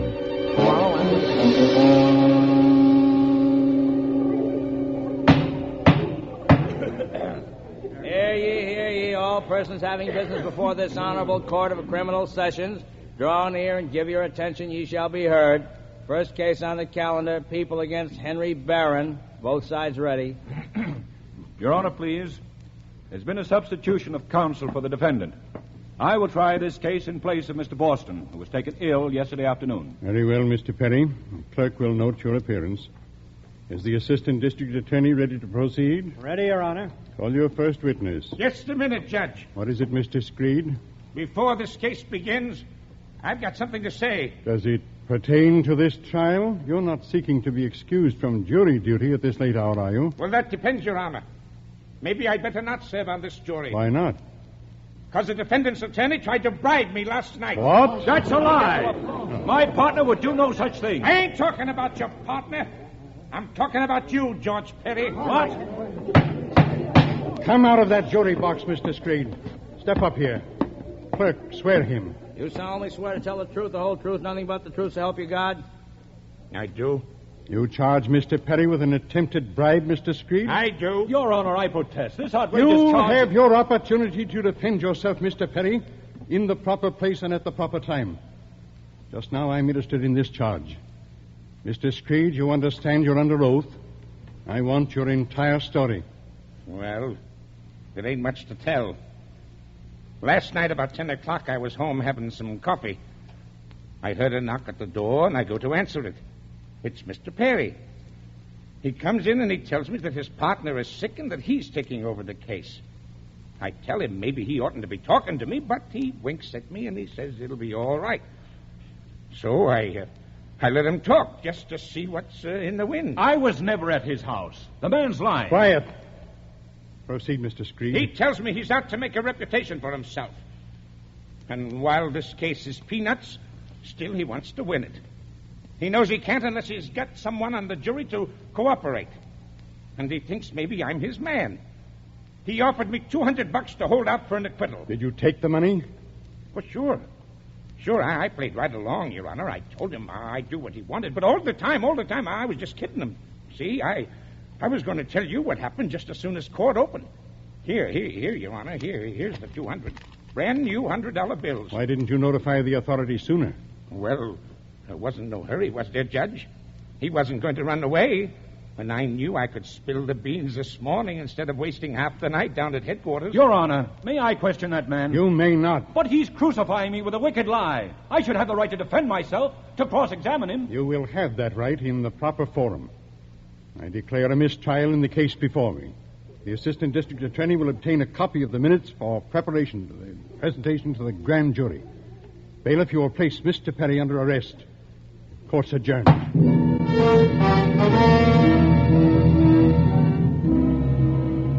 I showed the proper expected astonishment at the news. I expressed my sympathy in 100 different ways. I even arranged bail and took on my partner's defense personally. And when I spoke to George, already half broken under the strain, and to Alice, filled with worry and doubt, I was as calm and assured as a retired bank president. Why, it's as plain as the nose on your face, George. It's a political trick. The opposition somehow heard about your being the next DA and were out to spike you before you even got started. But who did it? You leave that to me. I'll get him, whoever he is, and when I do, the case will fall apart. Sam, I don't know what we'd do without you. You've been like the Rock of Gibraltar to both of us. If we didn't have you to turn to... You leave everything to Sam, Alice. He'll get your George out of this jam and know the reason why. I know it, Sam. Darling, you see, everything will be all right. But we haven't gotten anywhere, Sam. Not a single clue to the man who's behind this. Something will turn up. We still have 3 weeks before the trial. Now, if you're innocent, George, you're not going to jail. If I'm innocent? There's no question of that in your mind, is there? Well, that doesn't really matter. You're going to beat this rap. Now, don't you worry. No, Sam, no, you can't believe it. You can't really think I tried to bribe him. You know me better than that, Sam. Sure, George, sure. I don't believe it. Now, I'm naturally going to give my full time to getting up your defense, and Alice can help me. Oh, Sam, I don't know how to thank you for standing by us. I'll never forget this. Never. Well, you'd do the same for me, wouldn't you? All right now, you two. Don't worry. You've got an awfully good lawyer, you know.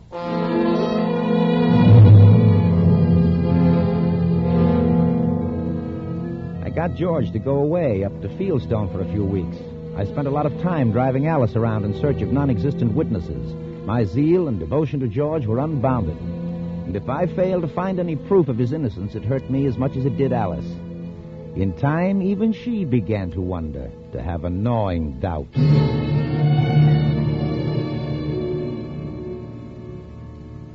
Doesn't look good, does it? No, not too good. Sam, what are we going to do? Oh, now don't you get to worrying, Alice. A smart lawyer can do a lot, even without witnesses. Don't forget, the law assumes that a man is innocent until he's proved to be guilty, beyond a reasonable doubt. Sam, I've never asked you this. I've always wanted to go on thinking that George was innocent. But I must know. Did he do it? Alice. Did he, Sam? You would know. No, Oh, if I did know, I wouldn't tell you. Why, Sam? Why should he have done a thing like that? It wasn't an important case. It didn't really matter if he lost it. Well, he'd just been offered the nomination for district attorney. Maybe that had something to do with it. Who knows? All I can say is I'll do my best to get him off. Sam, you've been just wonderful. I've never really known how wonderful you could be until this past month. You've worked so hard. You've been so understanding, so sympathetic. If it hadn't been for you, I couldn't have gone on. No matter how this turns out, I want you to know I'll always be grateful. Thanks, Alice. Well, tomorrow is our big day in court, and I want to be on my toes. For George and for you. Good night, dear.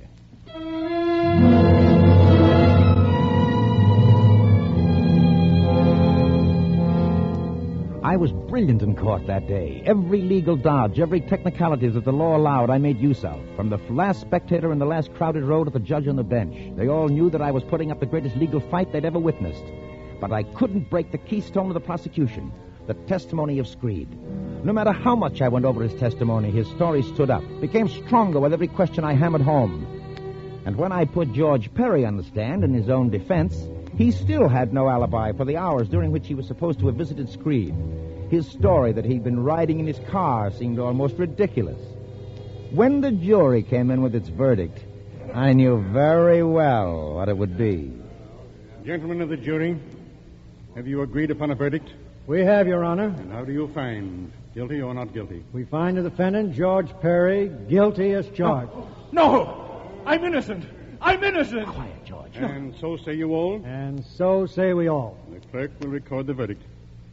George Perry, rise and face the bench. Your Honor, this is a grave miscarriage of justice. The court fully appreciates, Mr. Boston, your tireless energy and diligence on behalf of your partner and friend. However, George Perry, you have been found guilty of bribery of a judicial officer under Section 371 of the Penal Code, which defines a juror as a judicial officer. As provided by law, you are subject to imprisonment for not more than 10 years and fine of not more than $5,000. Because of your previous record of good conduct, I shall impose no fine and shall not subject you to the full term of imprisonment. But you are sentenced to serve 5 years in the state's prison.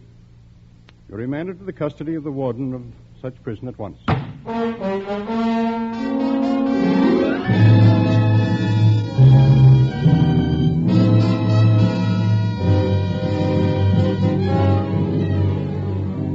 For suspense, Roma Wines are bringing you Jerome Cowan in Mortmain.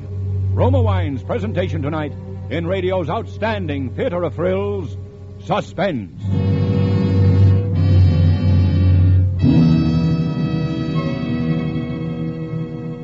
Suspense, radio's outstanding theater of thrills, is being brought to you by Roma. That's R-O-M-A. Roma Wines, America's largest selling wines. This last day of July is a warm reminder that after a hot day's work or play, the tasty refreshment of a tall, frosty Roma wine and soda is so cool to come home to. Yes, Roma wine and soda gives you quick, thirst-quenching pleasure on the hottest day. A cooling treat that your family and friends will cheer to the echo. To prepare, simply half-fill glasses with robust Roma California Burgundy, or delicate Roma Sauterne, or any Roma wine. Fill with ice and sparkling water, sweeten to taste. In less time than it takes to tell, you're enjoying America's smartest summer drink. For delicious, low-cost refreshment or entertainment, enjoy Roma Wine and Soda, made with better-tasting Roma wine, America's favorite wine. And now, Roma Wines bring back to our Hollywood soundstage Jerome Cowan as Sam Boston in Mortmain, a play well calculated to keep you in suspense.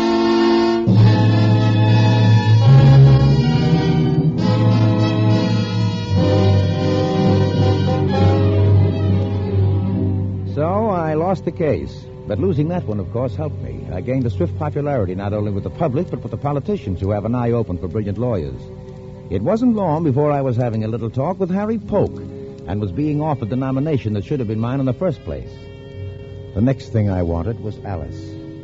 For the next year and a half, I was after her until finally she said yes, and our engagement was announced. The whole town congratulated us. And then George, with time off for good behavior, came home from prison. One afternoon, I went to call on Alice. He was there.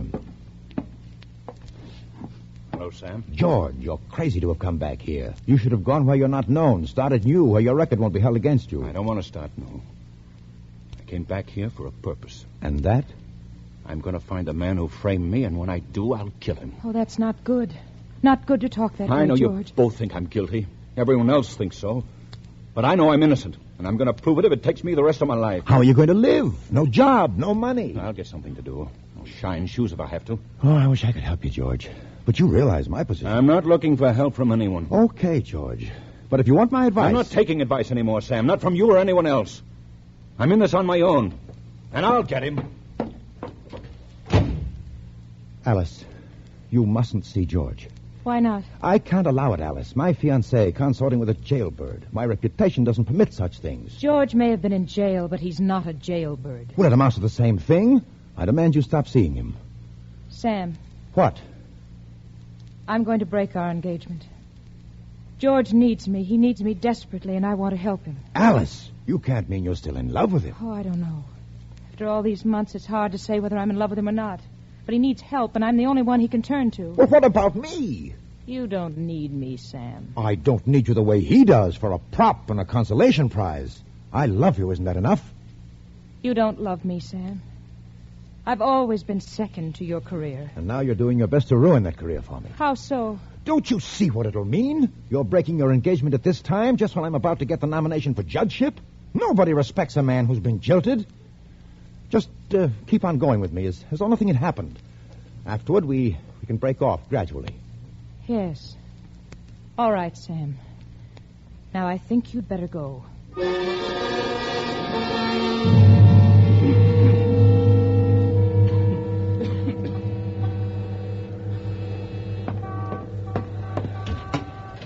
Evening, Mr. Prosecutor. Come in. All right, Screed, what is it? Can I talk? Ain't nobody going to hear me. No, the servants are off tonight. You can talk. Yeah. He's been around to see me. George? Perry? Mm-hmm. He wants to know who was behind it. Well, naturally, you sent him about his business. Not quite. Said I might have something for him, maybe. What do you mean? He showed me a roll of bills. Came close to 5,000. It was mine for just one name. That's all he wanted, just the name. Do you know what would happen to you if you so much as hinted at it? I know I'd get $5,000 from Mr. Perry. And 10 years in jail for perjury and accepting a bribe. I still have your written statement, you know, right here in my safe. You couldn't use it. Oh, couldn't I? Why not? A confession that you'd been bribed to frame Perry. Bribed by an unknown man representing Perry's political opponents. How would you explain you're not using it before this? Oh, very easily, Mr. Screed. It just came into my possession. Came to me in the mail. I still don't think you'll use it. You see, I kind of figure you'd be dead before that. That Perry, he means business. Got it all figured out, haven't you? Mm-hmm. Yes, I reckon I'm sitting pretty. All right. How much? Well, now, I won't be a hog. Let's say another 10, huh? You can scrape that much together, I reckon. On one condition. Oh, yeah? What's that? That you go away and never come back. Oh, I like it here. Then it's no deal. Okay, I can still get that 5,000. Wait. I know I'm a fool to give it to you, but there's nothing else I can do. When do you have your appointment with Perry? I don't have one. I told him I'd get in touch with him. I'll have the money for you tomorrow night. Don't come here. I'll bring it to your house. Don't try any cute tricks. I'll see you tomorrow night, okay? Okay. Good night, Mr. Prosecutor.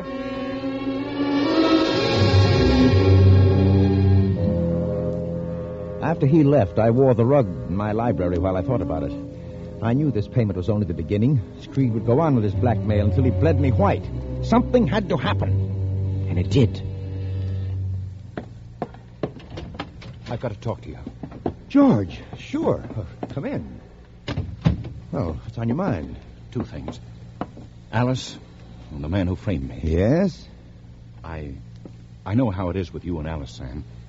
She told me you let her out of her engagement after the election. What else could I do? Well, it was decent of you not to put up a fuss. Well, where would that get me?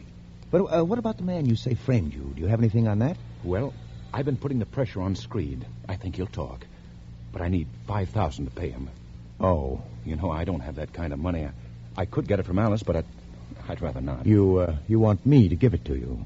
Would you? Now, listen to me, George. If I thought paying him $5,000 would do any good, I'd let you have it. But it won't. He'll just take your money and give you a runaround. But, Sam, if... Let me finish. You know what would happen to him if you shot off his mouth? He'd be killed. He knows that, too. He's not going to talk for $5,000 or $50,000. Forget it, George. Well, maybe you're right, Sam. I just thought... I know you're willing to grab at any straw. And there's another thing. Your loose talk about killing the man who framed you. The police know about it, and if it weren't for me, you would have been picked up. I understand you've gone and bought yourself a gun.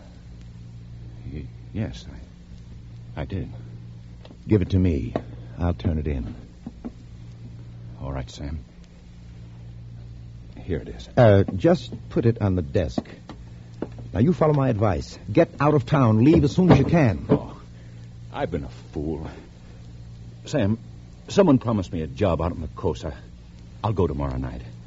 Alice can follow me after election. And, Sam, thanks. Thanks for pounding some sense into my head. Oh, you know how I feel about you, George. Yes, I know. And I wish you every success in the election, Sam. I know you'll make a good judge. Goodbye, George. And luck to you. You'll need it.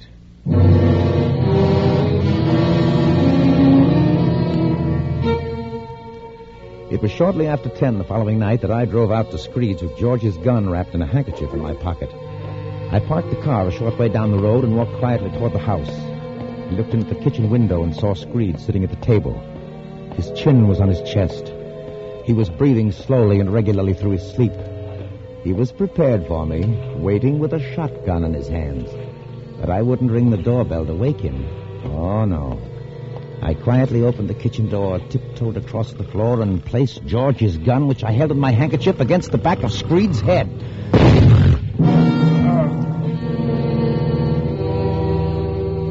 His head bobbed forward, and that was all. His body didn't move. His finger remained motionless on the cocked trigger of the shotgun resting on the table. Well, that was that. Two birds with one stone. Screed dead, George Perry the obvious murderer. I dropped the revolver on the floor and went out. When I got home, I phoned Chief Martin. He said... What's on your mind, Sam? Martin, I'm worried. George Perry has been over at my house making all sorts of wild threats about killing the man who testified against him. I wish you'd send someone out there and get the old man to take precautions. Sure, Mr. Boston. I'll do that right away. I heard about Perry's talking wild. Maybe I ought to lock him up just to be on the safe side. Oh, I don't think you can. Not enough to hold him. But it might be a good idea to give Screed a bodyguard until I can have another talk with Perry. I'll tend to it right away.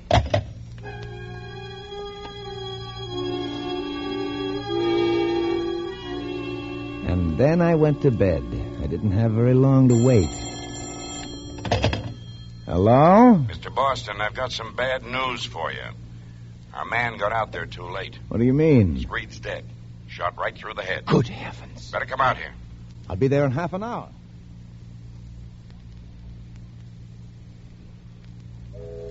Perry sneaked up on him and shot him. Screed must have been tipped off that Perry was out to get him. Sat up waiting with the shotgun. Have you found Perry yet? No, I have a dragnet out for him, though. He won't get away. I'm having the gun traced and examined for prints. We'll have the report pretty soon. When is the coroner coming? In a couple of hours, he's tied up. But you don't have to wait. I may as well while I'm here.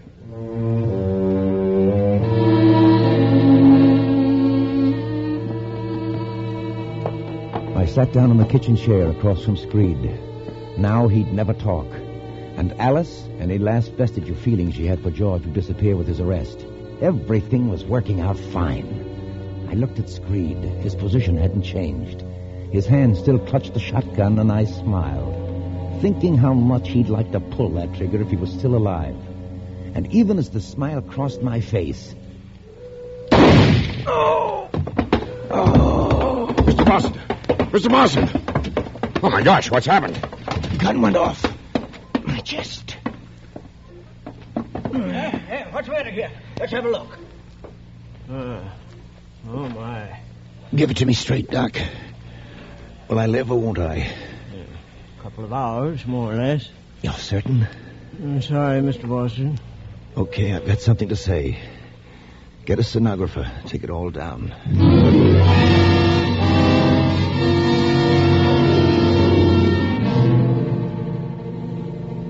All right, Boston, we got it all. Don't talk anymore. So old Screed got to use his shotgun after all. Mortmain. What's that?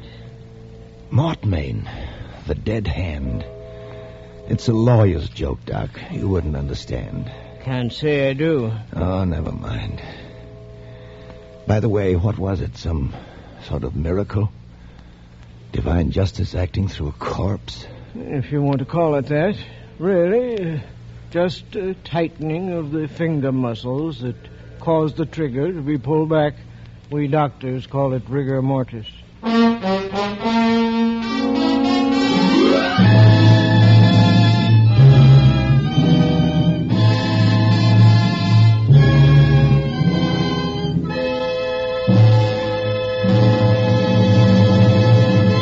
Suspense! Mortmain, starring Jerome Cowan and presented by Roma Wines. That's R-O-M-A, Roma, California Wines. Selected from the world's greatest reserves of fine wines for your pleasure. If you were to see how Roma wines are grown, you would readily understand why Roma is America's favorite wine. First, you would see how Roma selects and presses the choicest California grapes. Then, how these finer natural juices are guided unhurriedly with ancient skills and America's greatest winemaking resources to peak taste richness. Finally, you'd see these Roma wines placed with mellow Roma wines of years before to await later selection for your pleasure. Only a few can see how Roma creates better tasting wines, but everyone can enjoy this better taste. Whether your favorite wine is nut-like Roma California Sherry, Ruby Roma Port, or Golden Roma Muscatel, you'll find any Roma wine your best buy in better taste, for everyday enjoyment, for friendly entertaining. So, when you buy wine tomorrow, insist on Roma. Jerome Cowan may currently be seen in the 20th Century Fox production, Miracle on 34th Street. Tonight's suspense play was by George and Gertrude Fass. Next Thursday, same time, you will hear Walter Abel as star of Suspense. Produced and directed by William Spear for the Roma Wine Company of Fresno, California.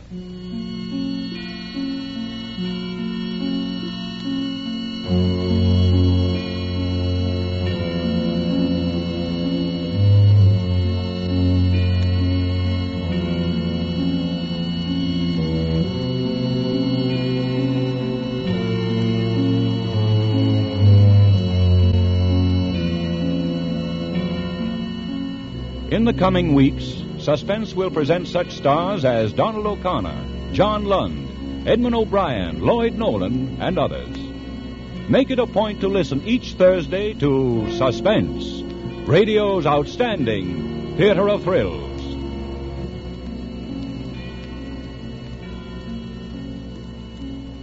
This is CBS, the Columbia Broadcasting System.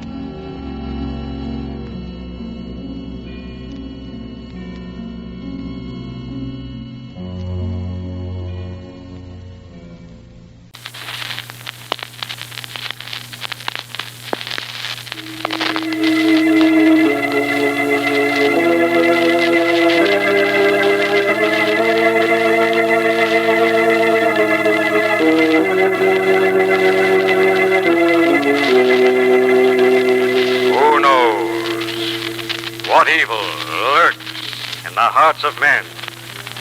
The Shadow knows.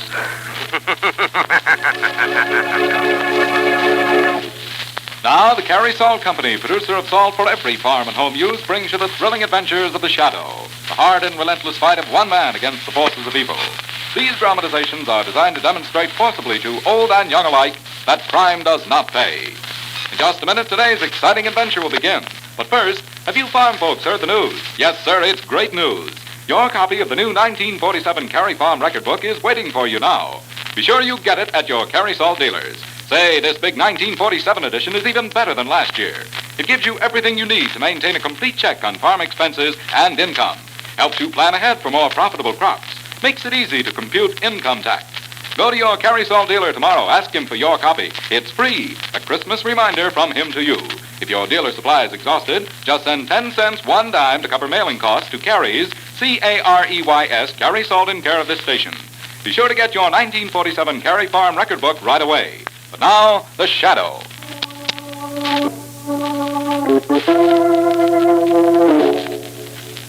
The Shadow, who aids the forces of law and order, is in reality Lamont Cranston, a wealthy young man about town. Years ago in the Orient, Cranston learned a strange and mysterious secret, the hypnotic power to cloud men's minds so they cannot see him. Cranston's friend and companion, the lovely Margot Lane, is the only person who knows to whom the voice of the invisible Shadow belongs. Today's drama, Murders on the Main Stem.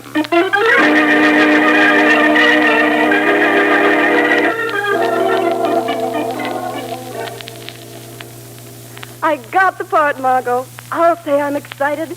You know what did it? My hair. Yes, darling, my beautiful, golden, fine-spun hair.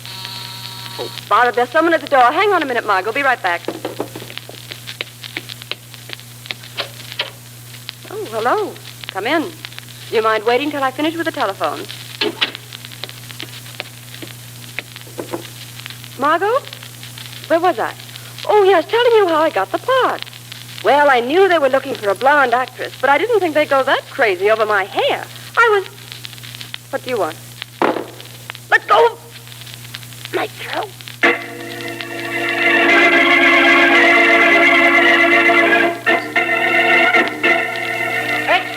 XP, read all about it. Julie Fraser, blonde actress, murdered. Police hunt killer who scalped beautiful victim. Read all about it.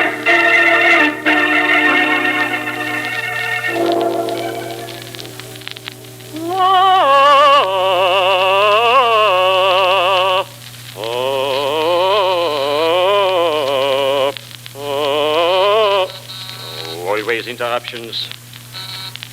Coming. Oh, it's you.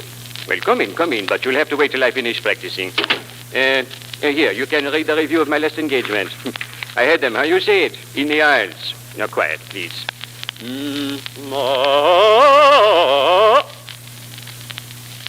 What are you doing with that knife? Hey, let go of me, you...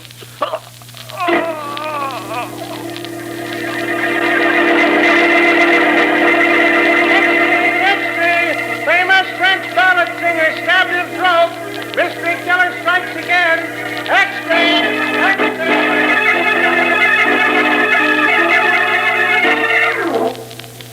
Well, what do you want of me, Mr. Cranston? Any information that might help us solve these two murders, Mr. Fleming. Both Julie Fraser and Jean Larue were your clients, weren't they? I handle their business affairs. You don't seem very friendly, Mr. Fleming. Well, frankly, I'm tired of answering questions. Before you get too tired, here's something you might consider. The police judged the killer to be about your height and build, Mr. Fleming. What? Rather strange. Just a few weeks ago, you insured LaRue's voice and Julie's hair for large sums of money. That was a business proposition, nothing to do with And this. stranger still that LaRue was stabbed in the throat and that Julie's hair was brutally cut from her head. Look here, Mr. Cranston, you're not suggesting that I'm just refreshing your memory, Mr. Fleming. Now, if you're ready to talk. What do you want to know? You say that Julie and LaRue had no enemies. Did they have any friends in common? I only know one, if you can call him a friend. Who was he? Philip Dobray. Oh, the actor. Yeah, the most hated and feared man in the American theater. But why? Well, he was a jinx, Miss Lane. Whenever he appeared in a play, why, some disaster was bound to occur. And then besides, theater people say that something very strange happened to him during a tour that he once made in Australia. Could you drive out with us to see Dobray tonight, Mr. Fleming? Oh, I'm afraid not tonight, Mr. Cranston. I have an important engagement. I'll send Ann Johnson with you. She knows the address. Ann Johnson? Yeah, my secretary, the young girl in the outer office. Oh, yes. You probably didn't notice. Looks aren't her strong point, but her heart's in the right place. Well, come on, Margot. We'll take Strevy's cab on the corner. Oh, by the way, Mr. Fleming, have you got a photograph of Dobray? Perhaps one of those on your wall? Well, I did have one, Mr. Cranston, but I took it down. I couldn't stand it staring at me. Why not? Well, in the theater we say that an actor grows to look like the parts that he plays. And Philip Dobray always played murderers.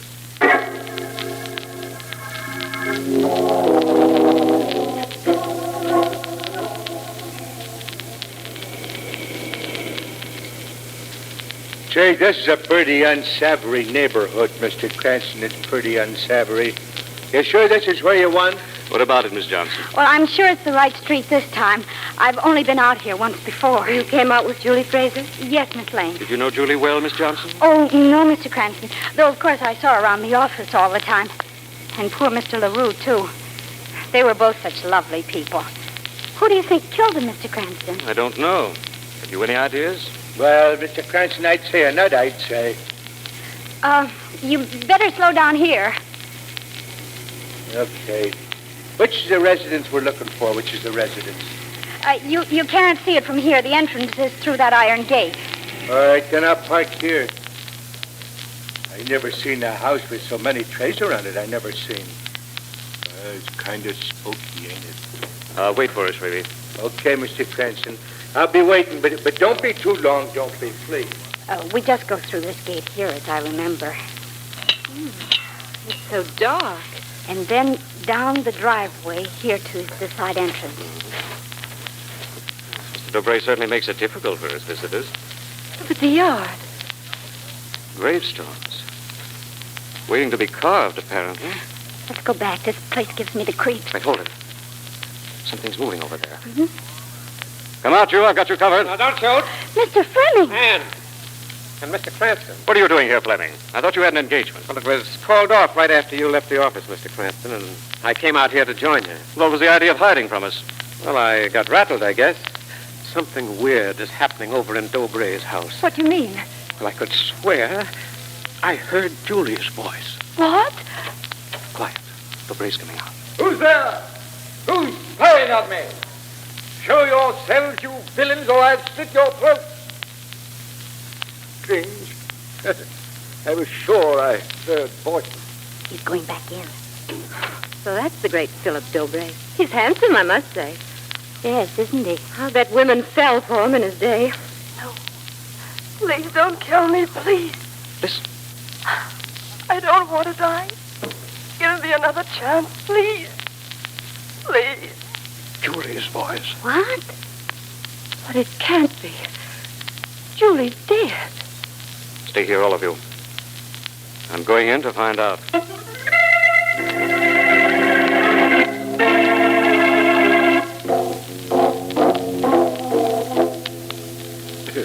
A strange delusion you have, Mr. Cranston. I'm certain I heard Julie's voice, Mr. Dobray. Yet you've searched my house and found nothing. But then the imagination can play tricks on the mind of man. As an actor, I should know that. Did you ever see me in one of my celebrated roles? No. Ah, a pity. I was magnificent. The greatest actor of my time. And I'd still be acting if it weren't for those fools. What fools? Actors I appeared with in the theater. They created a stupid legend that I was a jinx, and in consequence forced my retirement. I hate them. Every last one of them. Someday I'll get my revenge. Looks like you've already started. What do you mean? Julie and LaRue were actors. Are you suggesting... How dare you? Oh. Mr. Dubray, what is it? Oh, it's nothing. It'll pass. There. That's better. Now you'd better go, Mr. Cranston. There's nothing in my house to interest you. Perhaps there is. Your home is luxuriously furnished, yet you've been retired for years. Where did you get the money? Did Julie or LaRue give it to you? What are you getting at? You had some kind of hold over them, blackmail most likely. You milked them for all they were worth. And when the game got too dangerous, you got rid of them. Mr. Cranston, I've asked you once to leave my house. Now get out, sir. Get out, I say!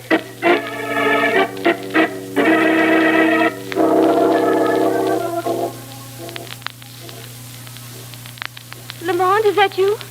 Margot, what are you doing here in the back of the house? I told you to stay with Fleming and Ann Johnson. I was just looking around. What did you find out from Dobray? Was that Julie's voice? Still can't be sure of anything yet, Margot. The old boy was furious. He practically threw me out of the house. As soon as I found the answers to some questions, I'm going right Darling, back. This may be one of the answers right here. Look, in this shed. Strange odor. It must come from pots along the wall. I'll get my lighter. Acid. For cleaning tombstones. And here they are. 2 of them. Read what's written. Loving memory of Julie Fraser. The other one is for Jean LaRue. The same inscription on the base of each. Erected by an old comrade of the theater, Philip Dobray. Why was Dobray in such a hurry to have them made? Julie and LaRue were killed only 2 days ago. These headstones were engraved long before that, Margot. If you look closely, you'll see the letters have already withered. And that must mean that Dobray knew they were going to die. It certainly looks like it. This might be the clue we've been looking for, Margot. I'll soon find out. Where are you going, darling? Back to visit Dobray, Margot. This time as the Shadow.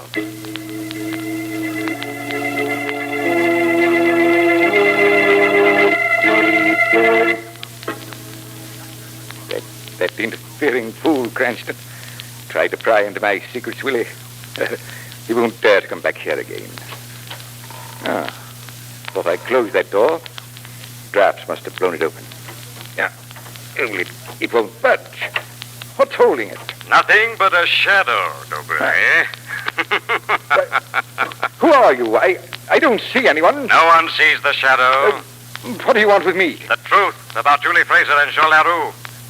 What is the mystery of the voice calling for help in here, Dobray? The voice?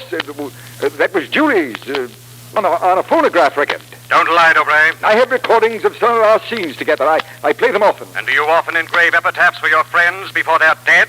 What? Why did you order gravestones for both Julie and LaRue before they were dead? Why?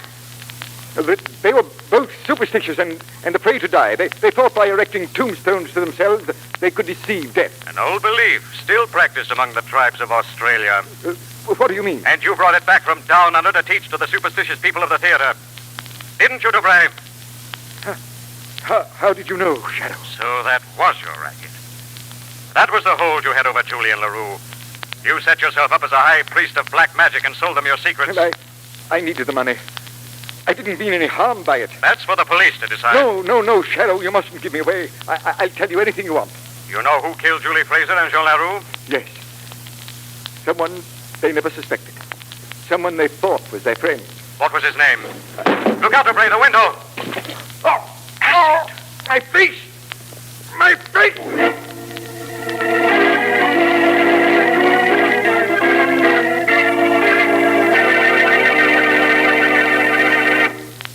We'll return to the Shadow in just a moment. But now, here they are, folks. Here are 2 more winners in the Carry Saul contest. And what swell letters they wrote. Letters which win each of them a gorgeous $100 17-jewel Harmon Gold wristwatch. The ladies' watch goes to Meletta Naran, 1316 Rock Street in Little Rock. She gives a timely warning to you cooks who sometimes find that the grease in the pan on the stove has caught fire. Don't run to the sink and pour water on it. Just grab your box of Carry Salt and pour salt on the fire. Presto, the fire is snuffed out. Say, that's a good hint for all you listeners to remember. And here's the winner of the man's watch. He is Mr. Samuel M. Parker of Grand Junction, Colorado. He tells us of an easy way opticians have to fit lenses into plastic eyeglass frames. First, he fills a small pan with Cary salt and heats it over a hot plate. Then he places the plastic frame in the salt. The frame expands, then it's easy to insert the lenses. When the frame cools, the lenses remain firmly in place. Congratulations to both of the winners. And folks, if you'd like to win one of these beautiful watches, listen for the easy rules later in this program. Meanwhile, remember, there's a fine Cary salt for every farm and home use. There's deep penetrating Cary's table salt, Cary's meat curing salt, Cary's mineral supplement salt, and many others. Always look for the white bag, box, or carton with a bright red band. But now, back to the Shadow.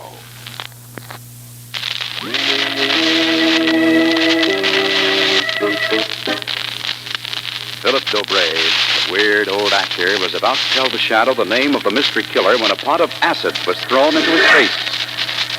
A few minutes later, in Dobray's house, Margot, Max Fleming, and Ann Johnson are gathered around Dobray as Cranston bends over him. He's so quiet, Lamont. I'm afraid permanently, Margot. But how could acid... His heart was already weak, Mr. Fleming. He had an attack when I was talking to him. The pain and the shock was just too much. Then he's been murdered, just like the others. And his face disfigured. Yes, Miss Johnson. But who could have done it? I mean, we were all around the house. Surely we'd have seen whoever threw in the acid. Unless it was one of us. Mr. Cranston, none of suggest... None of us has alibis. I was in one place, Margot in another. You and Mr. Fleming admit you lost touch with each other. Oh, but we... The next step is up to the police. I'll phone Commissioner Weston. Wait a minute, what's that? What? Something shining on the floor. This piece of velvet sewn with sequins. Mm-hmm. Could Dobray have dropped it? Oh, Margot, I'd have seen that. It must have been thrown in the window. Here, let me see that. Huh. Where have I seen this cloth before? Think hard, Mr. Fleming. I have it. Julie wore a costume made of it in our latest play. Are you sure? Almost positive. It was a play about the French Revolution, as I remember. Where would the costume be now? Stored away in Raff's theatrical warehouse. We'll soon check up if you're right. Shreve's still outside with his cab. But, Lamont, if the cloth was dropped on purpose, maybe it was to lure us to the warehouse. A trap. I hope so, Margot. And I hope we find the killer there waiting to spring it.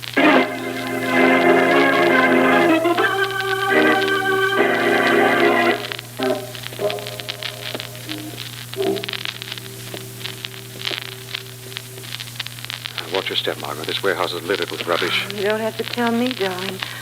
And these ropes hanging down, bumping in the nose every 2 minutes. It's horrible in here. Do we have to go on? Just a little further, Anne.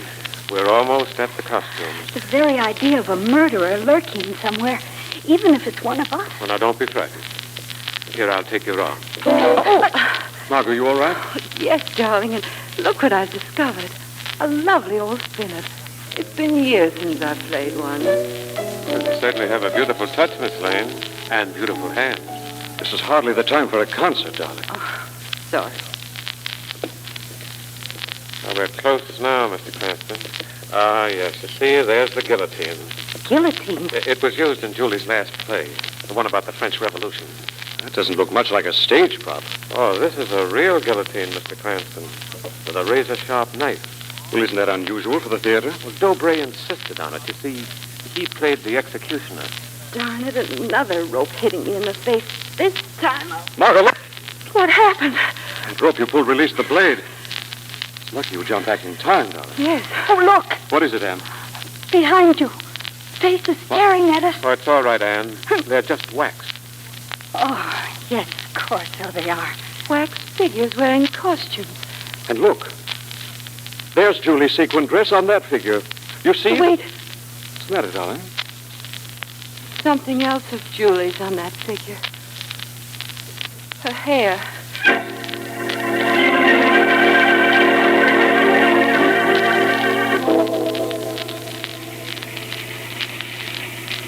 Now that we've wound our way through that maze of traffic, now that we've wound our way, Mr. Cranston, where to? Oh, anywhere, Shrevey. Just drive around. I want to think. Drive to my apartment, Shrevey. He thinks better over a cup of coffee. Okay, Miss Lane, you're the doctor. Can't make sense of it, Margot. Why would anyone take us on a wild goose chase through that warehouse so we'd find that horrible wax figure? Oh, like I told you, Mr. Cranston, somebody's nuts, somebody is. Yes, now all we have to do is find out who's really. Well, I'll be glad to get home and clean up anyway. I'm sure I look a fright. Oh, dear. What's the matter, darling? Well, I meant to give Anne back her compact. She dropped it in the warehouse. You see that? Why, it's bent. Probably when she dropped it. The whole case is buckled. So it is. I think we're getting someplace at last, Margot.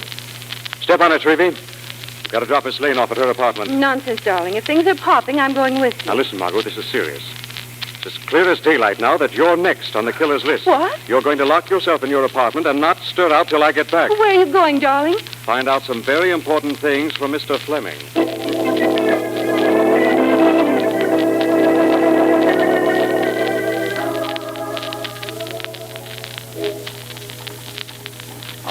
Dear, I can't let that coffee perk forever.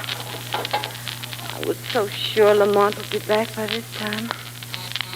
There he is now. And John, I'm sorry to be troubling you at this time of night, Miss Lane, but I'm so frightened. Has anything happened? I stand all alone in my room after all that's happened. And then I thought of you and wondered if you'd mind if I came over. Of course not. Please come inside. Thank you. You're so kind to me, Miss Lane. That's all. Do I smell coffee? Indeed you do. Just freshly made.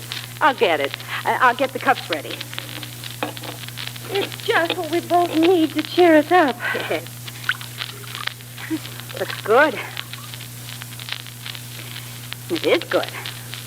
Well, it's hot anyway. Does Mr. Cranston know who committed these awful murders? Yes.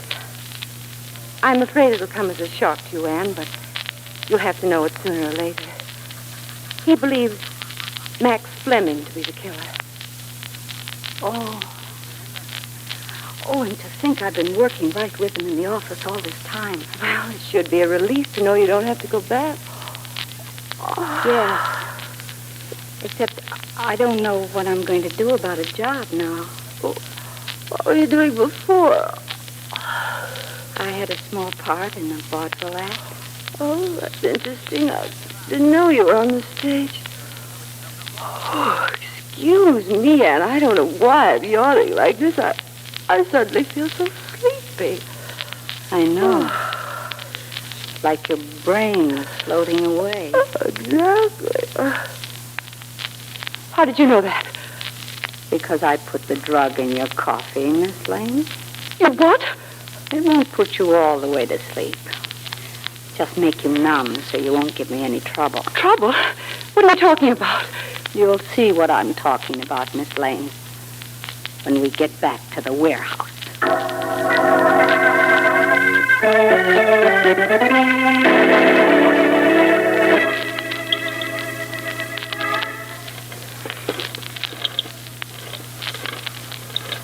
What are you doing at that guillotine, Anne? Winding the blade back up. There, it's set. So you've come to, Miss Lane. Yes, and I feel so strange, as if it were all a dream. Nothing mattered. Nothing will matter in a few minutes, Miss Lane. You'll never get away with this, Anne. I got away with it the other times. Why did you kill the man? Julie never did you any harm. I couldn't get her pretty face and yellow hair out of my mind. Why couldn't I be like that instead of plain and dumpy? So I had to put her out of the way. Jean. Everybody was always talking about him, praising his voice. I couldn't stand that. Oh, no one praised Philip Dobray. Yes, Miss Lane, you did. You called him handsome. Well, he wasn't handsome after he got that acid in his face. And you're not well. You need help. Care. Stop talking like that. But it's true. You don't know what you're doing. Untie my hands, please. Yes, I'll untie them. Mr. Fleming thought they were so pretty when you were playing the spinet. Maybe he'll think different when the guillotine's through with them. No. Come on, stretch your hands out. Oh, please. Then I'll drag you over. You're as light as a feather to me. Something's holding me. What is it? the shadow, Anne. Let go of me. I'll make you let go. You're strong, Anne. Strong enough to twist a metal compact in your bare hands. Not as strong as the shadow. I'll show you. Convinced, Anne? You win, Shadow. I give up. That's better. Now untie that girl. Let go my hand. All right, but... Anne, come back here. You'll never get me alive, Shadow. You fool! They'll say I'm mad. I'll die first. Let go that rope! Why did you pull me back, Shadow? I wanted to die. You can't take justice into your own hands, Anne. The law, not you, will decide your fate.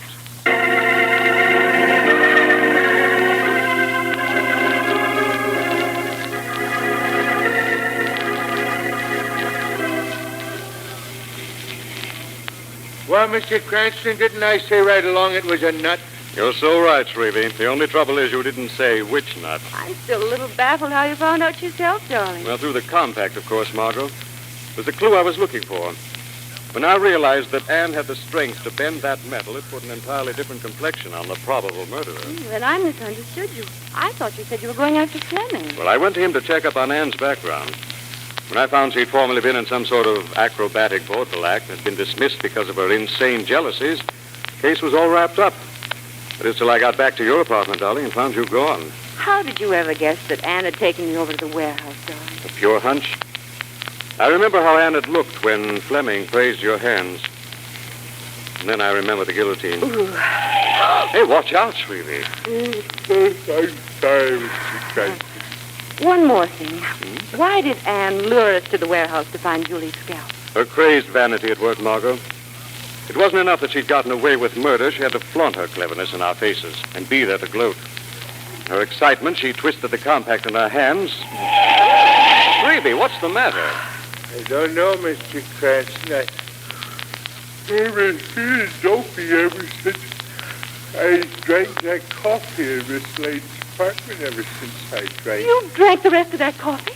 Yeah, sure I did. Good heavens, Shrevey, stop the cab. You just finished off the rest of Anne's knockout drop.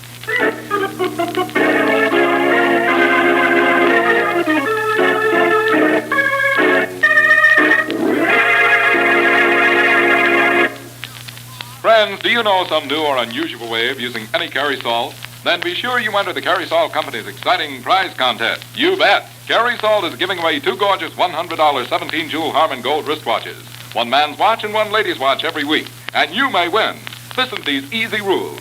First, write 100 words or less describing some new and unusual way of using any Carry Salt product. Second, print your name and address on your entry. Third, mail to Carries, C-A-R-E-Y-S, Carry Salt in care of this station. That's all. Nothing to buy, no box tops to send in.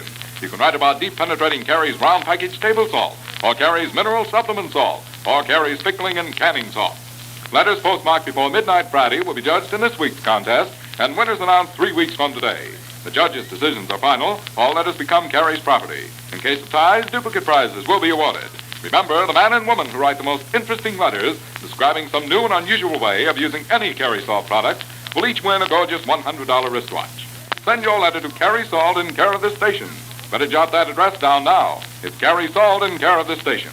Mail your letter today. This story is copyrighted by Street and Smith Publications, Incorporated.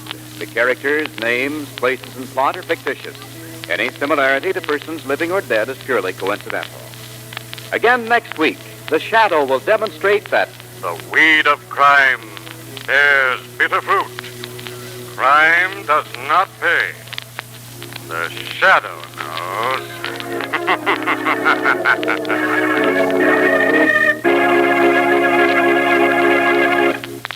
Next week, same time, same station, the Carry Salt Company brings you another strange and thrilling adventure in the Shadow's daring battle against the forces of evil. Remember, there's a Carry Salt for every farm and home use. Look for the package with the bright red band. And don't forget Carrie's exciting new contest with 2 beautiful $100 Harman Gold wristwatches given away every week. Mail your entry now to Carry Salt in care of this station. This is the Mutual Broadcasting System.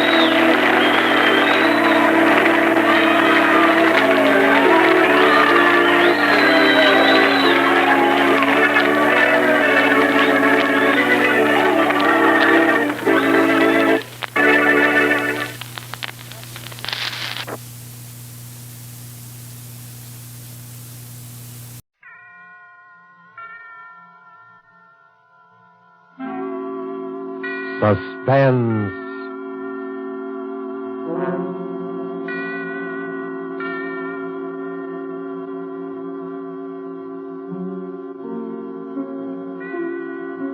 This is the Man in Black, here again to introduce Columbia's program, Suspense.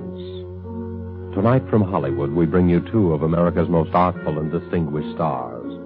From the Metro-Goldwyn-Mayer-Lot Studios comes Mr. Robert Young, and from Warner Brothers, Miss Geraldine Fitzgerald. Mr. Young and Miss Fitzgerald are with us to play in an unusual tale by the unusual James Thurber. An excerpt from the book My World and Welcome to It, called A Friend to Alexander, adapted for radio by Freya Howard, is tonight's study in suspense. If you've been with us before, you will know that suspense is compounded of mystery and suspicion and dangerous adventure. In this series are tales calculated to intrigue you, to stir your nerves, to offer you a precarious situation, and then withhold the solution until the last possible moment. And so it is with Mr. Thurber's poignant and strange story, and the performances of Robert Young as the man who was a friend to Alexander, and of Geraldine Fitzgerald as his wife, Bess, who relates these events to us. We again hope to keep you in suspense.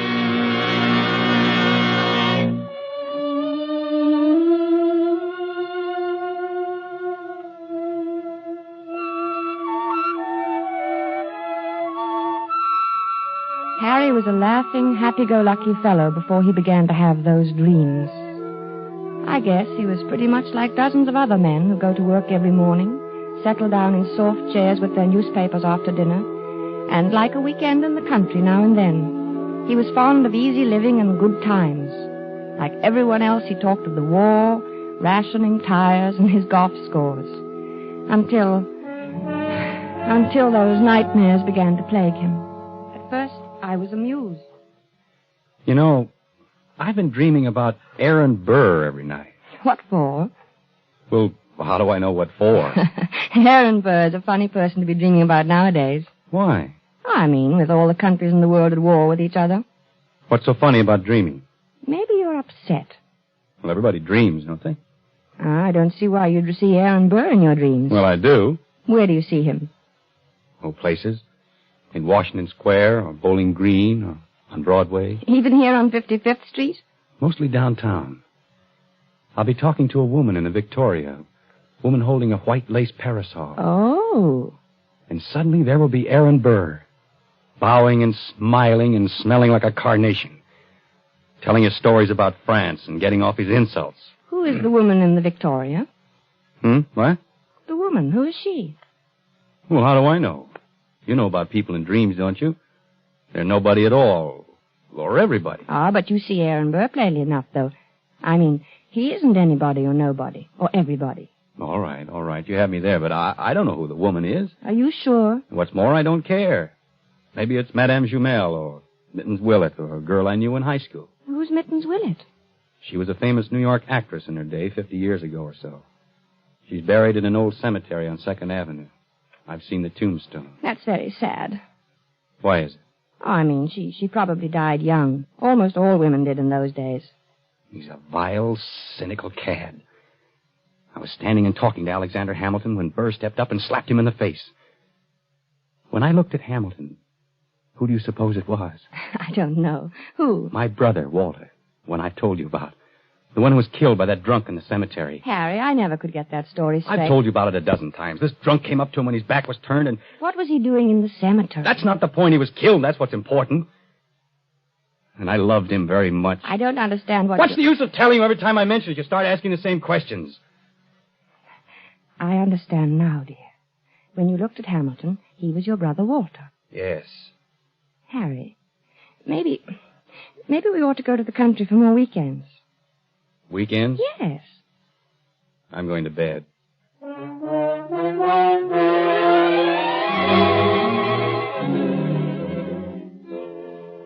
For a time that evening, I worried about Harry. Not about his dream. Why shouldn't he dream? But I wondered about his health. He looked so worried somehow, so unlike himself. I was glad when he went to bed. A good night's sleep was just what he needed, I thought. How could I know? The next morning, we were quietly eating our grapefruit when Harry flung down his spoon. I wish he'd go back to France and stay there, him and his la-la. Who, dear?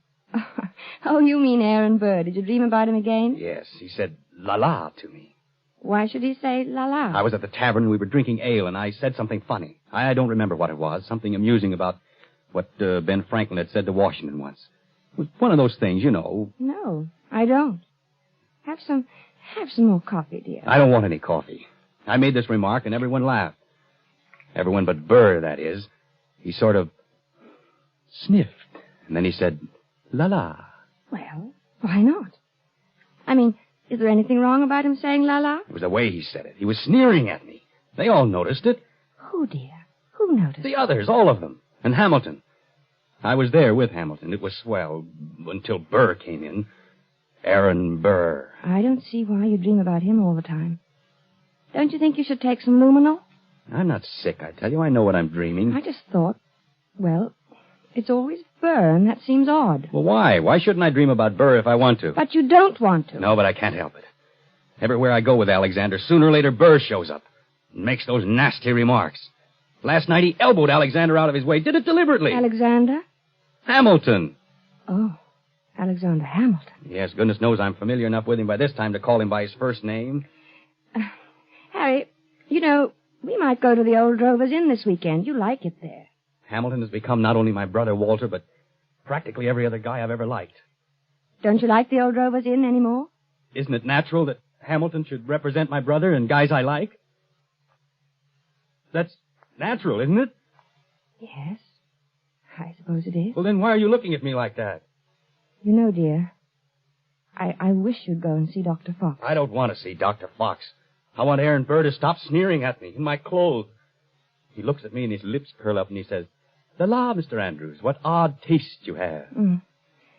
I wish you'd go and see Dr. Fox. I'm going to the zoo and feed popcorn to the rhinoceros. That makes things seem right. For a little while, anyway.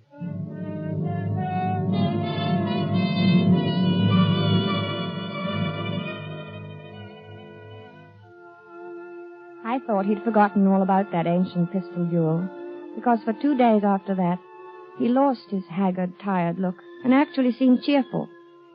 But one night, about 5 a.m, he came into my room in pajamas and bare feet, his hair disheveled and his eyes wild. He got him. He got him. The rotter got him. Alexander fired in the air and smiled at him, just like Walter must have smiled. Like Walter? Oh, yes, dear. Your brother Walter, who was killed in the cemetery. This was at Weehawken in New Jersey. What? Your brother? No, Hamilton and Burr. The duel. Hamilton had a white ruff around his neck. Burr was in black tights, French clothes. Alexander lifted his pistol and fired in the air and then smiled at Burr. And then that fiend from hell took deliberate aim. He took so long. He meant to take his time about it. I saw him grin. And then he pointed his pistol at Alexander and fired. He killed him in cold blood, the foul scum. Oh, darling. Don't, darling. Here, dear. Take some of these pills. I don't want any. Oh, take it. You'll feel better. I don't want any, I tell you. Here, darling. Swallow. Please, swallow. All right. There.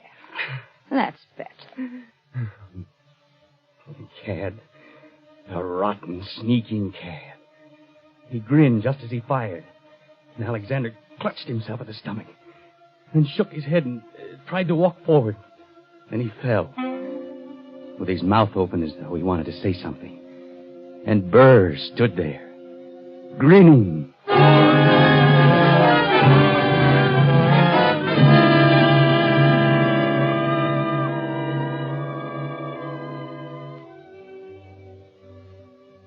He was better after that, but I kept urging him to see Dr. Fox. At first he refused, but later he decided to humor me. He was humoring me by this time, and Dr. Fox, too. How you been feeling, Doc? Oh, fairly well, Mr. Andrews. My pulse has been Now, just what seems to be the trouble? Nothing wrong with me. He has nightmares. You look a little underweight. Perhaps your diet. Oh, I'm not underweight. Overweight, maybe, but not underweight. Getting enough exercise? Same as usual. He's worried about something. He always has this same dream. Aha, a dream, eh? What kind of a dream? Just a plain old dream. Aha. No, it isn't. It's about his brother Walter, who was killed in a cemetery by a drunken man. Only it isn't really about him. Really? Why, very few people are actually killed in cemeteries. It's an interesting coincidence, if I may say so. You mean you know somebody who was killed in a cemetery, too? Is that the coincidence? No, I meant your brother being killed in a cemetery. You know, dead in a cemetery. A sort of, do you follow me? No. I think you should go see Dr. Fox, Dr. Fox. Interesting. Yes, very interesting. I wonder if you would mind stepping into the next room, Mr. Andrews. I want to give you a thorough examination. Right in here, sir, and we'll just have a look.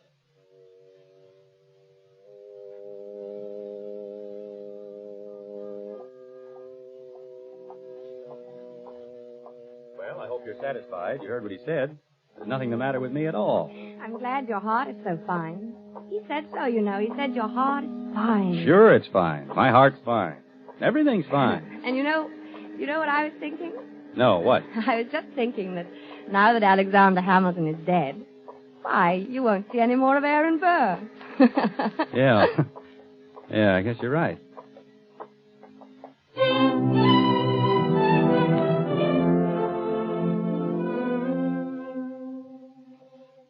But I was wrong. Aaron Burr did not leave my husband to sweeter or more peaceful dreams. Harry said nothing about it for several mornings, but I could tell he was still being tortured by those ghosts. He brooded over his breakfast. He didn't answer me when I spoke to him. I dropped my butter knife, and he jumped. What was that? Only my knife. Oh. Harry, are you still dreaming about that man? Oh, I wish I hadn't told you about it. Forget it, will you? I can't forget it with you going on this way. Can't you forget I mentioned it? Maybe you should see a psychiatrist. Oh, bosh. What does he do now? What does who do? Aaron Burr. I don't see why he keeps coming into your dreams now. He goes around bragging that he did it with his eyes closed. Says he didn't even look. Didn't look when? When he killed Alexander in that duel. Well, what? He claims he can hit the ace of spades at 30 paces blindfolded. Furthermore, since you ask what he does, he jostles me at parties now. I think you should stay out of this, Harry. It wasn't any business of yours anyway. And it happened so long ago. I'm not getting into anything. It's getting into me. Can't you see that? I see that we've got to get you away from here. Oh, maybe if you slept someplace else for a few nights, you wouldn't dream about him anymore. I don't know. Let's go to the country tomorrow. We'll stay at the Lime Rock Lodge. Bess, why can't we visit the Crowleys? They live in the country. All right, fine. Bob has a pistol, and we could do a little target shooting. What do you want a pistol for? Plenty of open space. I think you'd want to get away from shooting. Yes. Sure, dear.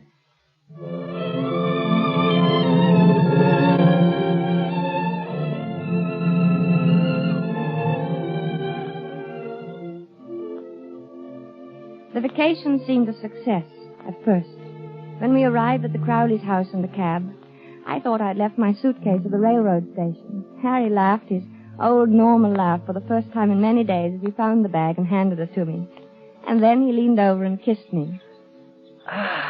Good old Connecticut. Oh, Harry, this is wonderful. Oh, we'll have a grand time there. Yes, dear. Hello, Miss. Hi, Harry. Here they come. Good old Bob. Remind me to tell him that rabbit joke. Hello, Madison. I'll take your bags, Mr. Andrews. Thank you, Madison. Good to see you. Thank you, sir. Hello there. Fizz, what a wonderful Well, bag. Bob, how's the old country squire? Oh, fine. How have you been? Never better. Boy, it's good to be here. Hello, Alice. Well, you two, I'm so glad you've come. It's kind of dull here in the hinterland. Oh, I'm glad, too. Say, wait till you get one of our extra special cold martinis into you. You'll feel ship shape. Still know how to mix them, huh? Better never. Get lots of practice these long country winters.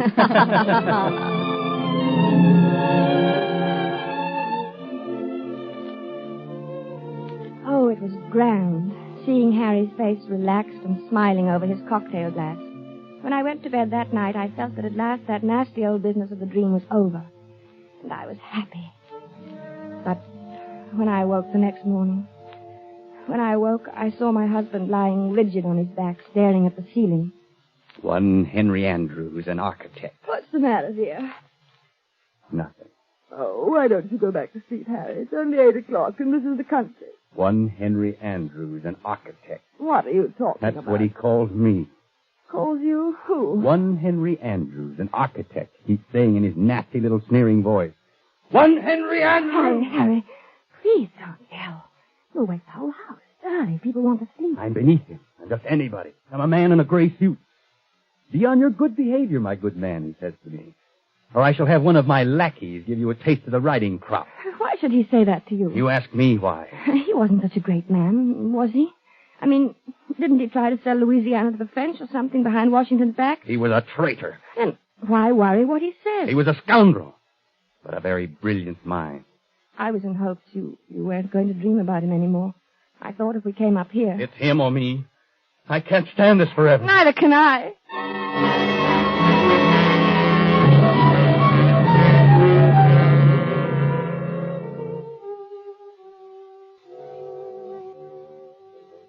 As I had expected, Harry spent most of the afternoon with Bob shooting at targets. At first they just aimed at the paper squares. It all seemed to be good-natured and in fun. After a while, Harry stood with his back to the dead tree trunk on which the targets were nailed. Then he walked 30 paces ahead in a stiff-legged manner, and his face was set in stern lines. His revolver was at arm's length above his head when he turned suddenly and fired. Bob dropped to the ground, scared. Hey, what's the big idea, Harry? But Harry didn't answer. He started to walk back to that dead tree trunk again. Then, with his back to the target, he began marking off the 30 paces. Bob called to him. I think they kept their arms hanging straight down. I don't think they stuck them up in the air. But my husband continued to count off.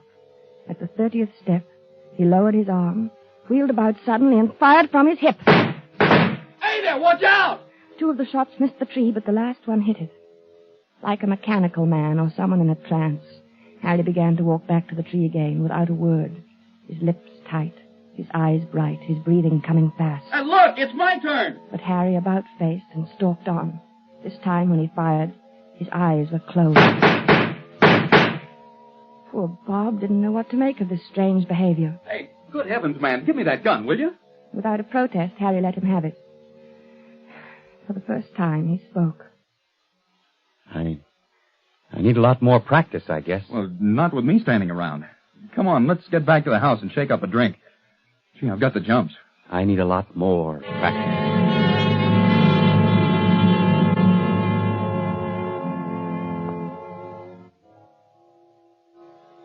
I guess I must have slept soundly that night, because I didn't hear him leave the room. He must have crawled out of bed, dressed silently, and crept out of the room. The sun was just coming up, and the light was hard, and the air was cold. Then I heard the shot. I threw on the dressing gown and ran downstairs. The Crowleys were in the hall. Oh, good heavens, there. Is Harry all right? It sounds like it. Where is he? What's he doing? It sounds as though he's out behind the studio shooting. Alice. Oh, no, take it easy, Bess. Bob will go out and get him. Maybe he had a nightmare or walked in his sleep. No. He never walks in his sleep. He's awake all right. Well, let's go down and get some coffee. He'll need some. Yes, I'll need some, too. Hey, what the dickens is the matter with him, anyway? I don't know. I'm so sorry. Bob, you go get him. At your service, madam, alive or dead. Bob, stop it. Okay, I'll do my best. Come on, Bess. We'll go to the kitchen.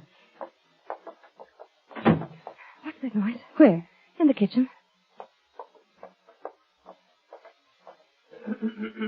Oh, it's you, Madison. Yes, ma'am. Well, you're shaking. I was just wondering, ma'am. No, it's all right, Madison. You go on back to bed. Closita was scared, ma'am, and I thought... Well, you tell Closita that it's all right. Mr. Andrews is shooting a little. He couldn't sleep. Yes, ma'am. Yes.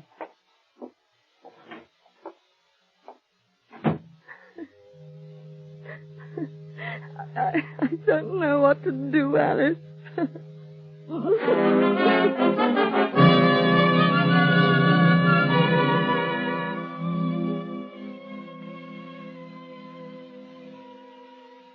I guess the Crowleys were relieved when the cab came to drive us to the station early that day. Their maid had threatened to leave. The neighbors were complaining about the early morning disturbance, and their own nerves were ragged. Boy, I'll need a drink after that. Yes, and make mine a stiff one. Gee, I'm sure glad he's gone. Well, it was either he or Closita. You can't afford to lose a good cook these days. But what do you think's the matter with him? I don't know. It's what Closita would call the shoots, I guess. You know, He said a funny thing when I went out and got him this morning. Well, let's have it. I could stand a funny thing. I asked him what the deuce he was doing out there in that freezing air with only his pants and shirt and shoes on, and you know what he said? What? I'll get him one of these nights. That's just what he said.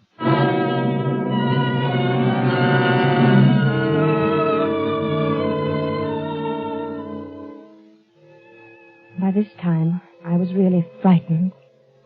When we returned to the city, Harry was a picture of gloom. Our first night back, I looked at him as he lay on the chaise longue in my bedroom in his blue dressing gown, smoking a cigarette. He was haggard and tired, and he kept biting his lower lip. I mixed a scotch and water nightcap for him. No thanks. No liquor. I need a steady hand. Watch my hand. Does it tremble? No. Is it steady? Yes, very. That's good. That's very good. You need a steady hand, you know. For what, dear? Oh, things. Harry, will you sleep in my room tonight? No, you keep shaking me all night to keep me awake. You're afraid to let me meet him. Are you still on that? Why do you think everybody's better than I? I can outshoot him the best day he ever lived. Oh, of course, In the dear. waistcoat. Right next to the middle button. He has 3 big pearl buttons on his waistcoat. Came from France. Why don't you dream about somebody else? Anybody else? Please. You'd like that, wouldn't you? You'd like to have me dream about somebody who wouldn't hurt a fly. Somebody like that. Because you'd know I'd never get in a duel with him. A duel? You're dreaming of a duel now? Ever since Hamilton died. Burr knows I hate him. It's nearly over now. Harry. It's him or me. I'll get him, the rotter. But Harry... I know I'll get him. See, I have a modern pistol. He has to use an old-fashioned single-shot muzzle-loader. Is that quite fair? Fair? What do I care if it's fair or not? Was it fair the way he shot Alexander? Was it? Don't be mad with me, Harry. Oh, I'm sorry, darling. I'm very unhappy. I'm sorry, darling. And I'm worried sick. Well, I'm sorry, darling. Don't cry. Please don't cry. It upsets me when you cry. I mustn't be upset. I must be very calm and rested. My hand must be steady tonight. Especially tonight. I'm so worried, Harry. Don't worry about me. I'll be all right. I'll be fine. My hand is like a rock.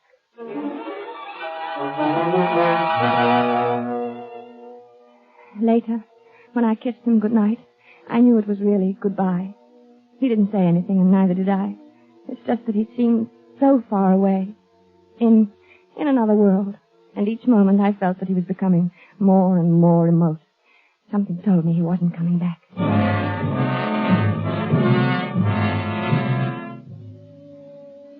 couldn't sleep.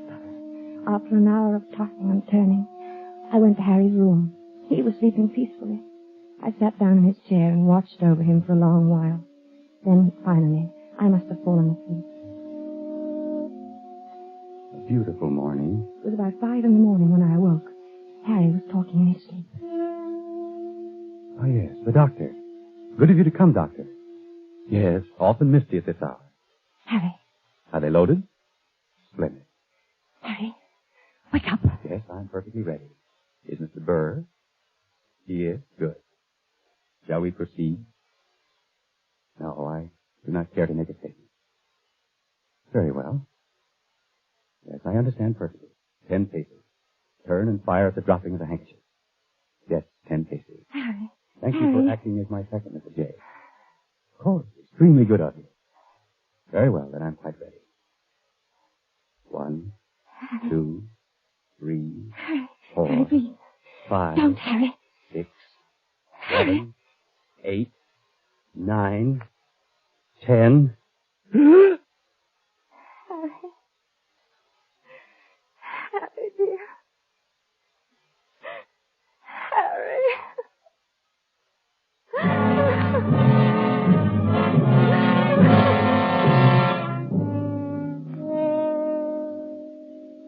Dr. Fox was puzzled when he examined Harry the next morning. Extraordinary. His heart was as sound as a dollar when I saw him the other day. He seemed to be fine, Dr. Fox. I can't understand it. What? Why his heart stopped as if he'd been shot. Shot? Yes. Of course, there are no gunshot wounds and no... Shot. Now, Mrs. Andrews. That's it. Shot. No, you'll have to calm yourself. You can't help him now. I should have known it would happen. I kept staring at Harry's right hand. The 3 fingers next to the index finger were closed stiffly on the palm, as if gripping the handle of a pestle. The taut thumb was doing its part to hold that invisible handle tightly and unwaveringly. But it was the index finger which held my eye the longest. I looked carefully to make sure I was right. Yes, it was so. That index finger was curved inward slightly, as if it were about to press the trigger of a pistol. So there had been a duel after all. Perhaps there was no gunshot wound. But Harry had been shot as surely as he was dead. Dr. Fox saw me staring and spoke to me. What are you looking at, Mrs. Andrews? Harry never even fired a shot. Aaron Burr killed him the way he killed Hamilton. What are you talking about? Aaron Burr shot him through the heart. I knew he would. Yes, but there's no evidence. I knew he would. Then Dr. Fox put an arm around me. He looked at me gently and a bit frightened, the way I used to look at Harry when he told me about his dreams. He led me to his assistant and whispered something. He thought I didn't hear him, but I did. She was crazy. Stark, raving crazy. I let the assistant take me away. Maybe he thought I was crazy, too. But now I knew. Aaron Burr got Harry. Just as he had killed Hamilton in that old quarrel long ago.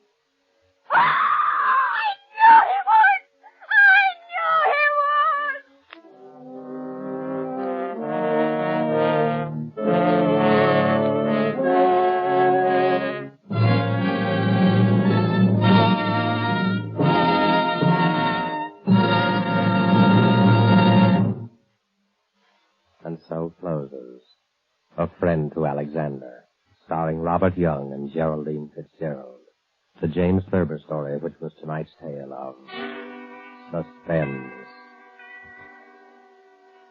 The producer of these broadcasts is William Spear, who with Robert Louis Cheon, guest director, Priya Howard, author, and Bernard Herrmann and Lucienne Marowik, conductor and composer, collaborated in presenting A Friend to Alexander. Now CBS is pleased to announce that beginning August 17th at 10 to 10:30 Eastern Wartime, Mr. Robert Young, whom you've heard as star of tonight's Suspense, will begin a brand new CBS series entitled Passport for Hunter. Passport for Hunter will bring you each week the adventures of an American newspaper reporter among the people of the United Nations. Next week's broadcast will be written and directed by Norman Corwin, with music by Bernard Herrmann. And the star, as we have said, will be Robert Young.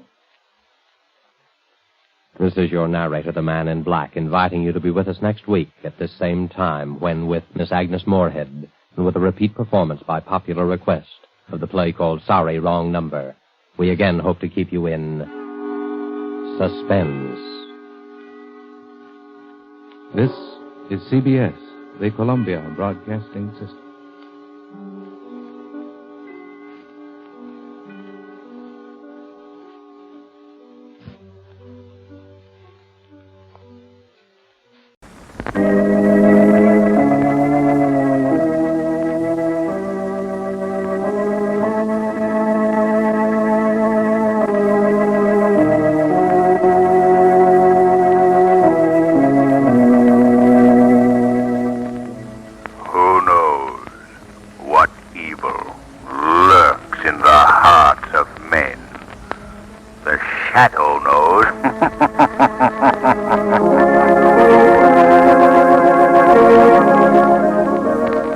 Adventures of the Shadow are on the air, brought to you each week by the Blue Coal Dealers of America. These dramatizations are designed to demonstrate forcibly to old and young alike that crime does not pay. While they set the stage for today's shadow drama, let me ask you a brief but vital question. Have you heard about the new easy three-way plan for better home heating? It's the Blue Coal Plan, with the accent on convenience, economy, and comfort. Blue coal in your furnace means a steady-burning, longer-lasting fire that heats your home comfortably from cellar to attic. Next time you order fuel, insist upon Blue Coal. Your neighborhood Blue Coal dealer will be glad to explain his three-way plan for better home heating. Phone him tomorrow, won't you?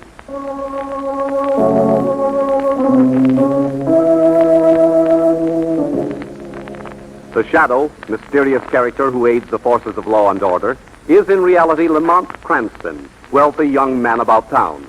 As the Shadow, Cranston is gifted with hypnotic power to cloud men's minds so that they cannot see him. Cranston's friend and companion, the lovely Margot Lane, is the only person who knows to whom the voice of the invisible Shadow belongs. Today's story, The Shadow Challenge.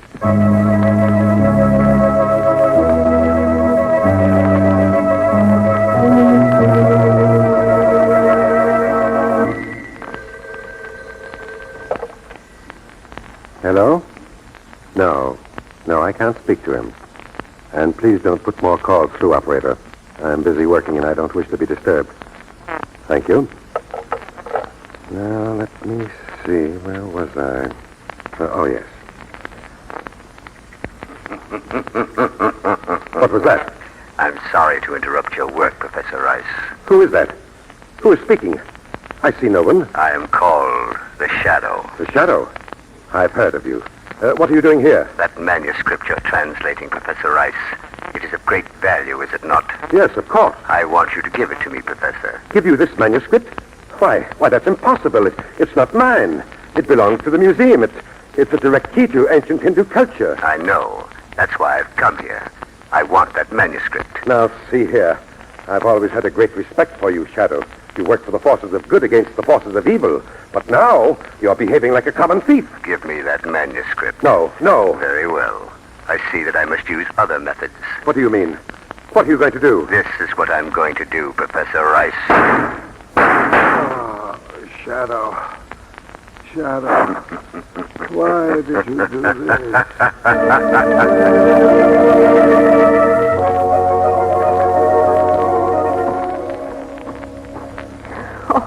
Lamont Cranston, to think that I believed you all these years when you told me what a golfer you were. Oh, I just had an off day, that's all, Margot. Even the best of his experience, though. Besides, I'm not used to playing in the sun. You weren't in the sun. You were in a nice, shady wood. You never saw the fairway all day. All right, you win. Do we have time for a swim? I think so. Oh, good. I've got to vindicate my athletic ability in some fashion. Big snowstorms, extra. Don't you ever change that headline down here? Well, not till I think of a better one. Paper, mister? All right, here you are. Thank you. It's the entire northern states buried by snowstorm. Read all about Well, it. how bad was the storm? How many feet of snow? Margot, you're talking like a tourist. All they need is a flurry up north to cause a headline like this. Oh, really? Sure. You get used to these headlines after you hear. Margot. What? Margot, look at this. What is it? The story on the front page. Museum professor murdered by the Shadow. By the Shadow? Well, that's what it says. Professor Rice of the Cosmopolitan Museum was found dying in his apartment late this evening by the police. In a deathbed statement to Commissioner Weston, he described his assailant as an invisible man who called himself the Shadow. Well, Lamont, that's impossible. How do you explain it? I have no explanation. But one thing is certain. We're catching the next plane north.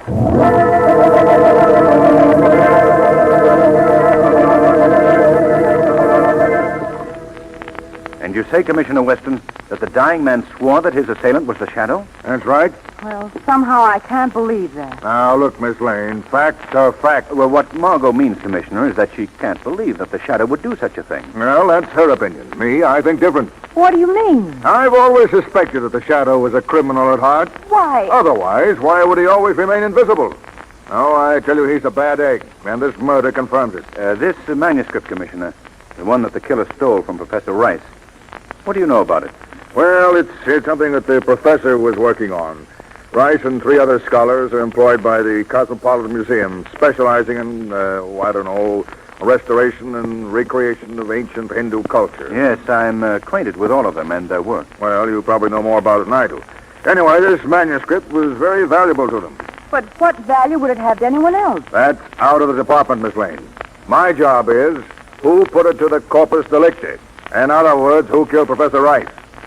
The answer to that is the Shadow. And the motive? Larceny, my friend. Good old-fashioned larceny. Shadow wanted that manuscript, and he killed the guy to get it. Commissioner, I don't think that the shadow had anything to do with it. Look, I heard the accusation with my own ears just before the erstwhile Professor Rice gave up the ghost. Nevertheless, I can't believe the shadow is guilty. And I hope to be able to prove my point. How? Well, with your permission, I'd like to go to the museum and talk to Professor Rice's associates. See what I can learn. Go ahead. Go ahead, my friend.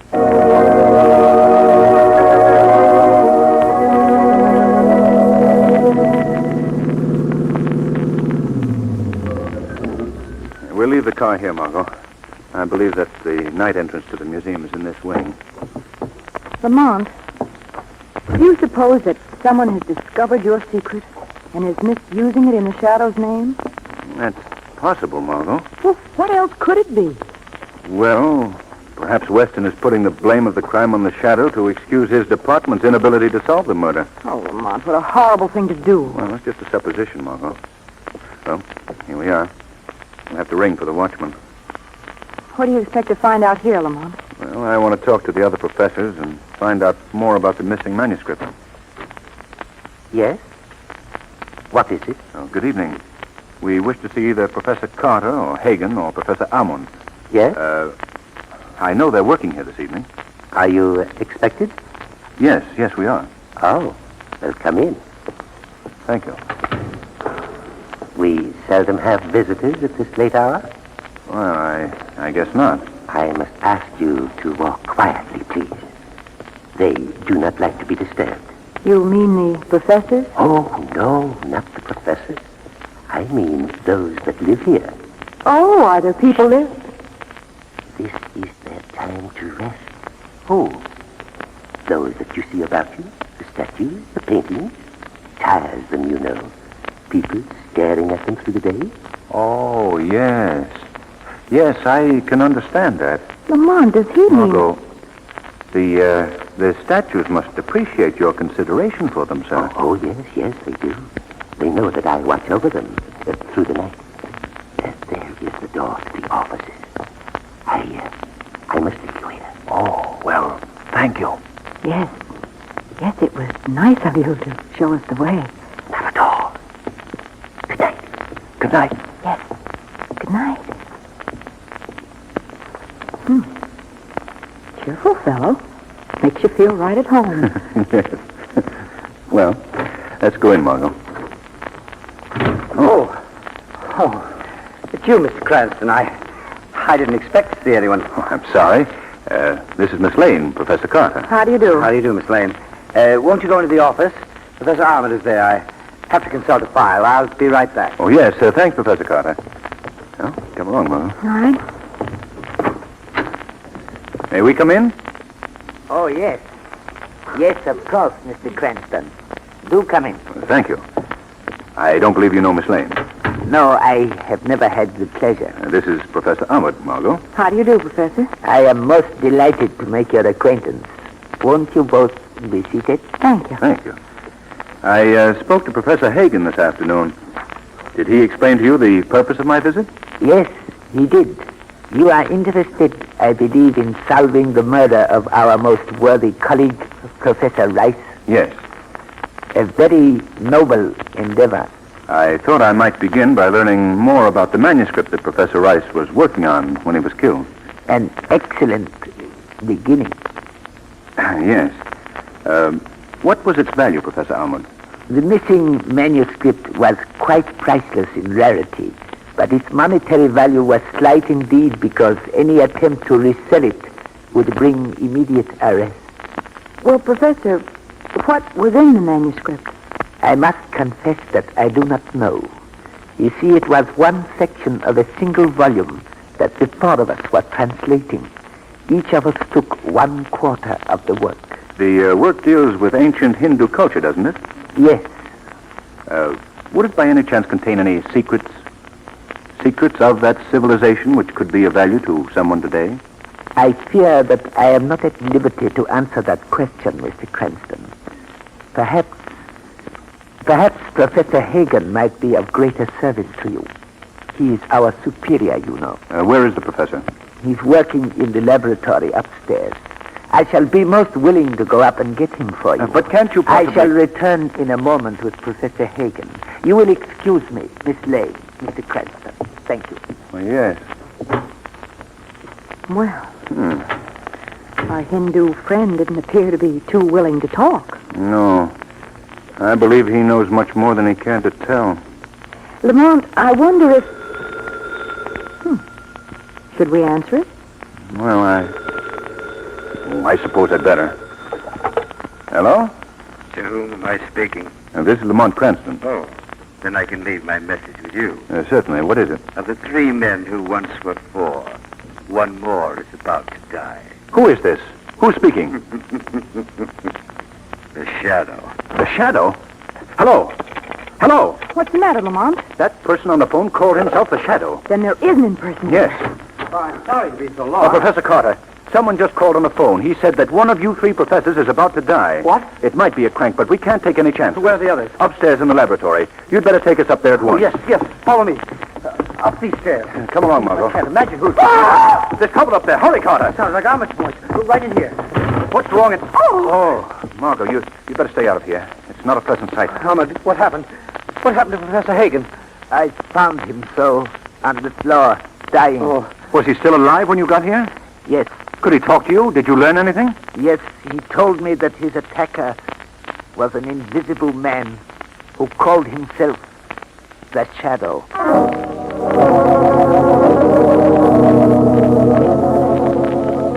Well, Margot, we now have definite proof that someone is impersonating the Shadow. Yes, Lamont, but what can you do about it? Don't worry, Margot. I've always used the power of the Shadow to aid the forces of law and order, to help good conquer evil. Yes, I know. And now that someone else has discovered my secret of invisibility and is misusing this power, I shall travel to the ends of the earth to conquer him. This, Margot, is the Shadow's greatest challenge. But I'm sure that I can meet it and come out on top.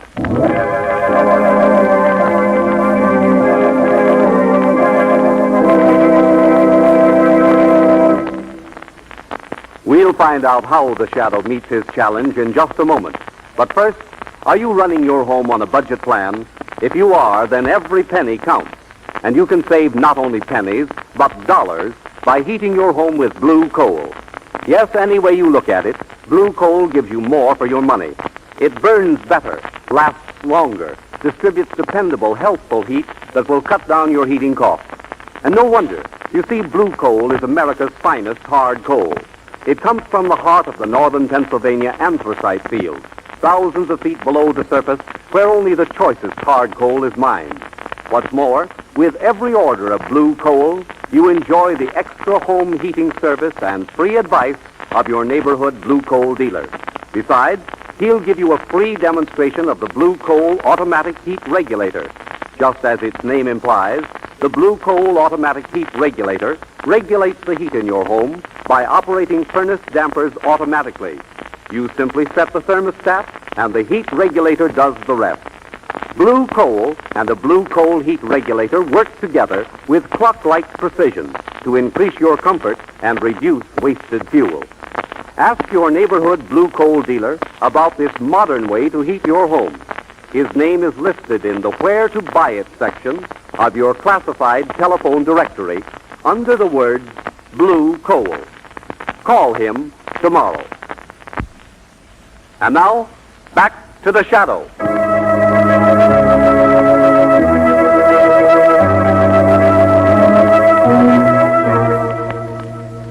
Lamont, have you uncovered any clues? Any leads as to the identity of this person who was masquerading as a Shadow? Nothing important, no. But in the past 12 hours, I have received 2 mysterious unsigned messages. Really? What about? I'll read you one of them. It says, "Why don't you inquire into the jealousy of the 4 who now are 2? Does that refer to the 4 professors? Yes. And I learned that it's quite true. A great jealousy existed. All 4 men, although they worked together, were constantly vying with one another for individual glory. Then that's why the original manuscript was divided among the 4 of them. Exactly. Well, Lamont, you mentioned that you received 2 messages. What was the other one? I have it here. Listen to this. What were the secrets to be found in the manuscript that was being translated by the 4 who now are 2? And did you learn the answer to that question? Not very satisfactorily. I can only guess that these secrets were of an occult nature. Secrets of the ancient Orient. I see. And it was in the Orient, Margot, that the Shadow learned his secret of invisibility. Yes, of course. Lamont, who could have sent those messages? I don't know his identity, but judging by the phrases he used, they were written by the same man that I spoke to on the telephone. The man who calls himself the Shadow. But why should he be helping you? I wish I knew. In any case, Margot, his messages bear further investigation. So I think I shall begin by paying a call on Professors Carter and Amud as the Shadow.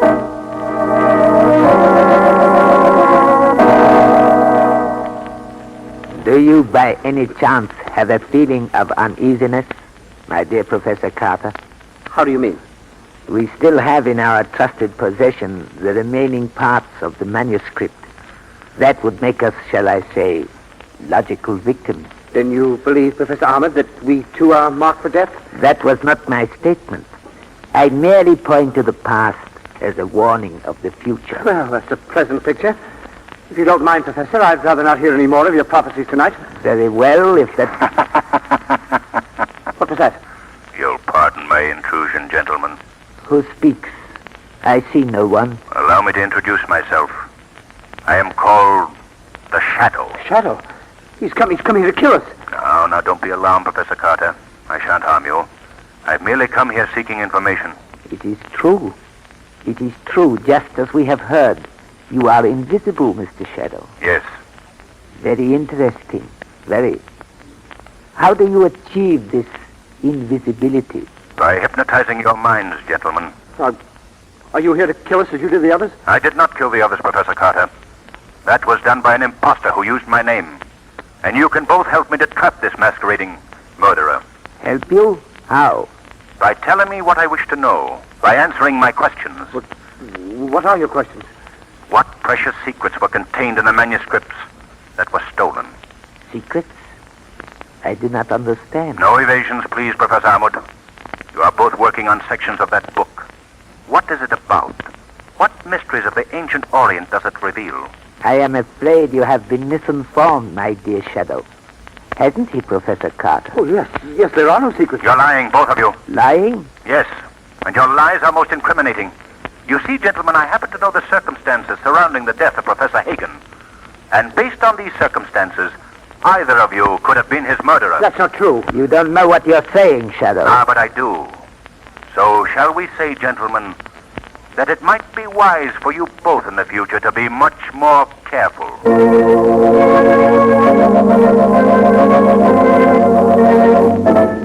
Lamont, did you learn anything from Ahmed or Carter? Nothing definite. They wouldn't talk, either one of them. Dear, well, what's to be done now? I'm not sure. I think that I'll take it. All right. Hello? Is this Lamont Cranston? Yes?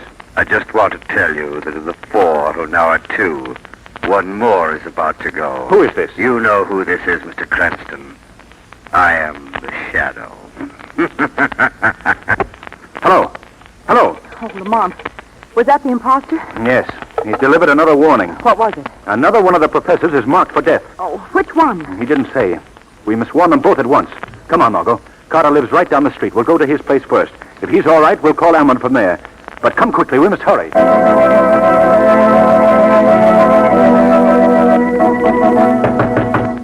Professor Carter! Professor Carter! Lamont, do you suppose something's happened to him already? We'll soon find out. I'll use the skeleton key. I hate to do this, but... there we are. Come on, Margot. Professor Carter! Lamont, look.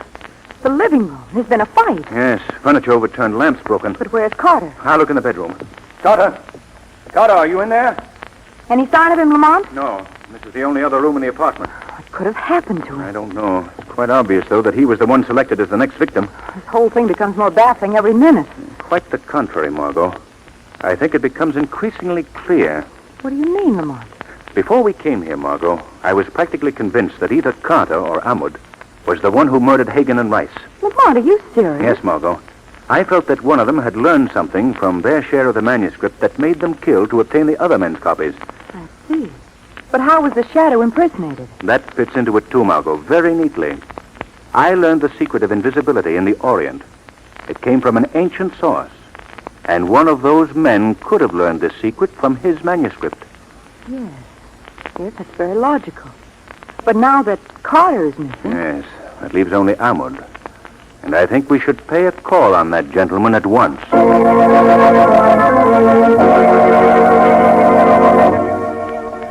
We'd like to see Professor Ahmad, please. Oh, I'm sorry, sir. He's not in his apartment. When do you expect him? Well, not for some time, sir. He's been called out of town unexpectedly. When did he leave? A short time ago, sir. Did he say where he was going? No, sir. He just said he's been gone for an indefinite period.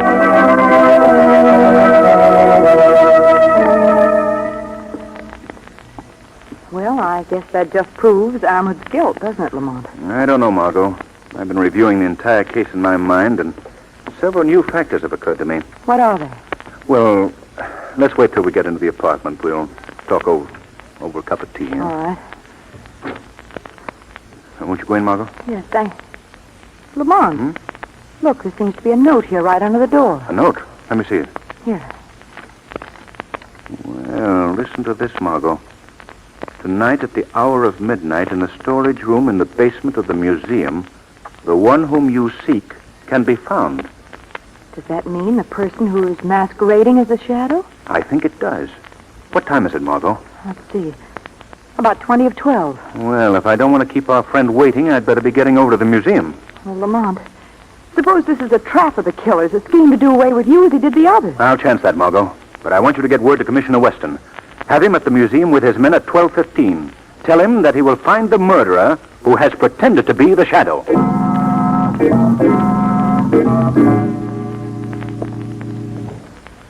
Is there anyone here? This is Lamont Cranston. Is there anyone here? Who is that?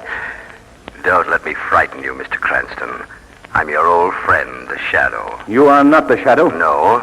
How would you know that? Answer me. I repeat, you are not the shadow. I see.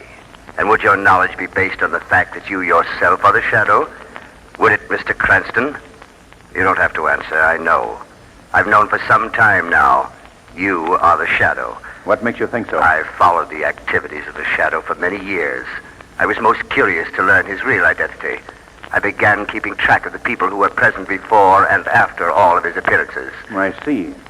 And after discarding many suspects, your search narrowed down to me, is that it? That's it exactly. And I am the only man who knows the identity of the Shadow. Well, I must compliment you on your cleverness. I admit to you, I am the Shadow. Yes, but a very powerless Shadow at this point. Having learned your secret of invisibility, I've hypnotized your mind before you were aware of me. This time, the real Shadow is visible, and I am the one unseen. How did you learn my secret? From the Hindu manuscript. Then you admit the murder of Professor Hagen and Professor Rice? Yes. Yes, unfortunately, they were in the way. Why did you commit these crimes in my name? Because I wanted to attract the attention of you, the real Shadow, and I succeeded. I led you on, Lamont Cranston, with my phone calls and anonymous notes. Why? What was your purpose? My purpose was, and is, to put an end to your activities. After tonight, Mr. Cranston, I alone will be the Shadow, and I shall capitalize on this power. You were a fool. Why do you say that? Always working for the powers of good. I shall take real advantage of the name. With the trick of invisibility, the world will be mine. I gather that I'm to be the next victim in your chain of murders. To put it bluntly, yes.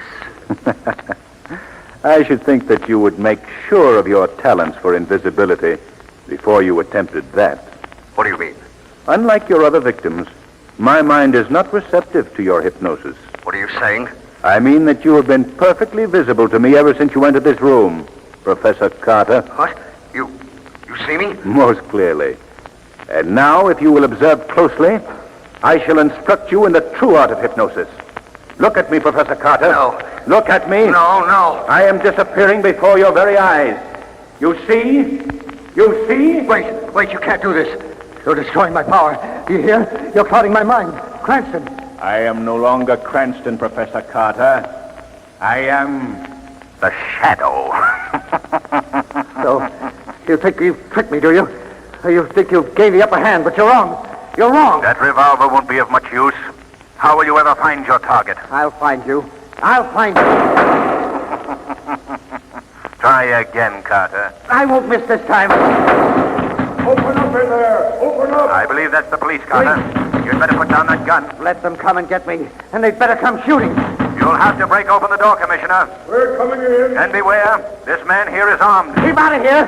I'm warning you, keep out. You're not going to take me. Oh! He's been hit, Commissioner. Come ahead. Shadow, so you're here, too. I came here to apprehend that man on the floor. He is the one who used my name in killing Hagen and Rice. What? What are you saying? Look, he's still conscious. Ask him. Ask him. All right, why, it's Professor Carter. Yes, he was my impersonator. Carter. Professor Carter, is this true? Yes, it's true. How did you make yourself invisible? I learned the secret from the manuscript which I've destroyed. Carter, listen to me. You must know the identity of the real Shadow, don't you? Yes. Who is he? Tell me. The real Shadow is... You'll never learn now, Commissioner. But I think you should know this. In the future, you must always believe one thing about me. The Shadow at all times will be working on the side of right and justice.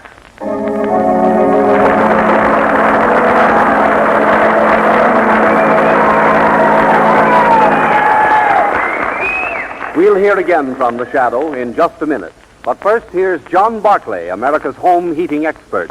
Mr. Barclay. Thank you, Jean Paul King, and good evening, friends. You know, it's amazing how many people have the idea that there's only one size of hard coal. Yes, and I dare say just as many people think that it makes no difference what size coal they burn in their furnace. As a matter of fact, hard coal is prepared and sold in several home sizes. And it may be that one particular size, or possibly a combination of sizes, will give you the best heat for the least money. Of course, many factors enter into the choice of the size coal for your particular furnace. Factors such as chimney construction, draft conditions, and the size of your furnace. At any rate, a trained John Barclay serviceman can give a quick inspection of your heating plant and tell at a glance whether or not you're burning the right size coal. This free inspection is part of the extra home heating service provided by your neighborhood blue coal dealer. So remember, if you're not completely satisfied with the results you're getting, maybe you're burning the wrong size coal. Just phone your neighborhood blue coal dealer first thing in the morning. Thank you.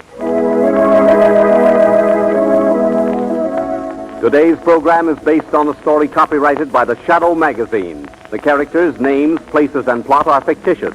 Any similarity to persons living or dead is purely coincidental.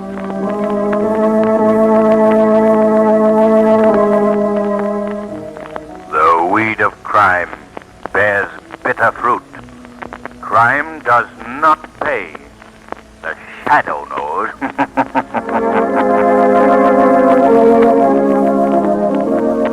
Next week, same time, same station, the Blue Coal Dealers of America bring you an adventure of the Shadow that will amaze you with its breathtaking thrills. So be sure to listen, and be sure to phone your friendly Blue Coal dealer for greater heating comfort at less cost. This is Jean Paul King saying, keep the home fires burning with Blue Coal.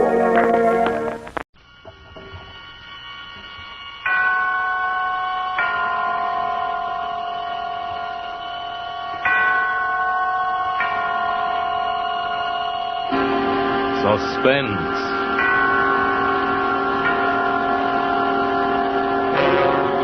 Autolite and its 60,000 dealers and service stations bring you radio's outstanding theater of thrills. Starring tonight, Mr. Gregory Peck in Anton Leder's production of Hitchhike Poker. A tale well calculated to keep you in suspense.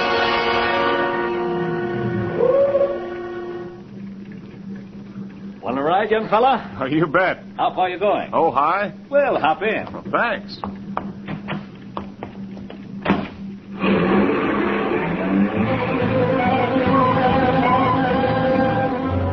That's how I met J. Stewart Belden in his canary yellow convertible. That's how I took the ride. I'll be a long time forgetting. He looked to be about 45, and he wasn't bad looking for a guy that old. He was well built, about my size, no gray in his hair. And that coat he was wearing, boy, I'll bet plenty of camels went under the clippers for that one. So you're a student, eh? I graduate from Berkeley this year. I suppose you're a vet. Oh, yes, more than half the guys are vets. What's your name, son? Ridge Fowler. Married? Not me. Don't tell me you're a woman hater. Oh, no, it's not that. It's just, well, I have enough trouble feeding myself. I said the same thing years ago. Ah, but you'll change your mind when the right girl comes along. 9B 1863. Dud. Huh? Oh, didn't you ever play license plate poker? License plate poker? Never heard of it. It's just like regular poker, except instead of drawing cards, you draw license plates. Now, I drew that hand. There was nothing in it. Next card we see will be your hand. Here comes one now. Watch the license plate. 4J 3134, 2 pair, 3s and 4s. You beat me. Hey, that's a good game. What are the stakes? Well, make it easy on yourself. Shall we say $100,000 a hand?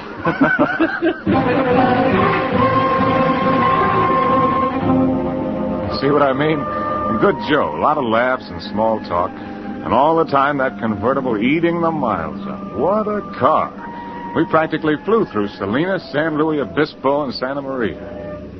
Well, son, what do you say to a hamburger? I know a little place in Santa Ynez where they make a hamburger that drips with royalty. Oh, you got me sold. And on the side, French fried onion, shoestring potatoes, and the coldest beer in the world. Stop, you're killing me.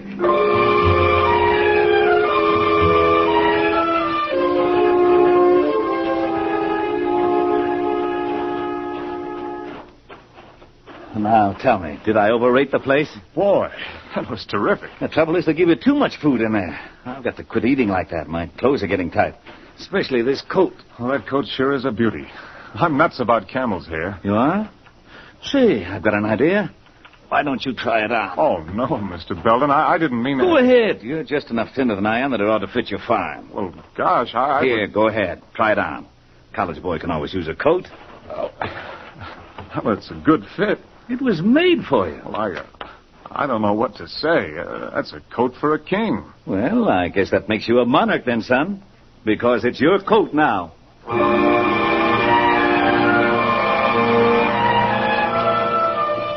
couldn't get over it. A coat like that, mine? I'll bet Mom's eyes will really pop when she sees it on me. Must have cost a year's tuition. I climbed back into the car and slouched down into the maroon leather seat and waited for him while he made a phone call. Boy, I felt like a king, all right. I was deep in a daydream when he came out of the phone booth. Okay, Rich, here we go.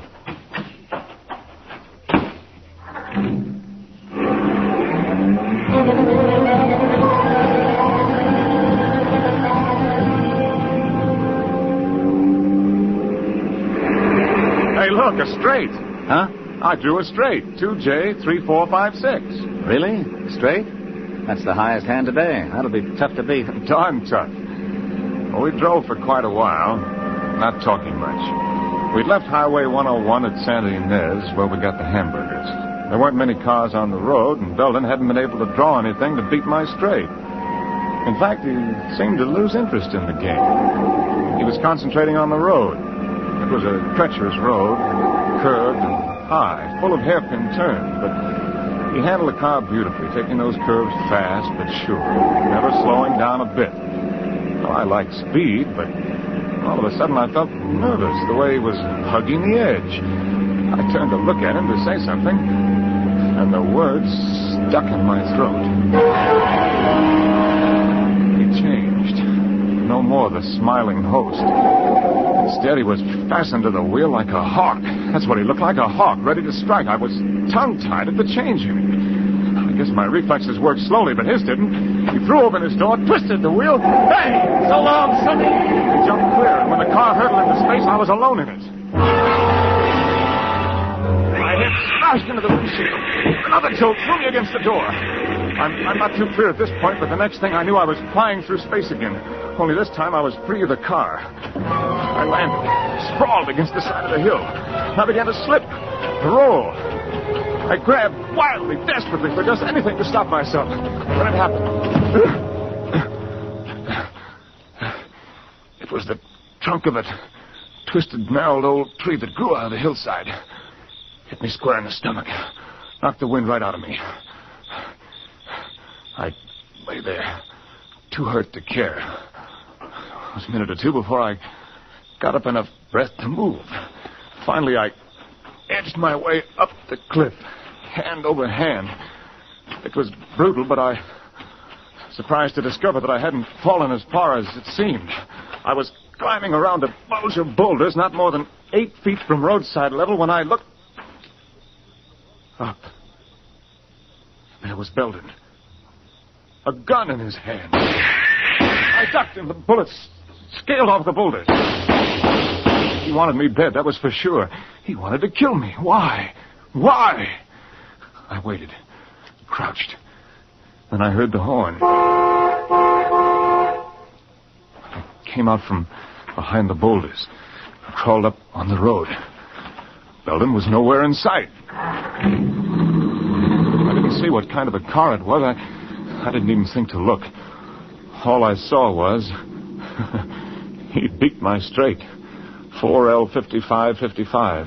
That was the license. 4L5555. 4 of a kind. All of a sudden, I was shaking. I looked at myself. I was beat up, cut, filthy. But what was worse, the camel's hair coat was a mess. King? I had to laugh. Belden was king. I was just the joker.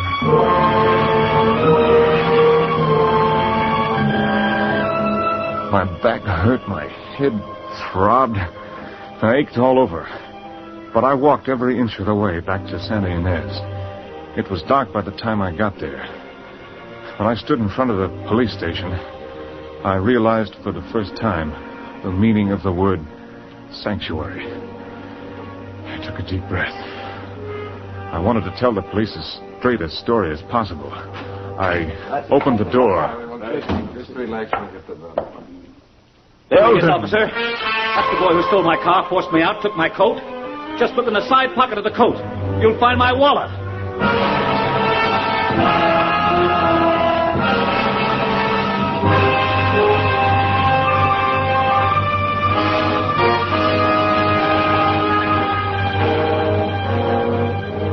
For Suspense, Autolite is bringing you Mr. Gregory Peck in radio's outstanding theater of thrills, Suspense.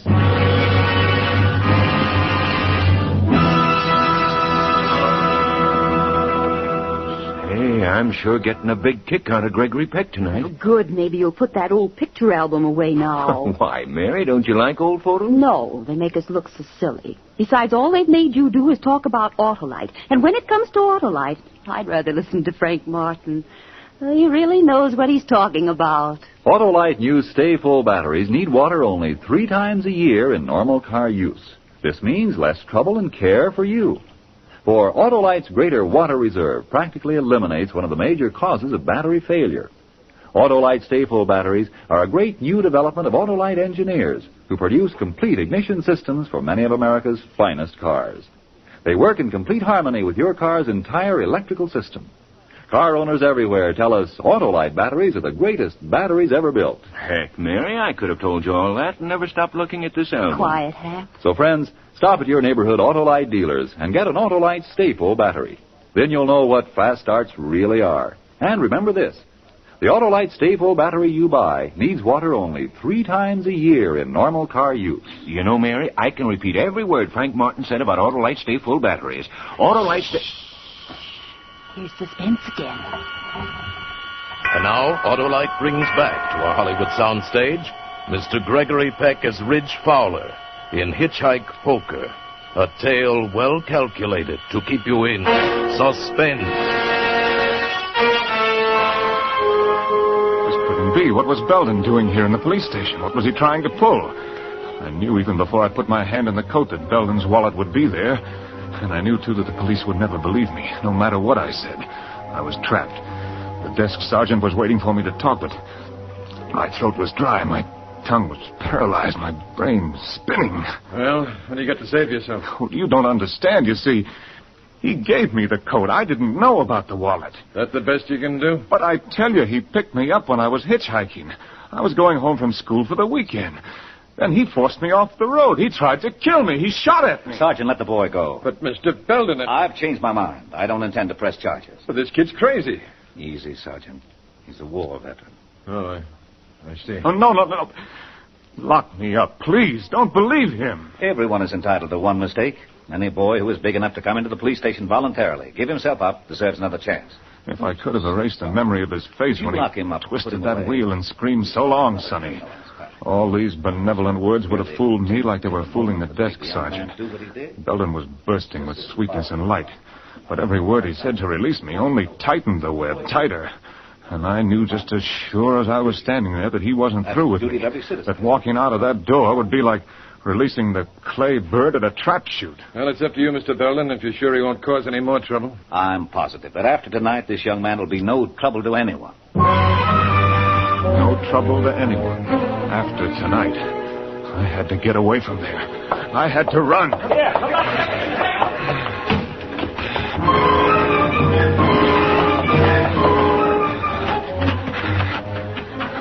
I don't know how long I ran. I didn't know where I was.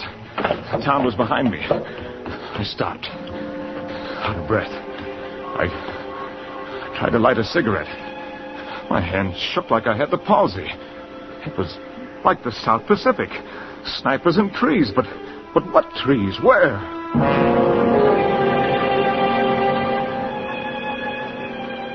Then I saw the bright, glaring neon ahead.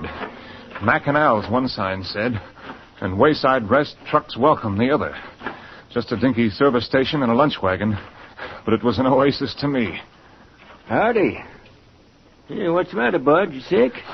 No, I'm all right. You sure look green around the gills. Been in a fight? How soon will the trucks start coming through? You got a long wait, about 2-3 hours. Been in an accident? Look, mister, I've got to get a ride to Ojai. Do you mind if I hang around and wait? No, I don't mind. Won't do no good, though. Ain't allowed to pick up riders, company rules. Might be lucky and catch a wildcatter, but I doubt it. Oh, thanks. You sure you're all right? Maybe you better go next door and get yourself a cup of coffee. Sure look like you could use one. Yeah.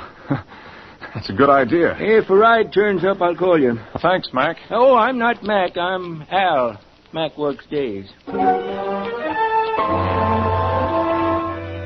I felt halfway decent when I came out of the lunch wagon. I'd cleaned myself up and reduced my capital to 15 cents. Al had a customer.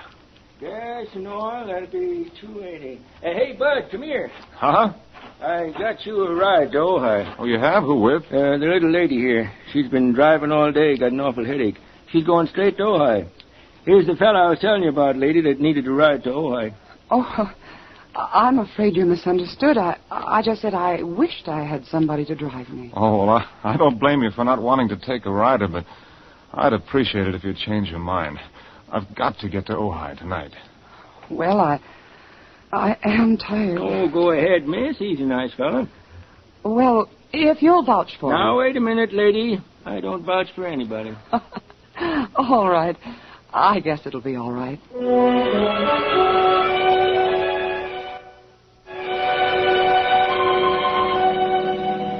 It was a pleasure to drive for her. She didn't say much, and I didn't feel like talking.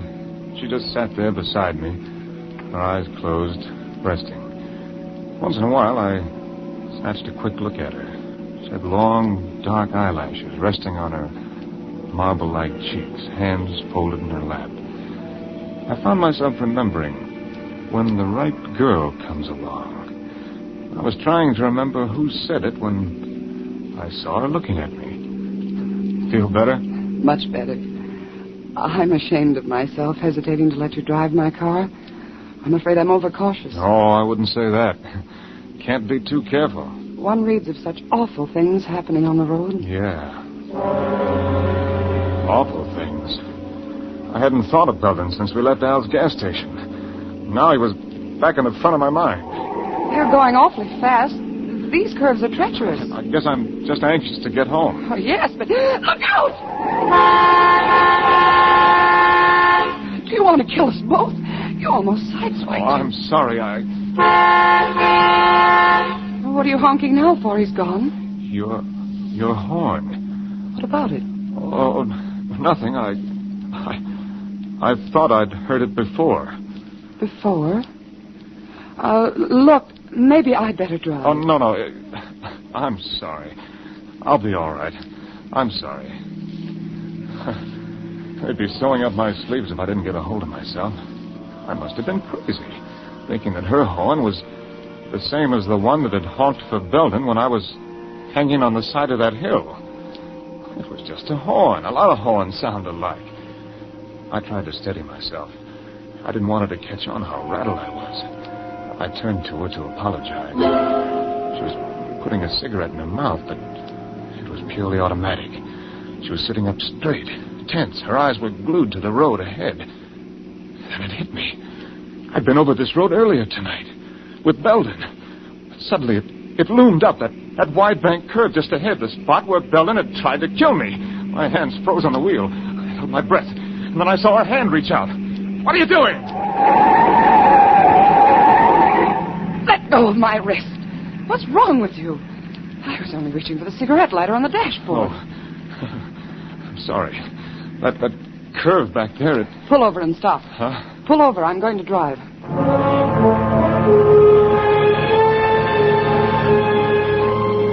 She drove about a mile, I guess. Neither one of us said anything. Then, without any warning, she took a sharp turn off the highway and down a rutted dirt road. Hey, miss, you're leaving the highway. We better stop a while. You don't look so well. Oh, I'm all right now. You don't look it. Better have a drink. I'll reach in the glove compartment to find some scotch. Oh, no, really, I'm all right. Well, then maybe I need it. Maybe it was the drink. Maybe it was the girl. Maybe it was just relief. But I felt peace for the first time that night. I watched her inhale. The glow from the cigarette lit up her high cheekbones. I couldn't see her eyes until she turned her head. What's your name? Ridge. Mine's Virginia. Hi. Hi. You must think I'm pretty much of a jerk the way I've been acting. It's all right. Things like that happen to everybody. Yeah, I guess so. Look, I'm all right now. I could drive. What's your hurry? Well, I thought... What's the matter? Don't you like to sit here with me? Well, no, it's just that... I thought you were in a hurry. I'm not. Now. Are you? No. No, I'm in no hurry at all. She didn't seem to be moving. It was so gradual. I caught a trace of warm perfume in her hair. She smiled at me. One of those elusive smiles, half innocent, half... Her head touched my shoulder. I accepted the invitation. I like you, Ridge. I like you a lot. Yeah. You know, tonight back in the filling station when I first saw you, What's the matter, Ridge? The miniature license tag on your key ring. Yes? 4L5555. Four of a kind. You play license plate poker? I'm afraid so, Ridge. 4 5s. The license of the car that picked Belden up after he tried to kill me. That's right. Then you're in it with me, Sonny. I fell right out of the car. Hard. My face buried in the dirt. I didn't black out, but it would have been much easier if I had. Only my mind functioned. Everything else seemed paralyzed. Well, you took your time getting here. I was delayed. You were supposed to be here waiting. What if I hadn't been able to keep him? Oh, I knew I could depend on you, darling, to detain him. What is that supposed to mean? Did you have to go as far as you did? Did you have to let him kiss you? Do you know a better way to keep a man on ice? A perfect wife, a little helpmate. Oh, shut up. Put him in the back seat. Now, just a moment, darling. I'm going to do it right this time. There'll be no slip-ups. You fool! Put that gun away. Why? Don't you realize if a bullet is found in the body, it won't be accidental death? You're always so right, aren't you, darling? Only because you're so stupid. Stupid, am I? Who planned this whole thing? You did, and badly. If you'd handled it right in the first place, his body would be burned up by now, along with the car. Now put him in the back. Belden's wife. But what... Why do they want to kill me? Why? Belden picked me up, threw me in the back of the car. Uh-huh. Hand me the wrench, Virginia. Stewart! This time, Warm, black oblivion rushed over me. After a second, the pain was gone. And so was I.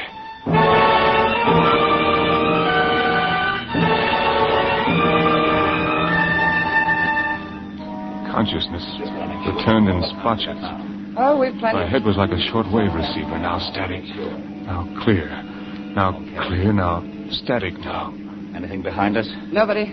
We're almost there. Are you sure no one has discovered the car yet? Of course not. The way it's lying, nobody will see it until daylight. And then J. Stuart Belden will be found dead, burned to an unrecognizable crisp. We can shake this place, go to South America. You can go. I have to stick around, remember, to collect the insurance and pretend I'm heartbroken you're dead. Will that be so hard? You didn't talk like this when you married me. But of course there was a lot more money then. Yes, swindled from suckers. Since when have you become fussy about where money comes from? What's changed you? The schoolboy? Don't be a fool. All right, we've got to work fast. Give me a hand with them. Wait. Huh? Here comes a car. The end of the line. But anyway, now I knew why. I was a stand-in for a corpse. I'll put it in this pocket as soon as I get out of the car. All clear? Yes. This was it. They were on either side of me. I had to think straight. My body still felt numb. One chance, if only my muscles coordinated. I'd wait till he dragged me out of the car, and then I'd fight. Virginia, get the gasoline can out. I felt him grab me under the armpits. I opened my eyes just in time to see that murderous wrench in the girl's hand. As she brought it down, my eyes closed. It hit me hard, but it wasn't the wrench, it was Belden. The wrench had folded him up, and he collapsed on top of me.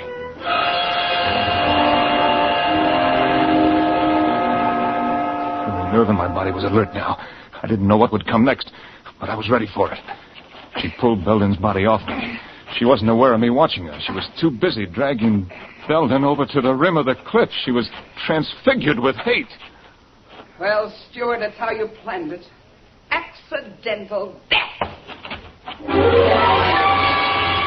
And then she kicked him, and he disappeared over the edge. I didn't wait to see any more. I crawled out of that car, and I started to run right down the middle of the road. She saw me. Wait! Stop! Wait, Fred! But I kept right on going. I glanced back. She started the car. She was coming right at me.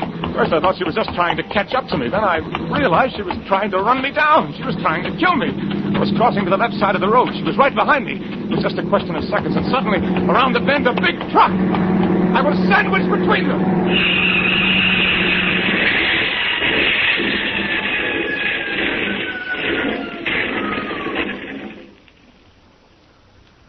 I stood, stunned with horror, her scream ringing through my head, and the picture of her in the car, swerving off into space, into the canyon below. Hey, Bud, you all right? Yeah. What happened? She went off the road. A crazy woman driver. We'll have to report it. Come on, I'll give you a ride into town. You hear me? Don't you want a ride? Yeah, sure. What are you staring at? Your license plate. CM 1111. Hey, it wasn't my fault. You saw how it happened. 4 aces.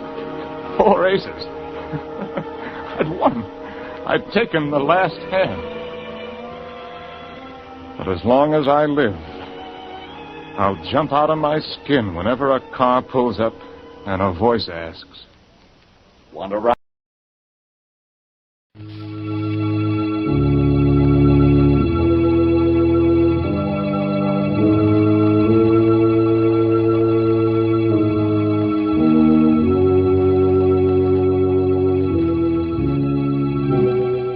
Who knows what evil lurks in the hearts of men? The Shadow knows.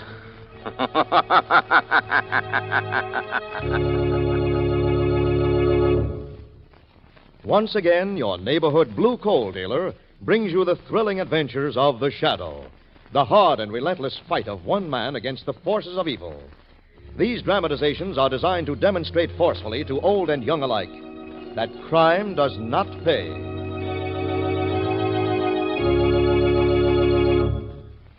Friends, we want to salute the retail coal dealers of America who, under the most difficult conditions, have done an outstanding job of spreading deliveries of coal this winter. We want to salute the American railroads who have been hampered by the heaviest snowfall in years.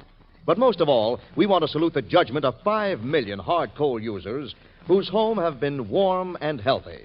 We want to say thank you to those hard coal users who are giving their local dealers several days' notice when a delivery is required. And we want to say thank you again to those wise consumers who continue to keep warm by accepting the advice of their local blue coal dealer as to the proper size of coal to have delivered at this time.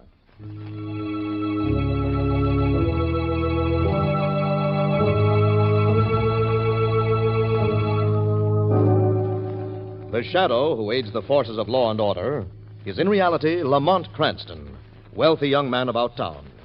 Years ago in the Orient, Cranston learned a strange and mysterious secret, the hypnotic power to cloud men's minds so they cannot see him.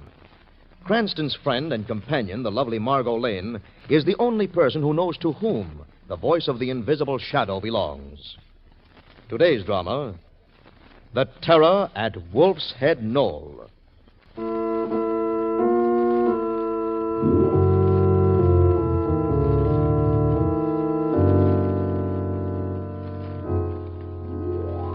In the desolate wastes of the Rutland Hills, high atop the bald summit of Wolf's Head Knoll, stands the weathered and dilapidated mansion, Windward House. The hands of the clock in the dusty hallway stand at precisely 9 o'clock as an old woman comes slowly down the stairs. An oil lamp clutched in her gnarled hand to answer the violent pounding on the outer door. Who's that? Who's out there? Open the door, Mrs. Baker. Open it, I say. Mr. Danforth. Pretty good time, I must say. I'm sorry, sir. Have you been knocking long? Till the skin's off my knuckles. Oh, I didn't dream it was you, sir. You've not been here in such a long time. Indeed, I haven't. Little pleasure in visiting a house that's cost you $250,000 in money and 10 years of your life in aggravation. Windward House, indeed. Danforth's folly it is. No mistake about it. I've taken the best care of it I could, sir. And by all odds, you're the world's worst housekeeper. Look at the place. Dust and decay from top to bottom. Well, I've done my level utmost, sir. Ah, well, no matter. Any luck at all, I'll be rid of this eyesore within the hour. Rid of it, sir? I'm getting out from under, Bleecker. I'm going to unload. It's as good as settled if I'm to believe this letter I received yesterday. Well, who is it from, sir? Medical man, Dr. Goddard, he signs himself. Dr. Emil Goddard of the Goddard House for nervous disorders. Should be here any minute now. But what does he want with the place, sir? Who knows and who cares? He says it'll suit his purposes, and I shall be delighted. Ah, that should be him now. Well, Bleecker, what are you waiting for? Open it. Oh, I'm sorry, sir. Is the master of the house in? Right here, sir. You're Dr. Goddard, I presume? Dr. Goddard? No, my name is Williams. Terrence Williams. And to what do I owe the inconvenience of this visit? You've got to help me, for your own sake as well as mine. What? I led them here because I'd heard of this house. They're on my heels. They'll kill us. They'll kill us all. Who will? The two of them, the doctor. What? And his friend Lasher. I don't understand. Don't try, but if you value your life... They're here. Oh, Mr. Danforth, what's happening? Don't open that door. Oh. I know you're in there, Williams. Open up. Open up, or I shall have the police here within the hour. What's this all about? I'll explain later. I prefer to find out now. No, wait. Don't open that door. Out of my way, you fool.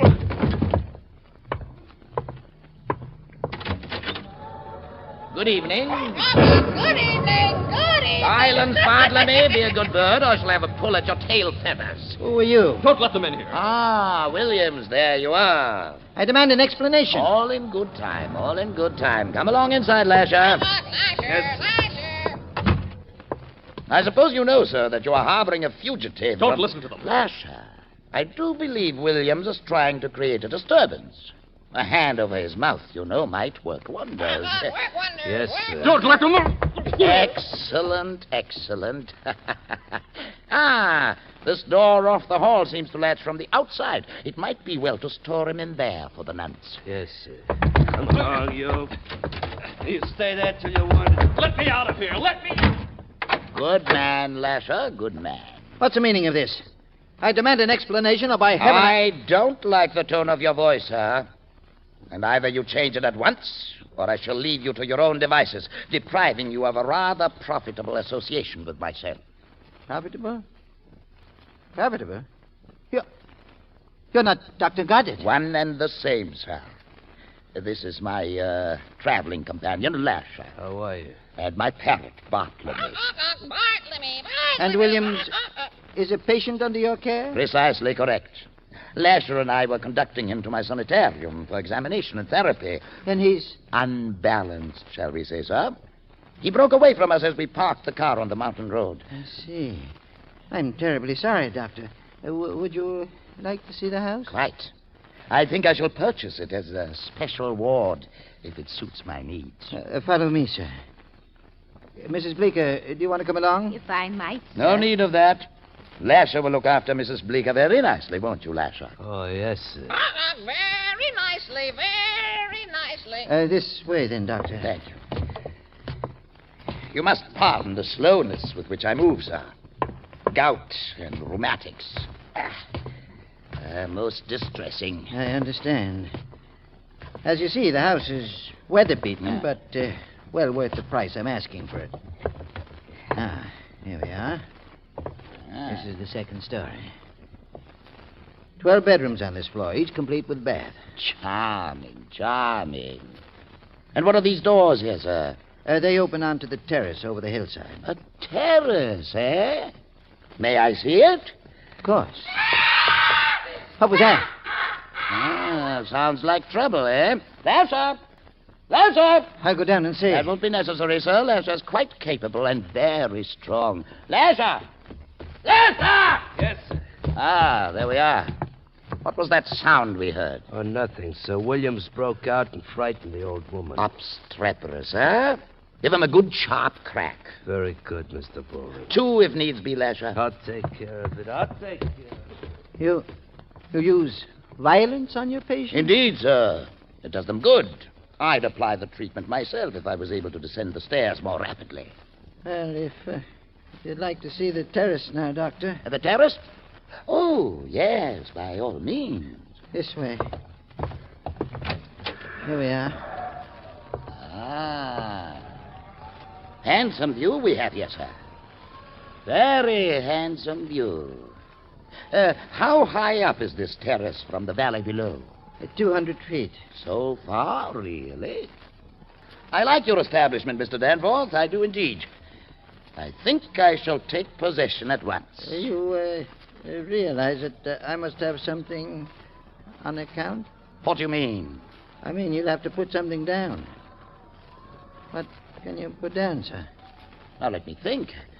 I hadn't considered this. Why, Well, will you look?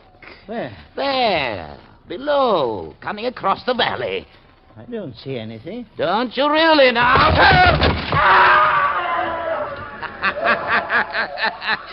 I've put you down, sir. 200 feet into the valley. Not a bad down payment, eh, Bartlemy? Not bad, not bad.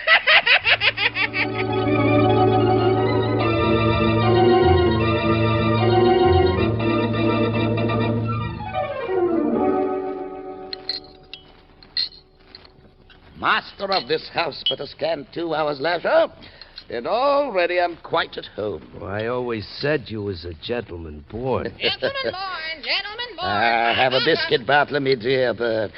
And for myself, I shall have another slice of the goose and a glass of wine. Oh, the wine ain't good for your gout, sir. My gout is of no consequence, boy. Ignore it. Charming and stately abode leisure. But, we lack company. Guests. I'm afraid there won't be many people coming along this way, sir. Oh, there's occasional traffic on the road below. Well, will that just go by? Not necessarily, Lasher. You see the large mirror suspended in the hallway? Yeah. Think now.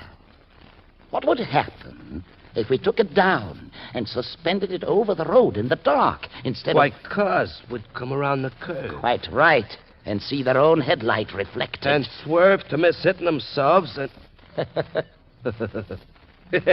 I see what you mean. Yeah, I see what you mean.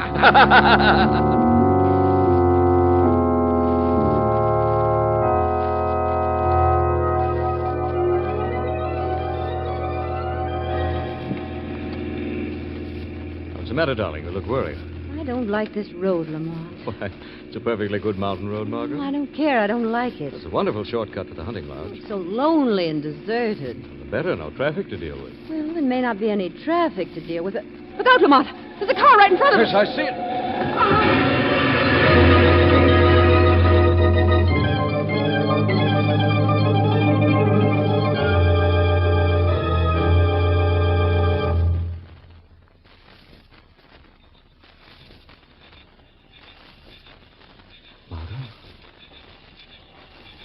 Margot. Oh. You all right, darling? What happened? You were thrown from the car. Can you stand up? I don't know. Ooh, my foot, I can't move it. Wait, let me see. It's caught in the underbrush. Hold still. Oh, what are you doing? Cutting you loose with a hunting knife. There. Now try and stand up. All right. Ooh, be careful. My ankle is killing me. You're behind my arm. Must be sprained or broken.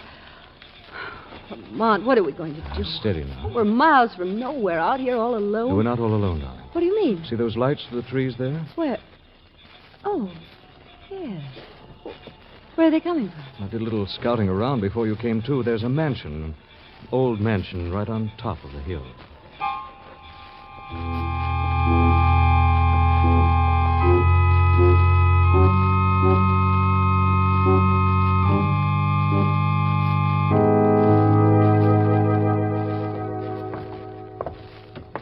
Right this way, mister. Bring the lady in here. Yes, we had an accident on the road below. You did? Too bad. Yes. I think her ankle's sprained. Sit down now. Thanks, Lamont. Now, we can just phone for a doctor. Well, you won't have to phone for a doctor. We got a doctor right here. Huh? Really? Yeah. Dr. Emil Goddard. Was this his residence? Well, no, it's more like a hospital for nervous patients. Dr. Goddard just took it over. Hospital, Margot. Looks like our luck is changing. Yeah, you bet it is. I'll tell the doctor you want to see him. Thank you. Well, what do you know? It's probably a private sanitarium. Anyhow, it's better than limping around the woods, eh, Margot? Yes. How are you feeling, darling? A little faint. It's a nervous strain. If I only had a glass of water. Well, I'll see what I can do. There might be water in here. It's latched. Maybe I better take a chance and open it. It's probably... Who are you? Shh. My name is Williams. Terrence Williams, and I'm being held prisoner. What? There's no time for explanations. These men will kill us all. What are you talking about? Lamont. What, dear? Remember what kind of hospital this is. Oh, yes. We've all got to stick together. Of course, Williams. You're perfectly right. We'll all stick together. Williams, what are you doing out of your room? It's him. Lasher! Lasher! Lasher! Yes, get Williams out of here. Yes, sir. Come on, outside, you. Help me, help! Good man, Lasher. Good man. Just so, Bartlemy. Sorry you had to see us at our worst, but Williams is a difficult case. Most difficult. I understand, Doctor. Now then, how can I serve you? This is Miss Lane, Doctor. I'm afraid she's hurt her ankle. Oh, too bad, too bad. I can hardly walk. I see. If you would just lend her your arm, Mr. Cranston. Yes, certainly. There we are. Now then, just across the room. Where are we going? Right here. Into the examination room. May I come along, Doctor? I'd rather you didn't, sir. I'll take over now. I'll be all right, Lamont. I say, young man, you look a bit pale yourself. You'd better have a drink. It's not a bad idea. You'll find one in the bar behind you. Come along, Miss Lane. I think I will have a small one. There's no bar behind me. What's he talking about? Unless maybe he meant in one of these closets. There's nothing in this one. What? Something in this one, all right. It's an old woman. She's dead. And what's going on here? What happened to her? Let me see. There's a locket around her neck. Mrs. Augusta Bleecker. Who in the name?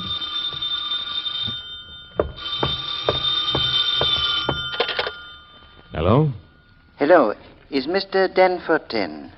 Danforth? I don't know any Mr. Danforth, but you see... I just want to tell him how sorry I am that I couldn't get over this evening.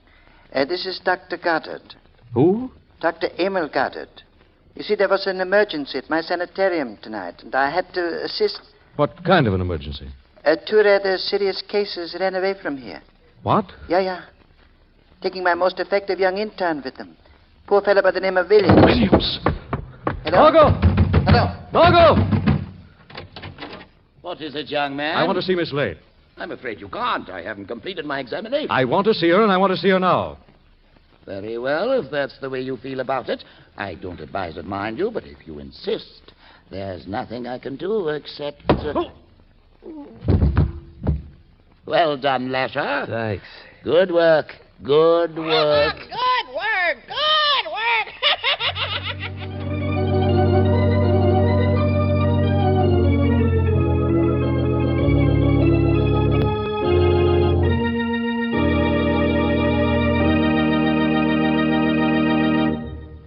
We'll return to the Shadow in just a minute. Friends, is your home heated with a type of fuel now hard to get? If so, I would like to ask you 3 questions. 1, would you like to cut your fuel bill in half? 2, would you like to be sure of plenty of fuel for steady, uninterrupted, healthful warmth in every room of your home? 3, would you like to continue to enjoy the convenience of fully automatic home heat? I'm sure your answers are all yes, and there is only one way these things can be accomplished. Switch to the smaller sizes of hard coal and install an automatic stoker. At current price levels, stoker-size hard coal will cut your fuel bill in half. Stoker sizes of hard coal are plentiful, and enough can be stored to carry you through the winter. Modern, efficient automatic stokers are available right now, and they soon pay for themselves in fuel savings. With a hard coal stoker, the fire is fueled automatically, and ashes are removed automatically. The healthful, steady coal fire warmth is automatically controlled by a thermostat in your living room. Your neighborhood blue coal dealer can give you information and advice on stokers. You'll find him listed in the classified phone directory under Blue Coal. Now, back to the Shadow.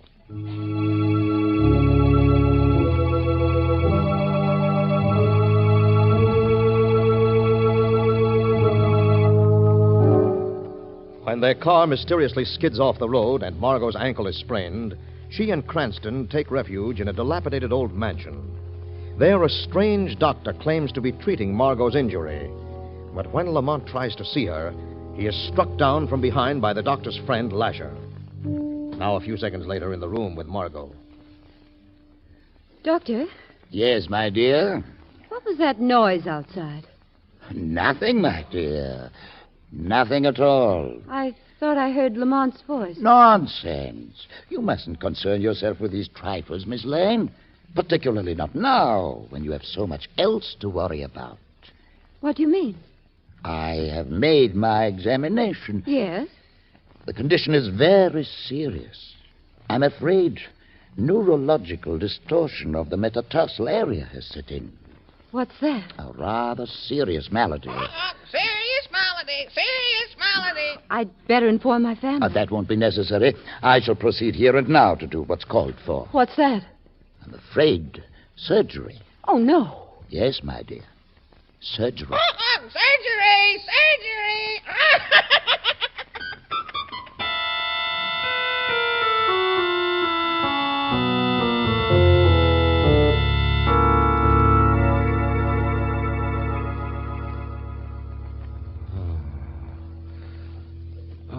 Head. What happened? You're okay now, Cranston. Huh? It's dark. I can't see. Who are you? Williams. Williams. Oh, yes. Where are we? Locked in the gatehouse. Lasher? Yes, he brought me here first, right after I talked to you. He's very powerful. And the other one, the one who pretends to be a doctor? He was a doctor before he had his nervous collapse. Jeffrey Boland, his name was. Master surgeon. Surgeon. Surgeon? Margot. Williams, we've got to get out of here. The chances aren't too good. Not a window in this place, and the door is 3-inch iron plate. There's just one slim possibility. Yes? Lasher comes around about every 10 minutes. We'll overpower him. him. No, that's out of the question.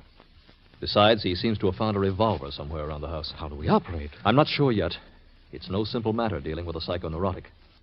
What's wrong with him? His illness, I mean, what's it like? He isn't insane, but he has an obsession with sharp, cutting instruments. How do you mean? He's fascinated with them. Not uncommon phenomenon in the neurotic structure.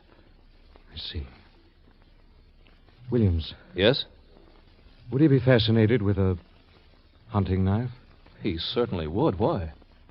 Because I've got one. You have? Yes. Give it to me, and I think I can get you out of here. How? When Lasher comes around, I'll try to get his attention with the knife. And once I have, you can sneak out and go to your lady's rescue. Leave you here with a neurotic with a phobia for knives? It's your only chance. It's my chance, I know, but why should you risk your life like this? For one thing, for the sake of the lady. For the other... Shh, here he comes. Give me the knife. No, Williams. Give it to me. Okay, Williams. Thanks. Williams. How you feeling? I feel all right. How's your little friend? He's still unconscious. Lasher, please, could I have some water? Water? You don't want no water? Yes, I do. Yes, I do. What do you want with water? Look, I'll make a deal with you, Lasher. Hmm? I'll give you something if you bring me some water. What do you give me? This? What? A knife. A knife. It's for you, Lasher. All for you. A knife? Yeah, here. Here, take it. Knife? Now's your chance, Cranston. Okay. Good luck. You're the one who need the luck, Williams. Knife. Nice sharp knife.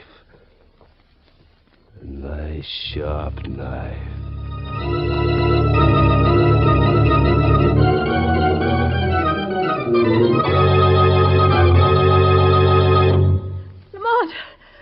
I'm afraid your gentleman friend is otherwise engaged, Miss Lane. Please let me out of here. I fear, my dear girl, that would be impossible. Impossible. Try to understand, my dear. I shall perform the operation with admirable dexterity. I shall prove to those fools who would keep me in a sanitarium that I'm not ill, but I'm indeed a great and clever surgeon, a skilled master of the scalpel. I will not return to captivity to waste my talents under a bushel. No, no. That I will avoid at all costs. What's that? The shadow. Who laughed? There's no one here. I'm here, though you cannot see me. Who are you? I am the Shadow. Go away. Leave me. Go. If you've come to take Miss Lane from me, I won't allow it. Make one move, whatever you are, and I will plunge the knife. Shadow! You don't understand, Geoffrey Boland. I'm not here to help Miss Lane. No? No. I'm here to warn you. Warn me? Dr. Goddard and his friends are on their way to this house. No! Yes. You've no time to waste. No, I'd best... Let them come. They will never reach me. Oh, but they will. Oh, but they won't. There is a mirror hung across the road, and when they turn the bend, they will wreck themselves to avoid their own headlights. The mirror has been removed. Removed? Who removed it? You did it. Listen to me, Boland. Listen to me instead. Miss Lane will pay with her life for this effrontery of yours. What's that? They found you, Boland. No! The house is surrounded. The grounds are covered. Let me out of here! Lasher! Thank heaven you came. Come on, Margot, quickly. I've got to get back to the gatehouse before Lasher uses my hunting knife.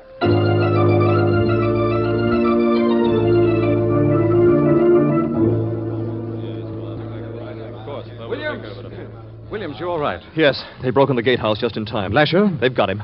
Where's Boland? Trapped in the house. Good. We'll proceed with caution.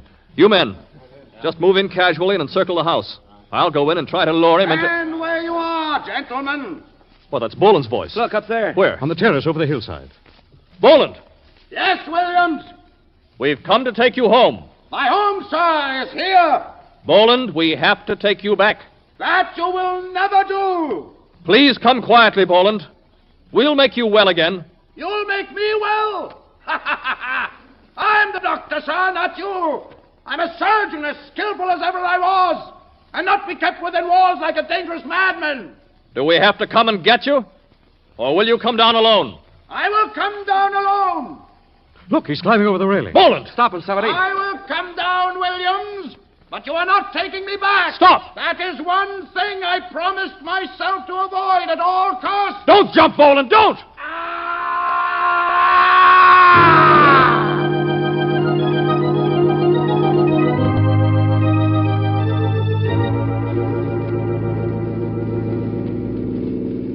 Thanks for getting us a lift home, Williams. Oh, don't mention it, Cranston. We're lucky to be coming home at all.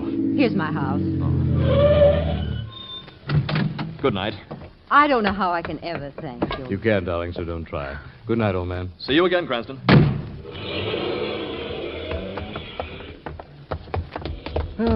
It's been quite a night. Well, of all things, Hmm?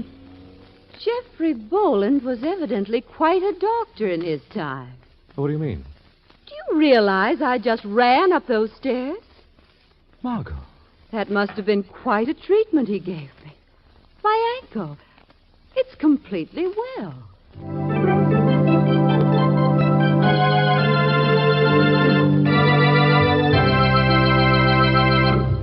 Now, here is Blue Coal's distinguished heating authority, John Barclay. Thank you, Andre Baruch, and good evening, friends.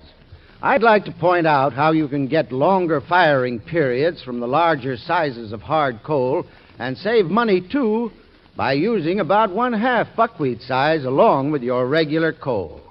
It's a simple matter to keep an excellent fire using low-cost buckwheat and your regular size coal together. Just put the coal on in layers. First the larger size and then the buckwheat, which filters down into the gaps, giving you a deeper, hotter fire bed. And buckwheat, which is slow burning, is ideal for banking the fire overnight or to use in mild weather. So order your share of money-saving buckwheat from your Blue Coal dealer. You can be warm and comfortable all winter long and save money in the bargain. I thank you.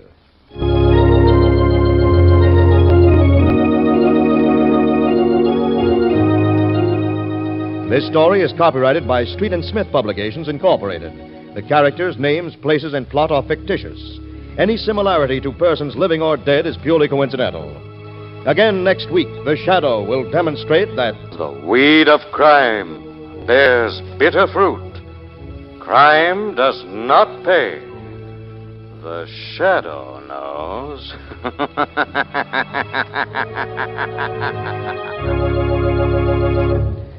Next week, same time, same station, your friendly Blue Coal dealer brings you another strange and thrilling adventure in the Shadow's daring battle against the forces of evil. The Shadow is presented by the DL&W Coal Company, distributors of Blue Coal. Lamont Cranston is played by Brett Morrison. Margot by Grace Matthews. Your announcer is Andre Baruch. Remember, it's Blue Coal for finest heating service. It's Blue Coal for finest modern equipment. It's Blue Coal for the best home heat money can buy. This is the Mutual Broadcasting System.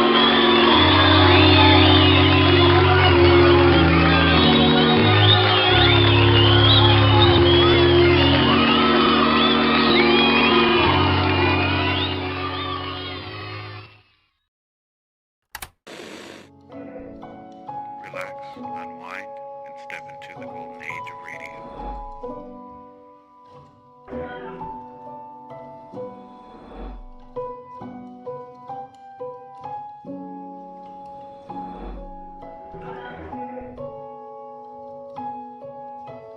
You're now listening to Golden Radio Hour.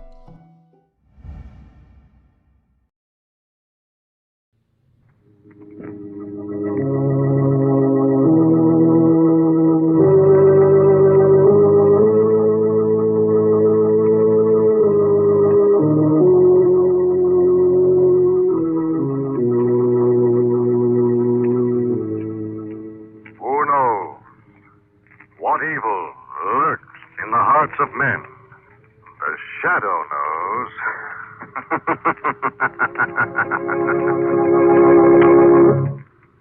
Once again, Mutual Don Lee brings you the thrilling adventures of The Shadow, the hard and relentless fight of one man against the forces of evil. These dramatizations are designed to demonstrate forcibly to old and young alike that crime does not pay. You know, friends, there's no better buy than a United States government savings bond. Consider its advantages. It's the safest investment in the world. It will never be worth less than you pay for it, and it grows in value with each year, paying you back at maturity $4 for every $3 invested. Not only that, if an emergency arises, your bond is easy to redeem. You get back what you pay for it, plus any interest that is accrued. So here you have the prize investment in the world, the safest investment with the best return and always easily convertible to cash in an emergency.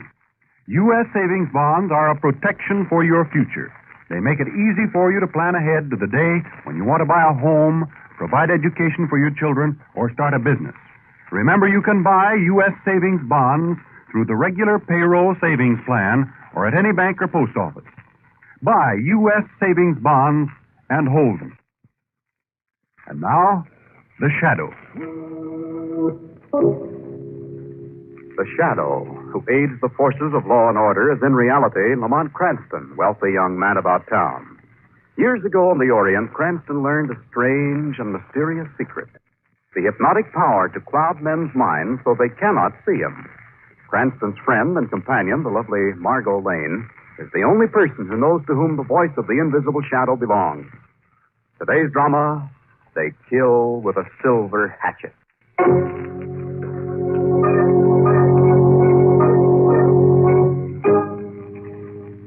It is the hour before dawn. Along a shabby waterfront of the city, a strange boat, bearing even stranger cargo, pulls silently into a secret port. Two men crawl up into its deck. Two evil-looking men with pig eyes peering from parchment faces. The eerie silence is broken by footsteps along the battered wharf, and a third Oriental steps onto the boat. His rich silk robes gathered around him, his face a cruel mask of quiet evil. It is here. It has arrived, my precious cargo. Below deck, oh golden dragon, our supreme master. It must remain hidden here. We are watched. The police are watching. Listen, O most venerable dragon. Someone has found our secret port. Who's down there? Hello! It is the police, oh master. Quick, go, little one, the Silver Hatchet. Yes. Up under the wharf. Quietly, behind him. Come on up. The two of you. I see you there, Arno.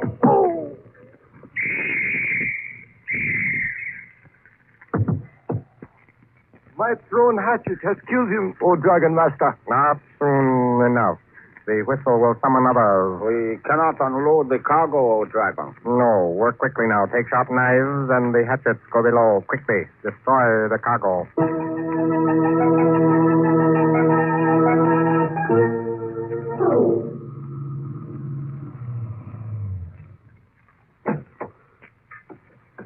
Mr. Weston.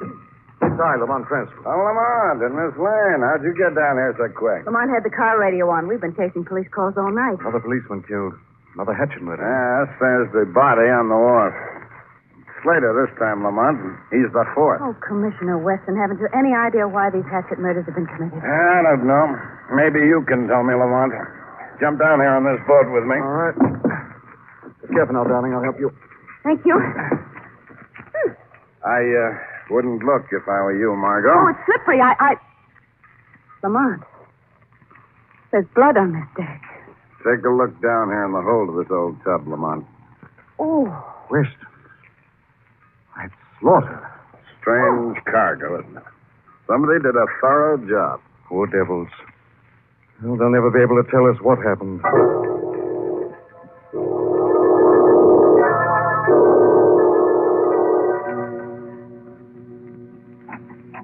Oh, Mr. Cranston, won't you come in now? Good evening, Mr. Andrews. I read your editorial on the Hatchet murders in the late edition of tonight's paper, Mr. Andrews. I've been crusading for weeks now to get that dark area cleaned out. You mentioned the names of some men living down there, all with prison records. Yes, take Freddie the Frog, for instance. I turned the heat on him 5 years ago. All he got was a light sentence for peddling dope. But it wasn't dope peddling I was really after him for. Would it possibly have been for smuggling aliens into this country? Yes, it was. Well, due to these strange circumstances, I believe he's back in business again. Great guns, Cranston. You may be right. I'm sure I am, Mr. Andrews. And strangely enough, I've come here tonight to ask you to stop your campaign for a waterfront cleanup. What? Andrews, let them think the heat's off. All this publicity has made them harder than ever to track down. I'm with you, Cranston. Thank you. Well, I'll be running along. Miss Lane's waiting in my car downstairs. Oh, I'll walk the elevator with you. Andrews, look out! What happened? Why'd you shove me like that? Merely to save your life, Mr. Andrews. Look, the nice, bright silver hatchet stuck there in the wall.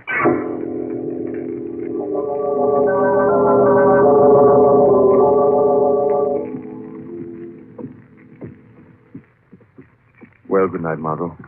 Get a good night's sleep. Isn't there anything I can say to keep you from getting mixed up in these Hatchet murders? Not a thing, darling. All right. Good night, but will you call me in the morning? I will, darling. No immediate action. I have some thinking to do first. And I'd better think fast. Dear, I wish you wouldn't do it. Now, where am I? Oh, shucks, I've forgotten them again. Don't you know, I wonder... Well, good, I did leave it unlocked. What? Who are you? What are you two doing in my apartment? We come to offer our felicitations. Quickly, little one, record. Let me go! Let me go! Out! Call her mouth, little one, so she cannot call out. See the strange, twisted, dry herbs we have piled in this bowl? One touch of this match, so they burn and fill the air with poison oriental perfume. Come, little one, quickly. Make sure the door is locked behind us. Pleasant dreams, lovely lady. Soon come visions of terror, then madness and death.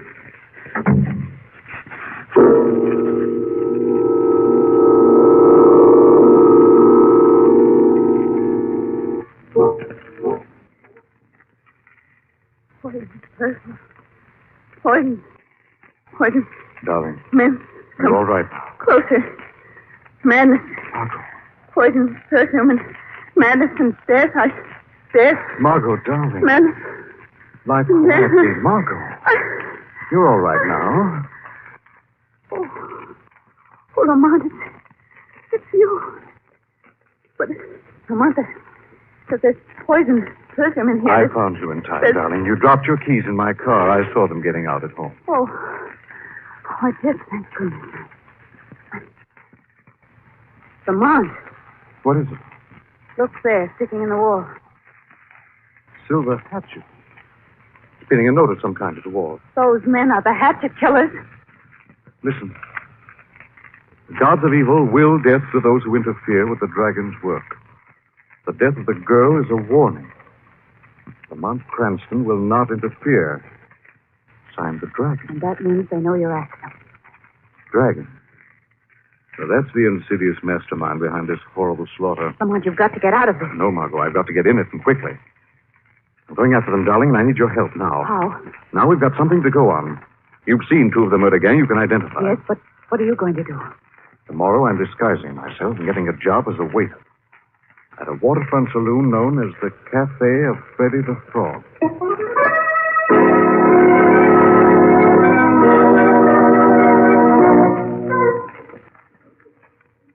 Hey, young fella, get up if you want to work here. Oh, what's up, Freddy? A lady just came in, wants some service. Sitting in that booth next to the kitchen over there. Okay, Freddy, I'll take care of it. Something I can get you, lady? Oh, no, I'm looking for another waiter. I'm the only waiter in this joint, lady. What's the matter, won't I do? I don't believe it. What is it, really? Not so loud. Yes, I know, but the mustache, one glasses. Even voice. Oh, it's just perfect. I found out plenty, too, darling, working here today. You did? Wait a minute. That man